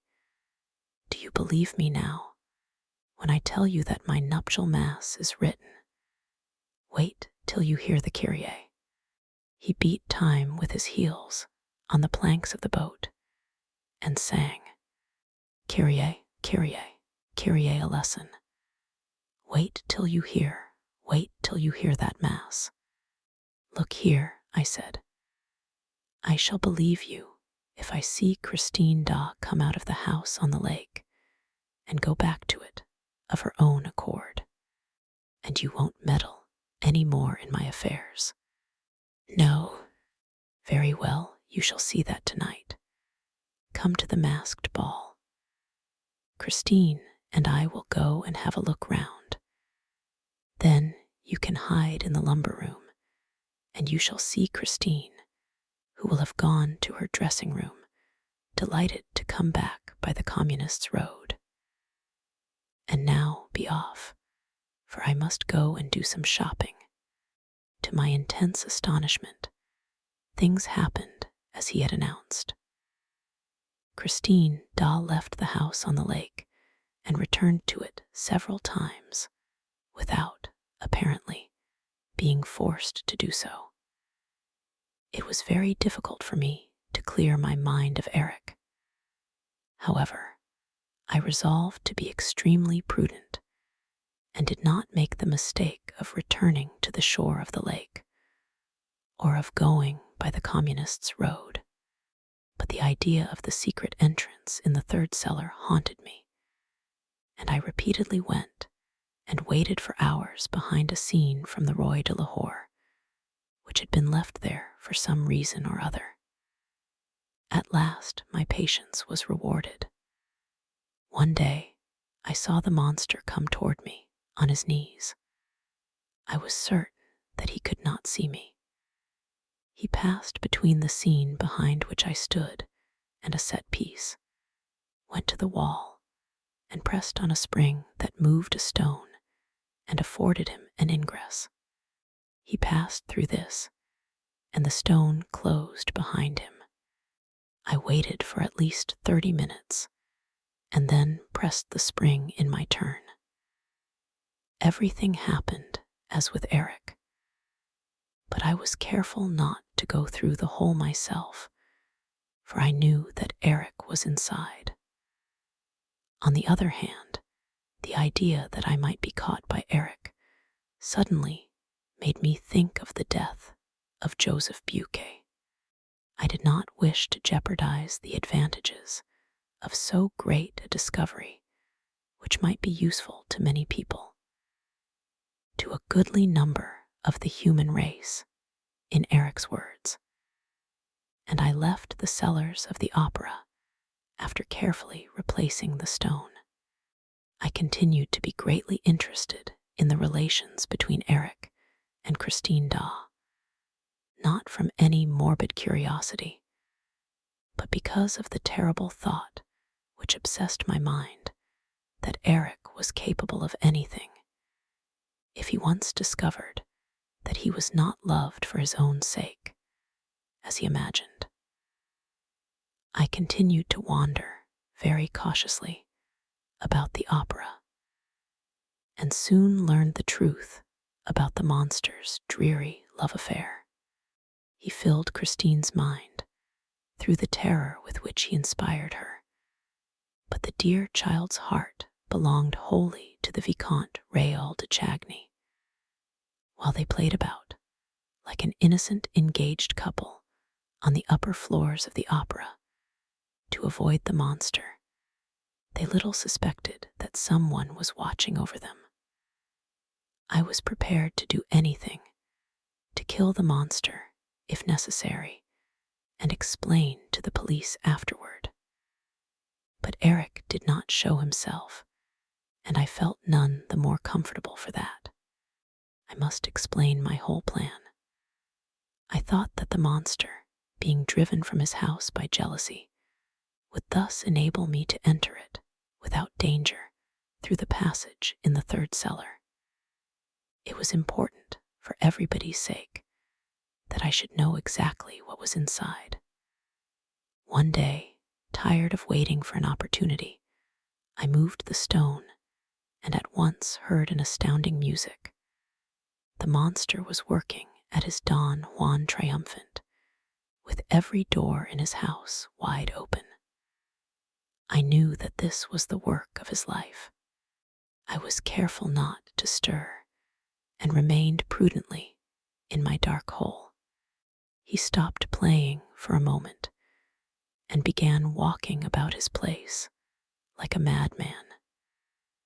And he said aloud, at the top of his voice, "It must be finished first, quite finished." This speech was not calculated to reassure me, and when the music recommenced, I closed the stone very softly. On the day of the abduction of Christine Daw, I did not come to the theater until rather late in the evening, trembling lest I should hear bad news. I had spent a horrible day, for after reading in a morning paper the announcement of a forthcoming marriage between Christine and the Vicomte de Chagny, I wondered whether, after all, I should not do better to denounce the monster.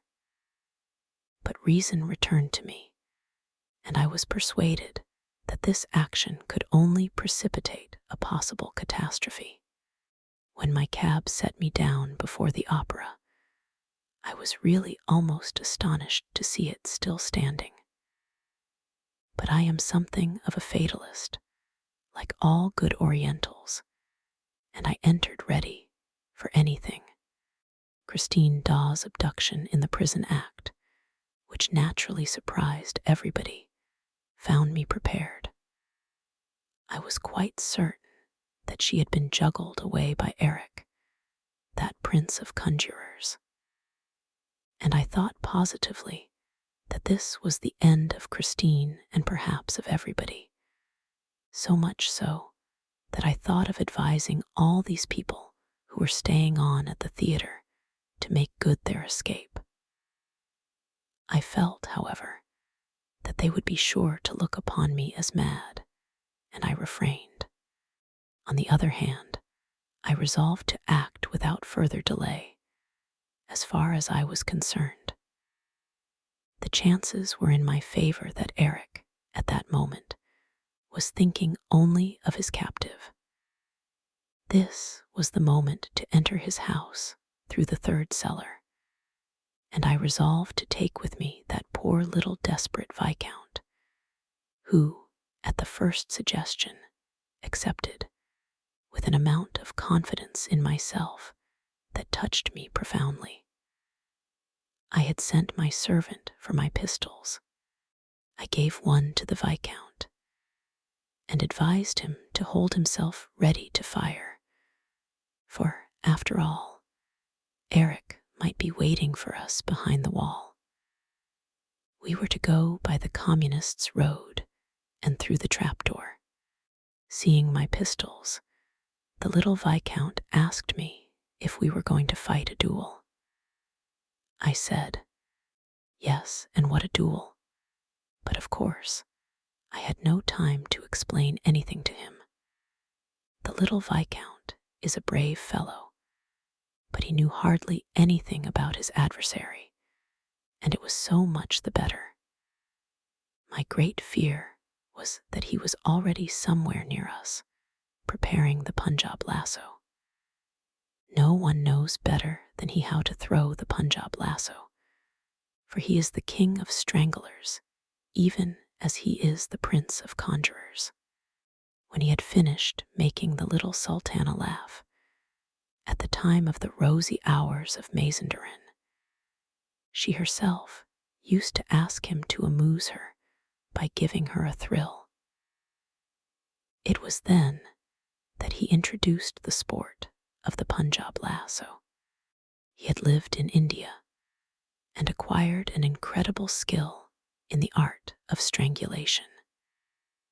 He would make them lock him into a courtyard to which they brought a warrior, usually a man condemned to death, armed with a long pike and broadsword. Eric had only his lasso, and it was always just when the warrior thought that he was going to fell Eric with a tremendous blow that we heard the lasso whistle through the air. With a turn of the wrist, Eric tightened the noose round his adversary's neck, and in this fashion dragged him before the little sultana and her women, who sat looking from a window and applauding. The little sultana herself learned to wield the Punjab lasso and killed several of her women, and even of the friends who visited her. But I prefer to drop this terrible subject of the rosy hours of Mazenderan. I have mentioned it only to explain why, on arriving with the Vicomte de Chagny in the cellars of the opera, I was bound to protect my companion against the ever-threatening danger of death by strangling. My pistols could serve no purpose, for Eric was not likely to show himself, but Eric could always strangle us. I had no time to explain all this to the Viscount. Besides, there was nothing to be gained by complicating the position. I simply told M. de Chagny to keep his hand at the level of his eyes, with the arm bent, as though waiting for the command to fire. With his victim in this attitude, it is impossible even for the most expert strangler to throw the lasso with advantage. It catches you not only round the neck, but also round the arm or hand. This enables you easily to unloose the lasso, which then becomes harmless. After avoiding the commissary of police, a number of door shutters, and the firemen, after meeting the rat catcher and passing the man in the felt hat unperceived, the Viscount and I arrived without obstacle in the third cellar, between the set piece and the scene from the Roi de Lahore. I worked the stone, and we jumped into the house which Eric had built himself in the double case of the foundation walls of the opera. And this was the easiest thing in the world for him to do, because Eric was one of the chief contractors under Philippe Garnier, the architect of the opera, and continued to work by himself when the works were officially suspended during the war, the siege of Paris, and the Commune. I knew my Eric too well to feel at all comfortable on jumping into his house. I knew what he had made of a certain palace at Mazenderan. From being the most honest building conceivable, he soon turned it into a house of the very devil, where you could not utter a word, but it was overheard or repeated by an echo. With his trapdoors, the monster was responsible for endless tragedies of all kinds. He hit upon astonishing inventions.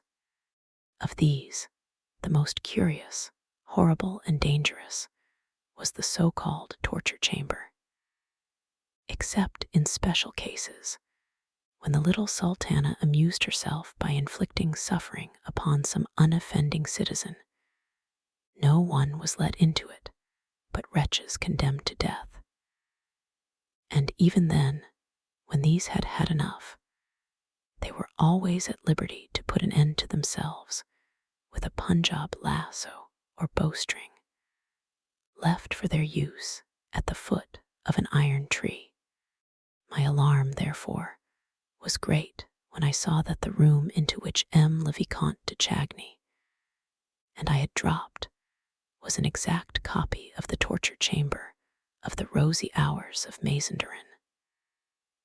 At our feet, I found the Punjab lasso, which I had been dreading all the evening. I was convinced that this rope had already done duty for Joseph Buquet, who, like myself, must have caught Eric one evening working the stone in the third cellar. He probably tried it in his turn, fell into the torture chamber, and only left it hanged. I can well imagine Eric dragging the body, in order to get rid of it, to the scene from the Roi de Lahore, and hanging it there as an example, or to increase the superstitious terror that was to help him in guarding the approaches to his lair. Then, upon reflection, Eric went back to fetch the Punjab lasso, which is very curiously made out of catgut, and which might have set an examining magistrate thinking. This explains the disappearance of the rope. And now I discovered the lasso at our feet in the torture chamber.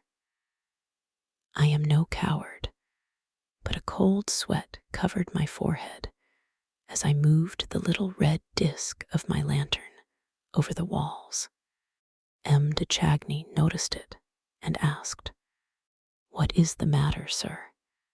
I made him a violent sign to be silent. Chapter 22. In the torture chamber, the Persian's narrative continued. We were in the middle of a little six-cornered room, the sides of which were covered with mirrors from top to bottom. In the corners, we could clearly see the joins in the glasses, the segments intended to turn on their gear. Yes, I recognized them, and I recognized the iron tree in the corner, at the bottom of one of those segments. The iron tree with its iron branch for the hanged men. I seized my companion's arm. The Vicomte de Chagny was all a quiver, eager to shout to his betrothed that he was bringing her help. I feared that he would not be able to contain himself. Suddenly, we heard a noise on our left. It sounded at first like a door opening and shutting in the next room, and then there was a dull moan. I clutched M. de Chagny's arm more firmly still, and then we distinctly heard these words: "You must make your choice, the wedding mass or the requiem mass." I recognized the voice of the monster. There was another moan, followed by a long silence. I was persuaded by now that the monster was unaware of our presence in his house, for otherwise he would certainly have managed not to let us hear him. He would only have had to close the little invisible window through which the torture lovers looked down into the torture chamber. Besides, I was certain that, if he had known of our presence, the tortures would have begun at once. The important thing was not to let him know. And I dreaded nothing so much as the impulsiveness of the Vicomte de Chagny, who wanted to rush through the walls to Christine Daw, whose moans we continued to hear at intervals. The Requiem Mass is not at all gay, Eric's voice resumed, whereas the wedding Mass, you can take my word for it, is magnificent. You must take a resolution and know your own mind. I can't go on living like this, like a mole in a burrow. Don Juan Triumphant is finished, and now I want to live like everybody else. I want to have a wife like everybody else, and to take her out on Sundays. I have invented a mask that makes me look like anybody. People will not even turn round in the streets. You will be the happiest of women, and we will sing all by ourselves till we swoon away with delight. You are crying. You are afraid of me. And yet I am not really wicked. Love me and you shall see. All I wanted was to be loved for myself. If you loved me, I should be as gentle as a lamb, and you could do anything with me that you pleased. Soon the moans that accompanied this sort of love's litany increased and increased. I have never heard anything more despairing, and M. de Chagny and I recognized that this terrible lamentation came from Eric himself. Christine seemed to be standing dumb with horror, without the strength to cry out, while the monster was on his knees before her. 3 times over, Eric fiercely bewailed his fate. "You don't love me. You don't love me. You don't love me." And then, more gently, "Why do you cry? You know it gives me pain to see you cry." A silence. Each silence gave us fresh hope. We said to ourselves, perhaps he has left Christine behind the wall. And we thought only of the possibility of warning Christine Da of our presence, unknown to the monster. We were unable to leave the torture chamber now, unless Christine opened the door to us. And it was only on this condition that we could hope to help her, for we did not even know where the door might be. Suddenly, the silence in the next room was disturbed by the ringing of an electric bell. There was a bound on the other side of the wall and Eric's voice of thunder. "Somebody ringing. Walk in, please." A sinister chuckle. "Who has come bothering now? Wait for me here. I am going to tell the siren to open the door." Steps moved away. A door closed. I had no time to think of the fresh horror that was preparing. I forgot that the monster was only going out, perhaps, to perpetrate a fresh crime. I understood but one thing. Christine was alone behind the wall. The Vicomte de Chagny was already calling to her, "Christine, Christine," as we could hear what was said in the next room. There was no reason why my companion should not be heard in his turn. Nevertheless, the Viscount had to repeat his cry time after time. At last, a faint voice reached us. "I am dreaming," it said. "Christine, Christine, it is I, Rael." A silence. "But answer me, Christine. In heaven's name, if you are alone, answer me."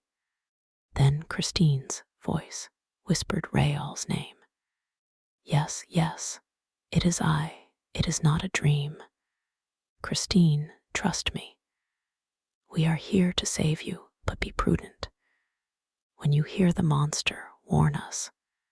Then Christine gave way to fear. She trembled lest Eric should discover where Rael was hidden. She told us in a few hurried words that Eric had gone quite mad with love, and that he had decided to kill everybody and himself with everybody if she did not consent to become his wife. He had given her till 11 o'clock the next evening for reflection. It was the last respite. She must choose, as he said, between the wedding mass and the requiem. And Eric had then uttered a phrase which Christine did not quite understand. "Yes or no? If your answer is no, everybody will be dead and buried."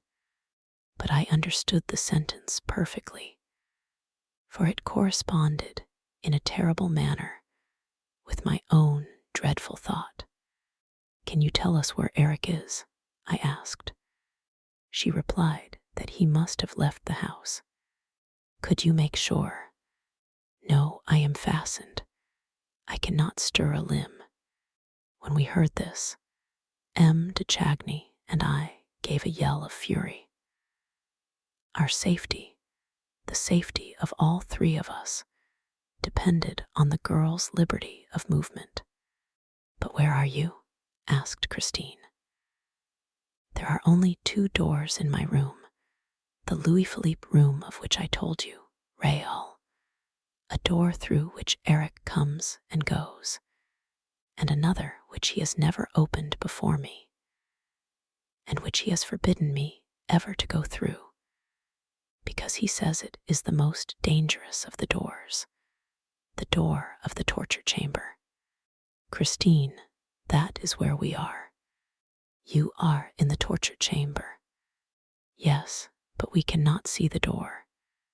Oh, if I could only drag myself so far. I would knock at the door, and that would tell you where it is. Is it a door with a lock to it? I asked. Yes, with a lock. Mademoiselle, I said, it is absolutely necessary that you should open that door to us. But how? Asked the poor girl tearfully. We heard her straining, trying to free herself from the bonds that held her. I know where the key is, she said, in a voice that seemed exhausted by the effort she had made. But I am fastened so tight. Oh, the wretch. And she gave a sob. Where is the key? I asked, signing to M. de Chagny not to speak and to leave the business to me, for we had not a moment to lose. In the next room, near the organ, with another little bronze key, which he also forbade me to touch. They are both in a little leather bag, which he calls the bag of life and death. Raoul, Raoul, fly. Everything is mysterious and terrible here, and Eric will soon have gone quite mad, and you are in the torture chamber. Go back by the way you came.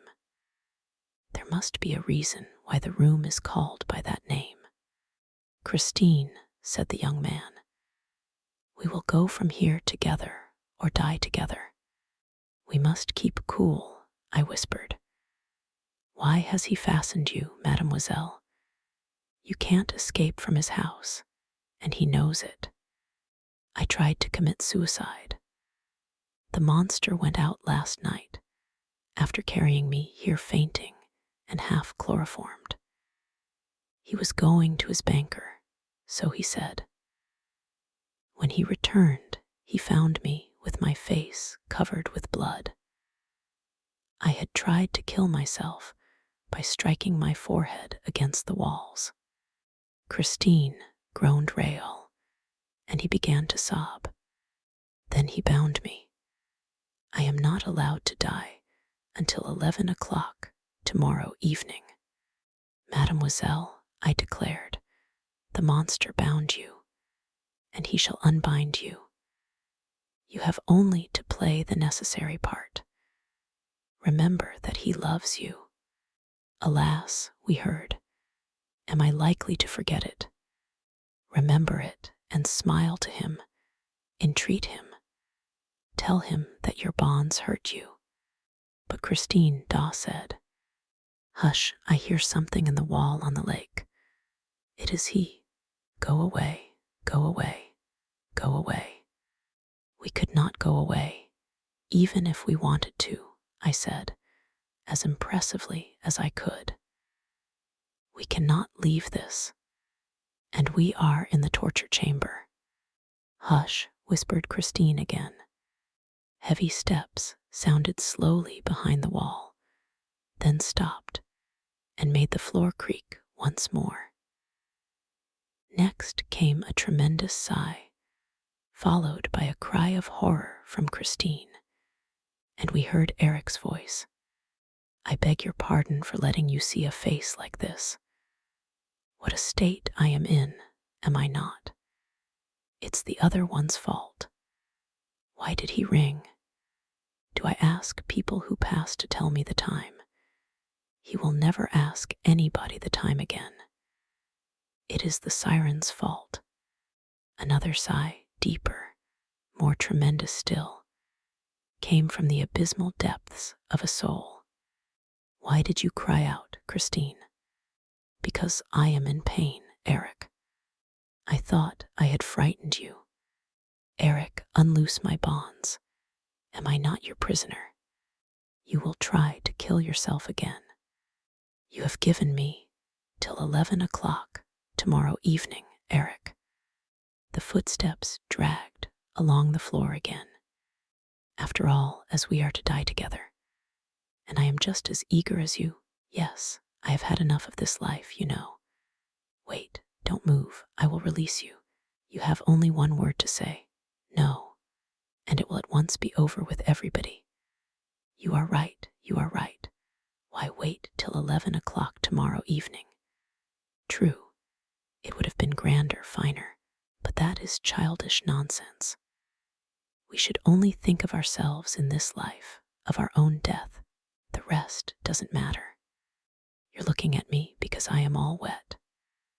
Oh, my dear, it's raining cats and dogs outside. Apart from that, Christine, I think I am subject to hallucinations. You know, the man who rang at the siren's door just now, go and look if he's ringing at the bottom of the lake well. He was rather like, there, turn round, are you glad? You're free now. Oh, my poor Christine, look at your wrists. Tell me, have I hurt them? That alone deserves death. Talking of death, I must sing his requiem. Hearing these terrible remarks, I received an awful presentiment. I too had once rung at the monster's door, and, without knowing it, must have set some warning current in motion. And I remembered the two arms that had emerged from the inky waters. What poor wretch had strayed to that shore this time? Who was the other one, the one whose requiem we now heard sung? Eric sang like the god of thunder, sang a dies irae that enveloped us as in a storm. The elements seemed to rage around us. Suddenly, the organ and the voice ceased so suddenly that M. de Chagny sprang back on the other side of the wall with emotion. And the voice, changed and transformed, distinctly grated out these metallic syllables. What have you done with my bag? Chapter 23. The tortures begin. The Persian's narrative continued. The voice repeated angrily, what have you done with my bag? So, it was to take my bag that you asked me to release you. We heard hurried steps. Christine running back to the Louis Philippe room, as though to seek shelter on the other side of our wall. What are you running away for? Asked the furious voice, which had followed her. Give me back my bag, will you? Don't you know that it is the bag of life and death? Listen to me, Eric, sighed the girl. As it is settled that we are to live together, what difference can it make to you?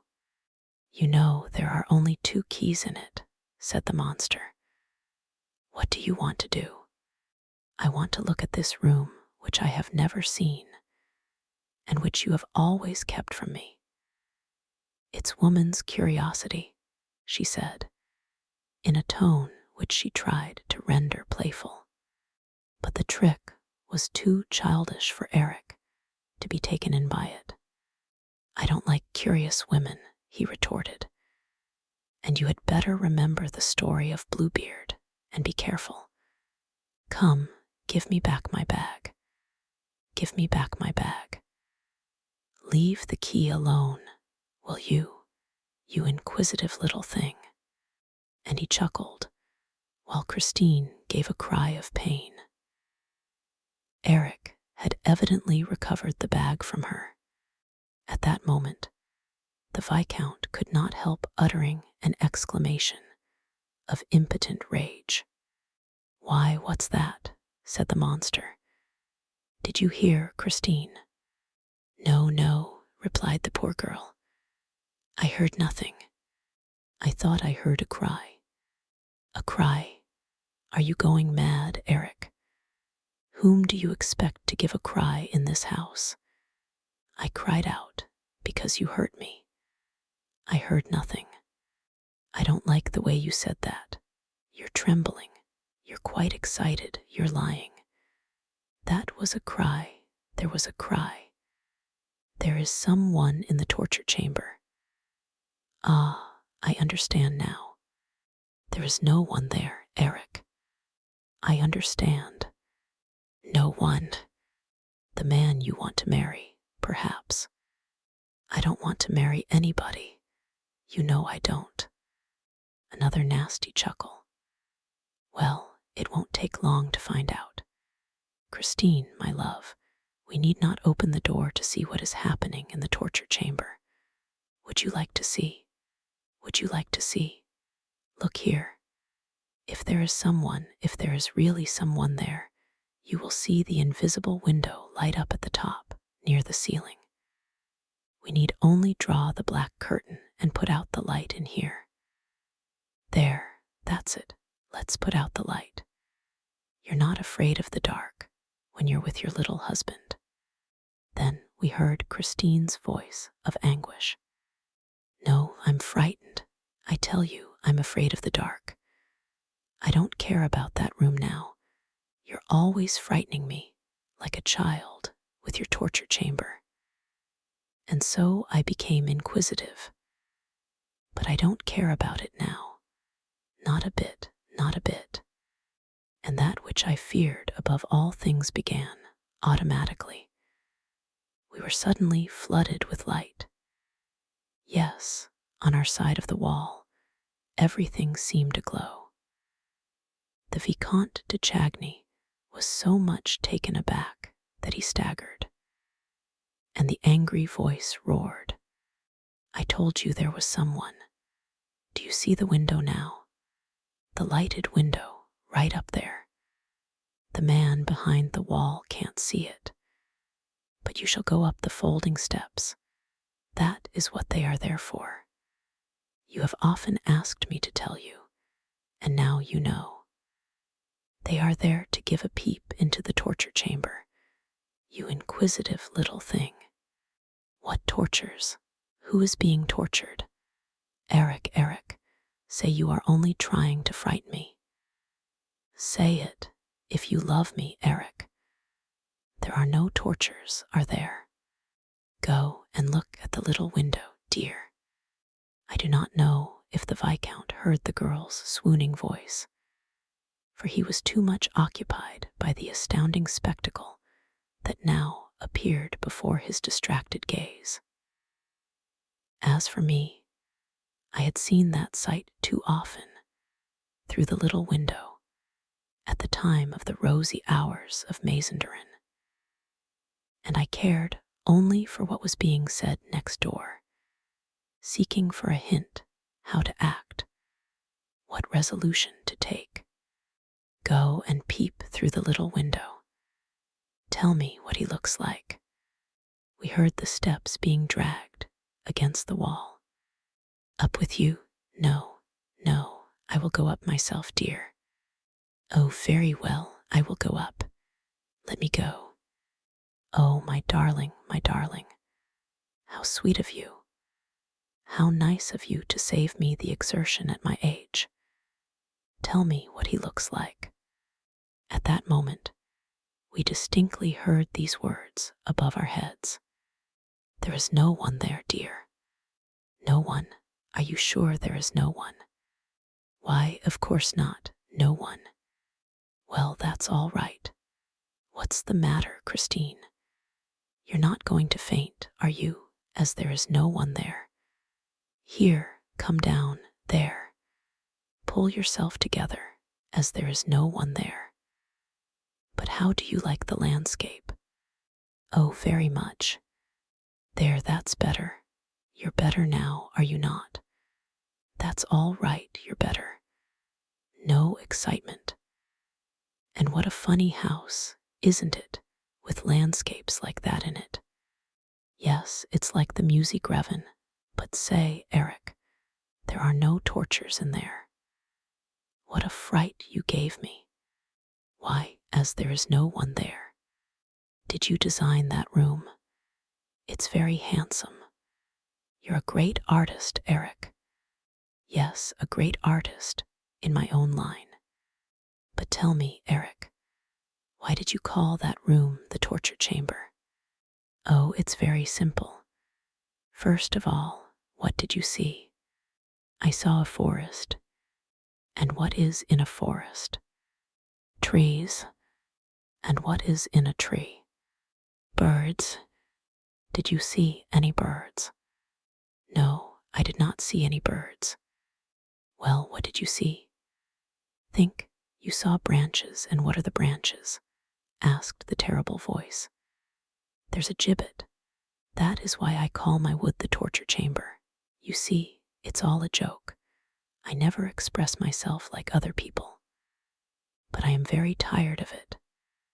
I'm sick and tired of having a forest and a torture chamber in my house, and of living like a mountebank in a house with a false bottom.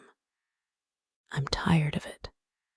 I want to have a nice, quiet flat with ordinary doors and windows and a wife inside it like anybody else.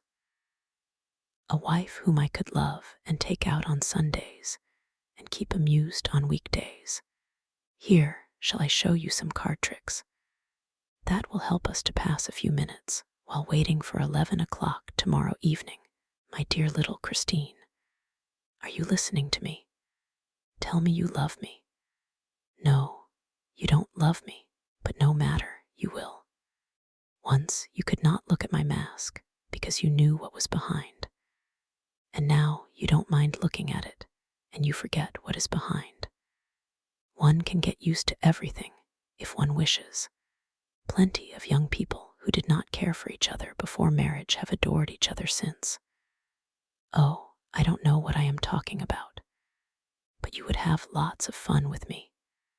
For instance, I am the greatest ventriloquist that ever lived. I am the first ventriloquist in the world. You're laughing. Perhaps you don't believe me. Listen. The wretch, who really was the first ventriloquist in the world, was only trying to divert the child's attention from the torture chamber. But it was a stupid scheme, for Christine thought of nothing but us. She repeatedly besought him, in the gentlest tones which she could assume, put out the light in the little window. Eric, do put out the light in the little window. For she saw that this light, which appeared so suddenly, and of which the monster had spoken in so threatening a voice, must mean something terrible. One thing must have pacified her for a moment, and that was seeing the two of us, behind the wall, in the midst of that resplendent light, alive and well. But she would certainly have felt much easier if the light had been put out. Meantime, the other had already begun to play the ventriloquist. He said, "Here, I raise my mask a little. Oh, only a little. You see my lips, such lips as I have. They're not moving. My mouth is closed, such mouth as I have, and yet you hear my voice. Where will you have it? In your left ear, in your right ear, in the table, in those little ebony boxes on the mantelpiece. Listen, dear, it's in the little box on the right of the mantelpiece. What does it say? Shall I turn the scorpion? And now, crack. What does it say in the little box on the left? Shall I turn the grasshopper? And now, crack. Here it is in the little leather bag. What does it say? I am the little bag of life and death. And now, crack. It is in Carlotta's throat, in Carlotta's golden throat, in Carlotta's crystal throat, as I live. What does it say? It says, it's I, Mr. Toad, it's I singing. I feel without alarm, coac, with its melody, and wind me coac. And now, crack. It is on a chair in the ghost's box, and it says, Madame Carlotta is singing tonight to bring the chandelier down. And now, crack. Aha, where is Eric's voice now? Listen, Christine, darling. Listen. It is behind the door of the torture chamber. Listen. It's myself in the torture chamber. And what do I say? I say, woe to them that have a nose, a real nose, and come to look round the torture chamber. Aha, aha, aha. Oh, the ventriloquist's terrible voice. It was everywhere, everywhere. It passed through the little invisible window, through the walls. It ran around us, between us. Eric was there, speaking to us. We made a movement, as though to fling ourselves upon him. But already, swifter, more fleeting than the voice of the echo, Eric's voice had leaped back behind the wall. Soon we heard nothing more at all. For this is what happened. Eric, Eric, said Christine's voice. You tire me with your voice. Don't go on, Eric. Isn't it very hot here? Oh, yes, replied Eric's voice. The heat is unendurable. But what does this mean? The wall is really getting quite hot. The wall is burning. I'll tell you, Christine, dear. It is because of the forest next door. Well, what has that to do with it? The forest. Why, didn't you see that it was an African forest?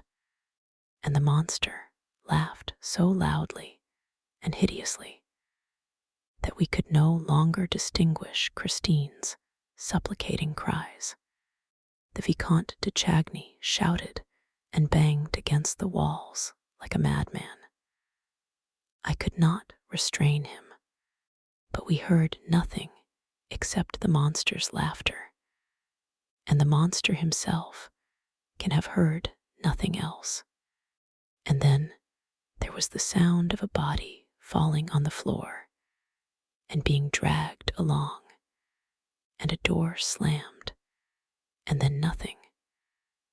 Nothing more around us save the scorching silence of the south in the heart of a tropical forest. Chapter 24. Barrels, barrels, any barrels to sell. The Persian's narrative continued. I have said that the room in which le Vicomte de Chagny and I were imprisoned was a regular hexagon, lined entirely with mirrors. Plenty of these rooms have been seen since, mainly at exhibitions. They are called palaces of illusion, or some such name. But the invention belongs entirely to Eric, who built the first room of this kind under my eyes at the time of the rosy hours of Mazenderan. A decorative object, such as a column, for instance, was placed in one of the corners, and immediately produced a hall of 1,000 columns. For, thanks to the mirrors, the real room was multiplied by 6 hexagonal rooms, each of which, in its turn, was multiplied indefinitely. But the little sultana soon tired of this infantile illusion, whereupon Eric altered his invention into a torture chamber. For the architectural motive placed in one corner, he substituted an iron tree. This tree, with its painted leaves, was absolutely true to life, and was made of iron so as to resist all the attacks of the patient who was locked into the torture chamber. We shall see how the scene thus obtained was twice altered instantaneously into 2 successive other scenes by means of the automatic rotation of the drums or rollers in the corners. These were divided into 3 sections, fitting into the angles of the mirrors, and each supporting a decorative scheme that came into sight as the roller revolved upon its axis. The walls of this strange room gave the patient nothing to lay hold of, because, apart from the solid, decorative object, they were simply furnished with mirrors, thick enough to withstand any onslaught of the victim, who was flung into the chamber empty-handed and barefoot. There was no furniture. The ceiling was capable of being lit up. An ingenious system of electric heating, which has since been imitated, allowed the temperature of the walls and room to be increased at will. I am giving all these details of a perfectly natural invention, producing, with a few painted branches, the supernatural illusion of an equatorial forest blazing under the tropical sun, so that no one may doubt the present balance of my brain or feel entitled to say that I am mad or lying, or that I take him for a fool. I now return to the facts where I left them. When the ceiling lit up and the forest became visible around us, the Viscount's stupefaction was immense. That impenetrable forest, with its innumerable trunks and branches, threw him into a terrible state of consternation.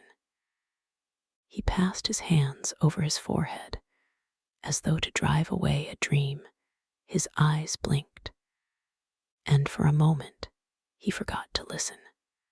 I have already said that the sight of the forest did not surprise me at all, and therefore I listened for the two of us to what was happening next door. Lastly, my attention was especially attracted, not so much to the scene as to the mirrors that produced it. These mirrors were broken in parts. Yes, they were marked and scratched. They had been starred in spite of their solidity. And this proved to me that the torture chamber in which we now were had already served a purpose. Yes, some wretch, whose feet were not bare like those of the victims of the rosy hours of Mazenderan, had certainly fallen into this mortal illusion, and mad with rage, had kicked against those mirrors, which, nevertheless, continued to reflect his agony. And the branch of the tree on which he had put an end to his own sufferings was arranged in such a way that, before dying, he had seen, for his last consolation, 1,000 men writhing in his company. Yes, Joseph Buquet had undoubtedly been through all this. Were we to die as he had done? I did not think so, for I knew that we had a few hours before us, and that I could employ them to better purpose than Joseph Buquet was able to do. After all, I was thoroughly acquainted with most of Eric's tricks, and now or never was the time to turn my knowledge to account. To begin with, I gave up every idea of returning to the passage that had brought us to that accursed chamber. I did not trouble about the possibility of working the inside stone that closed the passage, and this for the simple reason that to do so was out of the question. We had dropped from too great a height into the torture chamber. There was no furniture to help us reach that passage, not even the branch of the iron tree, not even each other's shoulders were of any avail. There was only one possible outlet, that opening into the Louis Philippe room in which Eric and Christine Daw were. But though this outlet looked like an ordinary door on Christine's side, it was absolutely invisible to us. We must therefore try to open it without even knowing where it was. When I was quite sure that there was no hope for us from Christine Dawes' side, when I had heard the monster dragging the poor girl from the Louis Philippe room, lest she should interfere with our tortures, I resolved to set to work without delay. first to calm M. de Chagny, who was already walking about like a madman, uttering incoherent cries. The snatches of conversation which he had caught between Christine and the monster had contributed not a little to drive him beside himself. Add to that the shock of the magic forest and the scorching heat, which was beginning to make the perspiration sick, stream down his temples, and you will have no difficulty in understanding his state of mind. He shouted Christine's name, brandished his pistol, knocked his forehead against the glass in his endeavors to run down the glades of the elusive forest. In short, the torture was beginning to work its spell upon a brain unprepared for it. I did my best to induce the poor Viscount to listen to reason. I made him touch the mirrors and the iron tree and the branches, and explained to him by optical laws all the luminous imagery by which we were surrounded, and of which we need not allow ourselves to be the victims, like ordinary, ignorant people. We are in a room, a little room. That is what you must keep saying to yourself. And we shall leave the room as soon as we have found the door. And I promised him that, if he let me act, without disturbing me by shouting and walking up and down, I would discover the trick of the door in less than an hour's time. Then he lay flat on the floor, as one does in a wood, and declared that he would wait until I found the door of the forest, as there was nothing better to do. And he added that, from where he was, the view was splendid. The torture was working, in spite of all that I had said. Myself forgetting the forest, I tackled a glass panel and began to finger it in every direction, hunting for the weak point on which to press in order to turn the door in accordance with Eric's system of pivots. This weak point might be a mere speck on the glass, no larger than a pea, under which the spring lay hidden. I hunted and hunted. I felt as high as my hands could reach. Eric was about the same height as myself, and I thought that he would not have placed the spring higher than suited his stature. While groping over the successive panels with the greatest care, I endeavored not to lose a minute, for I was feeling more and more overcome with the heat, and we were literally roasting in that blazing forest. I had been working like this for half an hour, and had finished 3 panels, when, as ill luck would have it, I turned round on hearing a muttered exclamation from the Viscount. "I am stifling," he said. "All those mirrors are sending out an infernal heat. Do you think you will find that spring soon? If you are much longer about it, we shall be roasted alive." I was not sorry to hear him talk like this. He had not said a word of the forest, and I hoped that my companion's reason would hold out some time longer against the torture. But he added, "What consoles me is that the monster has given Christine until 11 tomorrow evening. If we can't get out of here and go to her assistance, at least we shall be dead before her. Then Eric's mass can serve for all of us."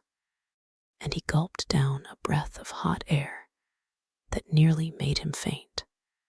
As I had not the same desperate reasons as M. le Vicomte for accepting death, I returned, after giving him a word of encouragement, to my panel. But I had made the mistake of taking a few steps while speaking, and, in the tangle of the elusive forest, I was no longer able to find my panel for certain.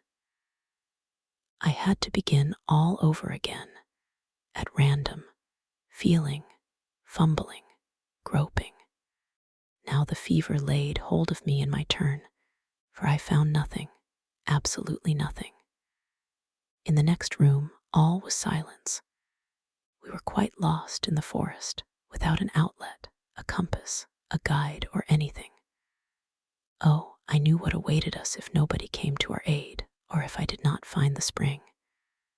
But look as I might, I found nothing but branches, beautiful branches that stood straight up before me, or spread gracefully over my head. But they gave no shade, and this was natural enough, as we were in an equatorial forest, with the sun right above our heads, an African forest, Meditative, and I had repeatedly taken off our coats and put them on again, finding at one time that they made us feel still hotter, and at another that they protected us against the heat. I was still making a moral resistance, but Meditative seemed to me quite gone. He pretended that he had been walking in that forest for 3 days and nights, without stopping, looking for Christine Da. From time to time, he thought he saw her behind the trunk of a tree or gliding between the branches, and he called to her with words of supplication that brought the tears to my eyes. And then, at last, "Oh, how thirsty I am," he cried in delirious accents. I too was thirsty. My throat was on fire. And yet, squatting on the floor, I went on hunting, hunting for the spring of the invisible door, especially as it was dangerous to remain in the forest as evening drew nigh. Already, the shades of night were beginning to surround us. It had happened very quickly. Night falls quickly in tropical countries, suddenly, with hardly any twilight. Now night, in the forests of the equator, is always dangerous, particularly when, like ourselves, one has not the materials for a fire to keep off the beasts of prey. I did indeed try for a moment to break off the branches, which I would have lit with my dark lantern, but I knocked myself also against the mirrors, and remembered, in time, that we had only images of branches to do with. The heat did not go with the daylight. On the contrary, it was now still hotter under the blue rays of the moon. I urged the Viscount to hold our weapons ready to fire, and not to stray from camp, while I went on looking for my spring. Suddenly, we heard a lion roaring a few yards away. "Oh," whispered the Viscount, "he is quite close. Don't you see him? There, through the trees, in that thicket. If he roars again, I will fire." And the roaring began again, louder than before. And the Viscount fired, but I do not think that he hit the lion. Only he smashed a mirror, as I perceived the next morning at daybreak. We must have covered a good distance during the night, for we suddenly found ourselves on the edge of the desert, an immense desert of sand, stones, and rocks. It was really not worth, while leaving the forest, to come upon the desert. Tired out, I flung myself down beside the Viscount, for I had had enough of looking for springs which I could not find. I was quite surprised, and I said so to the Viscount, that we had encountered no other dangerous animals during the night. Usually, after the lion came the leopard, and sometimes the buzz of the tsetse fly. These were easily obtained effects, and I explained to M. de Chagny that Eric imitated the roar of a lion on a long tabor or timbrel, with an ass's skin at one end. Over this skin, he tied a string of catgut, which was fastened at the middle to another similar string, passing through the whole length of the tabor. Eric had only to rub this string with a glove smeared with resin, and according to the manner in which he rubbed it, he imitated to perfection the voice of the lion or the leopard, or even the buzzing of the tsetse fly. The idea that Eric was probably in the room beside us, working his trick, made me suddenly resolve to enter into a parley with him, for we must obviously give up all thought of taking him by surprise. And by this time, he must be quite aware who were the occupants of his torture chamber. I called him. Eric, Eric. I shouted as loudly as I could across the desert, but there was no answer to my voice. All around us lay the silence and the bare immensity of that stony desert. What was to become of us in the midst of that awful solitude? We were beginning literally to die of heat, hunger, and thirst, of thirst especially. At last, I saw M. de Chagny raise himself on his elbow and point to a spot on the horizon. He had discovered an oasis. Yes, far in the distance was an oasis with limpid water which reflected the iron trees. Tush, it was the scene of the mirage. I recognized it at once, the worst of the three. No one had been able to fight against it, no one. I did my utmost to keep my head and not to hope for water, because I knew that, if a man hoped for water, the water that reflected the iron tree, and if, after hopping for water, he struck against the mirror, then there was only one thing for him to do: to hang himself on the iron tree. So I cried to M. de Chagny, "It's the mirage, it's the mirage. Don't believe in the water. It's another trick of the mirrors." Then he flatly told me to shut up, with my tricks of the mirrors, my springs, my revolving doors, and my palaces of illusions. He angrily declared that I must be either blind or mad to imagine that all that water flowing over there, among those splendid, numberless trees, was not real water, and the desert was real, and so was the forest, and it was no use trying to take him in. He was an old, experienced traveler. He had been all over the place, and he dragged himself along, saying, "Water, water," and his mouth was open, as though he were drinking, and my mouth was open too, as though I were drinking, for we not only saw the water, but we heard it. We heard it flow, we heard it ripple. Do you understand that word, ripple? It is a sound which you hear with your tongue. You put your tongue out of your mouth to listen to it better. Lastly, and this was the most pitiless torture of all, we heard the rain, and it was not raining. This was an infernal invention. Oh, I knew well enough how Eric obtained it. He filled with little stones a very long and narrow box, broken up inside with wooden and metal projections. The stones, in falling, struck against these projections and rebounded from one to another, and the result was a series of pattering sounds that exactly imitated a rainstorm. Ah, you should have seen us putting out our tongues and dragging ourselves toward the rippling riverbank. Our eyes and ears were full of water, but our tongues were hard and dry as horn. When we reached the mirror, de Chagny licked it, and I also licked the glass. It was burning hot. Then we rolled on the floor with a hoarse cry of despair.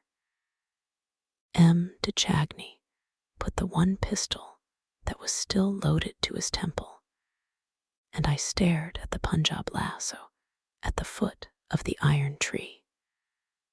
I knew why the iron tree had returned in this third change of scene. The iron tree was waiting for me, but as I stared at the Punjab lasso, I saw a thing that made me start so violently that de Chagny delayed his attempt at suicide. I took his arm, and then I caught the pistol from him, and then I dragged myself on my knees toward what I had seen. I had discovered, near the Punjab lasso, in a groove in the floor, a black-headed nail of which I knew the use. At last, I had discovered the spring. I felt the nail. I lifted a radiant face to de Chagny. The black-headed nail yielded to my pressure. And then we saw not a door opened in the wall, but a cellar flap released in the floor. Cool air came up to us from the black hole below. We stooped over that square of darkness as though over a limpid well. With our chins in the cool shade, we drank it in, and we bent lower and lower over the trapdoor. What could there be in that cellar which opened before us? Water, water to drink. I thrust my arm into the darkness and came upon a stone and another stone, a staircase, a dark staircase leading into the cellar. The Viscount wanted to fling himself down the hole, but I, fearing a new trick of the monsters, stopped him, turned on my dark lantern, and went down first. The staircase was a winding one and led down into pitchy darkness. But oh, how deliciously cool were the darkness and the stairs. The lake could not be far away. We soon reached the bottom. Our eyes were beginning to accustom themselves to the dark, to distinguish shapes around us, circular shapes, on which I turned the light of my lantern. Barrels. We were in Eric's cellar. It was here that he must keep his wine and perhaps his drinking water. I knew that Eric was a great lover of good wine. Ah, there was plenty to drink here. de Chagny patted the round shapes and kept on saying, "Barrels, barrels, what a lot of barrels." Indeed, there was quite a number of them, symmetrically arranged in 2 rows, one on either side of us. They were small barrels, and I thought that Eric must have selected them of that size to facilitate their carriage to the house on the lake. We examined them successively to see if one of them had not a funnel, showing that it had been tapped at some time or another. But all the barrels were hermetically closed. Then, after half lifting one to make sure it was full, we went on our knees, and with the blade of a small knife which I carried, I prepared to stave in the bunghole. At that moment, I seemed to hear, coming from very far, a sort of monotonous chant which I knew well, from often hearing it in the streets of Paris. Barrels, barrels, any barrels to sell. My hand desisted from its work. de Chagny had also heard. He said, That's funny. It sounds as if the barrel were singing. The song was renewed, farther away. Barrels, barrels, any barrels to sell. Oh, I swear, said the Viscount, that the tune dies away in the barrel. We stood up and went to look behind the barrel. It's inside, said M. de Chagny. It's inside. But we heard nothing there, and were driven to accuse the bad condition of our senses. And we returned to the bunghole. M. de Chagny put his 2 hands together underneath it, and with a last effort, I burst the bung. What's this? Cried the Viscount. This isn't water. The Viscount put his 2 full hands close to my lantern. I stooped to look, and at once threw away the lantern with such violence that it broke and went out, leaving us in utter darkness. What I had seen in M. de Chagny's hands was gunpowder. Chapter 25. The Scorpion or the Grasshopper, which, the Persian's narrative concluded. The discovery flung us into a state of alarm that made us forget all our past and present sufferings. We now knew all that the monster meant to convey when he said to Christine Da, yes or no. If your answer is no, everybody will be dead and buried. Yes, buried under the ruins of the Paris Grand Opera. The monster had given her until 11 o'clock in the evening. He had chosen his time well. There would be many people, many members of the human race, up there in the resplendent theater. What finer retinue could be expected for his funeral? He would go down to the tomb escorted by the whitest shoulders in the world, decked with the richest jewels. 11 o'clock tomorrow evening. We were all to be blown up in the middle of the performance. If Christine Da said no, 11 o'clock tomorrow evening. And what else could Christine say but no? Would she not prefer to espouse death itself rather than that living corpse? She did not know that on her acceptance or refusal depended the awful fate of many members of the human race. 11 o'clock tomorrow evening, and we dragged ourselves through the darkness, feeling our way to the stone steps, for the light in the trapdoor overhead that led to the room of mirrors was now extinguished. And we repeated to ourselves, 11 o'clock tomorrow evening. At last, I found the staircase. But suddenly, I drew myself up on the first step, for a terrible thought had come to my mind.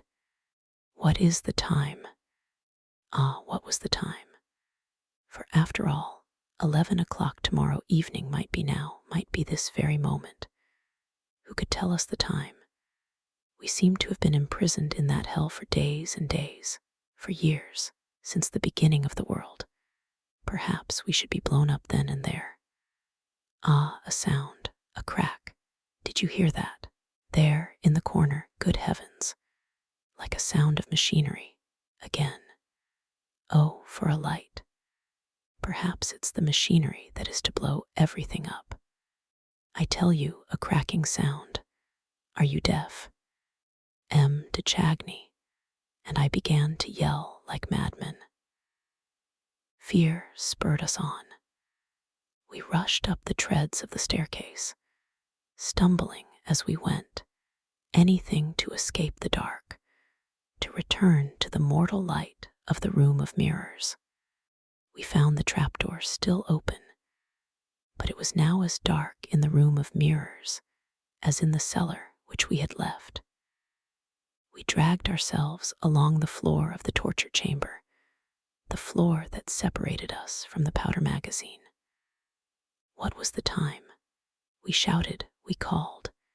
M. de Chagny to Christine, I to Eric. I reminded him that I had saved his life. But no answer, save that of our despair, of our madness. What was the time? Argued. We tried to calculate the time which we had spent there, but we were incapable of reasoning. If only we could see the face of a watch. Mine had stopped, but M. de Chagny was still going. He told me that he had wound it up before dressing for the opera. We had not a match upon us, and yet we must know. M. de Chagny broke the glass of his watch and felt the two hands. He questioned the hands of the watch with his fingertips, going by the position of the ring of the watch.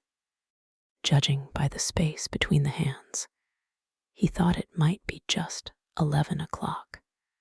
But perhaps it was not the 11 o'clock of which we stood in dread.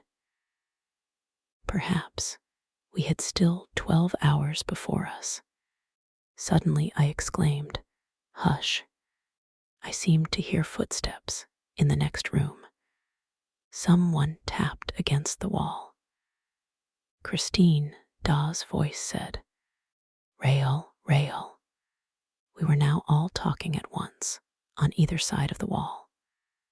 Christine sobbed. She was not sure that she would find M. de Chagny alive. The monster had been terrible, it seemed, had done nothing but rave, waiting for her to give him the yes, which she refused. And yet she had promised him that yes, if he would take her to the torture chamber. But he had obstinately declined, and had uttered hideous threats against all the members of the human race. At last, after hours and hours of that hell, he had that moment gone out, leaving her alone to reflect for the last time. Hours and hours. What is the time now? What is the time, Christine? It is 11 o'clock. 11 o'clock, all but 5 minutes. But which 11 o'clock? The 11 o'clock that is to decide life or death. He told me so just before he went. He is terrible. He is quite mad. He tore off his mask, and his yellow eyes shot flames. He did nothing but laugh. He said, "I give you 5 minutes to spare your blushes." "Here," he said, taking a key from the little bag of life and death. "Here is the little bronze key that opens the 2 ebony caskets on the mantelpiece in the Louis Philippe room. In one of the caskets, you will find a scorpion, in the other, a grasshopper, both very cleverly imitated in Japanese bronze. They will say yes or no for you. If you turn the scorpion round, that will mean to me, when I return, that you have said yes. The grasshopper will mean no." And he laughed like a drunken demon. I did nothing but beg and entreat him to give me the key of the torture chamber, promising to be his wife if he granted me that request. But he told me that there was no future need for that key, and that he was going to throw it into the lake. And he again laughed like a drunken demon and left me. Oh, his last words were, "The grasshopper. Be careful of the grasshopper. A grasshopper does not only turn, it hops, and it hops jolly high." The 5 minutes had nearly elapsed, and the scorpion and the grasshopper were scratching at my brain. Nevertheless, I had sufficient lucidity left to understand that, if the grasshopper were turned, it would hop, and with it many members of the human race. There was no doubt but that the grasshopper controlled an electric current intended to blow up the powder magazine. M. de Chagny, who seemed to have recovered all his moral force from hearing Christine's voice, explained to her, in a few hurried words, the situation in which we and all the opera were.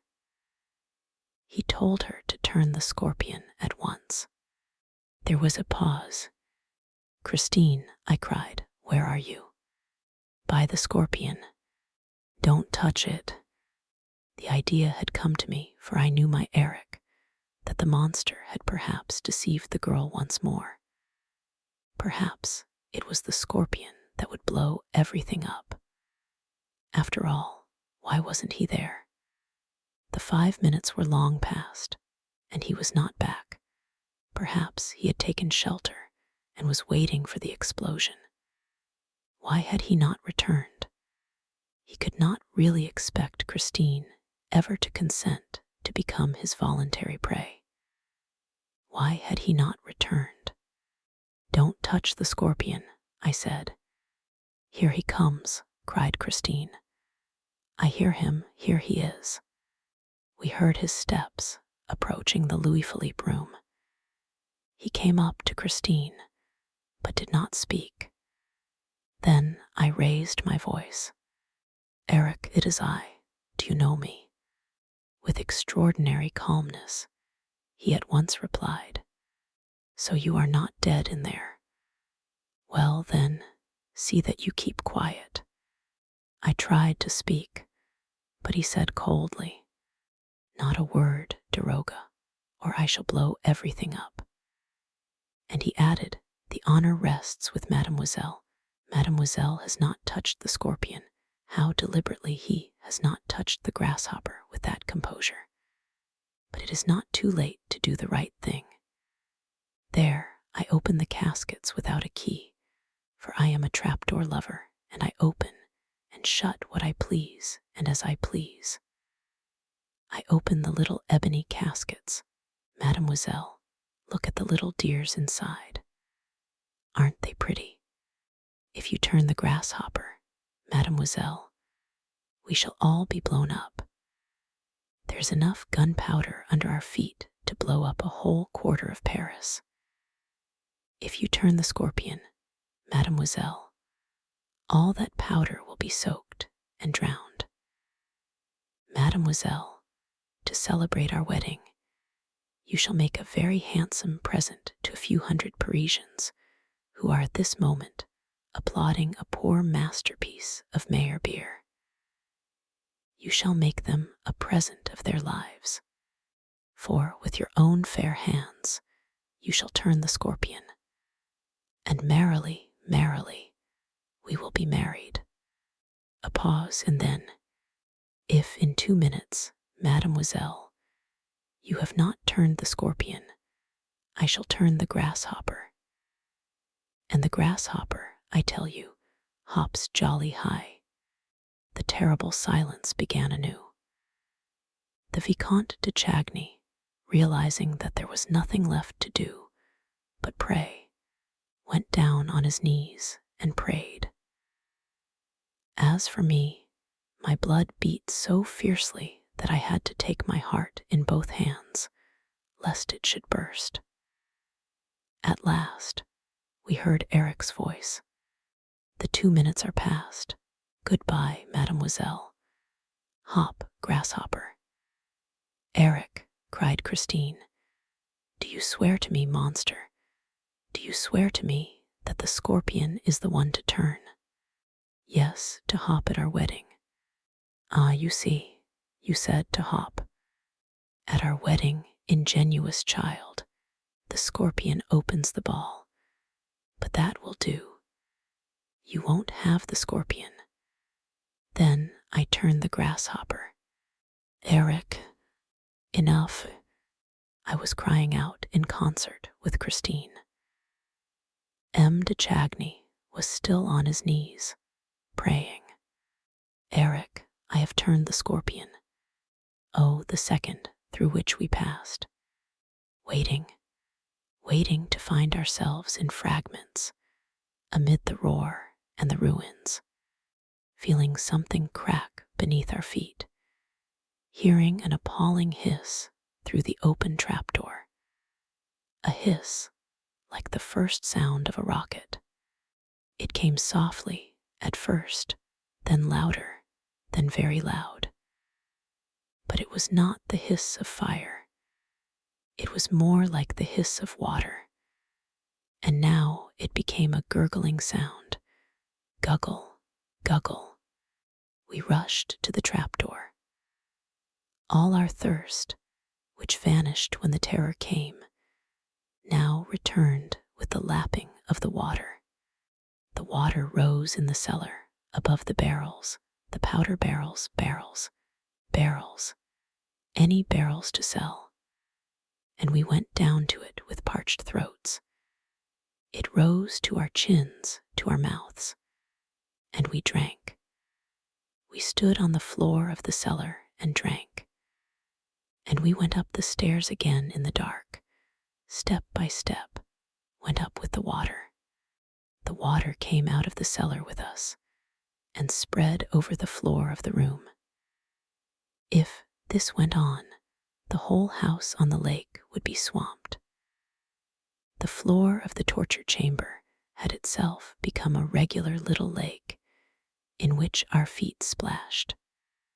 Surely there was water enough now. Eric must turn off the tap. Eric, that is water enough for the gunpowder. Turn off the tap. Turn off the scorpion. But Eric did not reply. We heard nothing but the water rising. It was halfway to our waists. Christine, cried M. de Chagny. Christine, the water is up to our knees. But Christine did not reply. We heard nothing but the water rising. No one in the next room. No one to turn the tap. No one to turn the scorpion. We were all alone in the dark, with the dark water that seized us and clasped us and froze us. Eric, Christine. By this time, we had lost our foothold and were spinning round in the water, carried away by an irresistible whirl. For the water turned with us and dashed us against the dark mirror, which thrust us back again. And our throats, raised above the whirlpool, roared aloud. Were we to die here, drowned in the torture chamber? I had never seen that. Eric, at the time of the rosy hours of Mazenderan, had never shown me that through the little invisible window. Eric, I cried. I saved your life, remember. You were sentenced to death. But for me, you would be dead now. Eric. We whirled around in the water like so much wreckage. But suddenly, my straying hands seized the trunk of the iron tree. I called M. de Chagny, and we both hung to the branch of the iron tree, and the water rose still higher. Oh, can you remember? How much space is there between the branch of the tree and the dome-shaped ceiling? Do try to remember. After all, the water may stop. It must find its level. There, I think it is stopping. No, oh, horrible. Swim for your life. Our arms became entangled in the effort of swimming. We choked. We fought in the dark water. Already, we could hardly breathe the dark air above the dark water, the air which escaped, which we could hear escaping through some vent hole or other. Oh, let us turn and turn and turn until we find the air hole, and then glue our mouths to it. But I lost my strength. I tried to lay hold of the walls. Oh, how those glass walls slipped from under my groping fingers. We whirled round again. We began to sink. One last effort, A last cry, Eric, Christine, guggle, guggle, guggle, in our ears, guggle, guggle. At the bottom of the dark water, our ears went guggle, guggle, and before losing consciousness entirely, I seemed to hear, between two guggles, barrels, barrels, any barrels to sell. Chapter 26. The end of the ghost's love story. The previous chapter marks the conclusion of the written narrative, which the Persian left behind him, notwithstanding the horrors of a situation which seemed definitely to abandon them to their deaths. M. de Chagny and his companion were saved by the sublime devotion of Christine Daw, and I had the rest of the story from the lips of the Daroga himself. When I went to see him, he was still living in his little flat in the Rue de Rivoli, opposite the Tuileries. He was very ill, and it required all my ardor as an historian pledged to the truth to persuade him to live the incredible tragedy over again for my benefit. His faithful old servant Darius showed me into him. The Daroga received me at a window overlooking the garden of the Tuileries. He still had his magnificent eyes, but his poor face looked very worn. He had shaved the whole of his head, which was usually covered with an astrakhan cap. He was dressed in a long, plain coat, and amused himself by unconsciously twisting his thumbs inside the sleeves. But his mind was quite clear, and he told me his story with perfect lucidity. It seems that, when he opened his eyes, the Daroga found himself lying on a bed. M. de Chagny was on a sofa beside the wardrobe. An angel and a devil were watching over them. After the deceptions and illusions of the torture chamber, the precision of the details of that quiet little middle-class room seemed to have been invented for the express purpose of puzzling the mind of the mortal rash enough to stray into that abode of living nightmare. The wooden bedstead, the waxed mahogany chairs, the chest of drawers, those brasses, the little square antimacassars carefully placed on the backs of the chairs, the clock on the mantelpiece, and the harmless-looking ebony caskets at either end. Lastly, the whatnot filled with shells, with red pincushions, with mother-of-pearl boats, and an enormous ostrich egg, the whole discreetly lighted by a shaded lamp standing on a small round table.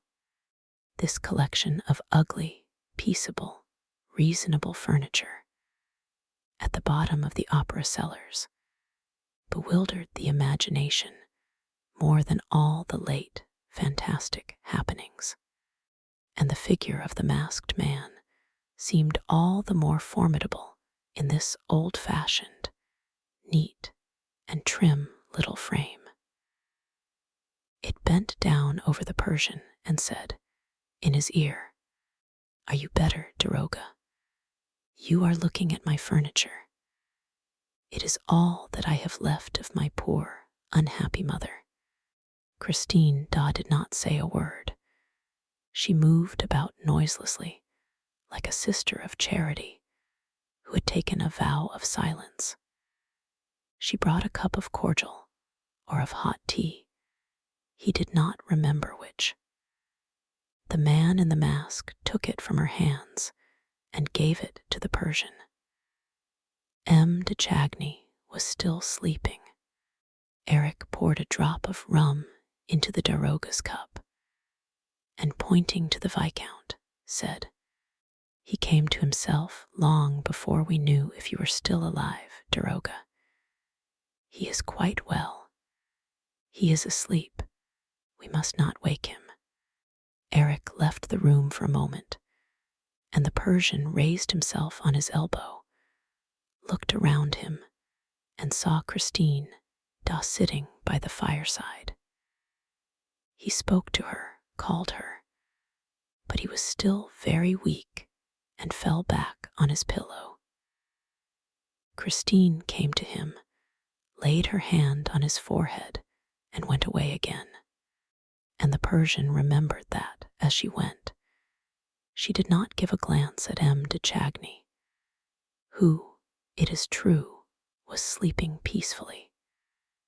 And she sat down again in her chair by the chimney corner, silent as a sister of charity who had taken a vow of silence.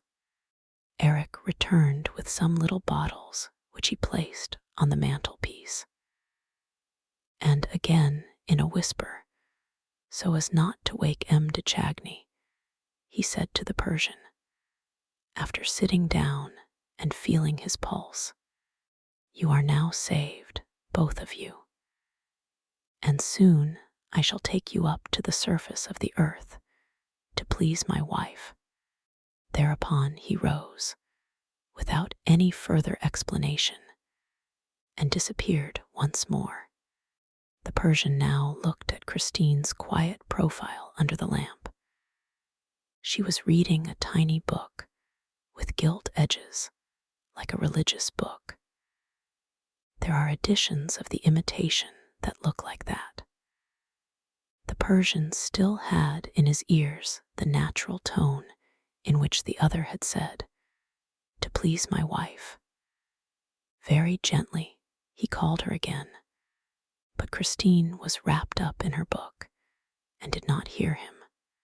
Eric returned, mixed the daroga a draught, and advised him not to speak to his wife again, nor to anyone, because it might be very dangerous to everybody's health.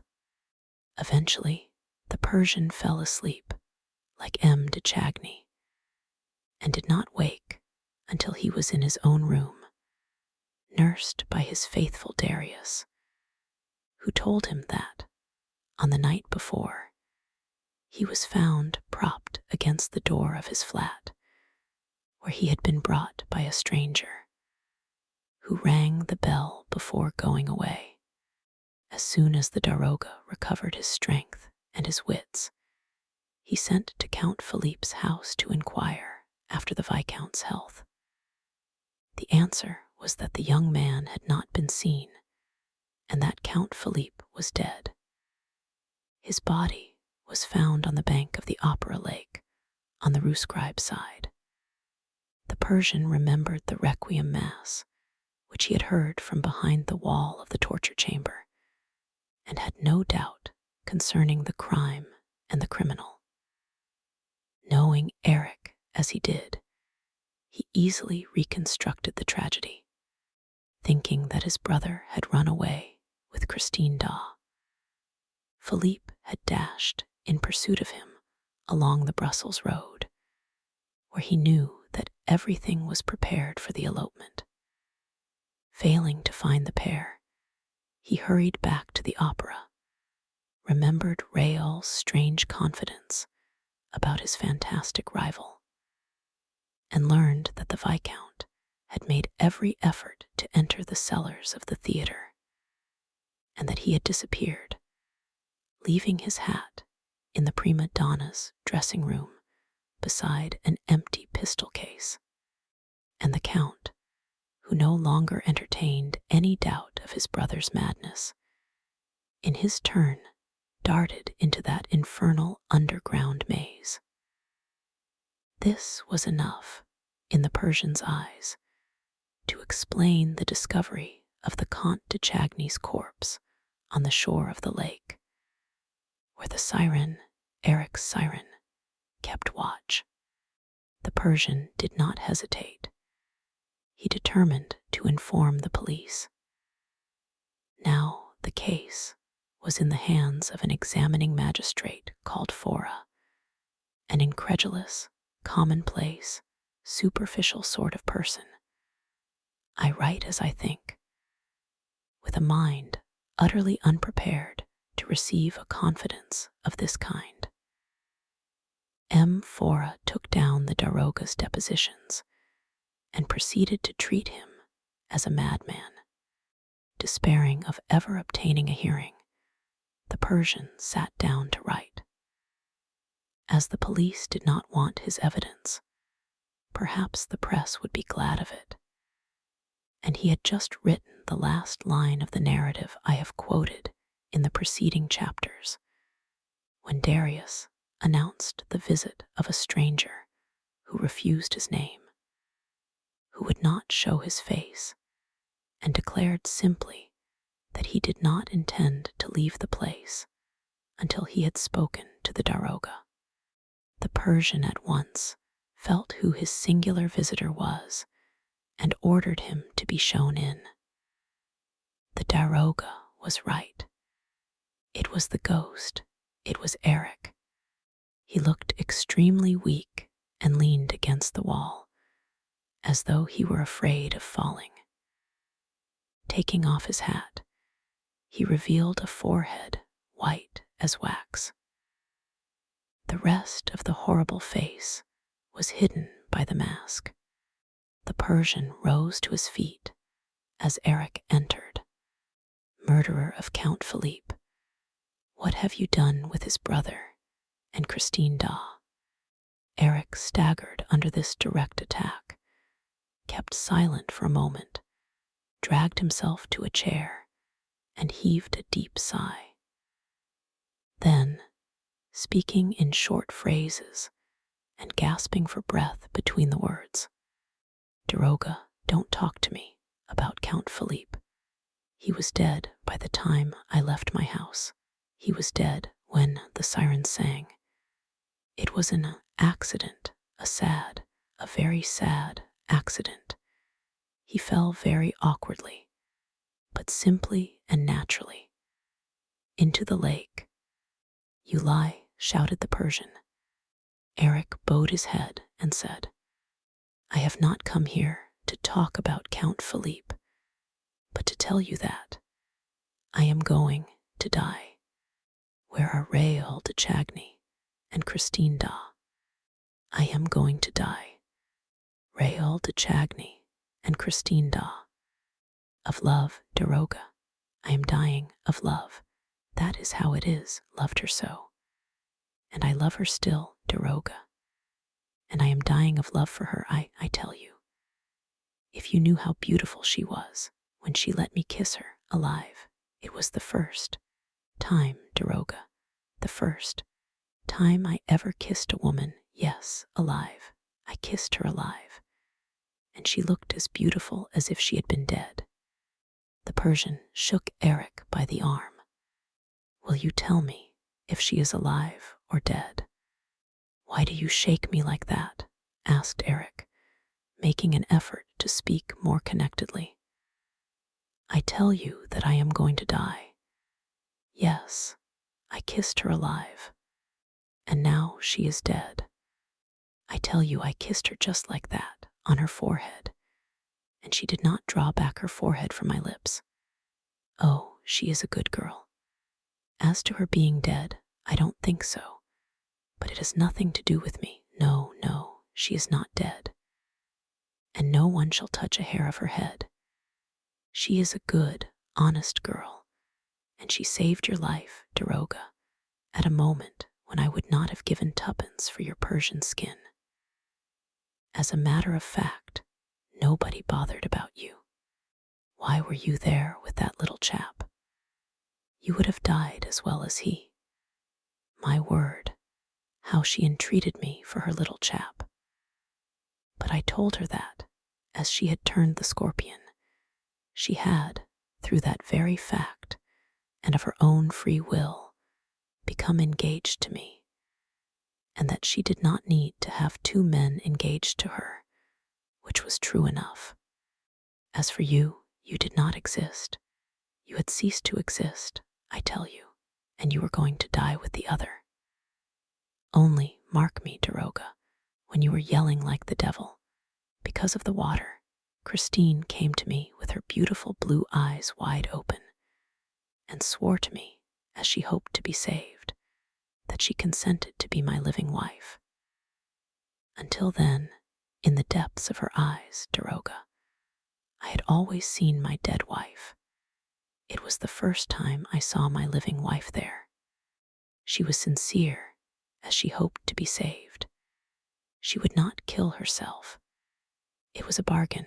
Half a minute later, all the water was back in the lake, and I had a hard job with you, Daroga, for upon my honor, I thought you were done for. However, there you were. It was understood that I was to take you both up to the surface of the earth. When, at last, I cleared the Louis Philippe room of you, I came back alone. What have you done with the Vicomte de Chagny? Asked the Persian, interrupting him. Ah, you see, Daroga, I couldn't carry him up like that at once. He was a hostage, but I could not keep him in the house on the lake, either, because of Christine. So I locked him up comfortably. I chained him up nicely.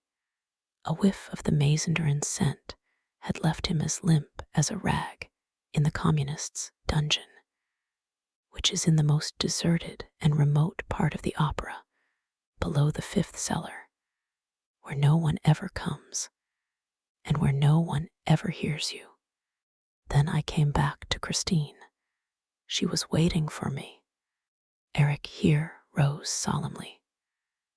Then he continued, but as he spoke, he was overcome by all his former emotion and began to tremble like a leaf. Yes, she was waiting for me erect and alive, a real living bride, as she hoped to be saved. And when I came forward, more timid than a little child, she did not run away. No, she stayed. She waited for me. I even believe, Daroga, that she put out her forehead a little, oh, not much, just a little, like a living bride, and I kissed her. And she did not die. How good it is, Daroga, to kiss somebody on the forehead. You can't tell. But my mother, Daroga, my poor, unhappy mother, would never let me kiss her. She used to run away and throw me my mask. Nor any other woman ever. Ah, you can understand, my happiness was so great, I cried. And I fell at her feet, crying.